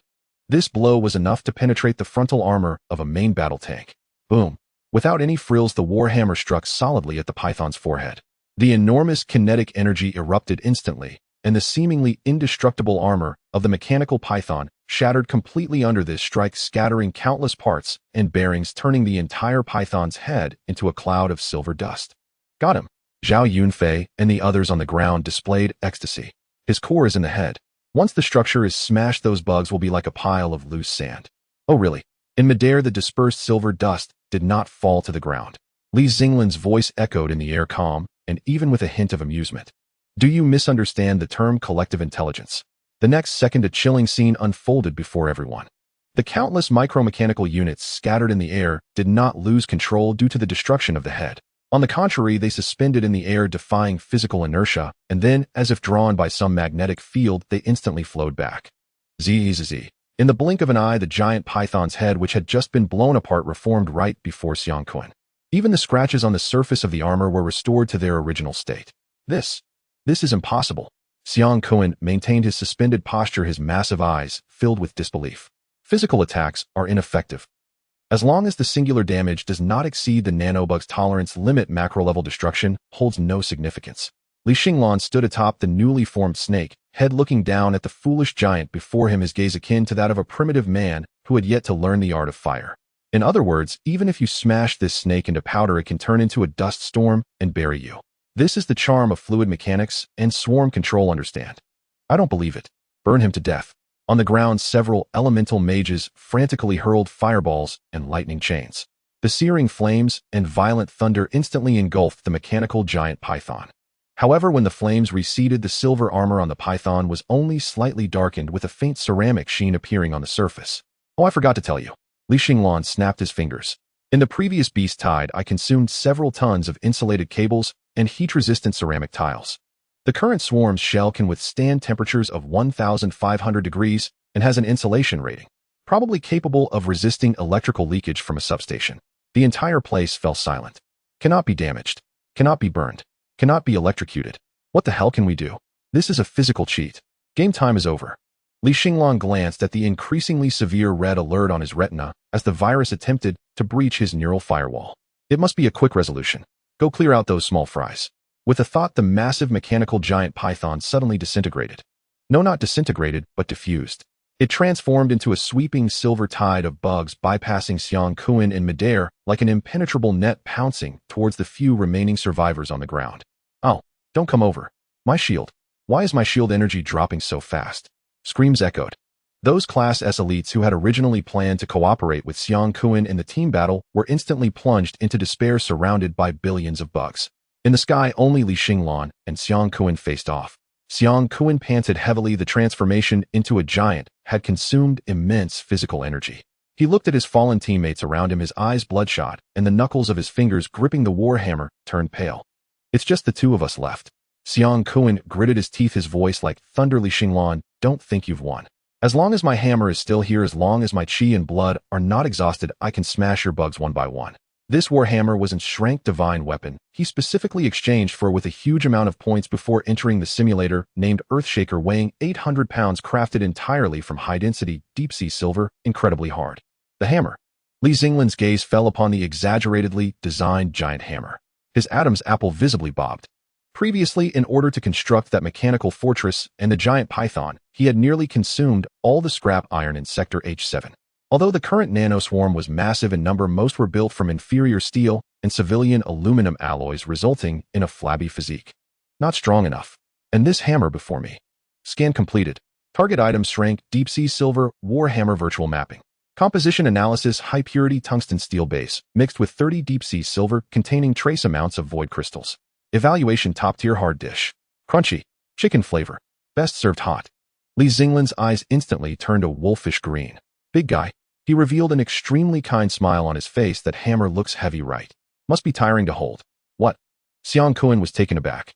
Before he could react, Xinglan raised a hand and pointed. Little one, stop eating people. That one has no nutrition. Eat the hammer. Buzz. The swarm that was originally on the ground chasing others instantly turned like sharks, smelling blood, and pounced. Millions of nano-worker bees converged in the air, forming a silver tornado, ignoring Xiang's thick protective chi and blood, frantically pouncing towards the war hammer in his hand. Get away! Get away! Xiang swung the war hammer, each strike creating terrifying shockwaves that shattered thousands of bugs. But there were too many bugs. They clung to the hammerhead, their high-frequency, vibrating mandibles working frantically. Crack! Crack! Crack! The shrank war hammer, a symbol of Class S glory, began to show countless pits on its surface. The once smooth hammer face instantly transformed into the surface of the moon. My Earthshaker. Xiang's heart bled. This was his greatest reliance in the virtual world. Tastes good, a bit salty, is it, because of the deep sea silver? Xinglan floated nearby, standing on a floating disc made of hundreds of worker bees with an expression as if he were critiquing food. Unfortunately, the cooking time was off. If only it were roasted with some magma, it would be even better. 10 seconds. Just 10 seconds. The tumter-long giant warhammer, including the hammerhead and grip, was consumed completely. In the end, all that remained in his massive hands was a bare metal core roughly the size of a toothpick. The last remnant of modeling data before the system determined the weapon was completely destroyed. A gust of wind blew. That toothpick snapped as well. Xiang maintained his grip on the hammer, staring blankly at his empty palm, his entire being trembling. A sense of unprecedented grievance surged in his heart. I came here to fight. Were you here to stock up? Bullying a good person is one thing, but this is too much. Roar. Xiang let out a howl of despair, his mindset completely collapsing. On the ground, the other participants had already been cleared out by the swarm, all forcibly logged off as white light. At this moment, on the vast central high ground, only that 5-meter turtle giant and a seemingly harmless boy remained. Xinglan waved his hand. The sweeping silver tide of bugs instantly dispersed, re-entering the ground, leaving behind a patch of ruins riddled with holes. He slowly descended from the air, standing before Xiang, looking up at the hefty figure, still gasping for breath. Now this place is quiet. Xinglan stretched his neck, producing a series of crisp cracking sounds. His right arm began to change black liquid metal, rapidly covering and reshaping, ultimately transforming into a mechanical fist crackling with bluish arcs. Big guy, haven't you eaten? That last hammer strike was so weak. Xinglan's mouth curled into a slight smile, but his gaze was as cold as ice. Since you have no weapon now, let's play traditional. A 1v1 manly showdown. However, my punch might hurt a bit. In the midst of the ravaged central high ground, the jarring sound of mechanical gears suddenly ceased. The once overwhelming swarm of nanobots, which had spread like a silver locust plague, came to a synchronized halt at the instant they received their command. They surged back like a receding tide, scurrying up Xinglan's pant legs and along his spine, frantically flowing back into his body. Within just a few seconds, the billion-strong army that had pressed down on him vanished without a trace. Standing atop the ruins, Xinglan was now completely enveloped in a layer of flowing black gold liquid armor that had replaced the once flimsy military uniform he wore. As the massive influx of nano-units returned, the armor became even thicker, with a faint dark blue aura on its surface that seemed to pulsate as if it were breathing. What do you mean? Xiang maintained his ridiculous hammer grip, staring at the scene before him, his mind struggling to comprehend it. The expression on his face, large and frightening even from a distance, shifted from anger to shock, finally settling into a deep skepticism. Weren't you just shouting at the top of your lungs, accusing me of bullying and lacking martial ethics? Xinglan flexed his wrist, a faint hissing sound echoing from the hydraulic mechanisms. He looked up at the mountain of flesh before him, his tone as casual as if he were discussing the price of cabbage with a neighbor. I think you're right. After all, we are civilized people, and we should adhere to some principles. He pointed a finger at Xiang and then at himself. Since you think it's unfair that I have helpers, I'll put them away. Now there are no bugs, no mechanical sea, it's just the two of us left. He grinned, revealing 2 rows of gleaming white teeth. Onion on a duel. Now you have nothing to say, right? Xiang Kun was stunned. Not just him, but even the hundreds of thousands of viewers watching the live broadcast were taken aback. In the Stargazing University viewing square, the crowd, which had briefly quieted due to the mechanical giant's disassembly, suddenly erupted. Is this guy crazy? That's Xiang Kun, the second-ranked monster in Class S. Without those mechanical bugs, isn't Li Xinglan just an ordinary weakling from Class F? Where does he get the confidence to brawl with someone of Titan blood? He's gone too far, definitely gone too far. If he had pushed through just now, Xiang Kun would have turned into light and logged off. Why does he have to act this way? Now hell be in over his head. No one had faith in Li Xinglan. In everyone's perception, whether a mechanic or a summoner, the body was always the biggest shortcoming. Once stripped of the protection of their creations, facing an equally ranked melee warrior, they became lambs to the slaughter. Moreover, Xiang Kun was currently in a frenzied state of giantization. He was a 5-meter turtle giant. Just one arm was thicker than Li Xinglan's entire body. The visual disparity in size was like a newborn chihuahua barking at an adult African elephant. Good, very good. Xiang Kun finally came back to his senses. A rush of humiliation from being belittled surged through him, causing his already red eyes to nearly bleed. Yet more than that, he felt an ecstatic thrill of survival and desperation. Since you are seeking death, don't blame me for being ruthless. Li Xinglan, you chose this yourself? If I crush your bones later, don't come crying to your mom in the infirmary. Boom. Xiang Kun moved. This time there were no flashy techniques or weapon enhancements. He simply stepped forward, and the ground of the entire central high ground shattered like tofu struck by a heavy hammer, instantly fracturing into countless spiderweb-like cracks. His massive body did not appear clumsy due to its size, instead it unleashed a suffocating burst of initial speed. With a bloody wind, his giant fist was raised high, dark golden blood energy compressing violently at the fist's edge, causing the surrounding air to emit a series of explosive booms as it struggled to withstand the terrifying pressure. Titan's mountain-crushing fist. If this punch lands, not even a heavy main battle tank would escape being crushed into a pancake. Die! Xiang Kun roared, his enormous fist casting a shadow that obscured the sky above Li Xinglan, crashing down with ferocity. Facing this world-ending strike, Li Xinglan stood his ground, his feet firmly planted, not even slightly dodging. Not even a ripple appeared in his platinum-colored pupils. At the moment the giant fist was about to descend upon him, he leisurely raised his right arm. There were no earth-shattering bursts of energy, nor any dazzling elemental light effects. He simply extended his hand upward in a calm and unremarkable manner, as if he were casually catching a basketball thrown his way. Seeking death. Many girls outside were so frightened they covered their eyes. Bang! A dull, thunderous sound, as if a heavy hammer struck thick leather, instantly resonated throughout the entire virtual battlefield. Next, a visible white shockwave swept outward from the center of the two combatants. Fragments of stone, steel bars, and scrap metal within a radius of several dozen meters were all swept up and blown away by this force. Dust and smoke rose. A few seconds later, as the dust settled, the arena fell into a deathly silence. The scene seemed to have been paused, as if time itself had stopped. In the center of the chaotic ruins, Xiang Kun maintained a half-crouched position, with his fist raised, his fist larger than a grinding wheel frozen in midair. Below that colossal fist, Li Xinglan still stood in place, not moving a single step. His right hand, wrapped in black gold armor, firmly supported Xiang Kun's fist. His 5 seemingly delicate fingers dug deep into Xiang Kun's rock-hard skin.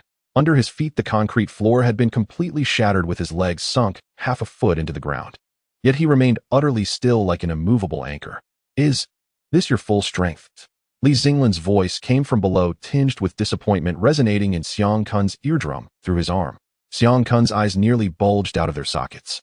How is this possible? He had unleashed the full power of his Titan bloodline with that punch. A surge of 30 tons of explosive force. Even a small hill should have been smashed open. Why does it feel like it struck a solid meteorite alloy ingot? Moreover, the recoil transmitted back from the opponent's palm was so intense that it sent tingles through the bones of his entire right arm. Impossible. Get down. Xiang Kun, horrified, tried to withdraw his fist to attack again, but to his terror, he found he could not pull his hand back. Li Xinglan's hand locked onto his fingers like an industrial clamp welded shut. Creak. A chilling metallic grinding sound echoed. Li Xinglan slowly lifted his head. Beneath the layer of black gold armor, countless micro-motors and hydraulic rods were whirring into action. The brightness of the miniature fusion reactor in his chest surged, releasing scalding heat waves that twisted the surrounding air. Muscle density is acceptable, bone strength roughly equivalent to crate alloy. However, Li Xinglan, like a picky quality inspector, assessed the situation while enduring the several tons of downward pressure from his opponent. The force structure is too primitive. Purely relying on biochemically driven muscle fibers is pitifully inefficient. Do you know how many times the torque can be unleashed with the combination of hydraulic transmission and leverage principles? As soon as he finished speaking, Li Xinglan's right arm suddenly trembled. Behind his elbow, the armor plate sprang open and two glowing red heat dissipation pipes spewed out jets of white-hot steam. Sizzle. Down. Accompanied by a soft command, Li Xinglan's wrist, in a manner extremely contrary to human biomechanics, pressed downward. An irresistible brute force erupted instantly. Crack. Xiang Kun's towering 5-meter frame was forcibly pressed to one knee, kneeling on the ground. That once mighty giant now resembled a student punished by the teacher, crashing his knees heavily into the pile of rubble, creating two deep craters in the ground. Xiang Kun let out a painful scream, not due to his knee's pain, but because he felt his hand bones were about to be crushed. The sheer force was too pure. There was no enhancement from any energy, just pure hardness, pure weight, pure strength. Is this mechanical ascension? In front of the live broadcast screen, whether students or teachers, all had their mouths agape, jaws dropped. Lei Jintian sat at the podium, watching the scene of the youth who subdued the giant with one hand, the thermos that had been merely for show in his hand crumpling with a loud pop. What a kid! The light in Lei Jintian's eyes was frighteningly bright. No energy fluctuations, relying solely on bodily strength to withstand Titan power. What is this body made of? On the battlefield, Li Xinglan released his grip. Xiang Kun tumbled backward, clutching his slightly deformed hand, staring in terror at the little guy before him. The brief contact just now made him feel a strange illusion. He was not facing a human at all, but a heavy forging machine clad in human skin. The warm-up is over. Li Xinglan brushed the dust off his palms, his previous indifferent expression now replaced with focus. He twisted his neck, producing a series of crisp cracks. You just said you were afraid I'd crush your bones. Li Xinglan took a step forward. As he did, the black gold armor on him suddenly began to writhe violently. The formerly solid metal shell began to disintegrate and flow like mercury melting under high heat. However, this time the metallic liquid did not drip to the ground. It remained attached to Li Xinglan's surface, wildly multiplying and expanding. Since you enjoy playing the giant game, I'll join you in the fun. Li Xinglan's voice began to distort, taking on a metallic resonance. System notification restrictions lifted. Energy output power 80. Form switch LV2. 5 liquid heavy armor. Brute construction mode. Gurgle gurgle. In Xiang Kun's desperate gaze, Li Xinglan's body instantly surged upward. Countless liquid metals frantically reconfigured, elongating and thickening his limbs.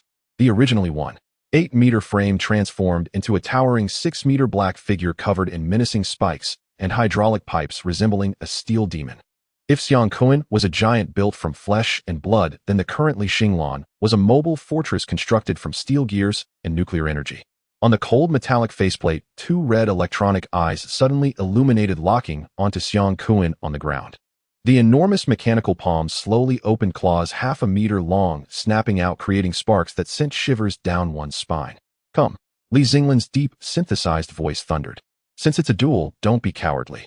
Round 2 begin. Warning: the synchronization rate of neurons is too high. The system defense barrier has shattered.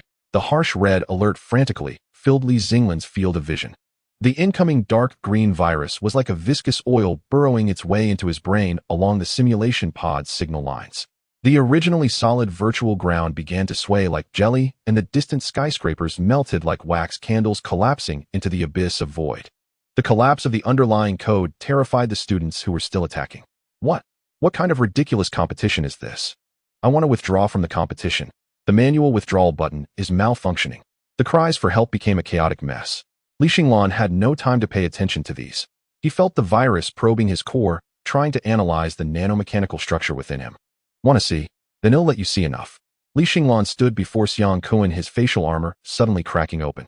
Countless ghostly blue electric arcs danced wildly in the gaps, and the surface of his body began to boil violently. This boiling was not the boiling of liquid, but billions of black gold nanoparticles spinning at high speed. In the next moment, before the 5-meter Titan giant, Li Xinglan's previously distinct human silhouette collapsed without warning. Bang! There was no bloody carnage, only a black sandstorm rising from the ground.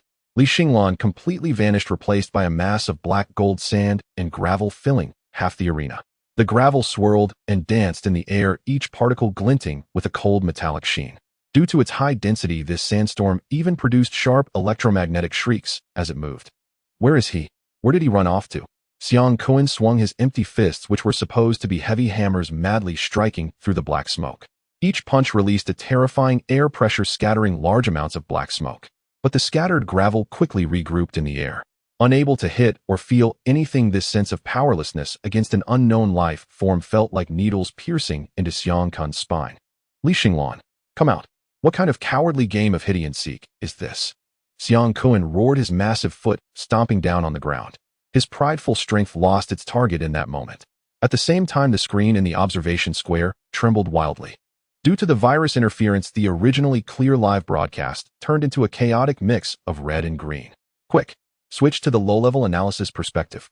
Lei Zhentian stood up, pushing aside the panicked technicians beside him, and personally entered commands at the control panel.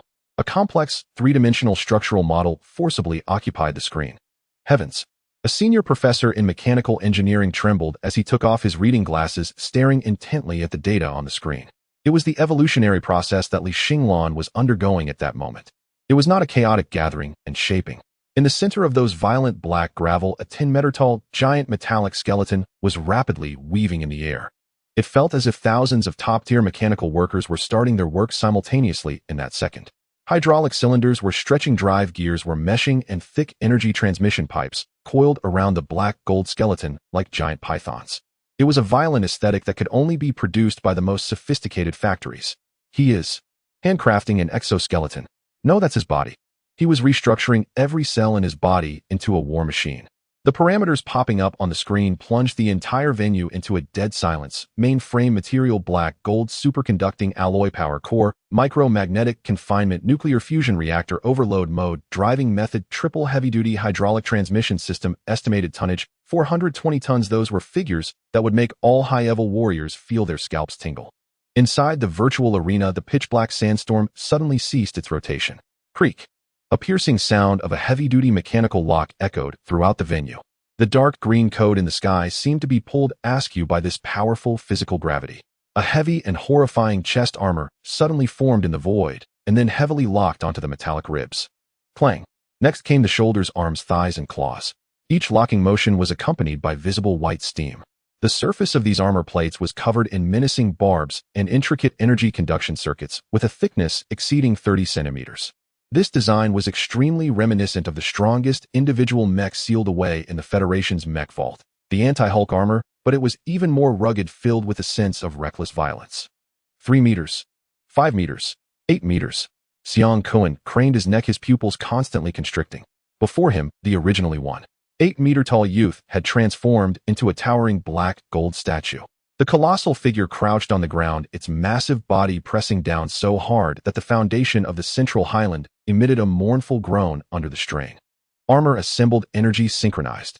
Li Xinglan's voice no longer traveled through the air, but transformed into a vibration accompanied by a heavy resonance and electronic noise. Buzz. A massive circular light disc on the broad chest of the giant armor suddenly illuminated. It was a blinding, ghostly blue. Due to the excessively high output power, the blue light even burst forth from the chest cavity, sizzling the surrounding dark green virus data. Morphological evolution complete. LV-3 form Titan heavy assault soldier. Li Xinglan slowly stood up. With each of his movements, the servo motors at his joints emitted a thunderous roar. His 8-meter-tall body stood fully upright. The originally tall and mighty Xiang Kun at this moment could only reach his knees. This extreme sense of oppression made Xiang Kun feel as if the Titan blood within him was about to extinguish. Just now, you had fun smashing me, right? The Black War God slightly lowered its head. Its head lacked facial features, with only an inverted triangular array of red electronic eyes emitting a chilling red glow. Li Xinglan raised his massive mechanical hand, capable of crushing a bus into a ball, and grasped at the void. The airflow was instantly sucked away, producing a piercing, explosive sound. Now it's my turn. Boom. The heavy foot stepped forward. This step directly crushed the floor that Xiang Kun relied on for support. The enormous shockwave sent all the ruins and debris within dozens of meters flying into the air. Xiang Kun let out a wild scream, desperately gathering the last remnants of his energy. He crossed his arms defensively in front of his chest, trying to withstand the descending shadow like a mountain. Bang! The Titan soldier merely extended its right palm, swatting at him like a fly. There was no explosion of energy, no skillful technique. What accompanied it was only the absolute physical kinetic energy unleashed by the 420-ton weight combined with the hydraulic motors. Uft!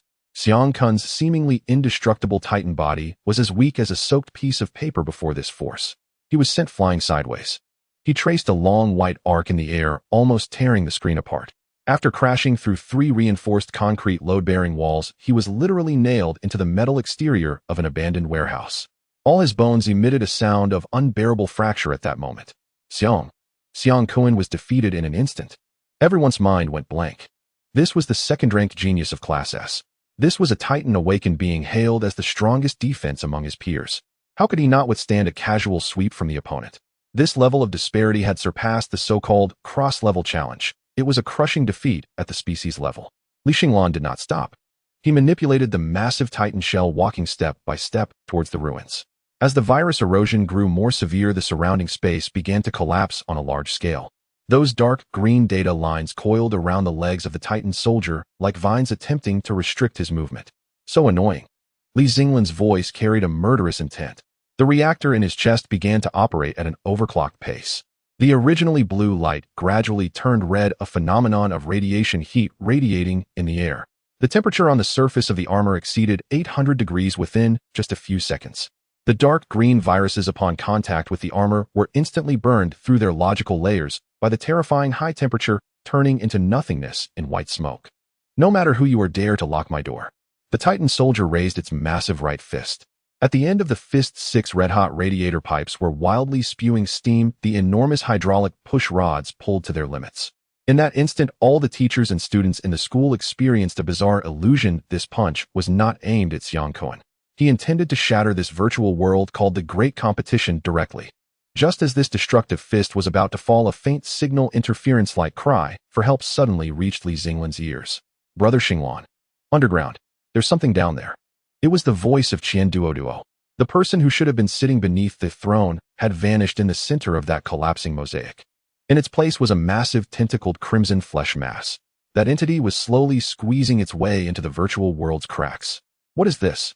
Li Xinglan's infrared array suddenly locked on. He had seen the breath of that red flesh mass in the previous Abyssal Rift data. That was the seed of an otherworldly beast's nest. The simulator was blacked out not just to deal with him. The opponent intended to sacrifice all the geniuses of this year's competition to this monster that was invading the realm of reality. Li Xinglan's massive mechanical fist came to a halt midair. The red light in his electronic eyes turned extremely cold at that moment. Now this is getting interesting. The Titan soldier emitted a metallic screech, no longer paying attention to the already half-dead Xiang Kun. He abruptly turned around his sturdy arm, thrusting directly into the dark green crack in the void.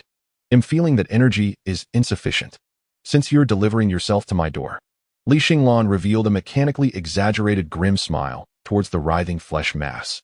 Then he'll swallow this damned simulator along with this pile of rotten flesh. All in one. Before the deep red aura could fully erupt, the Titan soldier's massive hand had already tightly grasped the edge of the crack. The collapse of the entire virtual Earth halted. In its place, countless black gold nanobots surged along Li Xinglan's arm, frantically rushing into the dark green darkness. Meanwhile, in the real world, Lei Jintian, on duty in the observation room, suddenly changed his expression. Not good. The laboratory's alarm is ringing. The temperature in the simulation pod is approaching 10,000 degrees. In the deepest part of that row of sealed simulation pods, the chamber where Li Xinglan was located had turned into a blinding crimson color. A suffocatingly terrifying energy was quietly gestating within. The dark green fissure in the depths of the void continued to expand, and the slimy tentacles were frantically striking at the coordinates where Li Xinglan was located.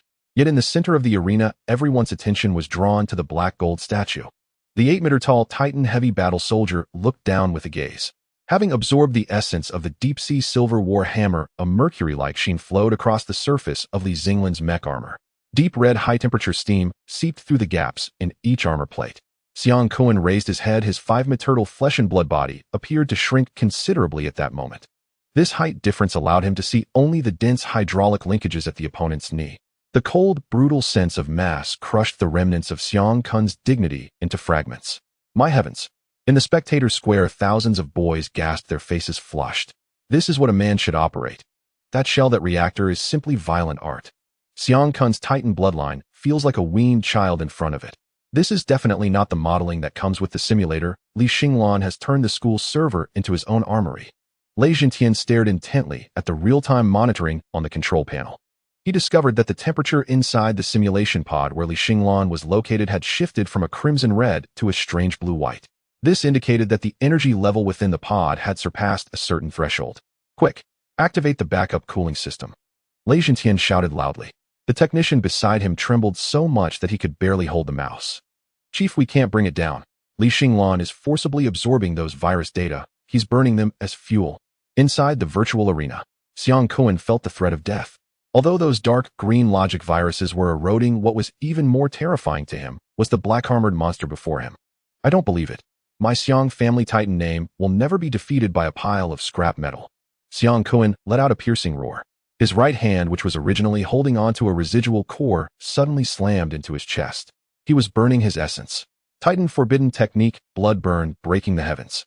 This method would permanently damage his lifespan and even cause his bloodline to degenerate. But he could not care less. What was collapsing was not just the map, but also his martial will. The skin over Xiang Kun's body turned from bronze to crimson, and large clouds of blood mist erupted from his pores. This blood mist did not dissipate in the air. Instead, it was forcibly condensed on his surface, forming a dark red keratin layer. 6 meters. His body expanded once more, towering close to 6 meters. Every inch of muscle felt like compressed rock under extreme pressure. Li Xinglan, die for me. Xiang Kun's legs coiled with power, and the ground beneath him could not withstand the violent qi turning to powder. He knew this was the strongest punch he would ever deliver in his life. A peak strike that condensed all his essence, skeletal strength, and titan will. The red glow on Li Xinglan's face flickered. His electronically synthesized voice remained steady, energy output 85. Power systems fully operational. Kill him. Li Xinglan made no attempt to evade. The massive body of the Titan heavy battle soldier suddenly moved. Boom. With the first step taken, the surface sank directly by a meter, and the resulting minor seismic wave sent students who had not managed to retreat flying. With the second step, the 6 thrusters behind it roared in unison, and the originally pale blue tail flames instantly turned to a blazing white. This thrust propelled the more than 400 tons of metallic bulk to an incredible speed. Sound barriers instantly formed. At this speed, Li Xinglan resembled a meteor gliding across the ground, trailing sparks. Rocket boost. Heavy punch. Inside the right arm of the Titan soldier, complex mechanical gears spun rapidly, and the transmission shaft exceeded 30,000 revolutions per minute. The massive push rod was stretched to its limit. No techniques, no feints. Just the purest frontal collision. The distance between the two vanished within a fraction of a second. Xiang Kun's flesh fist, enveloped in dark red blood mist, collided violently, with Li Xinglan's black gold heavy fist flashing with metallic cold light in midair. Boom. That was the sound of a high-powered explosive detonating underground. The air was compressed into liquid waves at that moment. The shockwave from the collision vaporized all the debris of buildings within a 200-meter radius. Stillness. The scene entered a moment of absolute silence. Then, crack, crisp, loud. This sound spread through the undamaged audio equipment on the battlefield, resonating throughout every corner of Starry Sky University. That was the kinetic feedback from Xiang Kun's arm bones shattering. Before that massive black gold fist, Xiang Kun's proud Titan body was like a broken dry twig. The dark red qi shield shattered instantly. Li Xinglan's fist did not even deviate slightly, pushing against Xiang Kun's fractured arm, continuing its violent advance. The broken white bone stubs pierced through the skin, exposed to the air. Xiang Kun's face twisted into a grotesque mask from excruciating pain, his eyes losing their blood color, replaced by pure blankness. Due to the overwhelming kinetic force, even his cries of agony were choked in his throat by the wind pressure. Each step of the Titan mech's heavy mechanical foot created a deep pit on the map. It pressed against Xiang Kuan, like an out-of-control heavy mining truck pushing a rag doll. Boom. They crashed through an abandoned clock tower. Boom. Another shopping center.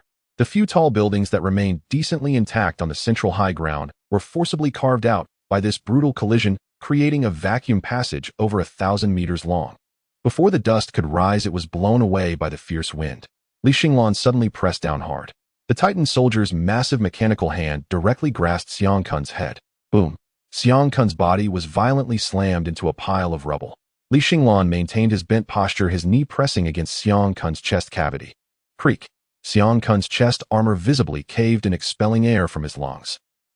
Blood sprayed from his mouth like it was free, splattering onto Li Xinglan's cold metal shell, instantly scorched by the high temperature, turning into plumes of viscous black smoke. The entire arena fell silent. No one could make a sound anymore. It was one-sided ravaging, a desperate grinding of industrial power against biological lineage. Xiang Kun lay in the deep pit, his vision blurred. He could only see the enormous inverted triangle red light flashing frantically above his head. That object was merely a few centimeters above his forehead. The red light emitted by the electronic eye scorched his eyelashes. Li Xinglan's facial armor cracked open a seam. His real self gazed through the armor coldly, observing the defeated figure beneath him. 30 tons of force. Li Xinglan's electronically synthesized voice rang out again, carrying a sense of cold calculation. In that last punch I used 3,500 tons of instantaneous torque. Your so-called lineage couldn't even stop the rotation of my gears. Li Xinglan raised his left palm. A ghostly blue circular cavity was rapidly charging. It was high-density plasma energy converging. The free electrons in the air were drawn and creating sharp howls. This energy level even made the collapsing data fissures around it tremble in fear. Xiang Kun looked at the increasingly bright blue energy ball. He sensed it. Once that shot was fired, all his data in the simulator, including the spiritual imprint in his subconscious, would be entirely erased by this strike. That was not just a withdrawal. It was a devastating blow at the level of the soul. Li Xinglan's voice was deep, as if reciting a judgment. I will give you 2 seconds to choose. Surrender and disappear from my sight. Or, I will roast this pile of rotten flesh and recycle it as mineral waste. The brightness of the blue energy ball had already surpassed the critical value. Xiang Kun could sense it. The shadow of death had already brushed against the tip of his nose. Before this steel titan, his so-called dignity as a newly empowered warrior was like a fortress on the beach, easily toppled with a push. His body trembled. That was the instinctive fear of a lower-level predator before a higher-level one. I surrender. Xiang Kun had not yet managed to utter the last word. Suddenly, the entire sky tore open completely. A massive dark green tentacle carrying a decayed aura that transcended virtual logic descended from the clouds without warning. This time, its target was not the participating freshman, but rather Li Xinglan, who was about to end the match completely. The tip of the tentacle opened into a giant mouth filled with sharp teeth. Within that giant mouth, Li Xinglan clearly saw a familiar figure. That was Qian Duodua, who had already been half-merged into a mass of flesh, with only one hand desperately struggling outside. Save me. Qian Duoduo's cries for help were like a cut tape, intermittent. Li Xinglan, originally prepared to strike with the palm cannon, forcibly redirected within a tenth of a second. He looked up at the sky-blocking green tentacle. On his retina, the system's red warning had disappeared, replaced by a line of small, deep purple text that only he could see. High-purity, active carbon-based nutrients detected. Source: external temporal invasion. Capture initiated. Li Xinglan did not pull Xiang Kun's withdrawal switch. He maneuvered the 8-meter-high Titan body and suddenly launched upwards. The thrust columns scorched 2 massive blackened circles on the ground. Thinking of escaping, the frenzied greed in Li Xinglan's red electronic eyes erupted completely.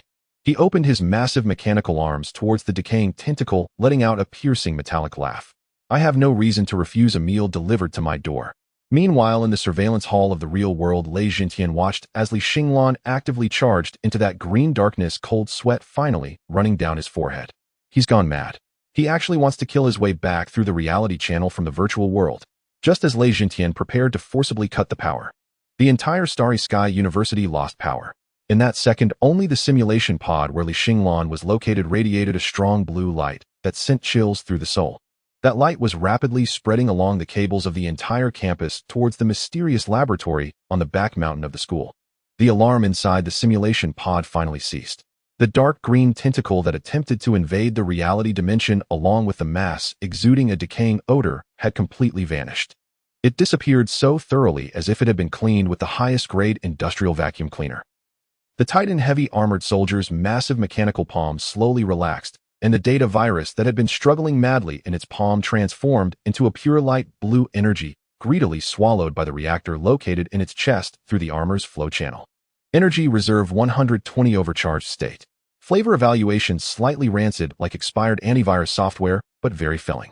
Li Xinglan, still unsatisfied, struck the non-existent mechanical mouth, and the enormous electronic eye turned, directing 2 beams of crimson light back to the deep pit on the ground. There Xiang Kun lay limp among the rubble, his once invincible Titan blood now flickering like a candle in the wind. He tilted his head back, staring at the steel monster that had just devoured the system bug, his mental defenses completely crumbling to dust. This was not a battle. This was a predator at the top of the food chain, glancing down at the insects by its feet between meals. Do we still have to fight? Li Xinglan raised his right arm, the plasma cannon at his palm, glowing once more, the desperate humming sound sharper than ever. I wasn't full from the last bite. I see you're made of Titan flesh. Oi, I reckon I can turn some of that into biodiesel. No, I won't fight anymore.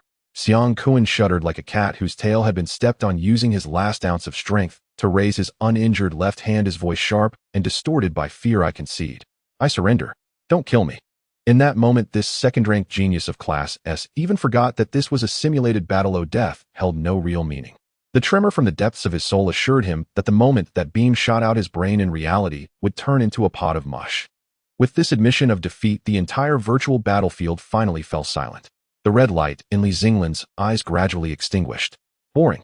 The 8-meter-tall black gold titan let out a low sound of pressure release. Following that, a scene that countless mechanics had dreamed of appeared. There was no cumbersome disassembly process. Billions of black gold nanobots instantaneously released, their rigid connections collapsing and reorganizing like a reversed silver quicksand rapidly folding under the gravitational field. In just 3 seconds, the steel demon, capable of contending with aircraft carriers, vanished. Standing in the center of the ruins was the slender youth, now back in his Class F training uniform. Xinglan straightened the collar of his shirt that hadn't even crumpled and even brushed off non-existent dust from his shoulder, as if he had just taken a stroll in the park and casually squashed a cockroach rather than having just ground the strongest force of Class S into the ground. Starry Sky University Central Plaza. As the hatch of the simulation pod slowly popped open, the entire venue fell into an eerie silence. Even the sound of a needle dropping to the ground could probably be heard clearly at this moment. Tens of thousands of eyes were fixated on the youth stepping out from the Class F pod. There were no cheers, no applause. Only horrified gazes, as if they were watching a prehistoric giant beast clad in human skin. Is this the logistics student from Class F? A second-year student swallowed hard, feeling as if his throat was stuffed with a piece of glowing charcoal. If that punch had landed, Xiang Kuan would probably have already been sent to the crematorium. Right. On the big screen, the system finally calculated the final data at this awkward moment. Rows of glaring red numbers slapped the faces of those who revered traditional martial arts like a series of resounding slaps. Final statistics for the new student competition. First place, Xinglan Class F, kill count ratio 82, resource plundering rate 99. For final score 124,500. Below him, the name of the second place seemed insignificant and laughable. Second place, Lin Xingxue, Class S, score 820. This was a crushing defeat that didn't even require calculating multipliers. This was no mere gap, it was as if there was a Mariana Trench in between. On the podium, several white-beard elders were so enraged that their beards trembled. This is cheating. Absolutely cheating. A master-level instructor responsible for ancient martial arts slammed the table, pointing in Xinglan's direction, his finger trembling. The martial arts competition values blood vitality, combat skills, and willpower. What is this? Relying on those mechanical creations to bully others. If he were on a real battlefield without that scrap metal, he would be worthless. Exactly. If we don't prohibit such crooked methods, who would be willing to work hard to refine their physical body in the future? Everyone would just go pick up trash to make bombs. Another instructor echoed, his gaze filled with concern and rejection. To them, Xinglan's existence was digging at the roots of traditional martial arts. Enough. A deep yet aged voice suddenly rang out, silencing all the clamor. The old principal beside Lei Jintian slowly stood up. He did not look at the agitated instructors, but fixed his burning gaze on the youth below, who was looking around as if searching for a vending machine. Clap, clap, clap. The old principal raised his hand and slowly yet powerfully applauded. Crooked methods. The old principal turned his head, glancing at the instructor who had just spoken, his tone flat. When facing a tide of millions of exotic beasts, will you talk about martial ethics with them? Will you demand they refrain from using their claws and compete with you in fist techniques? The instructor's expression froze, his mouth opening, yet no words came out. What is called martial arts is merely the slaughtering techniques that humanity has explored to survive before the chasms of the abyss. The old principal's voice resonated throughout the plaza. Whether it is blood vitality or machinery, as long as it can send those man-eating beasts back to hell, that is a good direction for evolution. What Xinglan has demonstrated is not the end of martial arts. The old principal paused, a hint of fervor flashing in his eyes, but rather the beginning of another possibility for humanity in this damned world. The entire venue erupted in an uproar. The principal's words almost stamped Xinglan's Mechanical Ascension School with an official seal of approval. Xinglan stood in the audience, nonchalantly shrugging at this comment. Human evolution. That was a matter for the big shots. What he cared about now was only one thing. Since he had taken first place, could the promised reward be cashed in? Perhaps exchanged for 2 tons of titanium alloy or 500 kilograms of enriched uranium. Xinglan, please come to the stage. The head of instruction gritted his teeth and called out. Xinglan slowly walked up to the podium, and as he passed by the students of Class S, whether it was Wang Tianba or Xiang Cohen, they instinctively took a step back, fearing that this fellow might suddenly get hungry and snatch away the remaining metal buttons on their bodies. Congratulations, you have won the championship of this competition. The old principal personally handed over the pure gold trophy, symbolizing honor. Li Xinglan took the trophy. In the next second, everyone saw his palm tighten slightly, his thumb rubbing against the trophy's base, and he even held it under his nose to sniff. The purity is not acceptable. Li Xinglan muttered softly. Although his voice was low, it was transmitted throughout the venue via the lapel microphone, probably only 99.50, and it seems to be mixed with some copper. The taste is probably a bit bitter. The head of instruction turned green at that moment. Dude, this is honor. Are you seriously critiquing the material? Ahem. The old principal also awkwardly coughed a couple of times, quickly throwing out a bombshell. In light of your outstanding performance, in addition to the regular credits and resource rewards, the school has decided to grant you a special privilege. Li Xinglan, while you were focused on the trophy, upon hearing this looked up casually. What privilege? If it's for this low purity gold, I suggest just giving me cash. You can enter the school's highest level Fallen Star Armory.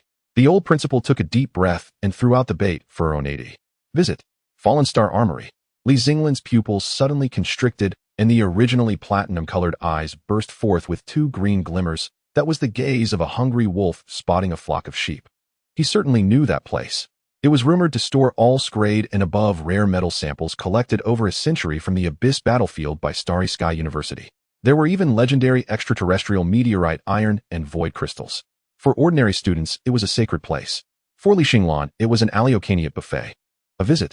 Li Xinglan licked his lips, his unabashed greed causing the nearby etiquette lady to shiver just looking. Can I touch it? Or taste it? The old principal's mouth twitched. That is grade strategic material. Only for viewing. If even a gram is missing, I will hold you responsible. Fine, just looking is fine. Li Xinglan perfunctorily nodded, but his mind was already calculating furiously. As long as he could get in the radiation energy and trace elements emitted by those metals, even just a brush against them would be a huge supplement. Besides, the matter of the nanobots devouring was not stealing. That was merely the natural depletion of metal elements. The awards ceremony hastily concluded in a strange atmosphere. As the crowd dispersed, Li Xinglan, holding the trophy he deemed had insufficient purity, hurriedly headed towards the armory, his back looking less like someone going to collect an award and more like someone rushing to meet destiny. In the shadows, Lei Zhentian watched the youth's retreating figure, his expression gradually sinking. He pulled out a special encrypted communicator, tapping a few times on the screen, dialing a number known only to a very select few in this country. Beep. Beep. The call connected, and there was no sound on the other end, only a series of extremely regular electronic noises. This is Lei Zhentian. Lei Zhentian lowered his voice, his tone carrying an unprecedented seriousness along with a hint of barely detectable excitement. Confirmed. This is not a simple mechanical modification, nor an ordinary awakening of abilities. That kid has truly materialized gluttony. Even data-level viruses can be consumed as food. Lei Zhentian looked at the figure in the distance who was attempting to nibble at the trophy base with his teeth and took a deep breath. The disaster completion plan that has been shelved for 30 years can now be activated. The wind direction at the Starry Sky University shifted faster than the skies of June. Just yesterday, Class F was still the garbage collection station that everyone avoided, a joke trampled underfoot by the mainstream martial arts circle. But now the crowd gathered beneath the dormitory of Class F was even livelier than the freshman registration area. Is Seniorly here? I am the president of the Alchemy Society. As long as you are willing to lend your name to our society, you can take any discarded glass molds you like. Get lost. What are you going to do with those scraps from your Alchemy Society? Feed them to cats. Come to our Mechanical Power Research Society. We have a scrapped experimental mech. Although it exploded, it has a very high tungsten content and an absolutely first-rate taste. Even the Cooking Society folks were crowding at the front holding a banner. We cordially invite classmate Li Xinglan to co-develop a new definition of teppanyaki. On the roof of the dormitory, Qian Duo leaned over the railing to look down, his chubby face shaking as he turned to the empty lower bunk. Longu, this commotion is even more exaggerated than a celebrity concert. Aren't you going down to take a look? That senior from the Alchemy Society has pretty long legs. There was no response. Li Xinglan was simply not in the dormitory. Li Xinglan's evaluation of the olive branches thrown by those societies could be summed up in 2 words: nonsense. Joining a society requires filling out forms, attending meetings, team building, and listening to the president's grandiose plans. With that kind of idle time, he might as well find a couple of batteries to chew on. At this very moment, in the most confidential area of the school, the Starfall Armory, The half-metallic alloy gate slowly rose, emitting a sound that could make one's teeth ache. The guard of the armory was an old man with graying hair, said to be a retired 6th-grade master, who looked at everyone as if they owed him money. But today this old man looked at the youth who walked in with a registration form, his hands trembling slightly. Lee, you can tour in here as per the principal's special approval, the old man swallowed, pointing to the shelves filled with an array of items. But let me be clear, while you may look, we should try to be gentlemen and not use our hands, all right? Xinglan stepped into the armory, and in that moment his originally calm electronic eyes suddenly shone frighteningly bright. The air was thick with a rich metallic aroma. On the left shelf, rows of titanium alloy shields looked like freshly baked butter cookies to him. The exotic beast crystal cores stored in the temperature-controlled cabinet emitted an enticing jelly-like fragrance, and the deep-sea silver, or protected by a special force field, seemed like top-grade A5 Wagyu, sizzling with juices. Don't worry. Xinglan approached a piece marked as expendables glass titanium alloy, reached out to pick it up. The old man just let out a sigh of relief, thinking this kid was quite particular, only looking and not touching. Click. A crisp explosion echoed in the quiet armory. The old man's eyes nearly bulged out. Xinglan casually broke off a 2-centimeter thick piece of titanium alloy, as if snapping a cookie, without any hesitation, and tossed it into his mouth. Crunch, crunch. The sound of that extremely hard metal being crushed by his teeth made the old man's jaw ache. The texture is a bit dry, the carbon content is slightly high, it's a bit like compressed biscuits. As Xinglan chewed, he mumbled a vague evaluation, but the energy density is decent, it's okay to eat. System notification: ingested glass titanium alloy nano worker B activity increased by 0.5, current energy reserve 121. Xinglan squinted his eyes, a look of enjoyment on his face. This was the reason he rejected all society invitations. Even if he gathered all the resources from every society in the school, it wouldn't compare to a single brick in this armory. Since the principal had opened the door for him to tour, wouldn't it be a disgrace not to conduct some in-depth research? Just as Xinglan was about to go for a second cookie, a steady and powerful sound of footsteps approached from behind. Looks like our champion has quite an appetite. Lei Jintian walked in with his hands behind his back. He wasn't wearing his usual Zhongshan suit, but was dressed in a crisp federal officer's uniform with gold stars on his shoulders, shining under the light. Seeing Lei Jintian, the old guard immediately straightened up and saluted, then discreetly retreated, closing the heavy gate behind him. In the vast armory, only the sound of Xinglan chewing metal remained. Principal Xinglan continued chewing, pointing at the titanium alloy plate in his hand. Would you like a bite? This one is a bit bland, I suggest dipping it in some machine oil. Lei Jintian twitched at the corner of his mouth. He had seen grand occasions, commanded hundreds of thousands of soldiers, but watching a living person gnawing on armor plates still made his head ache. Stop with the banter. Lei Jintian walked to a fully metallic workbench, pulled out a document folder labeled Top Secret in bright red, and slammed it on the table. Take a look at this. Xinglan raised an eyebrow, swallowed the last bit of titanium crumbs, brushed his hands free of residue, and walked over to pick up the document folder. The cover only had 4 bold characters: fourth catastrophe. Pulling out the document, the first page contained a screenshot of him transforming into a Titan mech and tearing apart the system during the virtual competition. Below that was a dense analysis report from the military's advisory department. The old geezers in the military are in an uproar. The military has proposed to slice you for research, claiming your existence violates biological principles. The others say you are the new direction of human evolution and must be treated as a strategic nuclear weapon for protection. Xinglan flipped through the document, his expression unchanged. So what? Which faction won? If it's the slicing faction, I might need to consider whether I should empty this armory and run away. Run away, eh? Lei Jintian glared at him. If they really wanted to slice you, could I still be here chatting with you? He pointed at the document. Given your demonstrated unreasonable resource plundering ability and the characteristic of single-handedly forming an army in the freshman competition, the military high command has reached a consensus. The conventional class and regiment system cannot accommodate such a great Buddha as you. Placing you in any special forces team would be torment for your teammates. After all, no one wants to be paired with a lunatic who would eat their own tank for ammunition replenishment. Xinglan shrugged. That's true. I am indeed a bit picky. So with the highest command's approval. Lei Jintian took a deep breath, his voice rising slightly. The federal military has decided to establish a special independent unit just for you. An independent unit? Exactly. It will not be subordinate to any war zone and will report directly to the highest command. In this unit, there will be no political officers, no instructors, and none of those rules and regulations. The entire unit will consist of just you. Xinglan was taken aback for a moment, then smiled. A lone commander. With just you, you are an army of thousands. Lei Jintian said solemnly. The military has characterized this unit as a strategic guerrilla cluster. Your task is simple: on that damned abyss battlefield, spread like cancer cells, devour the enemy's defenses and collapse their resources. Now this unit still needs a name. Lei Jintian pulled a pen from his pocket and handed it to Li Xinglan. Since it's your unit, you can name it yourself. Li Xinglan took the pen. He didn't write immediately, but turned to glance at the row of gleaming weapons behind him. In the virtual world, the thrill of devouring everything and reconstructing everything still lingered in his nerve endings. That feeling was not about killing, but a purer cleansing. Like a storm sweeping through the wasteland, like locusts crossing the rice fields. He lowered his head and wrote 4 big characters in the blank box on the document. The strokes were sharp, penetrating through the paper. Lei Jintian leaned closer to take a look, his pupils slightly constricting. Mechanical catastrophe. Catastrophe. Lei Jintian pondered over these 2 words, suddenly feeling a chill down his spine. Good name. To the exotic beasts, you are indeed more terrifying than earthquakes or tsunamis.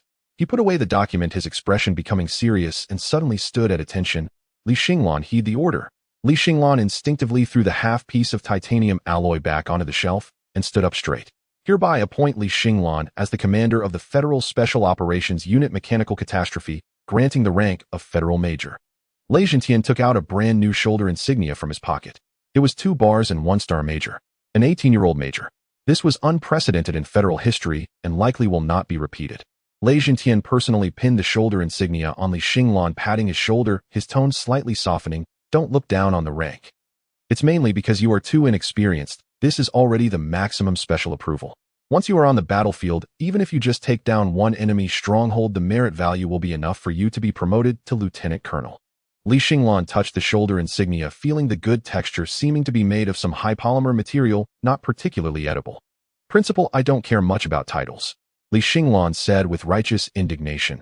It's mainly for the future of humanity, for the peace of the Federation.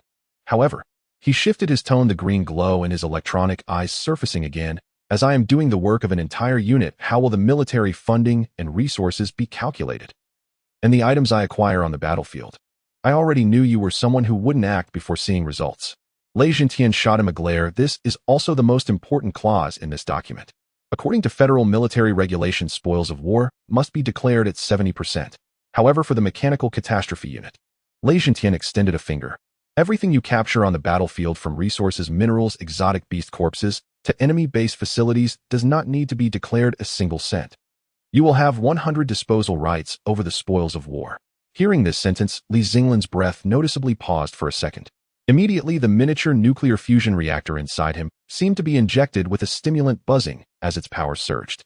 If the major rank just now made him feel fine, then this 100 disposal right was like securing his lifelong livelihood. What does this mean? It means the entire abyss battlefield in his eyes is no longer a meat grinder, but a completely free, unlimited buffet. Deal. Li Xinglan grabbed Lei Jintian's hand with such force that he nearly crushed the old principal's bones. When do we set off? We're the most plump exotic beasts, preferably those equipped with armor and fond of roaming around in armored vehicles. Lei Jintian grinned and pulled back his hand, shaking it. What's the rush? The paperwork isn't finished yet. As he rubbed his wrist, he reached the doorway, suddenly stopping halfway, as if he remembered something. By the way, since you are now a legitimate unit-level officer, there are some internal intelligence you have the right to know. Lei Jintian turned around, his expression becoming somewhat meaningful.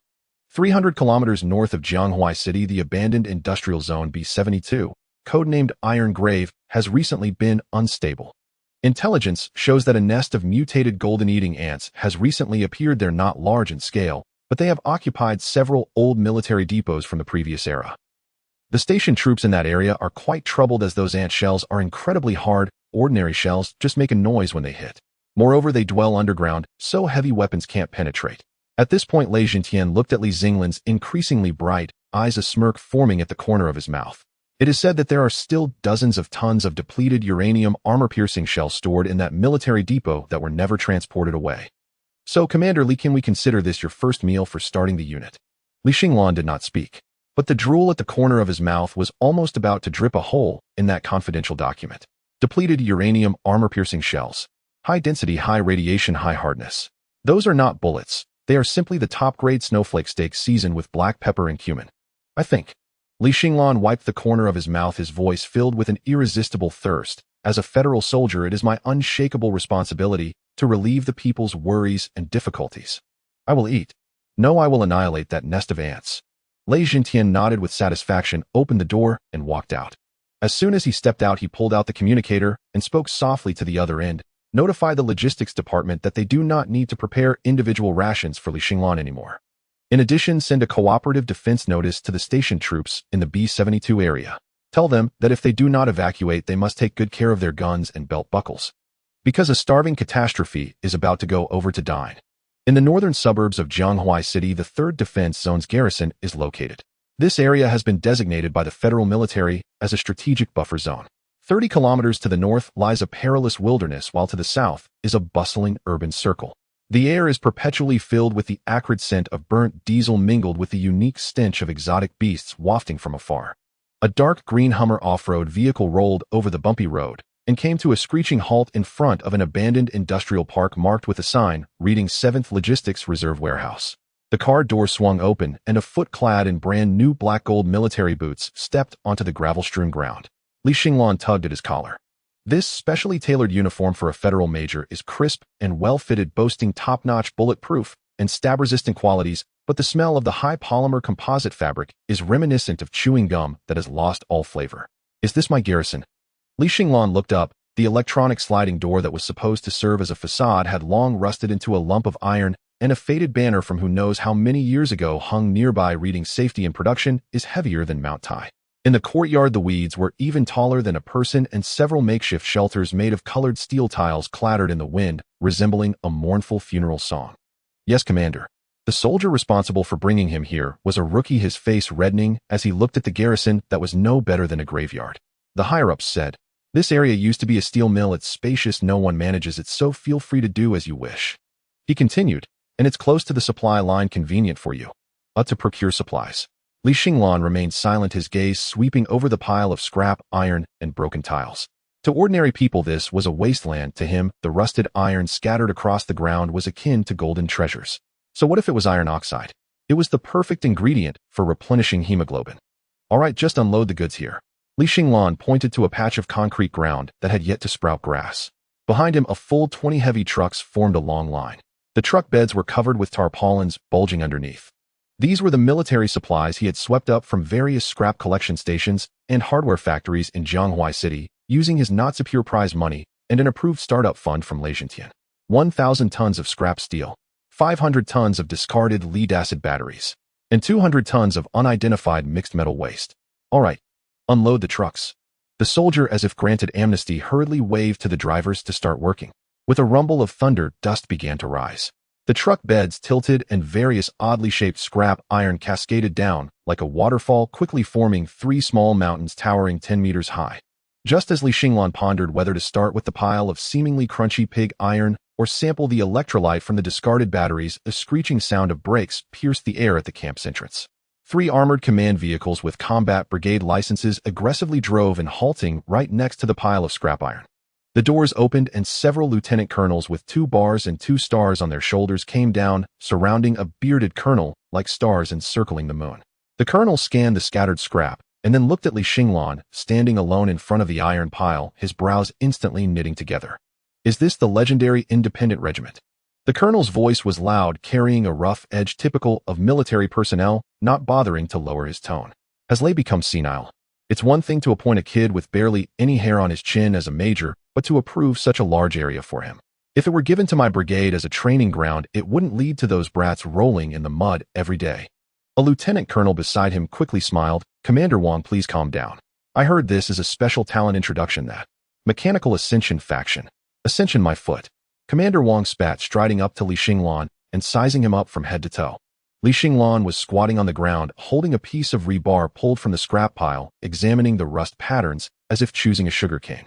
Feeling the light blocked, he slowly raised his head. Is there something you need? Commander Wang Taizhan was momentarily taken aback by the boy's attitude.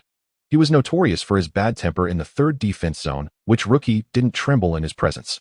This kid, however, looked at him as if he were just a rock blocking the road. I am Wang Tieshan, commander of the 3rd Brigade. He pointed to his shoulder insignia, then gestured around the empty camp.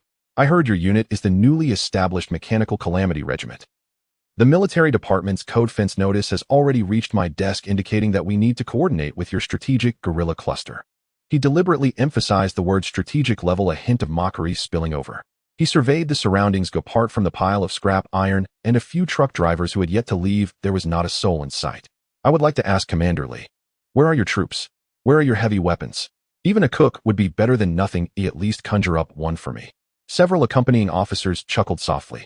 Don't tell me this pile of scrap iron is your army. Wang Taizhan kicked a discarded steel beam nearby, producing a loud clang. Although our defense zone is not on the front lines, we still face exotic beast assaults. If a fight breaks out, how do you plan to engage? Do you want this pile of junk to sprout legs and trip the beasts? Li Xinglan gripped the rebar in his hand, making it creak. He stood up and brushed off the rust from his hands. His platinum-colored pupils showed no sign of rippling from the other's mockery. Instead, a sense of impatience akin to being cut in line at a market emerged. Commander Wang, right? Li Xinglan pointed to his chest, his tone as flat, as if discussing the weather. My troops are resting. Resting? Wang Taizhan's eyes widened as if he had heard the biggest joke. Where are they resting? In this rundown shed. Right here. Li Xinglan's finger traced over the location of his blood vessels. In my blood, in my marrow. The scene fell silent for a second before bursting into a more unabashed round of laughter. Great, this one is an artist in behavior. Wang Taizhan shook his head, unable to conceal the disdain in his eyes any longer. All right, I can't be bothered to waste words with you. Since the military has issued the order, this patch of land is yours to manage, and I can't interfere.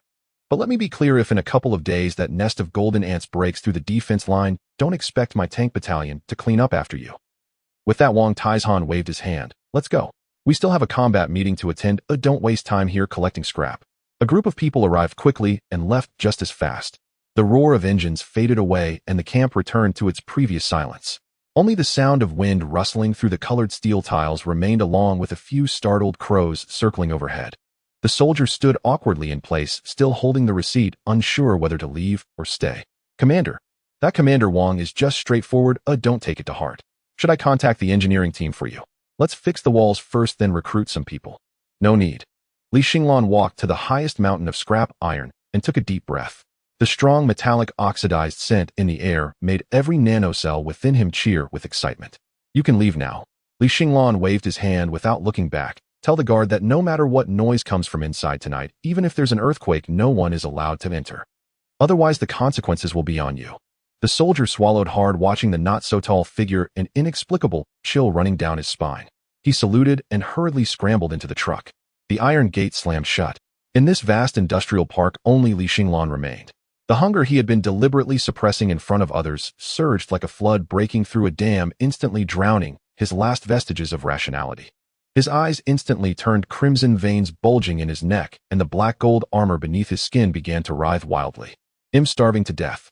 Li Xinglan lunged toward the pile of lead-acid batteries, much like a homeless man who had not eaten for 3 days, pouncing on a roasted chicken. Crack! The hard engineering plastic shell was bitten through in one go, and the murky, pungent, acidic liquid and lead plates inside became the most delicious bursting juice in his mouth. System prompt: high concentration of chemical energy intake detected. Current energy reserves 121, 125, 130. A massive amount of metal raw materials detected. Would you like to activate mass production mode? Activate. Crank it up to full power. Li Xinglan shouted incoherently while chewing frantically. Eat all this scrap iron. I want to turn them into the most ferocious wolves. The most disgusting bugs. Buzz. The miniature fusion reactor in his chest emitted a low rumble. The next second, Li Xinglan slashed open his wrist. But what flowed out was not blood. It was silver liquid that seemed to possess its own consciousness.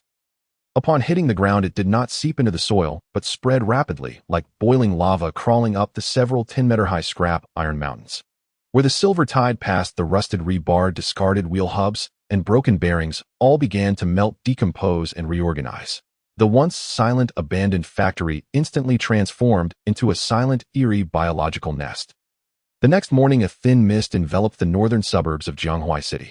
Wang Taizhan's vehicle stopped again at the entrance of the industrial park. It wasn't that he wanted to come, but the soldier on patrol in the area reported that strange noises had echoed throughout the abandoned factory all night.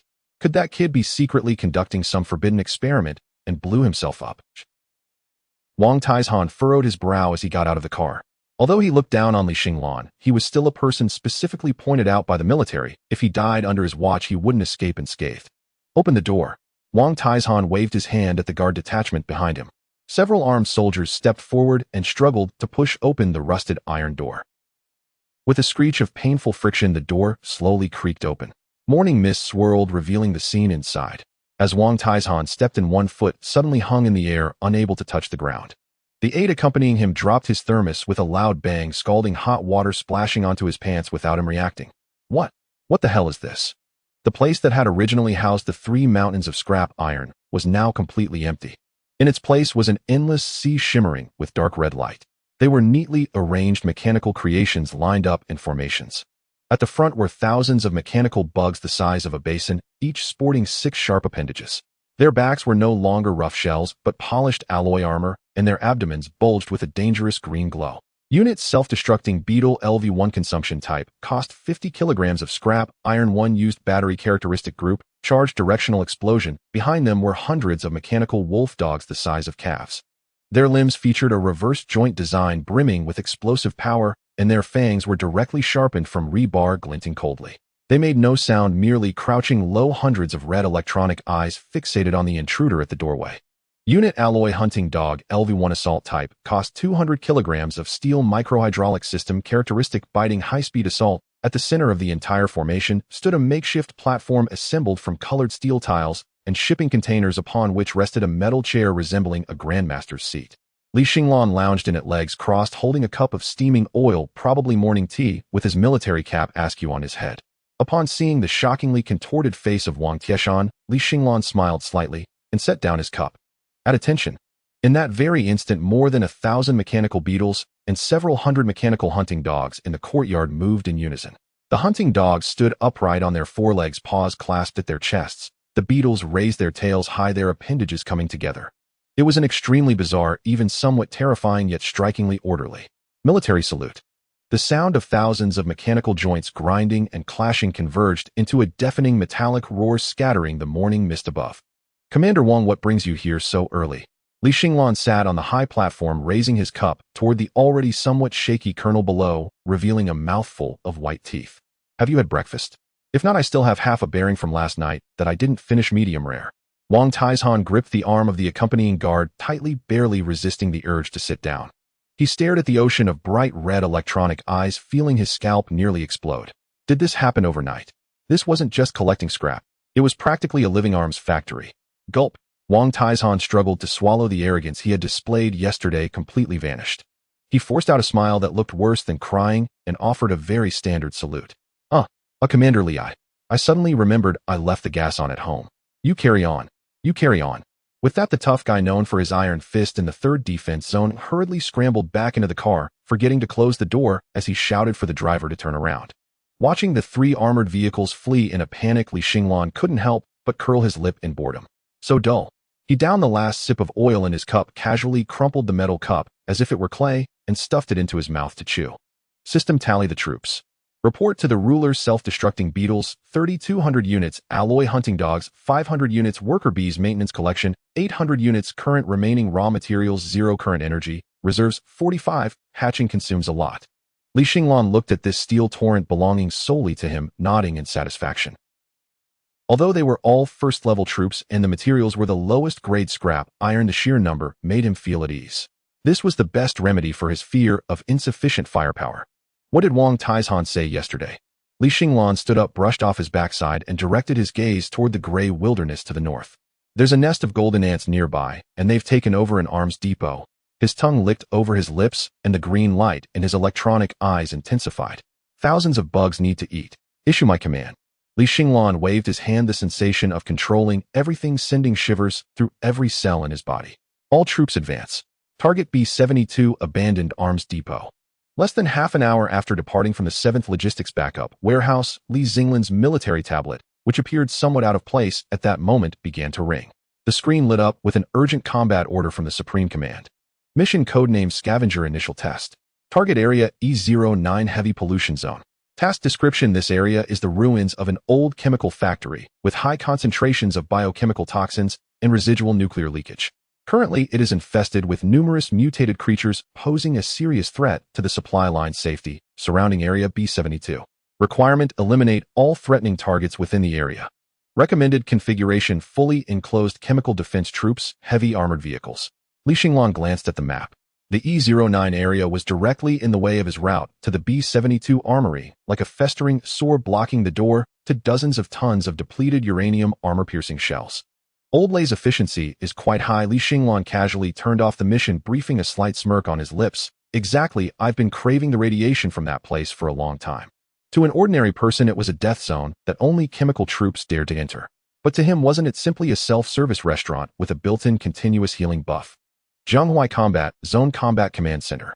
In front of a huge holographic screen, several staff members were busily recording data from various defense zones. In the lower left corner of the large screen, an inconspicuous monitoring window was brought up. General Wang, is this the scavenger regiment you mentioned? The speaker was a major general with a golden star on his shoulder, his gaze fixed on the strange marching troop displayed on the screen. Wang Taizhan stood beside him, his expression somewhat dark, but he still nodded stiffly. Reports, sir, that's it. Li Xinglan, codename Mechanical Calamity. Just now Commander Lei personally ordered him to test the waters in the E-09 area. E-09. The Major General frowned. That place is famously a quagmire. The Chemical Defense Regiment lost 2 armored vehicles the last time they entered. The strong acidic mist there can corrode even a tank's track pins. Can he take this pile of scrap metal in there and succeed? On the screen, the mechanical army, pieced together from rusty scrap, was marching boldly into the edge of the E-09 area. That area was constantly shrouded in a layer of sickly green toxic fog, with decaying corpses of mutated beasts and dead black trees scattered across the ground. Even from behind the screen, one could almost smell the nauseating sulfur odor. However, the next moment, a scene that instantly silenced the entire command hall unfolded. Li Xinglan did not order a halt, nor did he distribute gas masks. He sat in a grand chair carried by several worker bees, as if going on a picnic, waving his hand, and directly leading thousands of mechanical creations into the thick green mist, which even chemical troops had to be cautious around. He's crazy, a staff member exclaimed. In that concentration of acidic toxic fog, in less than 10 minutes, the circuit boards of precision instruments will short-circuit. Wang Taizhan also widened his eyes, sweating in his palms. Although he didn't like this kid, he didn't want to see him wiped out on his first mission. E-09 area interior. Sizzle. A faint sound of strong acid corroding metal filled the air. Li Xinglan took a deep breath. The toxic gas, which posed a lethal threat to the human respiratory system, entered his body through his nostrils and was instantly broken down into harmless waste gas by the nanofilter in his lungs. Not only did he feel no discomfort, but it also made his mini-nuclear fusion heart beat even more joyfully. Warning: environmental radiation level exceeded 500 mSvh. System determination: high-energy environment. Passive skill radiation recharge activated. Army recharge efficiency increased 15. Li Xinglan comfortably squinted his eyes. Little once, he even felt too lazy to use mental links directly, shouting. Although the air here is a bit poor, the power supply is abundant. Everyone open up the charging.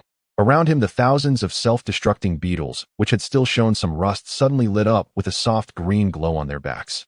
The free radiation particles in the air were being sucked into these mechanical monsters like iron filings to a magnet, frantically replenishing the energy that had been consumed from their journey. Squeak. From the depths of the fog, the howls of mutated beasts could be heard. A group of mutated corpse dogs covered in sores and rotten skin charged out from the shadows of the ruins. They were the natives of this place, accustomed to using toxic fangs and acidic liquids to corrode the flesh and blood of their prey. But the moment they pounced, these pain-free monsters froze. Because what they bit into was not warm flesh, but a hardened alloy steel plate that was even harder than stone and carried high-pressure electricity. Snap! A corpse dog bit down on the leg of an alloy hunting dog, its teeth shattering. Before it could react, the alloy hunting dog turned and bit back, its sharp rebar fangs instantly piercing its skull. Is this the overlord of the E-09 area? Li Xinglan sat in his chair observing this one-sided slaughter, shaking his head in disappointment. The meat is too rotten and the calcium content is also lacking. Worker bees, clean up this rotten meat, don't dirty the ground. Battle. No, this couldn't even be considered a battle. This was a ruthless industrial bulldozer operation. The mechanical beetles formed a dense square formation like a moving carpet. Encounter a barrier. Blow it up. Encounter a pit. Fill it in. Encounter a mutated beast. The metallic limbs rushing in would instantly tear it apart to its skeleton. On the large screen of the command center, the once horrifying deep red danger zone, representing the E-09 area, was rapidly transforming into a visible green that indicated safety. The speed of advancement didn't seem like a clearance operation, but rather like erasing a map with an eraser. This is too fast. Wang Taizhan looked at the time in the lower right corner of the screen, his throat rolling hard. In the time it takes a conventional infantry regiment to advance 1 kilometer, Xinglan's mechanical army had already flattened 10 kilometers. Without any tactical pauses, without any wounded needing treatment, and even without requiring ammunition resupply, those worker bees followed behind, consuming all the shattered reinforced concrete, discarded barbed wire, and even the rusted car wrecks left over from hundreds of years ago, turning them into new beetles. The more they fought, the more they produced. The stronger they became. 5 hours later. In the deepest part of the E09 area beneath a half-collapsed cooling tower, an glass mutated toxic swamp lizard the size of an armored vehicle despairingly curled up in a corner. Its pride, the acidic spray, had just been aimed at that human who not only didn't dodge, but even reached out to taste it, then commented, "It tastes a bit like inferior Sprite." At this moment, it was surrounded by reedied mechanical wolf dogs. And that human was using a bone spur he had pried off its back as a toothpick. All right, enough playing around. Xinglan glanced at the setting sun, casually tossing the bone spur aside. We're in a hurry, a worker bees take it apart. This glass bone has good hardness and should yield hundreds of pounds of good steel. Boom. With a final loud crash, the overlord that had dominated the E09 area for decades was completely engulfed in a silver metal tide. At exactly 7 o'clock in the evening, a battle report that left the entire military high command in silence was sent to the command center. Mission status completed. Time taken 6 hours 12 minutes. Our casualties 120 self-destructing beetles replenished on-site, with 3,000 additional ones. Clearing degree S.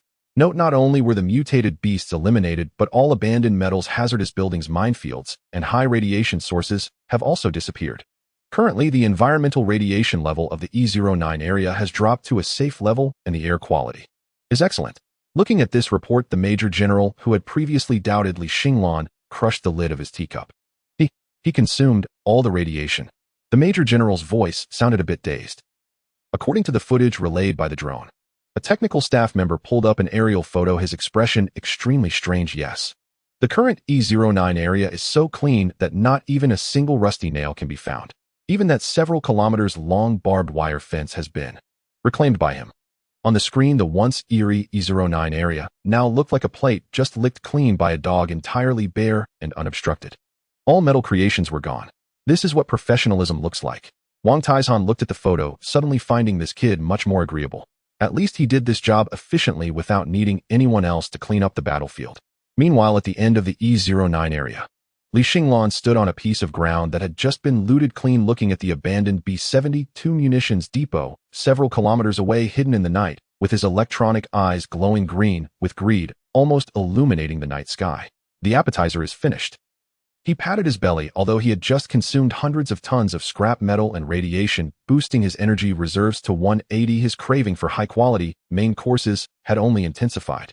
All units heed my command. Xinglan's voice sounded particularly excited in the night wind.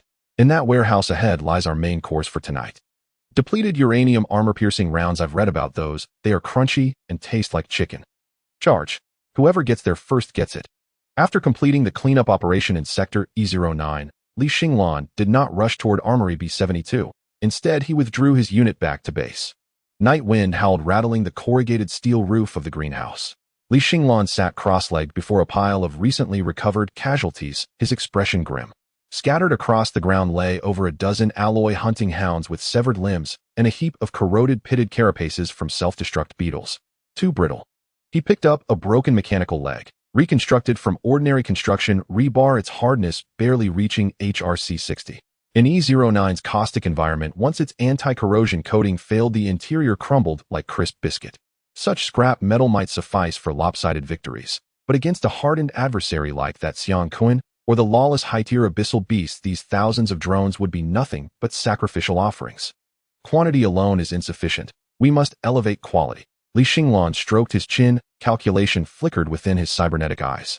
Conventional metals had inherent physical limits. To transcend them, one could either seek rare starfall iron, or infuse this scrap with a customized seasoning. At that thought, he pulled out his comms device and dialed Lei Jintian's encrypted line. "Hello, Principal Lei, still awake?" Lei Jintian's weary voice crackled through, accompanied by the rustle of pages turning.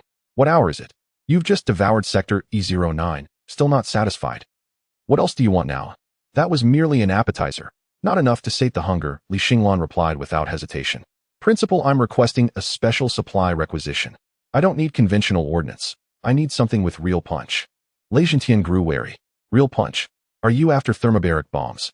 Or white phosphorus munitions? Let me warn you, those weapons demand labyrinthine approvals. No, those only make noise. Li Xinglan licked his lips, his voice thick with predatory hunger. I want nuclear waste. A heavy silence fell. 10 seconds of absolute stillness on the line. What did you say? Lei Zhentian's voice shot up an octave sharp as a startled yelp. What do you intend to do with that? Is it edible? It's lethally toxic. A radioactive hazard. Its handling costs exceed missile production. To me, it's not poison. Leaning back in his chair, Li Xinglan watched arcs of electricity dance across his fingertips. It's concentrated nutrient paste, slightly spicy on the throat, but deeply sustaining. He paused, then deployed his trump card.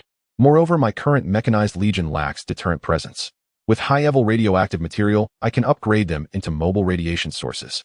Imagine it, tens of thousands of drones standing silent on the battlefield, not firing a single shot. Yet their ambient radiation roasts low-tier abyssal beasts alive. How efficient is that? A sharp intake of breath echoed down the line. Lei Zhentian was clearly locked in fierce internal debate. Had anyone else made such a request, they'd have been committed to a psychiatric ward on the spot. But Li Xinglan, this young man had breathed E09's biochemical toxins like air freshener. Perhaps, just perhaps, he truly could pull it off. More critically, the Federation's stockpile of nuclear waste was a mounting crisis. Legacy reactor slag from excessive mining and ancient wars requiring astronomical sums annually just to entomb deep underground. And if a walking landfill volunteered to recycle it, for free, are you absolutely certain you can contain all radiation leakage? Lei Zhentian's tone softened slightly, but edged with lethal warning. If you turn our own defensive zone into another Chernobyl, I'll execute you myself. Do I strike you as the sort who lets energy leak? Li Xinglan scoffed. That's my sustenance. I wouldn't waste a single neutron. Fine. Lei Zhentian gritted his teeth and sealed the deal. Coincidentally, Jianghua City's third energy station has a batch of spent fuel rods slated for deep burial, and several tons of reactor coolant waste. Since you insist, take it all, free of charge. But hear this, if even a single mishap occurs during transit, bring your head to me. Understood, Principal. You're magnanimous. That night, an uncanny convoy appeared on the highway leading from Jianghua City to the northern suburbs. Dozens of heavy tankers emblazoned with vivid yellow and black radiation hazard symbols sped forward under armed escort. For armored vehicles front and rear, like exorcising a plague spirit straight into Li Xinglan's base. The junior lieutenant overseeing transport wore a bulky, fully sealed hazmat suit. Even through his visor, his pallid face was unmistakable. The moment the convoy halted, he refused to step out of the cab, trembling as he shouted through a megaphone, "See, Captain Lee, the cargo's arrived. Where shall we unload? Please hurry. Every minute here shaves years off my life." What's the panic? Li Xinglan emerged barefoot in sweatpants and flip-flops. Behind him, dozens of worker drones clicked their metallic forelimbs together in eager anticipation. Sharks scenting blood. Just open the largest hatch and dump it into that pit. He pointed to a freshly dug reservoir nearby. The lieutenant's eyes bulged. Dedump it. With no containment. That's high-level radioactive slurry. Within 5 kilometers, everything goes sterile. Enough chatter. Li Xinglan waved impatiently. Several immensely powerful engineering arms surged forward, seized the tanker's rear, and upended it like discarding trash, pouring viscous, faintly cerulean liquid into the reservoir. Hiss! The highly concentrated rad waste reacted violently with the air, emitting a hair-raising ionization shriek. Every Geiger counter above the base instantly spiked into redline overload, screaming with piercing shrillness. The escort convoy stomped accelerators to the floor, no farewells, no delay, vanishing in a choking cloud of dust. Li Xinglan, however, stood transfixed, as if witnessing a celestial beauty emerging from her bath, inhaling deeply, face wrapped in blissful ecstasy. Yes, this tingling electric sensation. Without hesitation, he leapt into the pool. Splash! The searing heat and lethal radiation, capable of dissolving human bone in an instant, were greedily absorbed the moment they touched his skin, vanishing beneath a shimmering layer of black gold armor. Alert, extreme intensity radiative energy influx detected. Passive skill, radiation charging, operating at overclocked capacity. Energy reserve 200. 300. For 50. Core reconfiguration via isotopic realignment in progress. Li Xinglan lounged in the glowing blue slurry like a man soaking in hot springs, humming contentedly. Countless nanites streamed from his pores, merging with the waste, voraciously consuming uranium, plutonium, and other heavy metals.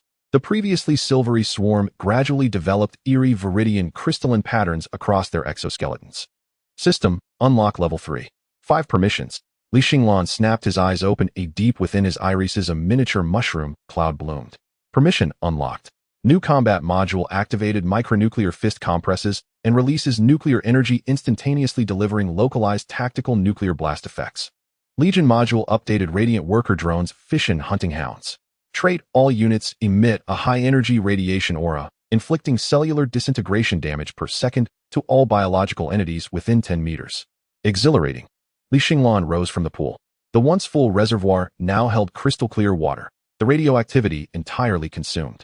He clenched his fist. The air trembled with a subsonic rumble. Troops, dinner is served.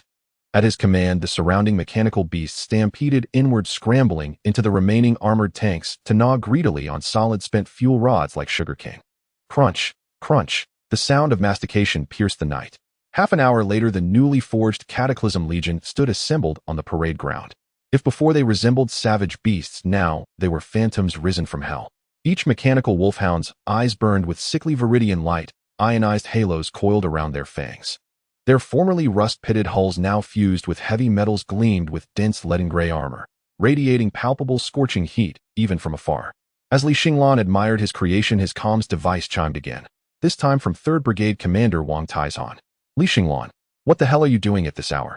Wang Tieshan's roar nearly shattered the speaker. My sentries report your base is glowing like a haunted house, so bright we can't sleep. Turn off the damn lights. Li Xinglan glanced back at his radiant legion, green light blazing skyward, and scratched his head. Apologies, Commander Wang. It's not a light. Not a light. Aurora Borealis. No, Li Xinglan grinned. It's just my troops eating too well, slight overflow. You. Before Wang Taizhan could finish cursing, Li Xinglan terminated the call. He had no time for neighborly complaints. Moments earlier, his internal core radar had registered an anomalous fluctuation, not from land nor sky, but from the eastern deep sea hundreds of kilometers away. Alert: Ultra S-class energy signature detected. Signal profile: awakening of a deep-sea leviathan. Distance 420 kilometers, rapidly approaching continental shelf. Li Xinglan's smile faded, replaced by the focused intensity and thrilling anticipation of a hunter sighting his ultimate prey. Ultra S-class, he glanced at his newly evolved Restless Radiation Legion, and then toward the distant silhouette of Armory B-72, hidden in the night. Looks like I'd better get those depleted uranium munitions digested, fast. He snapped his fingers, the wisp of viridian flame curled from his fingertip. Otherwise, when the behemoth makes landfall, our entire arsenal won't even scratch its gums. Full Legion, march at maximum speed. Objective B-72. Dig 3 meters deep if you must, but unearth every last ant in that nest. Roar. Thousands of viridian eyes sliced through the darkness, trailing radioactive dust capable of overwhelming Geiger counters, a torrent of emerald mudflow surging northward across the desolate wasteland. The East Sea defense line was drenched in torrential rain. The black waves resembled countless roaring beasts frantically battering the already precarious steel dam. The sky was weighed down by thick leaden clouds, and lightning danced within the layers, illuminating this apocalyptic battlefield in a ghostly white. Hold the line. Hold the line for me. The frontline commander's hoarse roar was instantly drowned out by a tremendous rumble. Above the sea level, a colossal shadow was slowly rising. It was a deep-sea giant beast over 500 meters long, resembling an ancient azure dragon, yet clad in a dark blue chitinous exoskeleton. With each swing of its tail, it unleashed tsunamis over 100 meters high. Most despairing was the layer of light blue spherical force field enveloping its body. Neither coastal heavy artillery nor laser arrays could penetrate that thin membrane, producing only ripples without leaving a mark. A 7th-tier beast king, the Azure Dragon King. The true overlord emerging from the abyssal rift, a nightmare for war god-level powerhouses. Report. Sector 3's shield has overloaded and collapsed. Requesting reinforcements. All personnel in the 2nd Brigade have perished. The Sea Beast tide has already landed. Neither kinetic nor energy weapons are effective against that force field. Our attacks can't break through its defenses. The command channel was filled with desperate cries and the chaotic sound of electricity. Lei Jintian stood before the large screen in the command center, his hands gripping the edge of the command platform so tightly that his knuckles turned white. The regular forces were done for. Faced with a monster of this caliber, only a 7th-tier war god could contend. But the few war gods in the Federation were currently suppressing others-class rifts inland far too distant to provide immediate help. Sir, we should retreat. The adjutant's voice trembled. If we don't pull back, the main force of the entire East Sea battle zone will be wiped out here. Lei Jintian did not respond, merely staring intently at the colossal figure wreaking havoc on the screen. Retreat. Where to? Behind us is the East Sea city with a population of 30 million. Connect me to Xinglan. Lei Zhentian suddenly said, his voice hoarse as if he were swallowing charcoal. The adjutant was taken aback, but Commander Li is still hundreds of kilometers away in the northern suburbs of Jianghuai. Even if he rushes over now taking a supersonic fighter, it would take at least half an hour. By then it would all be too late. Connect.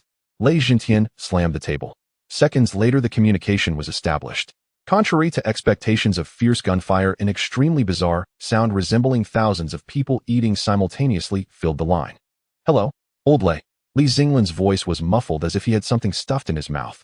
What do you want in the middle of the night? I just cleared out a nest of golden-eating ants and was enjoying a buffet. I must say the taste of depleted uranium rounds is definitely more exciting than lead-acid batteries reminiscent of explosive meatballs. Lei Zhentian took a deep breath, forcibly suppressing the urge to retort, stop eating. There's trouble in the East Sea. Oh, Li Xinglan responded flatly, what does that have to do with me? Seventh-tier Beast King, the Azure Dragon King, Lei Zhentian spoke rapidly. 500 meters long, estimated weight, over 80,000 tons. It has an energy shield that currently no one can break. If you can kill it, its corpse is yours, no need to turn it in. Silence fell on the other end of the line. The chewing sounds also ceased. Only a sickening swallowing noise could be heard. 500 meters long. Li Xinglan's voice suddenly became extremely gentle, so gentle it sent chills down the spine. 80,000 tons. Think of all that high protein and rare elements. Location: East CB03 sector 420 kilometers away from your current position. Lei Zhentian glanced at the map. He'll dispatch the nearest supersonic transport aircraft. It should arrive in about 40 minutes. 40 minutes? Are you kidding me? Li Xinglan interrupted him directly.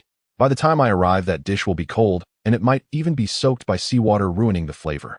What do you want then? This is a physical distance. I checked 50 kilometers east from my position. There's an abandoned second artillery launch site. There should still be a few undismantled old-style DF-41 missiles left inside, right? Lei Zhentian's eyelids twitched violently. What are you planning? Give me a launch code. Li Xinglan's side transmitted a sound of metal tearing, as if he were running wildly, and input the target coordinates. No need to load warheads, just clear out the payload compartment. The command center fell into dead silence. Everyone stared at the speaker as if looking at a madman. You want to ride a missile over? Lei Zhentian felt his brain about to explode. That's an intercontinental missile. Terminal speed exceeds 20 Mach. The overload could crush you into meat paste. Moreover, there's no buffer device. It's a direct impact upon landing. I'm a mechanical ascendant, not one of your fragile carbon-based beings. Li Xinglan scoffed. Meat paste. As long as the nuclear reactor doesn't blow up, I can survive being crushed into a photograph. Less talk, give me the code. If that fish gets away, I'll hold you responsible. The East Sea defense line. The Azure Dragon King let out a deafening roar, its massive tail sweeping across, sending 3 heavy mechas flying like toys, disintegrating and exploding in midair. Its enormous yellow vertical pupils like searchlights were filled with mockery. These tiny insects were unworthy of even scratching its itch. Just as it opened its mouth filled with sharp teeth, preparing to unleash a high-pressure water jet to clear the defense line, dawn broke. The pitch-black cloud layer was suddenly torn apart by a brilliant firelight. The piercing shriek instantly drowned out the thunder and waves a sonic boom created by an object speeding through the air. All surviving soldiers on the battlefield instinctively looked up. What is that? A meteor? No. It's a missile. Our military's ballistic missile. It's useless. We tried earlier. Even tactical nuclear warheads can't break that shield. Someone despairingly closed their eyes. However, the Black Reaper, trailing a long tail flame, did not explode in midair, but instead plunged with a determined posture, striking fiercely at the Azure Dragon King's head at a near vertical angle. There was no explosive firelight, only an extremely dull metallic impact sound. Bang! The horrifying kinetic shockwave instantly spread, forcing the surrounding seawater down more than 10 meters deep. The Azure Dragon King's indestructible blue shield violently shook and cracks resembling spider webs appeared. But it was merely cracks. The missile's body instantly twisted and shattered under the immense counterforce, turning into a smoking piece of scrap iron lodged firmly against the surface of the shield. So it really still doesn't work. Lei Zhentian gazed at the satellite image, his heart sinking. A 20 Mach kinetic impact merely created a dent. This was the absolute defense of a 7th-tier Beast King. The Azure Dragon King seemed momentarily stunned by the sudden blow, shaking its massive head and letting out an angry low growl. It wanted to shake off this damn piece of scrap iron on its head. At that moment, an anomaly occurred. From the severely deformed, still glowing red missile wreckage, a hand suddenly emerged. A pitch-black hand glistening with liquid metal. Then, accompanied by a sickening sound of metal tearing, a figure crawled out from the scorching remains of the missile. Xinglan stood atop the Azure Dragon King's head, his feet pressing against that layer of blue energy shield, as if standing on a giant piece of glowing glass. The gale howled, blowing the heat radiating from him backward. Feeling a bit car-sick, Xinglan shook his head, reaching out to steady himself against a piece of missile debris, staring at the mountain-like beast beneath him. His electronic eyes transformed from a red alert to an intensely greedy emerald green. Warning: high-energy biological force field detected. Energy level 7, extremely dangerous. Recommendation: evacuate immediately. Evacuate. Xinglan licked his lips. Though he currently lacked salivary glands, he still retained the habitual motion. With such a large lump of jelly before me, not tasting it would be disrespectful to the food. At this moment, the Azure Dragon King also sensed something unusual above. Its enormous eyeballs rolled up just in time to see that tiny thing not much bigger than an ant. Roar. A terrifying mental pressure surged along with the sound waves attempting to shatter this oblivious insect. If an ordinary sixth-tier master faced this beast king's roar capable of shattering souls, they would likely bleed from all 7 orifices. But Xinglan calmly dug into his ears, or rather cleared the noise from his auditory sensors. Is a loud voice impressive? Xinglan grinned, revealing a mouthful of serrated teeth reinforced with depleted uranium alloy. He suddenly crouched down, thrusting both hands directly into the fissure of the energy shield beneath him. This shield was composed of high-density water element energy and biological electric fields, possessing a strong repulsive force. If an ordinary person were to touch it, they would be instantly burned to a crisp by the high voltage. But within Xinglan, the micro-fusion reactor roared to life. The radiation energy he had absorbed from the waste liquid pool surged into his arms like a torrent. Feed me, Zizi. He used no weapons, but opened his mouth wide, biting down fiercely on that shimmering blue shield. Crack. Under the horrified gazes of everyone, that absolute defense which even nuclear bombs could not penetrate was actually bitten off by this man. A bit salty, too strong a taste of the sea. Xinglan chewed furiously while mumbling incoherently, but the energy density is very high and the texture is somewhat like jelly with popping candy. System prompt: high-energy biological force field ingested. Energy conversion in progress. Current reserves, 350. 380. The Azure Dragon King was completely panicked. Throughout its life, it had seen countless human powerhouses attempting to kill it, some wielding blades, others bombarding it with artillery, and even those attempting poison. But it had never encountered a lunatic who would crouch on its forehead, gnawing its proud shield like a biscuit. Fear appeared for the first time in the heart of this deep-sea overlord. It began to wildly shake its head, even resorting to smashing its head against the sea surface, trying to dislodge the terrifying parasite. Boom, boom, boom. Towering waves surged, and the East Sea defense line trembled. But Xinglan was like a stubborn ailment growing on its head, his hands and feet turning into sharp hooks, firmly gripping the energy structure of the shield, unaffected by its wild thrashing. Stop shaking, I'm going to throw up. In a matter of moments, Xinglan had gnawed a hole large enough for a person to pass through in the 3-meter-thick energy shield. At this point, he could clearly touch the cold, slippery scales of the Azure Dragon King's true body. Each black scale was the size of a truck, covered in ancient barnacles and deep-sea parasites, emitting a nauseating stench. It's warmer inside, though. Excuse me, I'm here uninvited, just stopping by for a chat. After saying that, he shrank his form, transforming into a black-green streak of light, directly diving into the hole.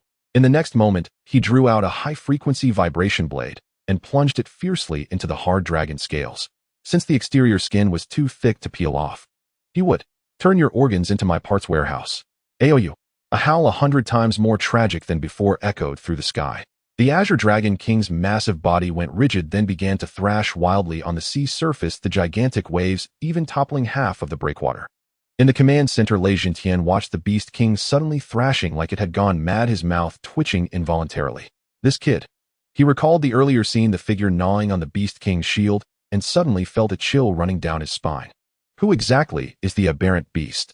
Who is the natural disaster that terrifies humanity?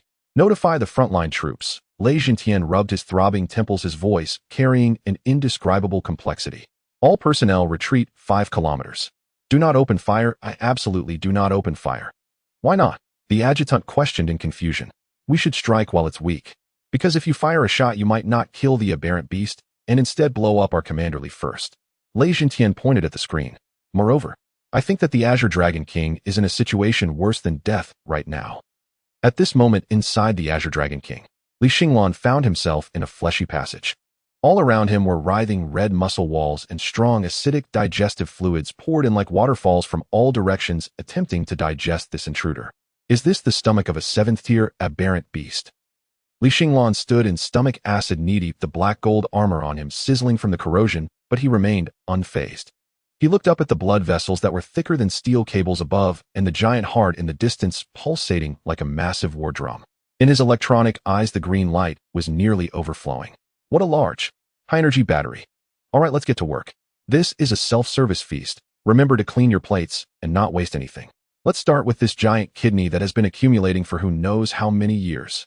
This place is nothing short of a high-pressure sauna and one that has been infused with strong acid. Xinglan was currently standing in waist-deep viscous liquid, the dark green digestive fluid bubbling like boiling tar. Even with black gold armor protecting him, his skin emitted a series of painful sizzling sounds, as if a red-hot iron had been thrown into a vat of vinegar. If a different sixth-grade master were to enter, they would quickly turn into a puddle of pus within 3 seconds. Yet Xinglan remained calm, reaching out to scoop a handful of this stomach acid capable of corroding tanks, examining it closely before him. Material analysis, completed composition, high-concentration hydrochloric acid, exotic beast biological enzymes, trace, spiritual energy residue evaluation, possesses extreme corrosiveness, but contains rich electrolytes, can serve as a substitute for high-energy battery liquid. I knew it, this big fellow is full of treasures. Xinglan shook off the acid from his hand. The armor surface that had just been corroded was instantly restored by the wriggling nanobugs, and as they absorbed trace metal elements from the acid, the newly formed shell shimmered with a layer of anti-corrosion luster. Since I'm here, I might as well not hold back. This place, despite its harsh environment, is a natural harbor. The annoying missiles and lasers from outside cannot penetrate, and this Xinglan King, in order to maintain its massive size, contains astonishing biological energy within its flesh and blood. What is this? This is clearly a free raw material processing plant. System initiate internal violent troops plan. Xinglan's electronic eyes lit up with a greedy red glow in the darkness as he plunged both arms into the soft stomach wall beneath him. Transform every piece of meat, every drop of blood here into our soldiers. Buzz! Millions of micron-level nanoorganisms surged forth from his fingertips. They were no longer in their previous mechanical form, but had temporarily morphed into a soft leech-like drilling structure to adapt to the environment. As soon as these tiny mechanical bugs made contact with the flesh and blood of the Xinglan King, it was as if mice had fallen into a rice bin, frantically tearing apart, devouring, and splitting. One bug turned into 2. 2 bugs turned into 4. An exponential surge.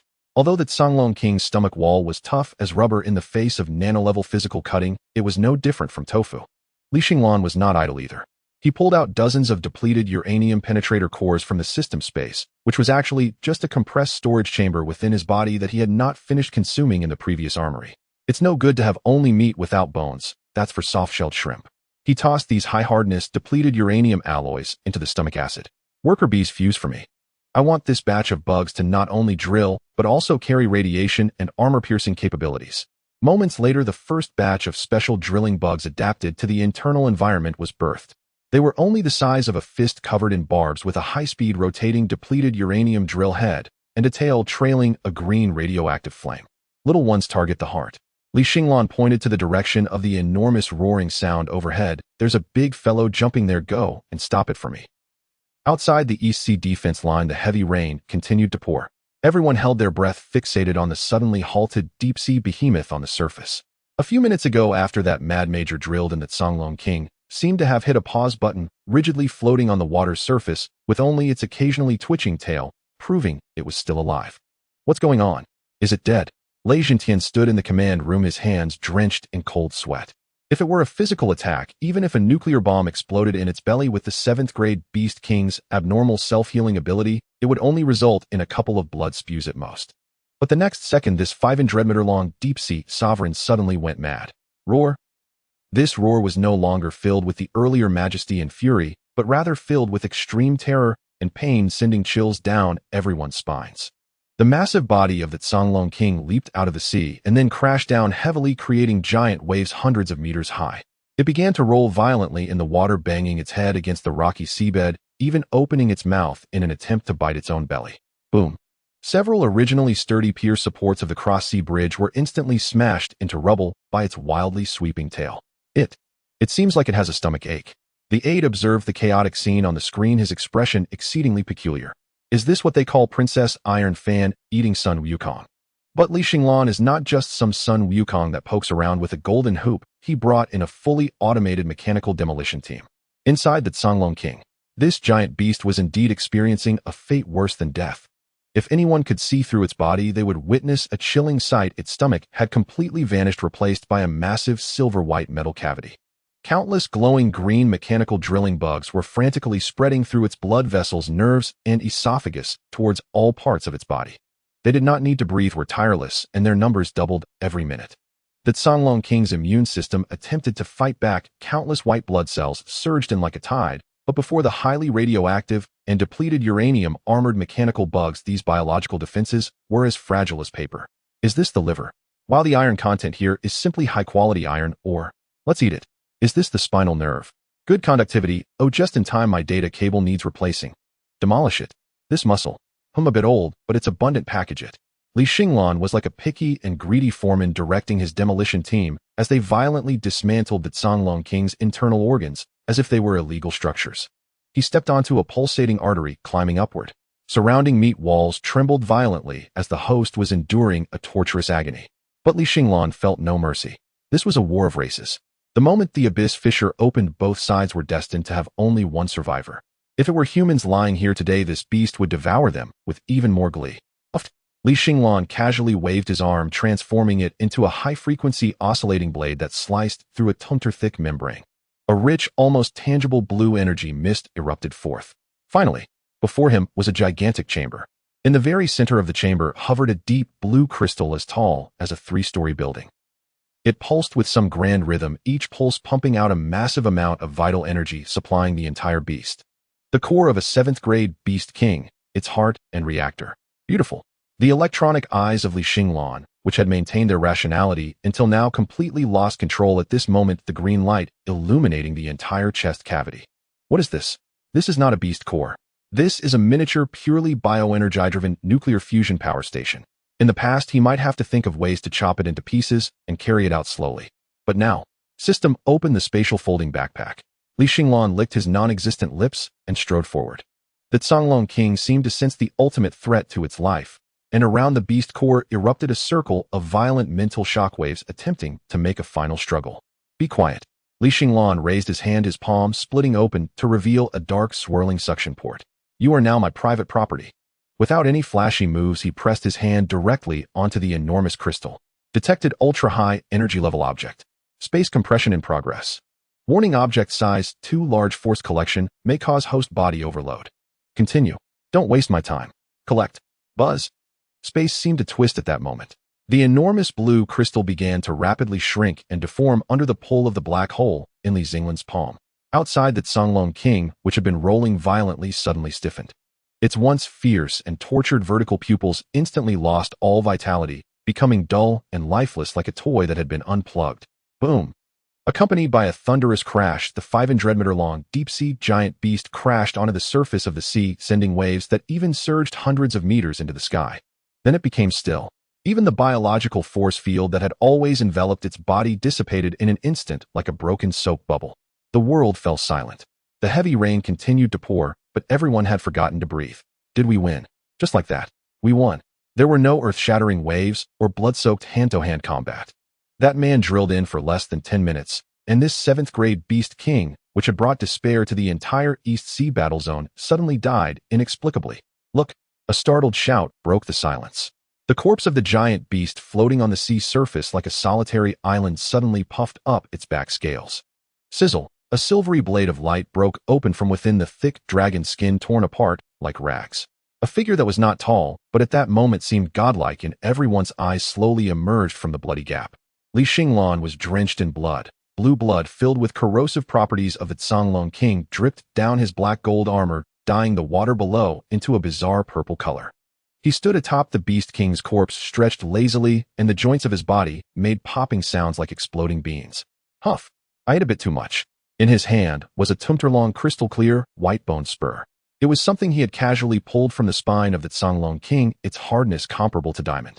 At this moment, this priceless 7th-grade beast bone was being used by him as a toothpick, picking at the flesh stuck in the gaps of his armor. He looked up at the several drones hovering in the air, grinning widely. That smile illuminated by the lightning appeared particularly fierce, yet strangely reassuring. Old Lei, I finished off this fish. Li Xinglan patted the vast corpse beneath him as if it were a piece of fatty meat on a cutting board. The body of the fish belongs to you, make it into canned food or fertilizer, whatever you like. But this fish heart and this skeleton I'm taking with me. After saying that, he didn't care how the command center reacted and directly sat down in the dragon's head position, gently tapping the corpse beneath him. Don't play deado, I know there are still goodies down there. Since I'm in the East Sea, there are still local specialties I haven't eaten enough of. At that moment, the radar inside him emitted a rapid buzzing sound again. Warning detected, a large number of high-energy reactions rapidly approaching. Quantity 100 type, deep-sea beast tide. It turned out that this Xinglan king was just the vanguard, and the real deep-sea army was currently rushing towards this fallen king's corpse with insatiable hunger. But in Li Xinglan's eyes, what kind of beast tide was this? It was a conveyor belt sushi delivered right to his door. Just in time, dessert after dinner is here. The sea breeze was pungent, and the heavy rain showed no signs of stopping. Li Xinglan stood atop the colossal corpse of the Xinglan king, his left hand gripping a translucent spine needle, while his right hand leisurely stuffed a piece of deep blue scale into his mouth. This scale, nourished by a 7th-grade beast core for years, boasted an exceptionally high energy purity, crunching delightfully, as if chewing on high-energy condensed rock candy. The radar display showed that the red dots representing the enemy had merged into an ocean. In the deep sea, the countless mutated sea beasts sensed the blood aura of the fallen monarch. Instead of fleeing, they succumbed to a primal greed and went completely berserk. To them, the 500-meter-long corpse of the Xinglan king was the ultimate ladder to evolution. Since you're here, you might as well stay as fertilizer.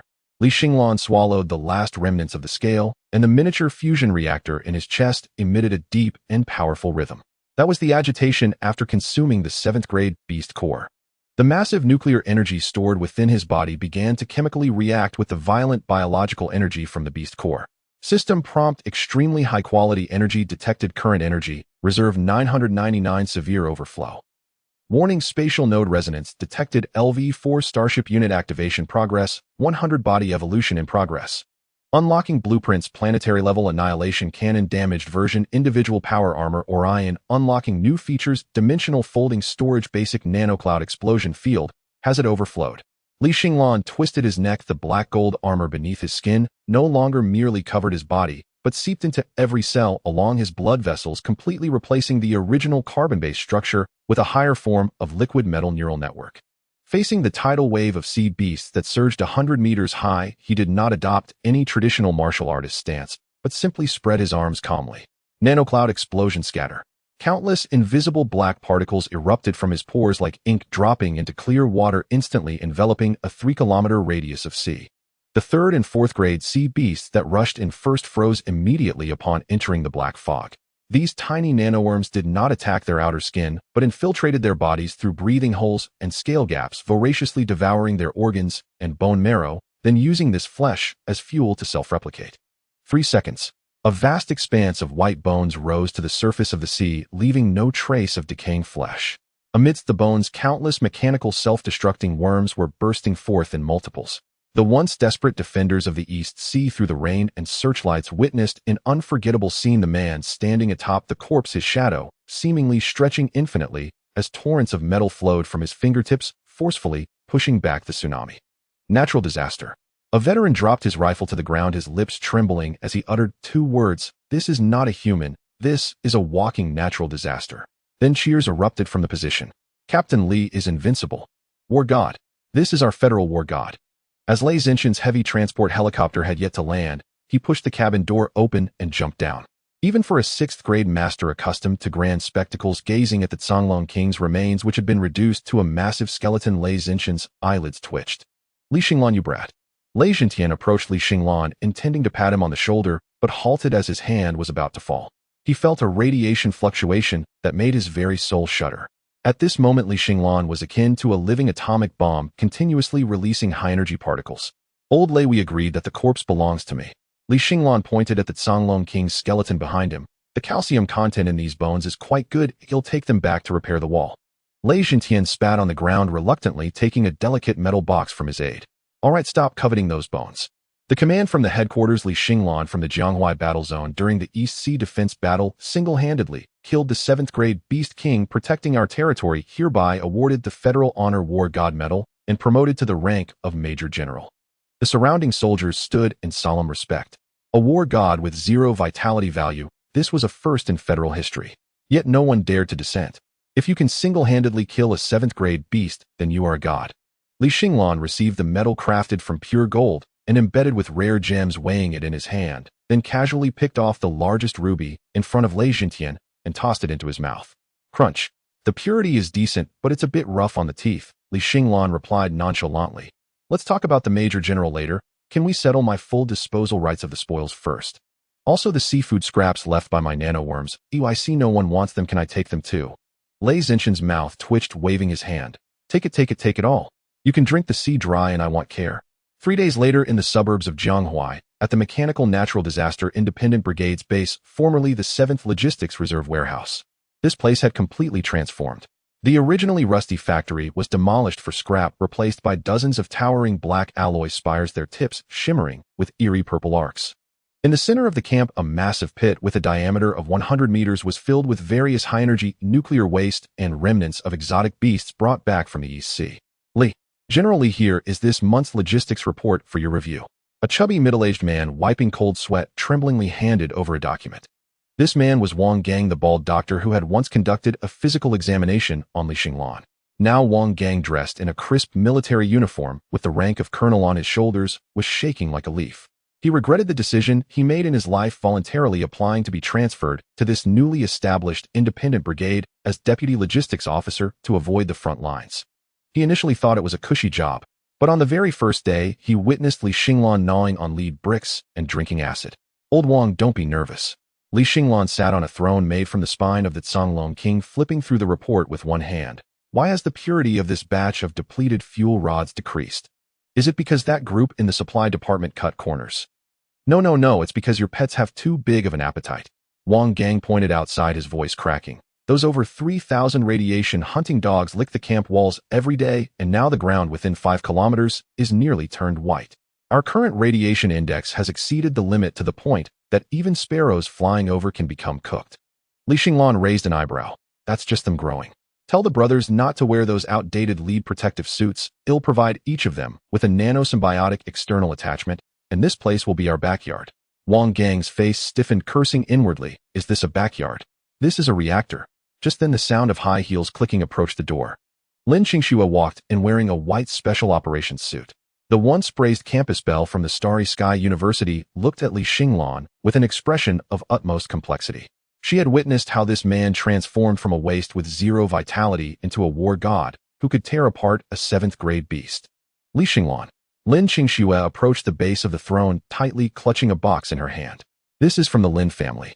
A Millennium Ice Phoenix crystal core obtained from the extreme north. It is very useful for repairing meridian damage. Last time in the East Sea battle your body bore such a heavy load. This is for you. Wang Gang wisely stepped back into a corner, wearing a knowing smile that men understand. Lin Qingxue's cheeks flushed, biting her lip as she softly added, consider it. A personal sentiment. An unusual atmosphere lingered in the air. Li Xinglan stared at the box in Lin Qingxue's hand for 3 seconds, then suddenly lifted his head, a piercing light flashing in his electronic eyes. Lin Qingxue's heart raced, her palms sweating as she awaited his response. Millennium Ice Phoenix Crystal Core. Li Xinglan sprang to his feet, his tone becoming somewhat urgent. Lin Qingxue felt a sweetness in her heart about to speak. Though that thing is biological energy, it said it can withstand absolute zero temperatures without shattering. Li Xinglan flashed in front of Lin Qingxue, his gaze intense. Lin Qingxue nodded shyly. Yes, the extreme cold energy is very pure. That's wonderful. Li Xinglan slapped his thigh. Just what I needed for the cooling conduits of the planetary-level annihilation cannon. The molecular structure of this crystal core can perfectly neutralize the high temperatures of thermal fusion. Lin Qingxue's smile froze. Li Xinglan seemed oblivious to her stiff expression, casually taking the box and stuffing it into his pocket, suddenly remembering something and grabbing Lin Qingxue's shoulder. Qingxue, we've been classmates for a long time, so let me discuss a serious matter with you. Lin Qingxue took a deep breath, trying to calm her racing heart. Go ahead. Your family has been in business over there for so many years, you should have some resources. Li Xinglan lowered his voice, his tone extremely serious. Does your family have any idle uranium mines? Or those old underground chemical factories and nuclear waste disposal wells would be fine, as long as the materials are solid. The price is negotiable. If worst comes to worst, you can sell me that alloy pendant you wore earlier. I noticed it has a high titanium content. Lin Qingxue froze in place. She gazed at the man who was gripping her shoulder, painfully looking into his eyes that sparkled with greedy green light. Uranium mine. Pendant. I came here to offer warmth and you are asking for nuclear waste. Li Xinglan. Lin Kingsu's chest heaved in anger. You can spend your life with those broken metals. After saying that, she stomped on Li Xinglan's foot and turned to flee the tent. She stomped so hard that the hard floor tiles cracked under her weight. Li Xinglan scratched his head, feeling the slight pressure on his foot, looking confusedly at Wang Gang, who was huddled in the corner. Old Wang, does she think my offer was too low?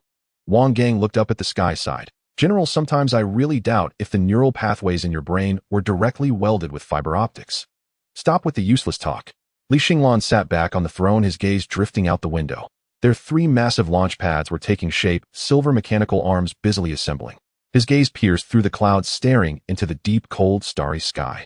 Just a moment ago, after activating LV-4 permissions, his system received a faint but clear signal. It did not come from Blue Star, but from the dark coordinates behind the abyssal rift. A sense of kinship was pulsating within the core, made of liquid metal. Signal parsing. Target nest no. 001. Command return. Li Xinglan sneered, his fingers tightening suddenly. A nest, huh? He stood up, walking towards the rows of mechanical wolfdog units, his silhouette elongated under the sunset. If you want me to return, let's see if you so-called ancestors can withstand my shot. He turned his head to look at Wang Gang. Old Wang, go issue a command. Expand the Mechanical Natural Disaster Independent Brigade. Oh, I want to see the base of that planetary annihilation cannon assembled within 3 days. Moreover, send a notice to all major shelters. Since I'm the honor war god, now have them bring all the scrapped heavy industrial lathes and obsolete mech from their warehouses. Tell them I'm renewing the fees for their cities. Wang Gang paused. Renewing what? Li Xinglan gazed at the dark green rift slowly splitting in the northern horizon, his voice cold. Renewing human lives. Just then a blaring red alarm rang out unexpectedly throughout the camp. The ground began to shake violently. The coffee cup in Wang Gang's hand fell to the ground, shattering into pieces. General, not good. The East Sea. The sea water has receded. This isn't a tsunami, this is a massive hole opening up at the seabed. Li Xinglan shot up. He sensed it. Not one nor two. Within the newly appeared abyssal rift, a ferocious aura far surpassing that of the Xinglan king was madly locking onto him. That was the punishment from the nest. It was also the first deadly tribulation that this defector had to face. Come at me then.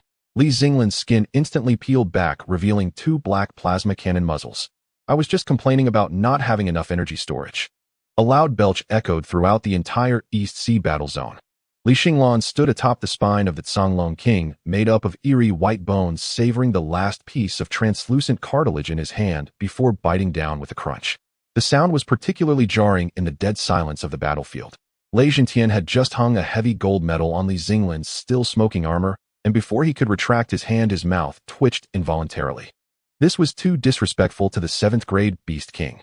After all, it was a ruler of the deep sea, and now not only had its flesh been devoured by those tiny mechanical insects, but this kid had also turned its bones into a dessert.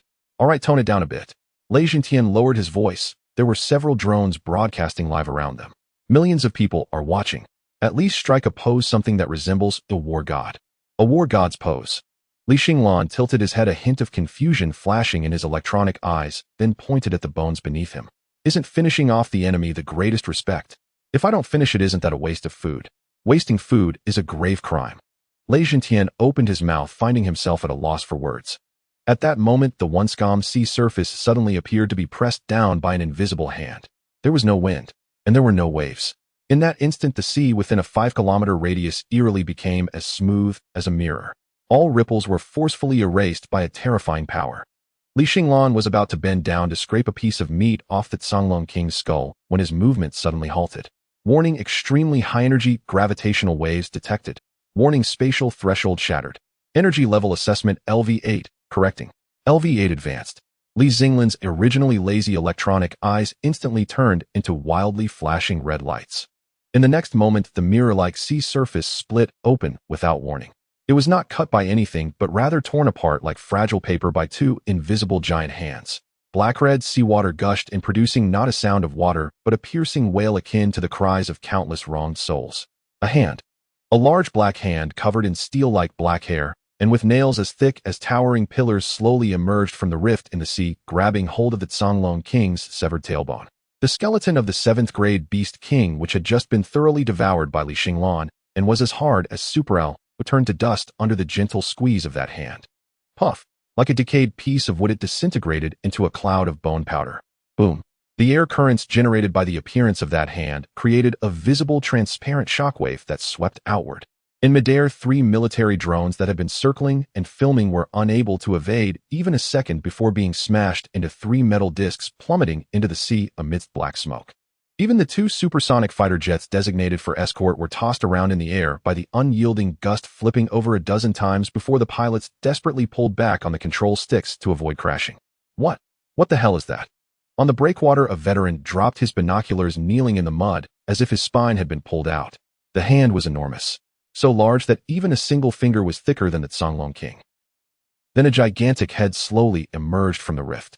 It was the head of a monkey, but it had no skin, only dark red muscles coiling like dragons, and its eyes 100 times larger than searchlights burned with flames of blood. 8th grade beast sovereign, sea-covering demon ape. Roar. It did not roar. Just a simple breath expelled 2 columns of white gas from its nostrils, creating 2 massive whirlpools with a diameter of a kilometer on the sea surface. Boom. Xinglan felt as though a mountain had crashed down on his back. Even as a 6th grade master, his knees struck heavily against the hard concrete breakwater, creating spiderweb-like cracks in the ground. Puff. A mouthful of blood spewed forth, and Xinglan's face turned pale. Just the aura alone, the biological force field released by this creature's existence, caused the gravitational coefficient within a 10-kilometer radius to soar 5 times. As for the ordinary soldiers, they had long been pressed to the ground, unable to move, with some even bleeding from their 7 orifices. Is this what it means to be in 8th grade? Is this the top-level combat power that left the Federal High Command in despair? In this suffocating silence, only one figure remained standing. Xinglan. He did not kneel, but his current state was more uncomfortable than kneeling. Not due to fear, but because it was too overwhelming. System alert: external high pressure has caused the internal energy core to go out of control. Current energy reserve 1200, severe overload. Warning: host body material is LV-3A, unable to withstand LV-8 level energy backlash. Estimated self-destruction countdown 29 minutes, 59 seconds. Xinglan clutched his chest tightly where the black gold armor was as red as a branding iron. The miniature fusion reactor inside, having just consumed the 7th grade beast core, was now going haywire due to the aura of this old monkey. This isn't fighting at all. This is clearly about blowing myself up. It's like forcing a 1-liter water bottle to contain a ton of high-pressure mercury. The sea-covering demon ape seemed to sense something. Its eyes, resembling a blood moon, turned and locked onto the tiny glowing point on the breakwater. That was the aura of the being that killed its offspring. It was also the thief that had sneakily absorbed the abyssal energy. Die. A deep, ancient tone, as if exploding in everyone's minds, rolled from the demon ape's throat. It raised its gigantic hand that could block out the sun. At that moment, the sky over East Sea City darkened. In the live broadcast room, tens of millions of viewers watched as the slowly descending palm froze the barrage on the screen. Despair. This was the suffocating sensation brought by absolute power. Even Xinglan, who had just been exalted to the status of a hero, felt tiny before the 8th grade demon ape, like an ant that could be crushed at any moment. Xinglan, run. Xinglan, under the weight that threatened to crush his spine, his eyes bloodshot, shouted hysterically, hurry and go. Forget about this place. You are a mechanical body and can withstand overload acceleration. As long as you are alive, the Federation will have hope. This wasn't a battle of the same level at all. Even if Xinglan had the most bizarre techniques, facing absolute energy suppression, there was no chance of victory. The giant hand was still descending. The air was compressed to the extreme, emitting a sharp, explosive sound, and the concrete surface of the breakwater began to crack inch by inch. Xinglan raised his head. His electronic eyes had now turned an eerie purple, fixated on the ever-enlarging palm above. Run. Where to run? His body felt like an overinflated balloon. Any sudden movement could cause it to explode. Moreover, a massive 8th grade ingredient presented itself right before him. There's no way I could run away from this. Xinglan's voice was distorted due to electric interference, sounding like some metallic friction's eerie laugh. It's impossible to run for my life in this lifetime. Are you crazy? Xinglan panicked, tried to get up and kick him. That's an 8th grade. That's a monster that we would need to use nuclear weapons to potentially take down together. Old Lei, you don't understand. Xinglan took a deep breath. If he had lungs. The key now isn't whether I can defeat it, but... He patted his scalding belly where red light was already evaporating the surrounding rainwater into mist. This dish is too tough and my bowl is too small. I can't hold it. If I confront this monkey heated now, I won't even need it to make a move. I'll explode myself like a 5-megaton nuclear bomb, flattening East Sea City first. He needed expansion. He needed a larger, tougher, more capable shell. in the next moment under the watchful eyes of countless people across the Federation. At the moment when the giant palm of the demon ape capable of destroying everything was about to slam down, Xinglan moved. But he did not charge at the demon ape. Nor did he pull out some extraordinary weapon for a stunning reversal, as everyone had hoped. Instead, he turned around and fled. Moreover, the direction he ran was not towards the safe zone for retreat, but in the opposite direction, straight into the expansive heavy industrial zone spanning dozens of kilometers behind the front line. Boom. The concrete dam beneath his feet shattered from the force of his kick. Using this reaction force, Xinglan transformed into a red meteor breaking through the rain curtain at nearly 10 times the speed of sound, instantly disappearing from everyone's sight. Xinglan was stunned. The viewers in the live broadcast room were dumbfounded. The sea-covering demon ape, which had been ready to smash the insect, also paused noticeably. He ran away. The so-called war god who had just treated the Xinglan king as a snack just tossed away millions of lives and ran. What the hell? Xinglan ran away. I said that those not of our race must have different hearts. He's a mechanical modification person lacking any human emotion. It's over. East Sea is finished. The online discourse exploded instantly as the barrage that was previously praising the hero was suddenly covered by curses and despair. Even the light in Lei Zinshan's eyes dimmed at that moment. But he did not blame Xinglan. In that situation, anyone would run. But why did it feel so suffocating in his heart? However, at that moment, a frantic, slightly exasperated shout from Xinglan came through Lei Zinshan's individual communication earpiece. Even in the near 10 times the speed of sound dash, this kid's voice remained strong and penetrating. Old Wang, stop watching the show from behind. Hurry. Prepare the property certificates for East Sea City's third heavy industry, the Jiangnan shipyard, and those still smoking steel mills. On the other end of the communication, Wang Gang, trembling in the rear command center, was bewildered. Huh? General, what do you need that for? Running away and still bringing property certificates. Running away. A series of loud crashing sounds echoed through the earpiece. Xinglan was smashing through one factory wall after another. I'm going to stock up.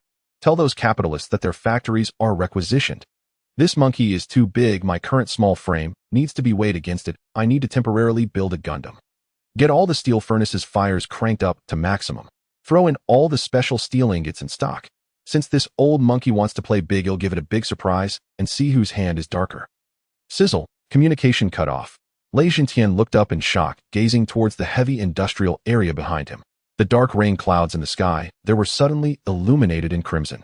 Countless massive furnace chimneys simultaneously belched black smoke, and then the ground there began to shake violently, as if some extremely terrifying entity was awakening within that steel jungle. Stock up. Build a Gundam. Lei Zinshan muttered to himself, watching the rising flames in that direction, his eyelids twitching. Are you calling melting half an industrial area of steel? Stocking up. The sharp sound was not that of shattering glass, but rather akin to fingernails scraping across a blackboard amplified a billion times. The proud sky shield defense dome of Donghai City was as flimsy as a soaked piece of tissue paper in front of the massive pillar covered in thick seaweed and barnacles. As the layer of light blue membrane shattered into countless points of light in midair, the torrential rain and foul winds that had been kept at bay finally rushed in unabated. Moreover, it was not just the rain that came pouring in. The sea followed. A black tsunami hundreds of meters high surged over the breakwater, crashing violently against the low buildings in the outer district that had yet to evacuate. Before the waves could subside, countless deep divers clad in dark green scales with dead fish eyes and webbed claws sprang forth from the surf like dumplings. They did not need weapons, for their teeth could easily crush concrete. The screams instantly drowned out the alarms. Retreat. All personnel retreat. Abandon the outer city. Abandon the first and second defense zones. Lei Zinshan lay amidst the ruins of the breakwater, clutching a communication device that had been deformed in his hand, his throat filled with the taste of rust. He wanted to stand, but the gravitational aftermath of the magic ape's earlier strike pressed down on his spine like invisible hands. The old principal looked despairingly at the torrent of beasts flooding into the city. Retreat. Where to retreat? Behind him lay a densely populated area of 30 million, and the only evacuation route, the high-speed rail line, had just been smashed to pieces by the magic ape. To order a retreat now was equivalent to sending millions to race against those deep divers moving at 80 kilometers per hour. It was a massacre. Xinglan. Lei Zinshan turned his head with difficulty, gazing at the industrial zone ablaze several dozen kilometers away, a flicker of last hope in his murky old eyes. What the hell are you up to? At this moment at the Donghai City's third heavy machinery factory, it was hardly quieter than the front line and was even more chaotic. The massive blast furnace roared, and dozens of heavy forging machines ran amok, producing deafening clanging sounds. But this was not due to workers hustling to meet a deadline. Is this called special steel? The carbon content is too high, it feels like chewing wood chips.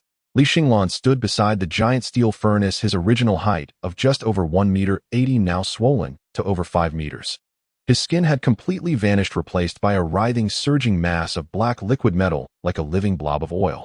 He casually grabbed a freshly cast and still glowing red beam, stuffing it into his mouth like a snack, crunching a few times before spitting out a mouthful of iron dross.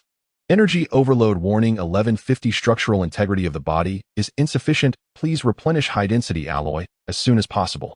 Warning, right arm hydraulic line is about to melt. The red alerts in his mind flashed by at a dizzying speed. Xinglan felt like a 100-pound man being forcibly stuffed with an elephant. If he didn't quickly find something to expand and reinforce this skin, he would explode into a brilliant firework, even if that old monkey didn't make a move. System stop with the warnings. Turn the power of the nanoswarm up to maximum. Xinglan kicked over a storage tank in front of him, tons of scrap steel spilling out. Buzz. The black fluid on his body exploded, transforming into countless nearly invisible nano worker bees swarming towards all metallic objects around. The steel beams of the factory CNC machines, and even the iron tracks laid on the ground. As long as it was metal, it quickly melted away under this black wave, turning into pure metal ions that flowed back into Xinglan's body. His body was visibly growing taller and bulkier. Not enough. This scrap metal can't possibly contain the nuclear fusion reaction inside. Xinglan's dark purple electronic eyes scanned around wildly, finally locking onto the giant gantry crane outside the factory. It was a super crane used to lift Santan vessels with a hook so large it was the size of a house. "You're the one little beauty." Xinglan grinned, revealing a mouthful of shark-like teeth, and thunderously strode over. At that moment, several drones belonging to war correspondents flew over this area, intending to capture footage of the beast-tide invasion, only to record this horrifying scene. The man just declared as the war god was sprawled on a crane dozens of meters high, hugging a main beam thicker than his waist, his mouth wide open, frantically devouring. Sparks flew, and the twisted moans of steel made one's teeth ache. The federal audience watching the live broadcast exploded with outrage. Damn. Is this our war god? People are dying at the front, and he's back here, tearing down buildings. What is he doing? That gantry crane is state property. Is he really eating it? He's a madman. A complete military thug. I said it was wrong to pin your hopes on a monster that isn't even considered human. He's profiting from national disaster. He's plundering resources amidst the chaos. The barrage of insults was like another tsunami. Yet Xinglan could not see it, and even if he did, he wouldn't care. All that filled his mind was one word: hungry.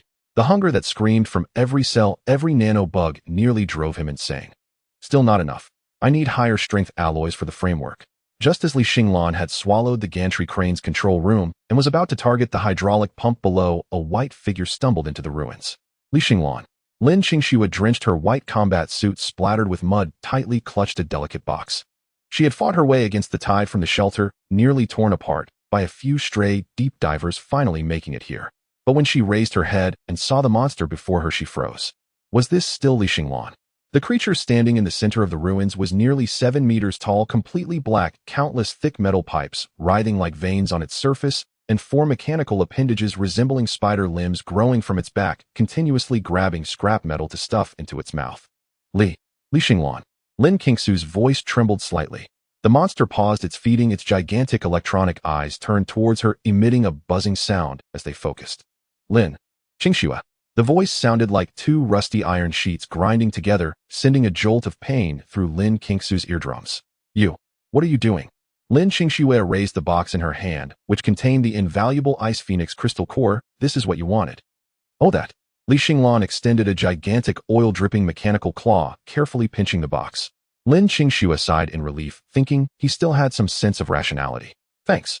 Xinglan stuffed the box into a recess in his chest, then suddenly extended the massive mechanical claw towards Lin Qingxue, pointing at the tactical dagger hanging at her waist. That knife's glass titanium. Can I lick it? Lin Qingxue. What are you eating at a time like this? Angrily, Lin Qingxue pulled out the dagger and threw it down at his feet. The front line has collapsed. Principal Lei is on the brink. Everyone is waiting for you, and you're here eating a crane. You don't understand. Xinglan picked up the dagger and tossed it into his mouth, crunching it loudly. How can I work if I don't eat enough? Besides, that old monkey hasn't made a real move yet. Lin Qingxue was about to argue when the ground suddenly trembled violently. They both turned to look towards the coastline. In that downpour, the 300-meter-tall oversea magic ape seemed to have grown tired of demolishing the breakwater. Its blood-flame-burning eyes from several dozen kilometers away locked onto this industrial zone. It had sensed it. The little bug that stole its energy was evolving right here. Roar. The magic ape let out a low growl, casually grabbing a main mast of a giant sunken ship from the seabed, a solid iron pillar weighing several thousand tons. It turned to the side, assuming a javelin-throwing stance. Muscles bulged, and the air crackled. Damn. The red light in Li Xinglan's electronic eye instantly formed a straight line. This old thing is not playing fair. Run. He suddenly waved his mechanical arm, a gentle yet irresistible force, sending Lin Qingxue flying towards the entrance of a nearby air raid shelter hundreds of meters away. The next second, the only sound left in the world was a deafening boom. That 1,000-ton iron pillar carrying terrifying kinetic energy struck precisely at the steelmaking workshop where Li Xinglan was. Boom. The entire third heavy machinery factory was instantly erased from the map. A mushroom cloud soared into the sky, and the shockwave flattened all buildings within several kilometers. Lin Qingxue lay at the entrance of the air raid shelter, watching Li Xinglan's massive body struck directly by the iron pillar, then buried beneath the collapsing factory into the depths of the underground ruins hundreds of meters deep. Li Xinglan. She screamed hoarsely, wanting to rush out, but was firmly pulled back by Wang Gang, who had just arrived. Don't go. The radiation levels there are off the charts. Wang Gang's face was also covered in dust as he looked at the deep pit that had become the ruins, his eyes dim. It's hopeless. That kind of kinetic impact could split even an aircraft carrier in half. Meanwhile, all the screens of the viewers watching the live broadcast fell into a deathly silence. Is it over? Did this mechanical madman who boasted about eating the Beast King just get smashed to death? He had it coming. Someone sent the first barrage. Let him be greedy. Let him stay out of the front line. He deserves to die. The insults surged again, even more vicious than before. With the loss of Li Xinglan, the only hope despair began to spread among the crowd. The beast tide showed no signs of stopping. The oversea magic ape seemed quite satisfied with the outcome of this strike. It lifted its feet, rumbling as it crushed the ruins of the outer city, advancing towards the smoking industrial pit with an endless army of deep divers behind it. It intended to personally dig out the corpse of that little bug and crush it. The roars of millions of beasts converged into a dirge of doom.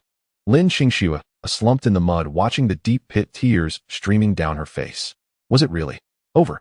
Just as the first deep diver leaped to the edge of the ruins, preparing to mark its territory by peeing into the pit. Thud. A dull heartbeat, not belonging to any living creature, suddenly resonated from the depths of the earth. The sound was not loud, but it carried a strange rhythm. Thud. That was the sound of pistons compressing air. Thud. That was the crisp sound of gears meshing. Thud. Buzz. The rubble on the ground began to jump wildly. Before the deep diver could react, the ruins beneath its feet suddenly exploded. A massive silver hand, still spewing high-temperature steam, burst forth from the ground, grabbing the deep diver. Uffed, just like squashing a fly.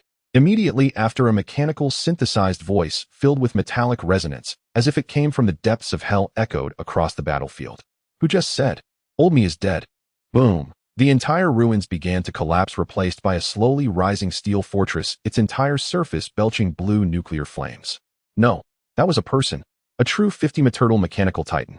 In the center of the ruins, the massive pit did not house a majestic mech warrior, as people might have imagined.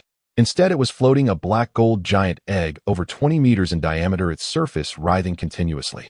The giant egg seemed to possess an independent heartbeat. With each pulse, the scattered steel bars, the broken remnants of the gantry crane, and even the rusted pipes buried underground were drawn in by an unseen magnetic force, emitting a grating metallic distortion sound before breaking free from the Earth's grasp and frantically adhering to the egg's surface. Z. The communication channel of Lei Zhentian was filled with static, yet he could still hear several angry voices on the other end. Li Xinglan, what on earth are you doing? The first line of defense on the front has already been breached, and the deep divers are slaughtering civilians. Are you still here playing with your mud? The speaker was a major general from the Eastern Sea War Zone, command, his voice laced with extreme agitation and panic. Inside the giant egg, Li Xinglan's voice lazily emerged. Even at this moment, there was no hint of tension in his tone. What's the hurry? I just digested a several thousand-ton iron column and feel a bit bloated, so I'm ruminating. Ruminating? The major general almost smashed the communicator. That's millions of lives. You should be rushing to the front lines to hold the breach, not here, thickening your damned shell. With what to hold? With my face.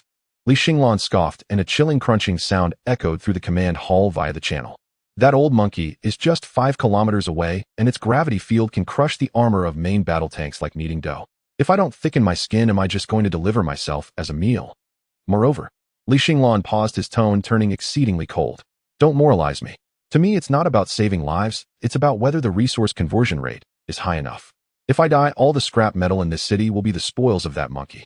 Since that's the case, I might as well consume it now. You. The Major General was speechless. Enough, shut up. Li Xinglan directly cut off the signal on that end and switched to Lei Xintian's private channel. Old Lei, are you still alive? Lei Xintian spat out a mouthful of blood-tainted saliva, leaning against a broken concrete slab, watching the tide of beasts surging in the distance. Soon, in 10 minutes, you'll have to come find me in that monkey's belly. Perfect, while you can still breathe, help me with a procedure. Li Xinglan's voice suddenly became excited, even tinged with a merchant's cunning. I've seen it. The entire western area of Eastern Sea City is filled with unfinished buildings. The steel quality may be a bit poor, but the quantity makes up for it. Also, the entire rail of Subway Line 3, including those out-of-service trains and those large substations along the way. Lei Xintian's eyes widened, almost gasping for breath. What are you planning to do? I see those as idle assets, so why not sell them to me? The price is negotiable. I could write you an IOU as an advance for my appearance fee. A madman. A completely insane madman. Lei Xintian looked at the approaching oversea demon ape, which had already trampled the breakwater, resembling a moving mountain, and suddenly felt an absurd sense of grandeur rising within him. What the hell is going on? This kid is still thinking about how to legally pick up garbage. Fine. All of it is yours.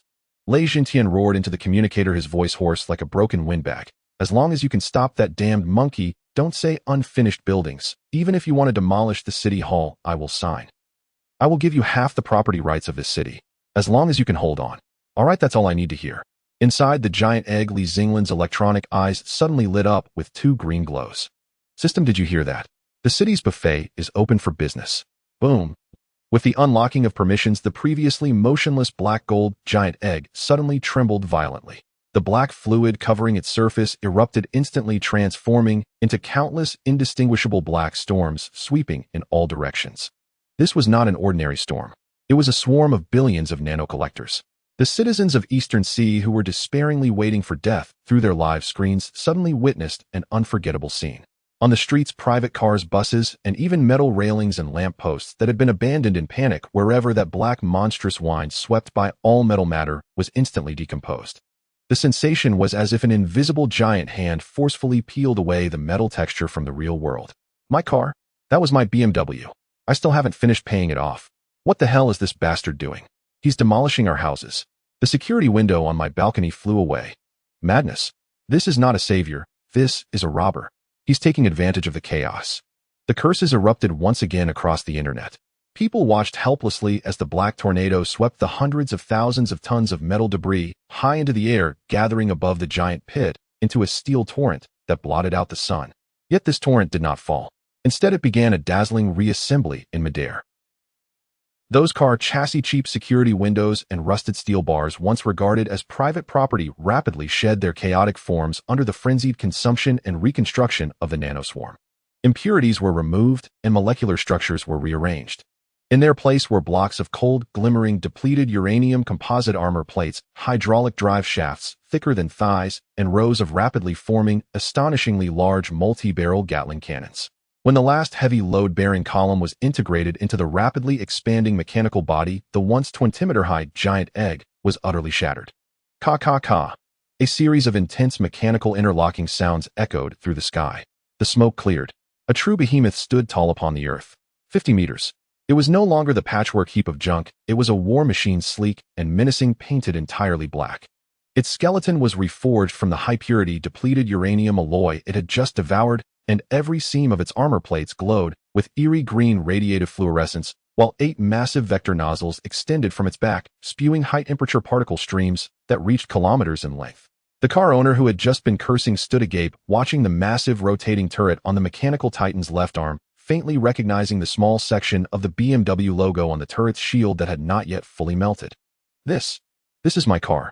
What the hell can my broken BMW turn into?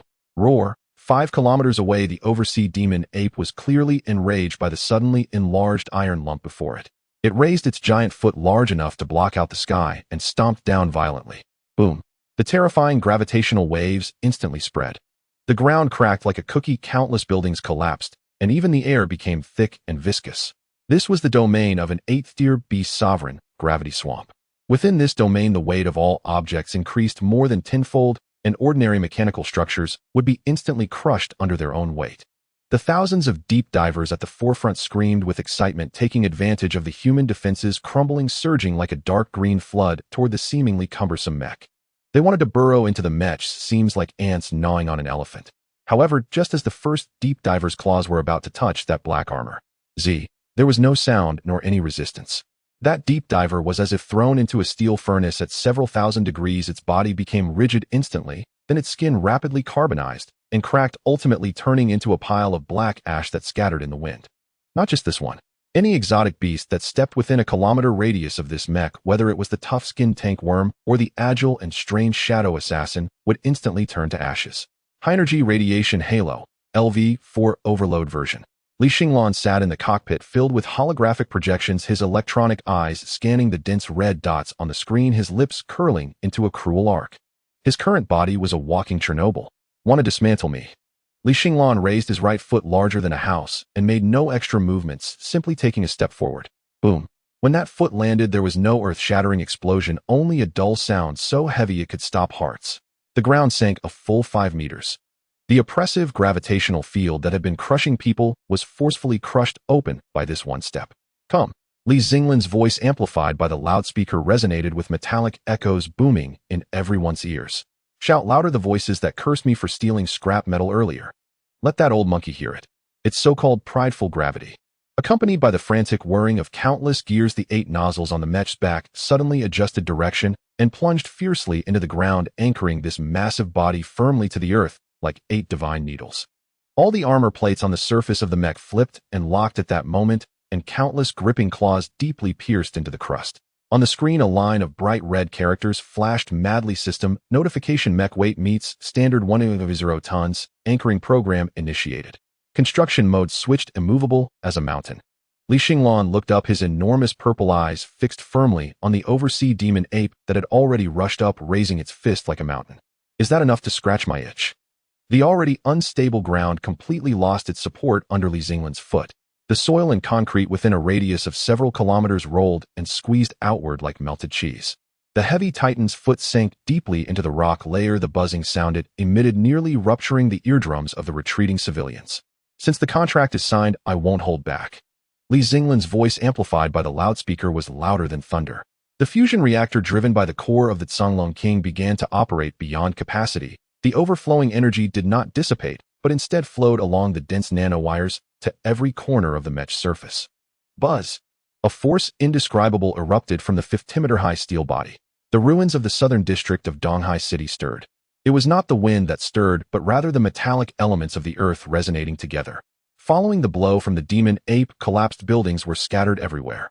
The thick steel bars originally buried in the walls now shot out like arrows, as if given a command, tearing through the concrete and pulling large chunks of brick and stone toward Xinglan.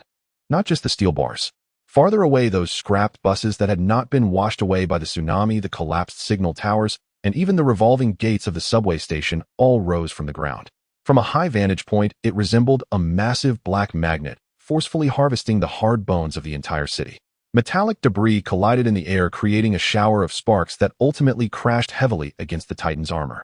The nanoswarms, like the most diligent bricklayers, decomposed, reassembled, and forged the scrap metal upon contact. The Titan's body began to swell like a balloon. 50 meters, 70 meters, 90 meters. When the height surpassed the 100-meter mark, this behemoth could no longer be simply referred to as a mech. It resembled a black mountain piercing the clouds, its entire body pitch black, with each piece of external armor radiating a ghostly blue arc. The main beams of the buildings became its leg bones, the chassis of abandoned cars compressed into rivets at the joints, and at that moment the entire metallic essence of the city was draped over Xinglan. Is this what he meant by restocking? At the entrance of the air raid shelter, Wang Gang looked up at the heel that obscured half the sky, his recording board already lost somewhere. The largest mechanical device he had ever seen in his life was a 10th sand and hydraulic press, but compared to this monster that could cause minor earthquakes with each step, the hydraulic press seemed like a toy. Roar! The ocean-covering demon ape evidently sensed the threat. A flicker of surprise crossed its blood-red eyes. In its perception, these little iron lumps created by two-legged sheep were as fragile as cookies. How could this thing become harder the more it was struck and even grow in size? The demon ape clapped its hands together. Boom! A circle of dark red ripples radiated from it, instantly compressing the surrounding seawater into the Earth's crust. That was its innate talent, gravity collapse. Li Xinglan felt a heavy weight on his shoulder, and the 100-meter mech emitted a painful metallic distortion sound. The originally sturdy composite armor began to inwardly cave under the pull of the 100-fold gravity. Warning: the load-bearing coefficient of the body has exceeded the threshold. Left side hydraulic support number, 3 deformation rate 42. Core temperature is too high. Warning: core temperature has reached 5,200 degrees. Li Xinglan sat in the cockpit. Although there was an anti-overload seat, his entire liquid metal skin was also frantically pulsing. The core furnace was too powerful enough to nearly roast him, the pilot. At that moment, a series of urgent knocks came from outside the hatch, followed by the violent breach of the sealed door. Lin Qingxue rushed and drenched in sweat. As soon as she entered, her combat suit began to smoke, burned by the high temperature inside the cabin. Li Xinglan, you'll blow up like this, Lin Qingxue shouted. Li Xinglan didn't turn his head, fixated on the movements of the demon ape on the holographic screen, his grip on the control stick tightening. If it blows, that old monkey goes with it, no loss. Li Xinglan's voice was hoarse, crackling with electrical sparks. Get out of the way. Lin Qingxue gritted her teeth and dashed to the cooling pipes of the core furnace. With her eyes slightly closed, the ice phoenix mark on her forehead erupted with dazzling white light. A wave of extreme cold surged from her palm, directly covering the glowing fusion reactor. The pipe, which was about to melt, was suddenly covered in a thick layer of blue ice crystals. Hiss! A large amount of white smoke billowed in the cockpit, reducing visibility to zero. But Li Xinglan felt that the high temperature which was about to burn his consciousness had been suppressed. Qingxue. He glanced at her through his electronic eye. At this moment, Lin Qingxue's face was pale, her entire body resembling a moving ice sculpture, a continuous stream of cold air pouring out along her meridians. She was pushing herself to the limit. Stop talking nonsense. Kill that monkey. My energy won't last long. Lin Qingxue gritted her teeth, her voice shivering from the cold. Li Xinglan sensed the stable power from the core, and the mech's nearly squashed frame straightened once more. He stared at the screen, a strange emotion flashing in his electronic eye. Qingxue, to be honest, your cooling efficiency is hundreds of times better than those lousy air conditioners. If I go into second-level overclocking, remember to stay closer to the furnace. That position has the best cooling effect. Lin Qingxue was fully exerting herself and nearly spat out a mouthful of blood upon hearing this. You think of me as a human cooling module. It's a high-precision, fully automatic intelligent cooling module. Li Xinglan corrected her, then abruptly pushed down the throttle. Cooling in place, I'm not holding back. Boom! Behind the 100-meter steel fortress, the flames expelled from the 8 jet ports transformed from orange to a blinding bright purple. Gravity collapse. Li Xinglan controlled the mech, raising its massive metal hands. Do you like playing with gravity? Magnetic field rotation, activate. In the eyes of countless viewers watching through the live stream, the Black War God, which had been nearly brought to its knees suddenly, had its entire body's ghostly blue arcs converge, forming an extremely violent electromagnetic field. The fragments of iron that had not yet been attracted were instantaneously ground to powder by the magnetic field. The demon ape's lethal blow was unexpectedly held back by this reverse magnetic force. On the ruins of the breakwater, Lei Jintian barely propped himself up, watching the scene of the steel mountain, resisting the 8th-tier beast emperor, tears streaming down his face. Good lad. This is what we men call a big toy. The comments section of the live broadcast had completely gone wild. Where are those haters from before? Come out and say something. Look at that emblem. That shield was made from my BMW car door, in providing defense for the war god. Go for it. Take off that monkey's crown. The public opinion had completely shifted in this desperate moment. This seemingly cold and even somewhat ugly behemoth became the only lifeline for Donghai City. Roar. The demon ape realized it could not suppress its opponent with gravity and fell into a frenzied state. It roared, suddenly pulling out a massive iron rod, pitch black and over 10 meters thick, from the still receding seawater behind it. That was ancient deep-sea iron, weighing tens of thousands of tons, its innate weapon. The air was ignited by the wind pressure generated by this iron rod, flames enveloping its body, bearing the momentum to destroy everything and smash toward the Titan's crown. If this hit not just 100 meters, even a 200-meter mech would be turned into a pancake. Li Xinglan. Dodge! Lin Qingxue screamed. Due to excessive energy expenditure, her body was already trembling slightly. Dodge! Li Xinglan sneered. His mechanical hands not only did not dodge, but actively welcomed it. Playing with sticks in front of a true metal expert. Today I'll teach you what modern metallurgy is and what high-frequency electromagnetic interference is. As the iron rod fell, thousands of fine high-pressure magnetic beams extended from the fingertips of the Titan, like an impenetrable electric net instantly wrapping around the deep-sea iron. The iron rod came to a bizarre stop less than 10 meters from the top of the mech's head. Sparks exploded between the two as if an apocalyptic firework display had been set off in the skies above Donghai City. Xinglan stared at the grimacing monkey face, so close his eyes filled with the greed of a predator. This rod is made of good material, its iridium content is very high. It's mine now. As soon as the words fell, the Titan's hands suddenly closed. Accompanied by a piercing friction sound, the once invincible demon ape found that its indestructible stick was being melted and absorbed by that metal machine bit by bit. The demon ape's huge blood-red eyes flashed with unprecedented terror. It tried to retract its weapon, but found its arms frozen in place, as if welded. Meanwhile, beneath Xinglan's mech, the previously calm ground suddenly erupted with countless silver liquid tendrils silently creeping up along the demon ape's ankles.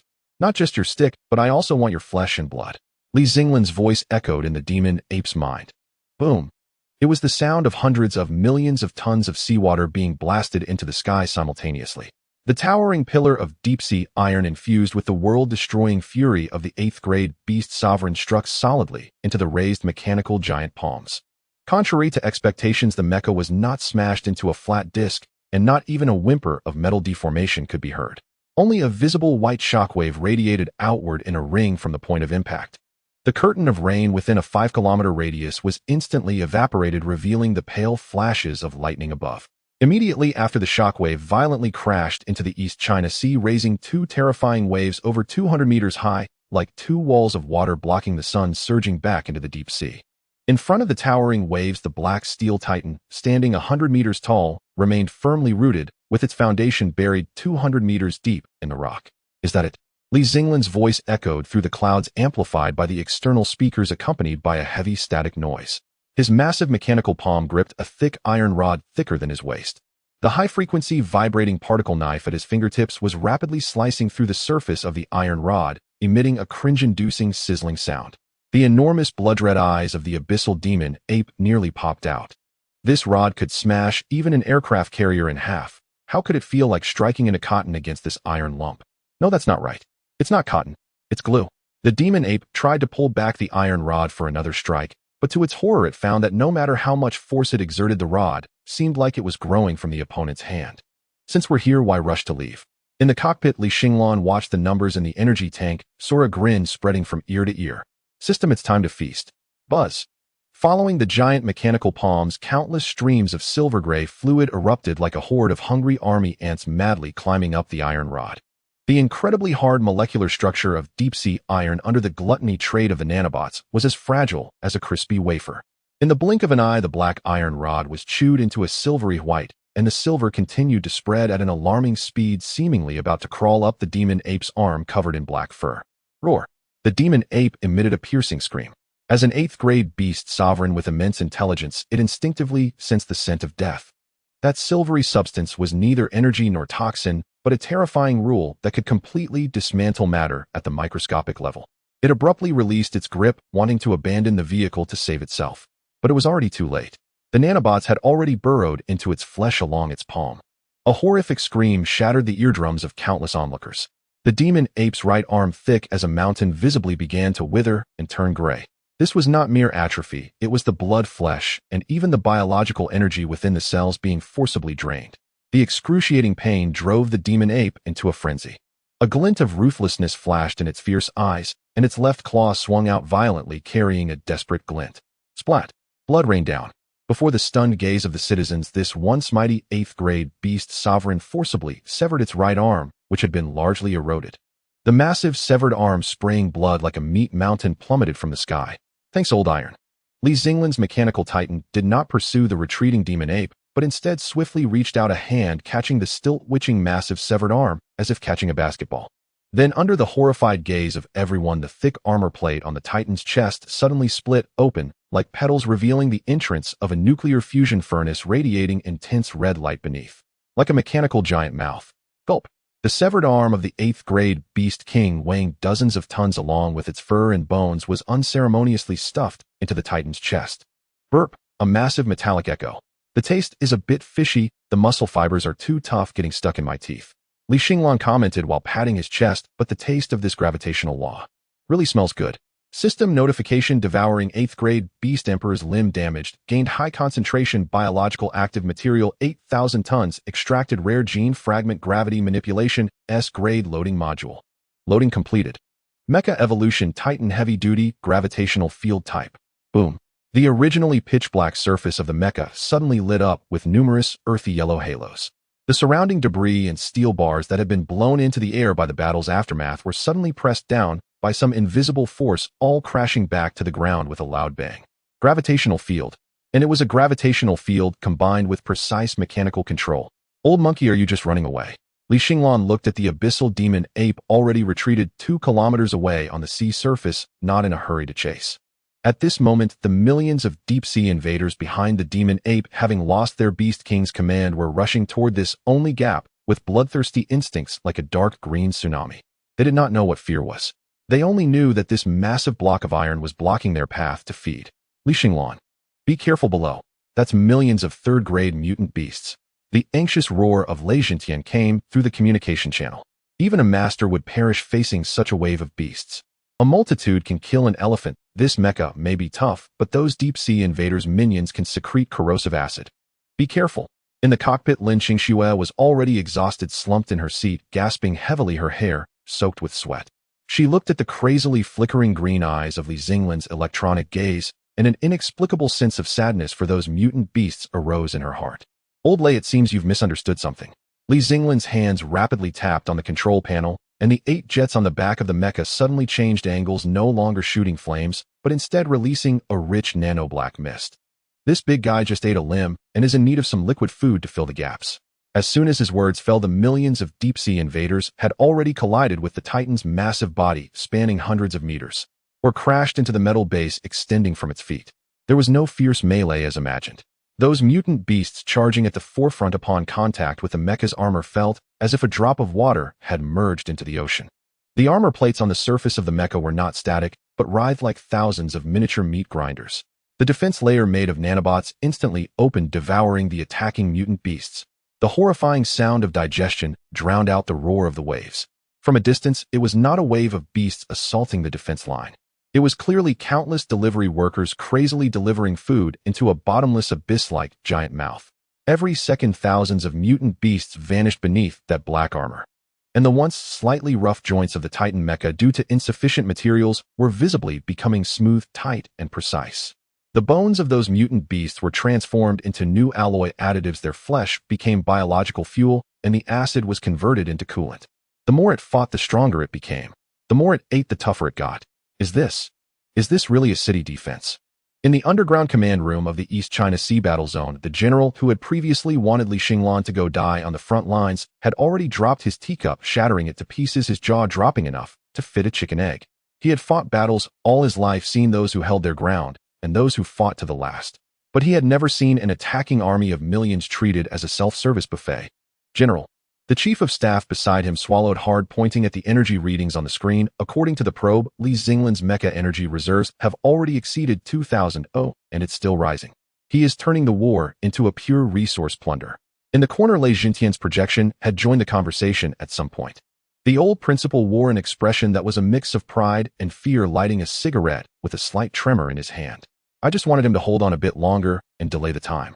But this kid turned East China City into his private armory. As the last charging deep-sea invader was devoured by a pipe on the mecha's knee, an eerie vacuum zone appeared at the front of the entire defense line. Not a single corpse remained on the ground. It was as clean as if even the most fastidious cleaner had swept it.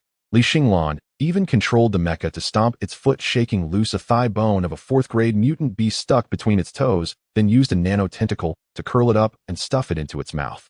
Smack, smack. The taste is a bit bland, slightly sour. At this moment, the entire East China City, even the billions watching the live broadcast across the Federation, fell into a dead silence. The barrage